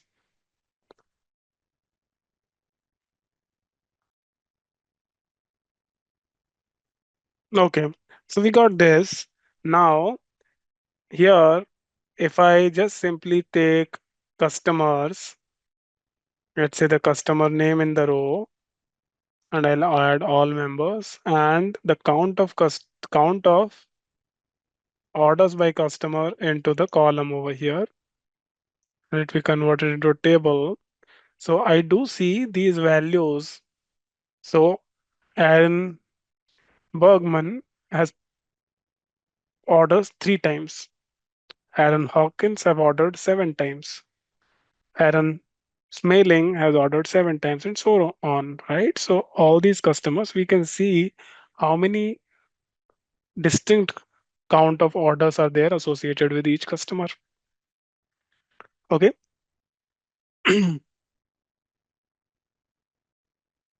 Let me sort this in the descending order. Okay. Now we see the result like this. So customer name and count of orders that we received from each customer. Okay. Now my objective here is I want to know how many number of orders are placed by most of the customers. So which is the common, like in my business, how many on an average, what is the most number of orders that a customer places? Okay, so I want to see result something like this. I want to see result like this. I want to see result like this. So on this axis, I want to see orders, right? So one time order, two time order, three time order, four time order, five time order, 6 time order. And for these, I want to see how many customers are there. So for one time placing order, we have these many customers. For two times placing, we have these many customers. For three times placing, maybe there are more customers. Four time, maybe there are even more. Five times, maybe some less. Six time, even lesser. Something like this. So I want to know that whether four is the number of orders that is placed by maximum number of customers. And most of the customer places at max like 4 orders in general, right? We can find which are the customers who are loyal, who are repeating. So here we can see that information over here, directly over here as well. We can see the list of the customers who are ordering frequently. So that answer we can get from here as well. But here, my question here is that I also want to know that in general, how many total number of orders that a customer places. Okay, can I increase that? Can I even engage for the in general, if the customers are making 4 orders, can I push them to make 5 orders or 6 orders in general? Can I do something like this? Right? So let's see how this can be achieved now. So now this measure that we got, which is the LOD expression of count of orders that we have, I want to convert this values, because this range of this value is from minimum there can be 1 order and maximum I have sorted this. So maximum is 17. So at max 17 orders are placed by one person. It is not more than that. So I want to create a this measure directly as the into my dimension. Okay. And I want to see these unique values by this measure. So what I can do here is I will remove this, and this measure orders by customer, if I put it in the column, and I will, okay, this is a measure right now. I need to convert this into a uh, dimension. Let me make it, no, not the discrete. Um, it is ought to be continuous. I want to make it into a dimension. So what the best way that you can do is, when you have any numerical result and you want that to be converted into a dimension, you can make bins out of that. So you can make bin basically of the total values, or you can create multiple bins out of it based on what range of values you want. Okay, so this is a measure output. Now I'll convert this into a bin. So total orders by customer, this I will go, and I will go ahead and convert this into a bin. So what you can do here is you have the option of creating bins. So go to orders by customer and convert this into a, or let me, I think you can also make it a dimension as well. Let me just make it a dimension. Convert this to, sorry, Control Z. I will make it a dimension. I think that would also work here. So I'll convert this into a dimension. Orders by customer. Okay. So see now, I don't need to convert this into bin. I'll just convert this into a dimension. Okay. And I will now show the count of customers that are falling under these orders. Okay. So just customer ID, I will use this into the rows, and I want to convert this into a measure here, which by just simply taking a count distinct now on the customer ID. Okay. So I took orders by customer, convert this into a dimension, and I converted this count distinct customer. I showed count distinct of customer. So how many customers falling in these values? So you remember, there was only one customer having 17 orders. It still shows one customer, right? For the customers who were having 13, there were actually 7 such customers who ordered 13 times, and so on. So now with this chart, I can now see that majority of orders are 5 that my customers place. This is the majority number of orders that my customers place.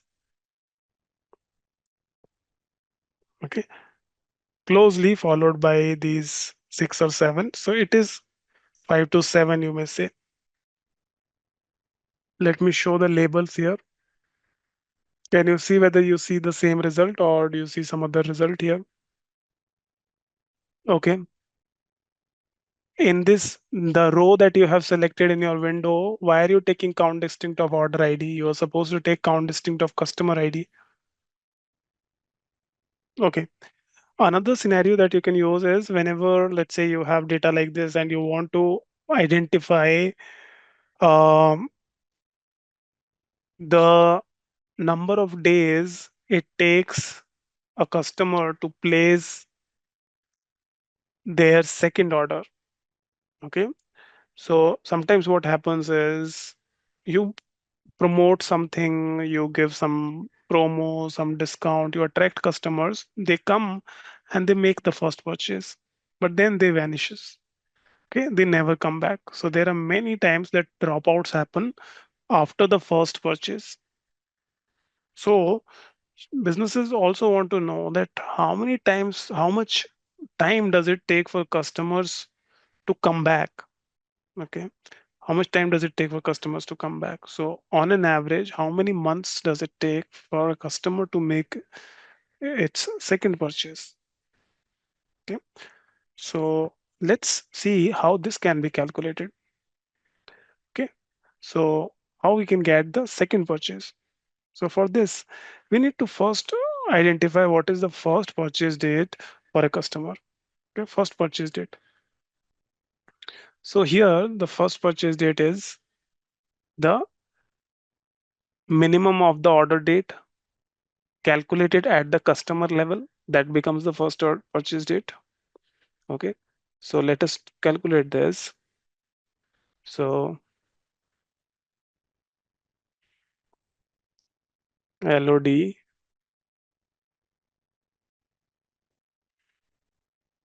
Why I'm covering more of fixed LOD? Because this is the most important one. Most of the time you use fixed LOD only. So we'll cover more examples here. Fixed LOD is 3. So here I want to show time to time taken for second order. Okay. So I want to first of all calculate which is the first purchase date for each customer. So very easily you can create a LOD here, which is first order date. Okay. First order date. So first order date is fixed.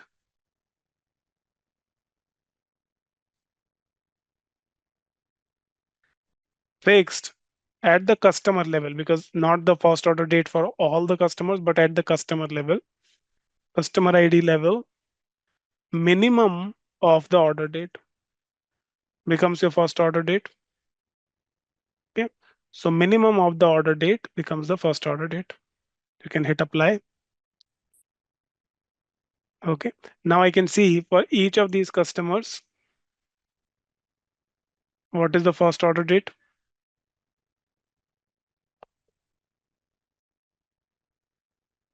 Okay. If I show it in the form of date, exact date,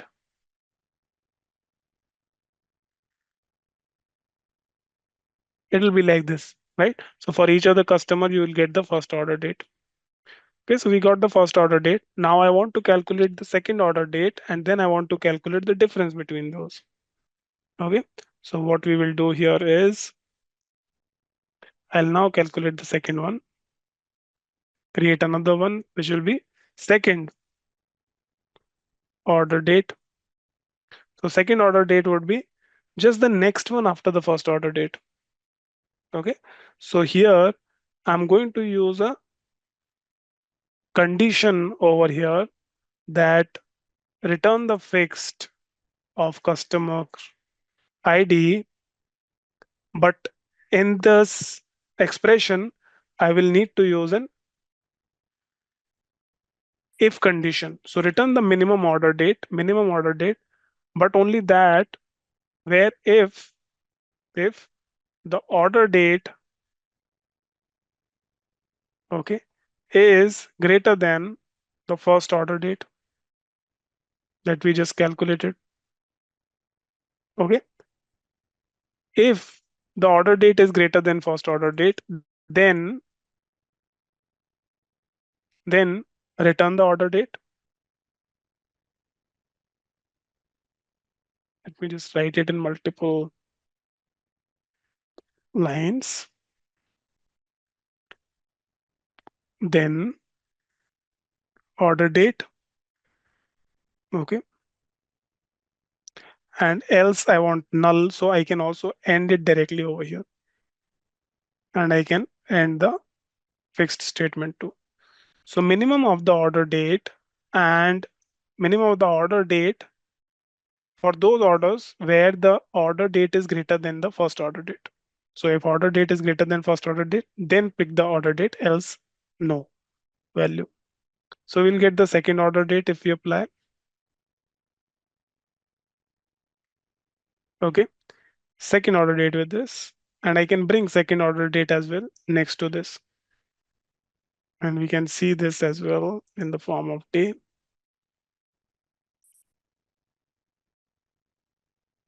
So now we have the first order date, we have the second order date. Okay, and we just simply need to find the difference between the first order date and the second order date. Okay, so I will create another field here,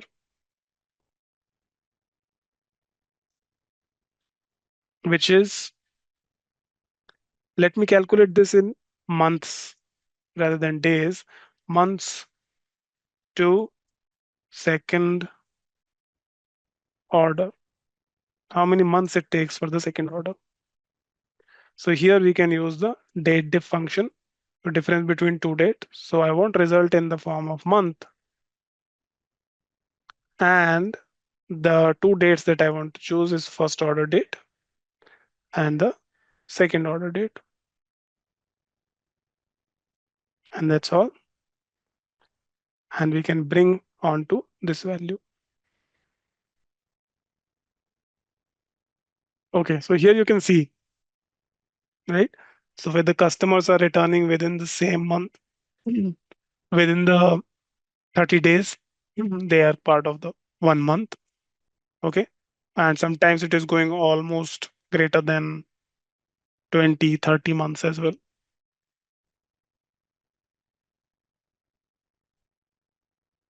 So first we calculated the first day of first order date. Then we calculated the second order date. Okay, second order date formula is this. Second order date.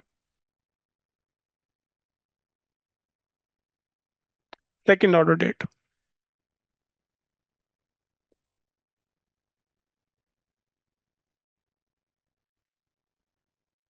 Okay, and then you need to calculate this, the months to second order. Okay, months to second order is simply the date difference between the first order and the second order in the in months. Okay, date difference in months between the first order and the second order date.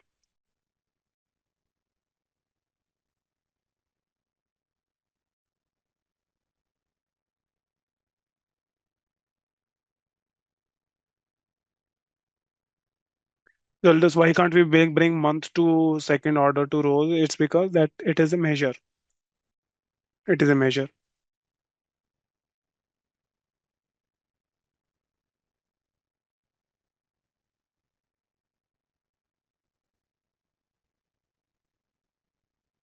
It is a measure. But you know how we can show even measures and show the labels, right? So you have this option of going and using the measure names in the filter.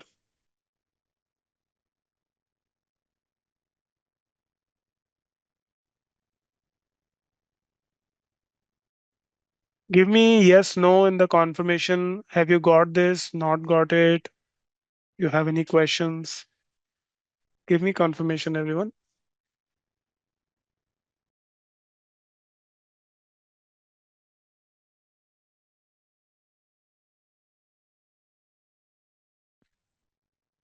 Okay. All right.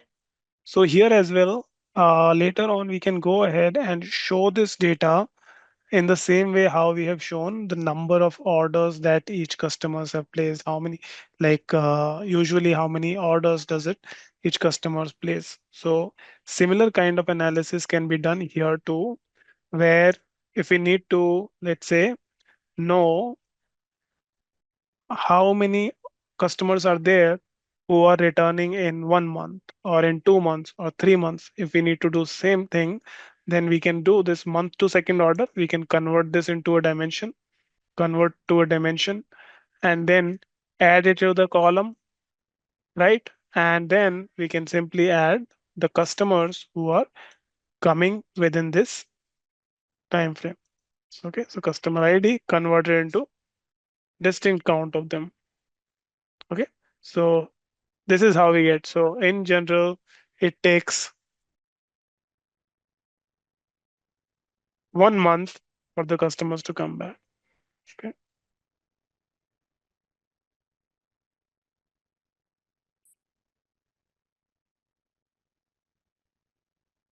Okay. So this is how we can use the fixed LODs. So once again, going back to the what we learned here in the fixed LODs. So fixed LODs explicitly sets the level of detail to the specific dimension regardless of the fields being used in the canvas. So if we are aggregating anything at the customer level, it will be aggregated there. If we are aggregating anything at the product level or the order level, it will be aggregated there irrespective of which other dimensions being shown in the canvas. The second type of LOD is called include LOD. Okay, include LOD. Okay, what does include do? Include means that this works similar to fixed, but it's a bit more dynamic in nature. Okay, so it include adds an extra dimension, adds an extra dimension to the aggregation. I should not say n, but they can be multiple. Adds extra dimensions to the aggregation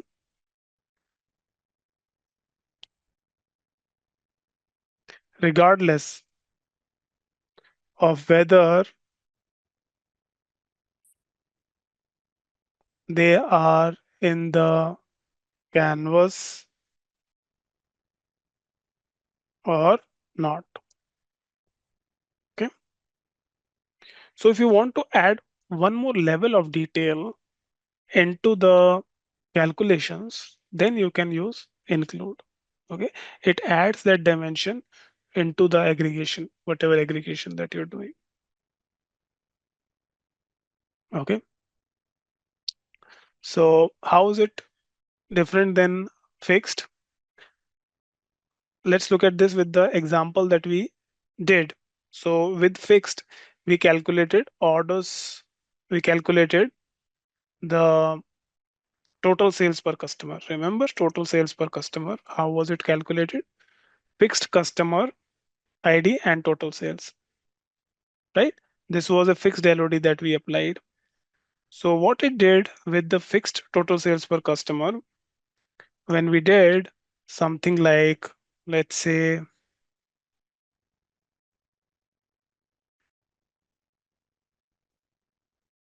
at the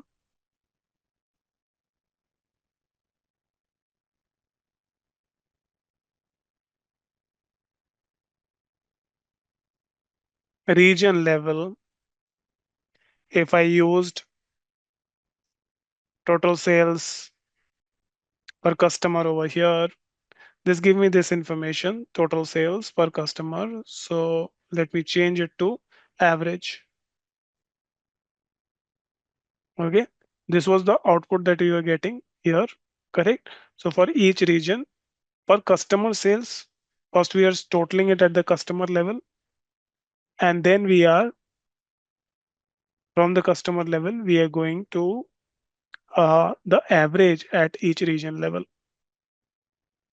Within this, let's say if I add another detail from region to, let's say, the category level.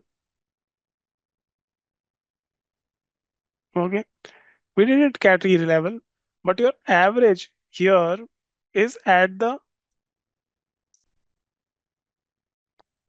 this is actually going at the customer level only. So it will still be, if there are customers who were uh, who has purchased multiple categories, then only it will not show the revised calculation for the total sales per customer. It will still show that aggregated because it is fixed at that level. Let me show you with a better example here.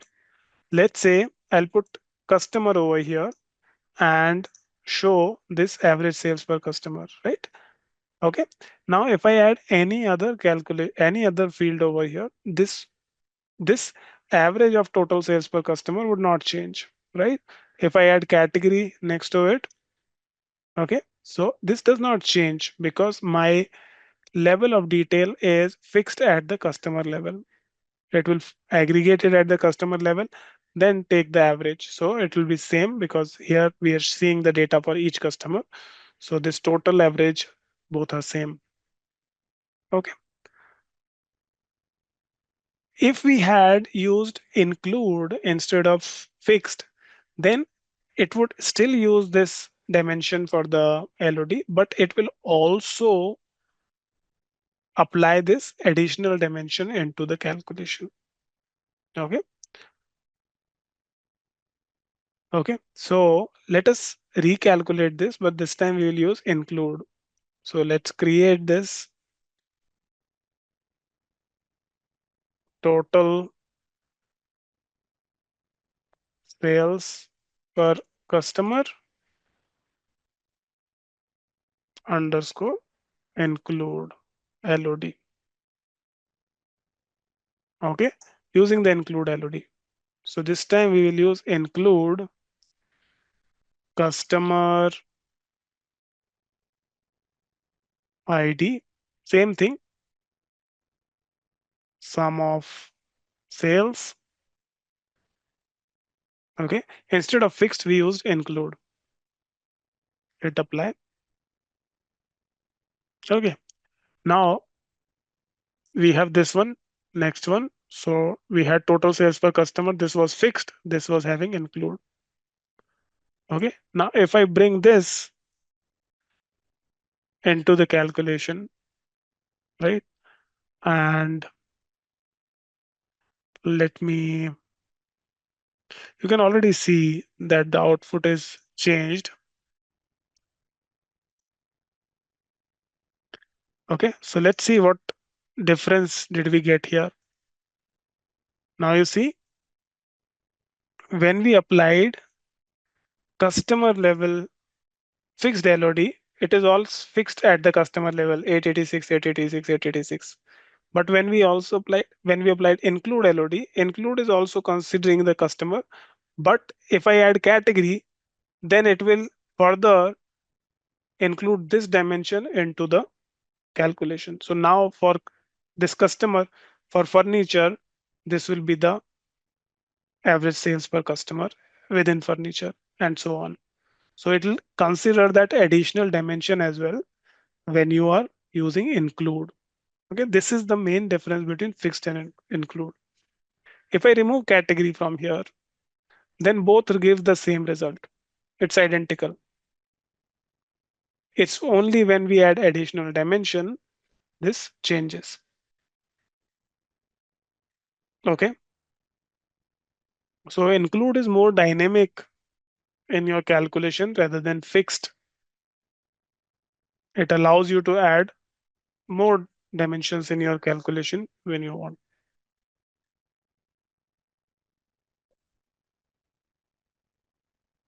So basically, fixed would keep the calculations fixed. Whatever context that you provide in the canvas, it will ignore that context. It will remember only its own defined context. Whereas include, it will also create the calculation at the defined context in the include function, but at Additionally, it will also include any additional context that we add on the canvas and then apply the calculations accordingly. Okay, so include becomes more flexible when you are changing your visuals. There, it can be more flexible. But if we are calculating things like now, it can be like you may wonder, like, why do we need to use a fixed? Correct. If we can get it done through include and it is more flexible, it always remembers the context, right? But some of the calculations there you need to put hard coded context. Only then they are correct. For example, the first order date and the second order date.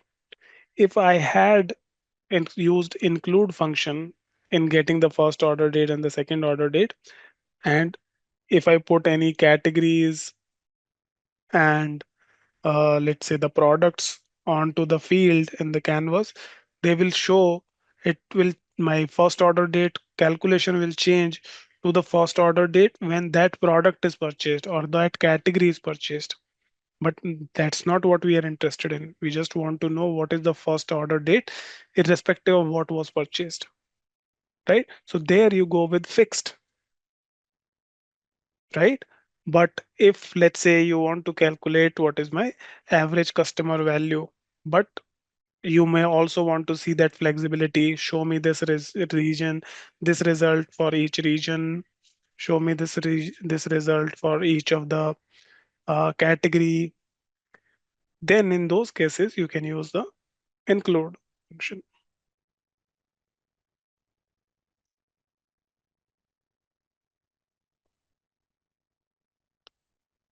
The so rest of the scenarios would be same. The examples that we have covered, those similar examples can also be understood for the include as well.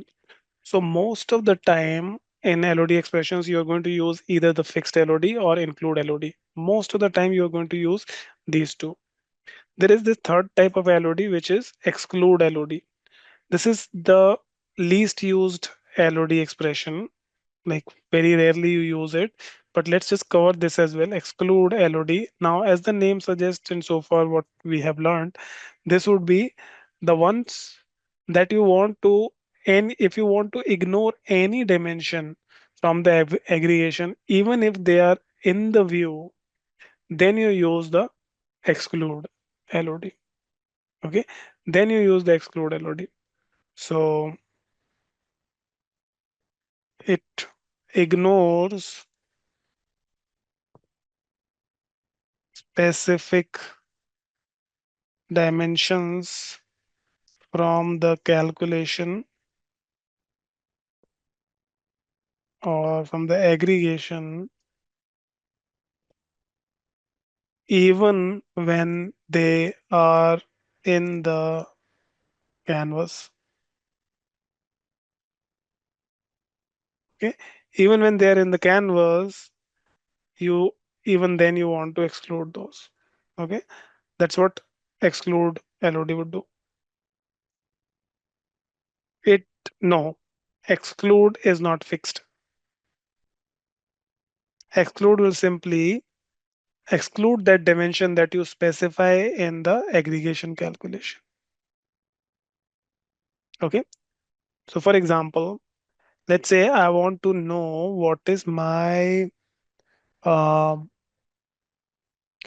let's take this example. I want to calculate with exclude. I want to calculate what is my like what is the total sales, and uh, I want to exclude the subcategory level aggregation over here. Okay, I want to exclude the subcategory level aggregation. Okay, and I would use this to identify what is the uh, what is the each subcategory, how much each subcategory is contributing to the category. Let's say if I want to do that, then I can use exclude LOD in those cases. Okay, so let me show this with an example. It will be clearer. What I want to do,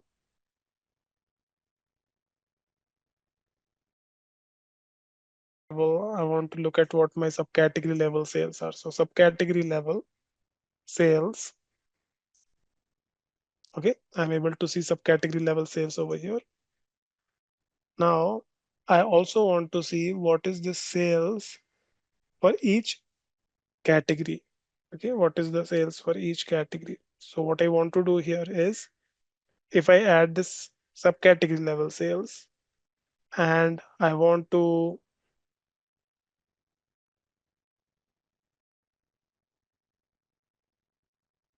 I would get category, subcategory.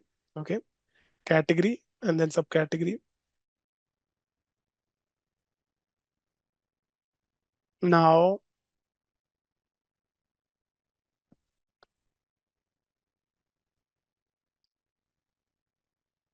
let's say I want to calculate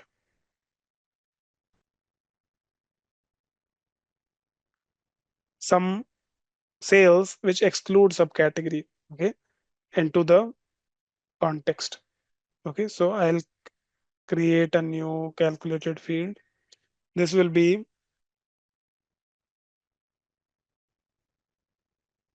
okay, total sales excluding subcategory. So I will simply use exclude over here, exclude subcategory when you calculate. So total sales, sum of sales. Okay, so exclude subcategory when total sales is calculated. Okay, if I use this over here, okay, this is what you see. So if you see over here, this result that we see, this is excluding this. Okay, this is excluding this. So here,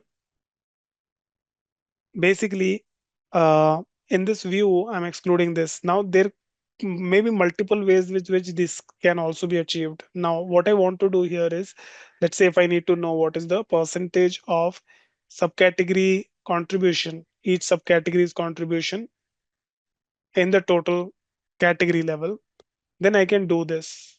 Okay, I can get to what is the percentage contribution in each of these subcategory level.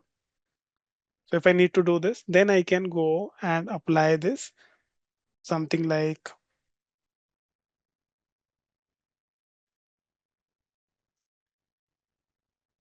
new calculated field, which is,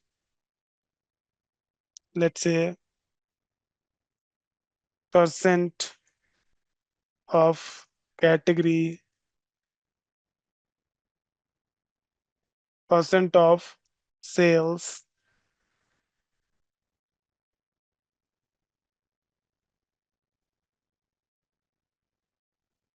contribution.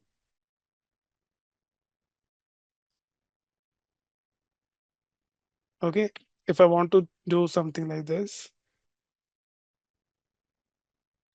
so here it would be the sum of sales that we have directly coming. Okay, and this I can divide with the new expression that we got, which is excluding the subcategory. So the new measure that we have, total sales exclude subcategory. If I divide it by that, okay, I may get the,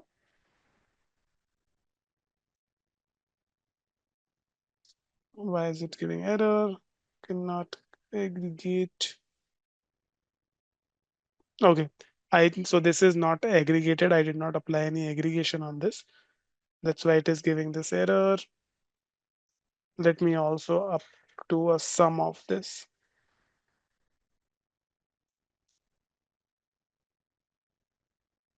Okay. Now, if you see, if I add this percentage of contribution and I add this as well into the measures,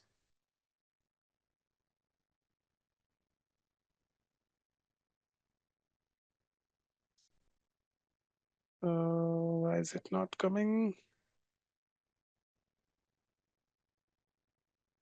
So this output that we have got in the exclude,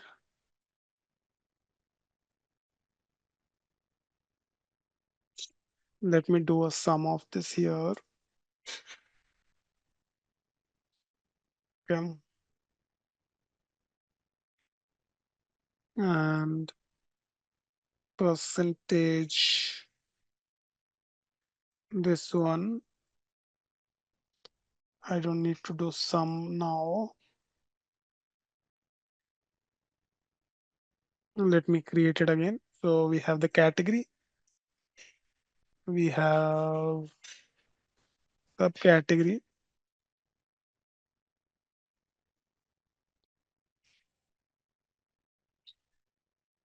percentage sales contribution.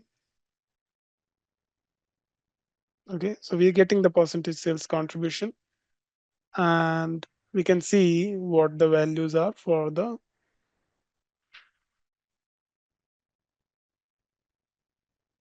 total sales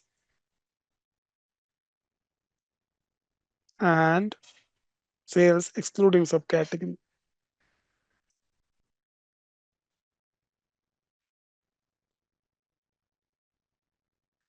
Okay, whenever I'm adding it in this context, it is all turning into 0.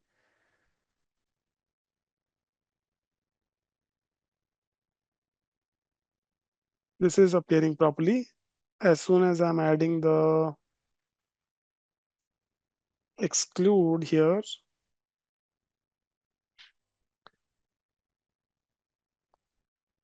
no, even this is coming properly, right? So as soon as I'm adding this, it's not coming up. It should work. I don't see any problem. Okay, I see where the problem here is. I think I see where the problem might be coming here. So instead of creating a separate field, when if I do the expression here, I think it should work. If I put an expression here of exclude subcategory and then do sum of sales, this should work.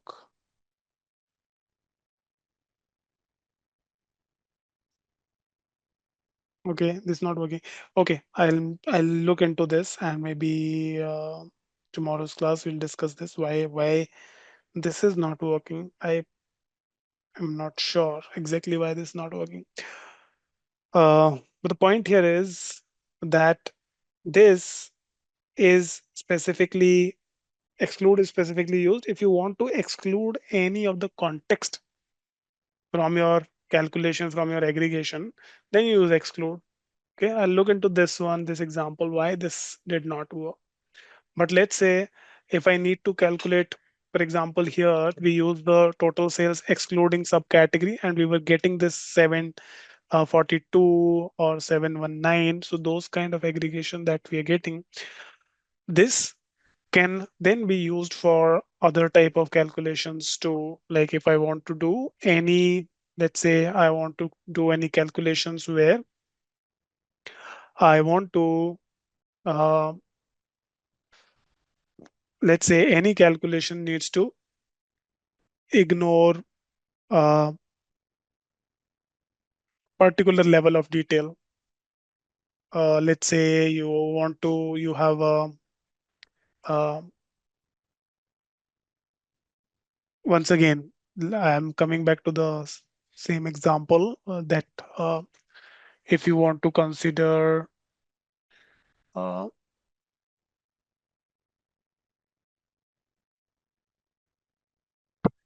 let's say if you want to consider the minimum order, right? Minimum order date, and you still want to keep month into the context in your uh, canvas, then it'll exclude those. I'm thinking of some other example. Actually, exclude is not used that frequently. We don't rarely see. So I'm struggling to find some good example here. Um, let me give you one example here before we end today's session, and let us just try this. Um, so let's say I want to calculate an uh, so we have data at the city level too, right? So if I want to exclude in my average calculation, let's say the average of regional sales, I want to exclude city into the dimension, and I want to just whenever I'm calculating any average, those will be applied at the level ignoring the city.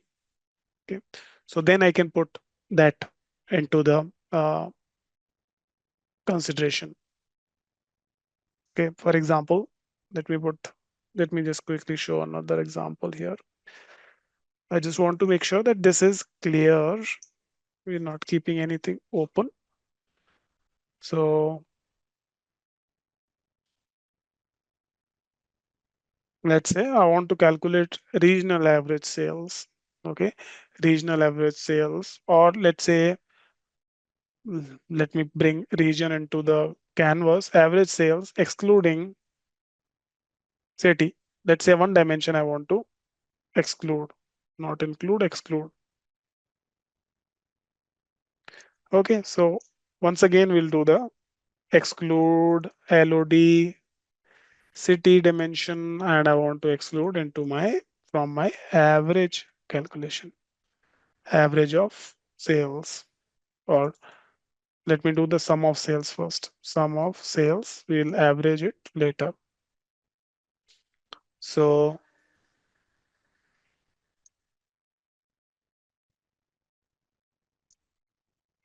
exclude city, exclude city from sum of sales. Okay. Now, if I want to do any kind of regional level average sales,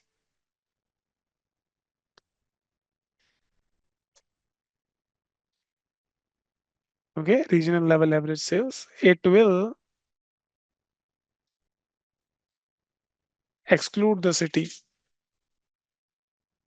So if I bring city now into this context, you'll see these are being excluded. So if I want to do any kind of average or any kind of data that needs to be ignored in the dimension, right? Then you can use exclude. So any kind of detail that will be excluded that you put here will be excluded. So automatically these details are not used. Okay.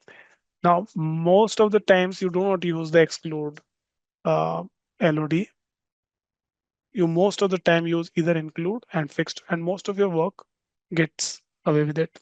So very rarely we see this, but this is how, if ever you require, we can do this exclude to exclude anything from the dimension. Okay. So I hope that we did not cover very good example here, but I hope that this part is clear what exactly exclude do. And with that, we have come to the end of our course.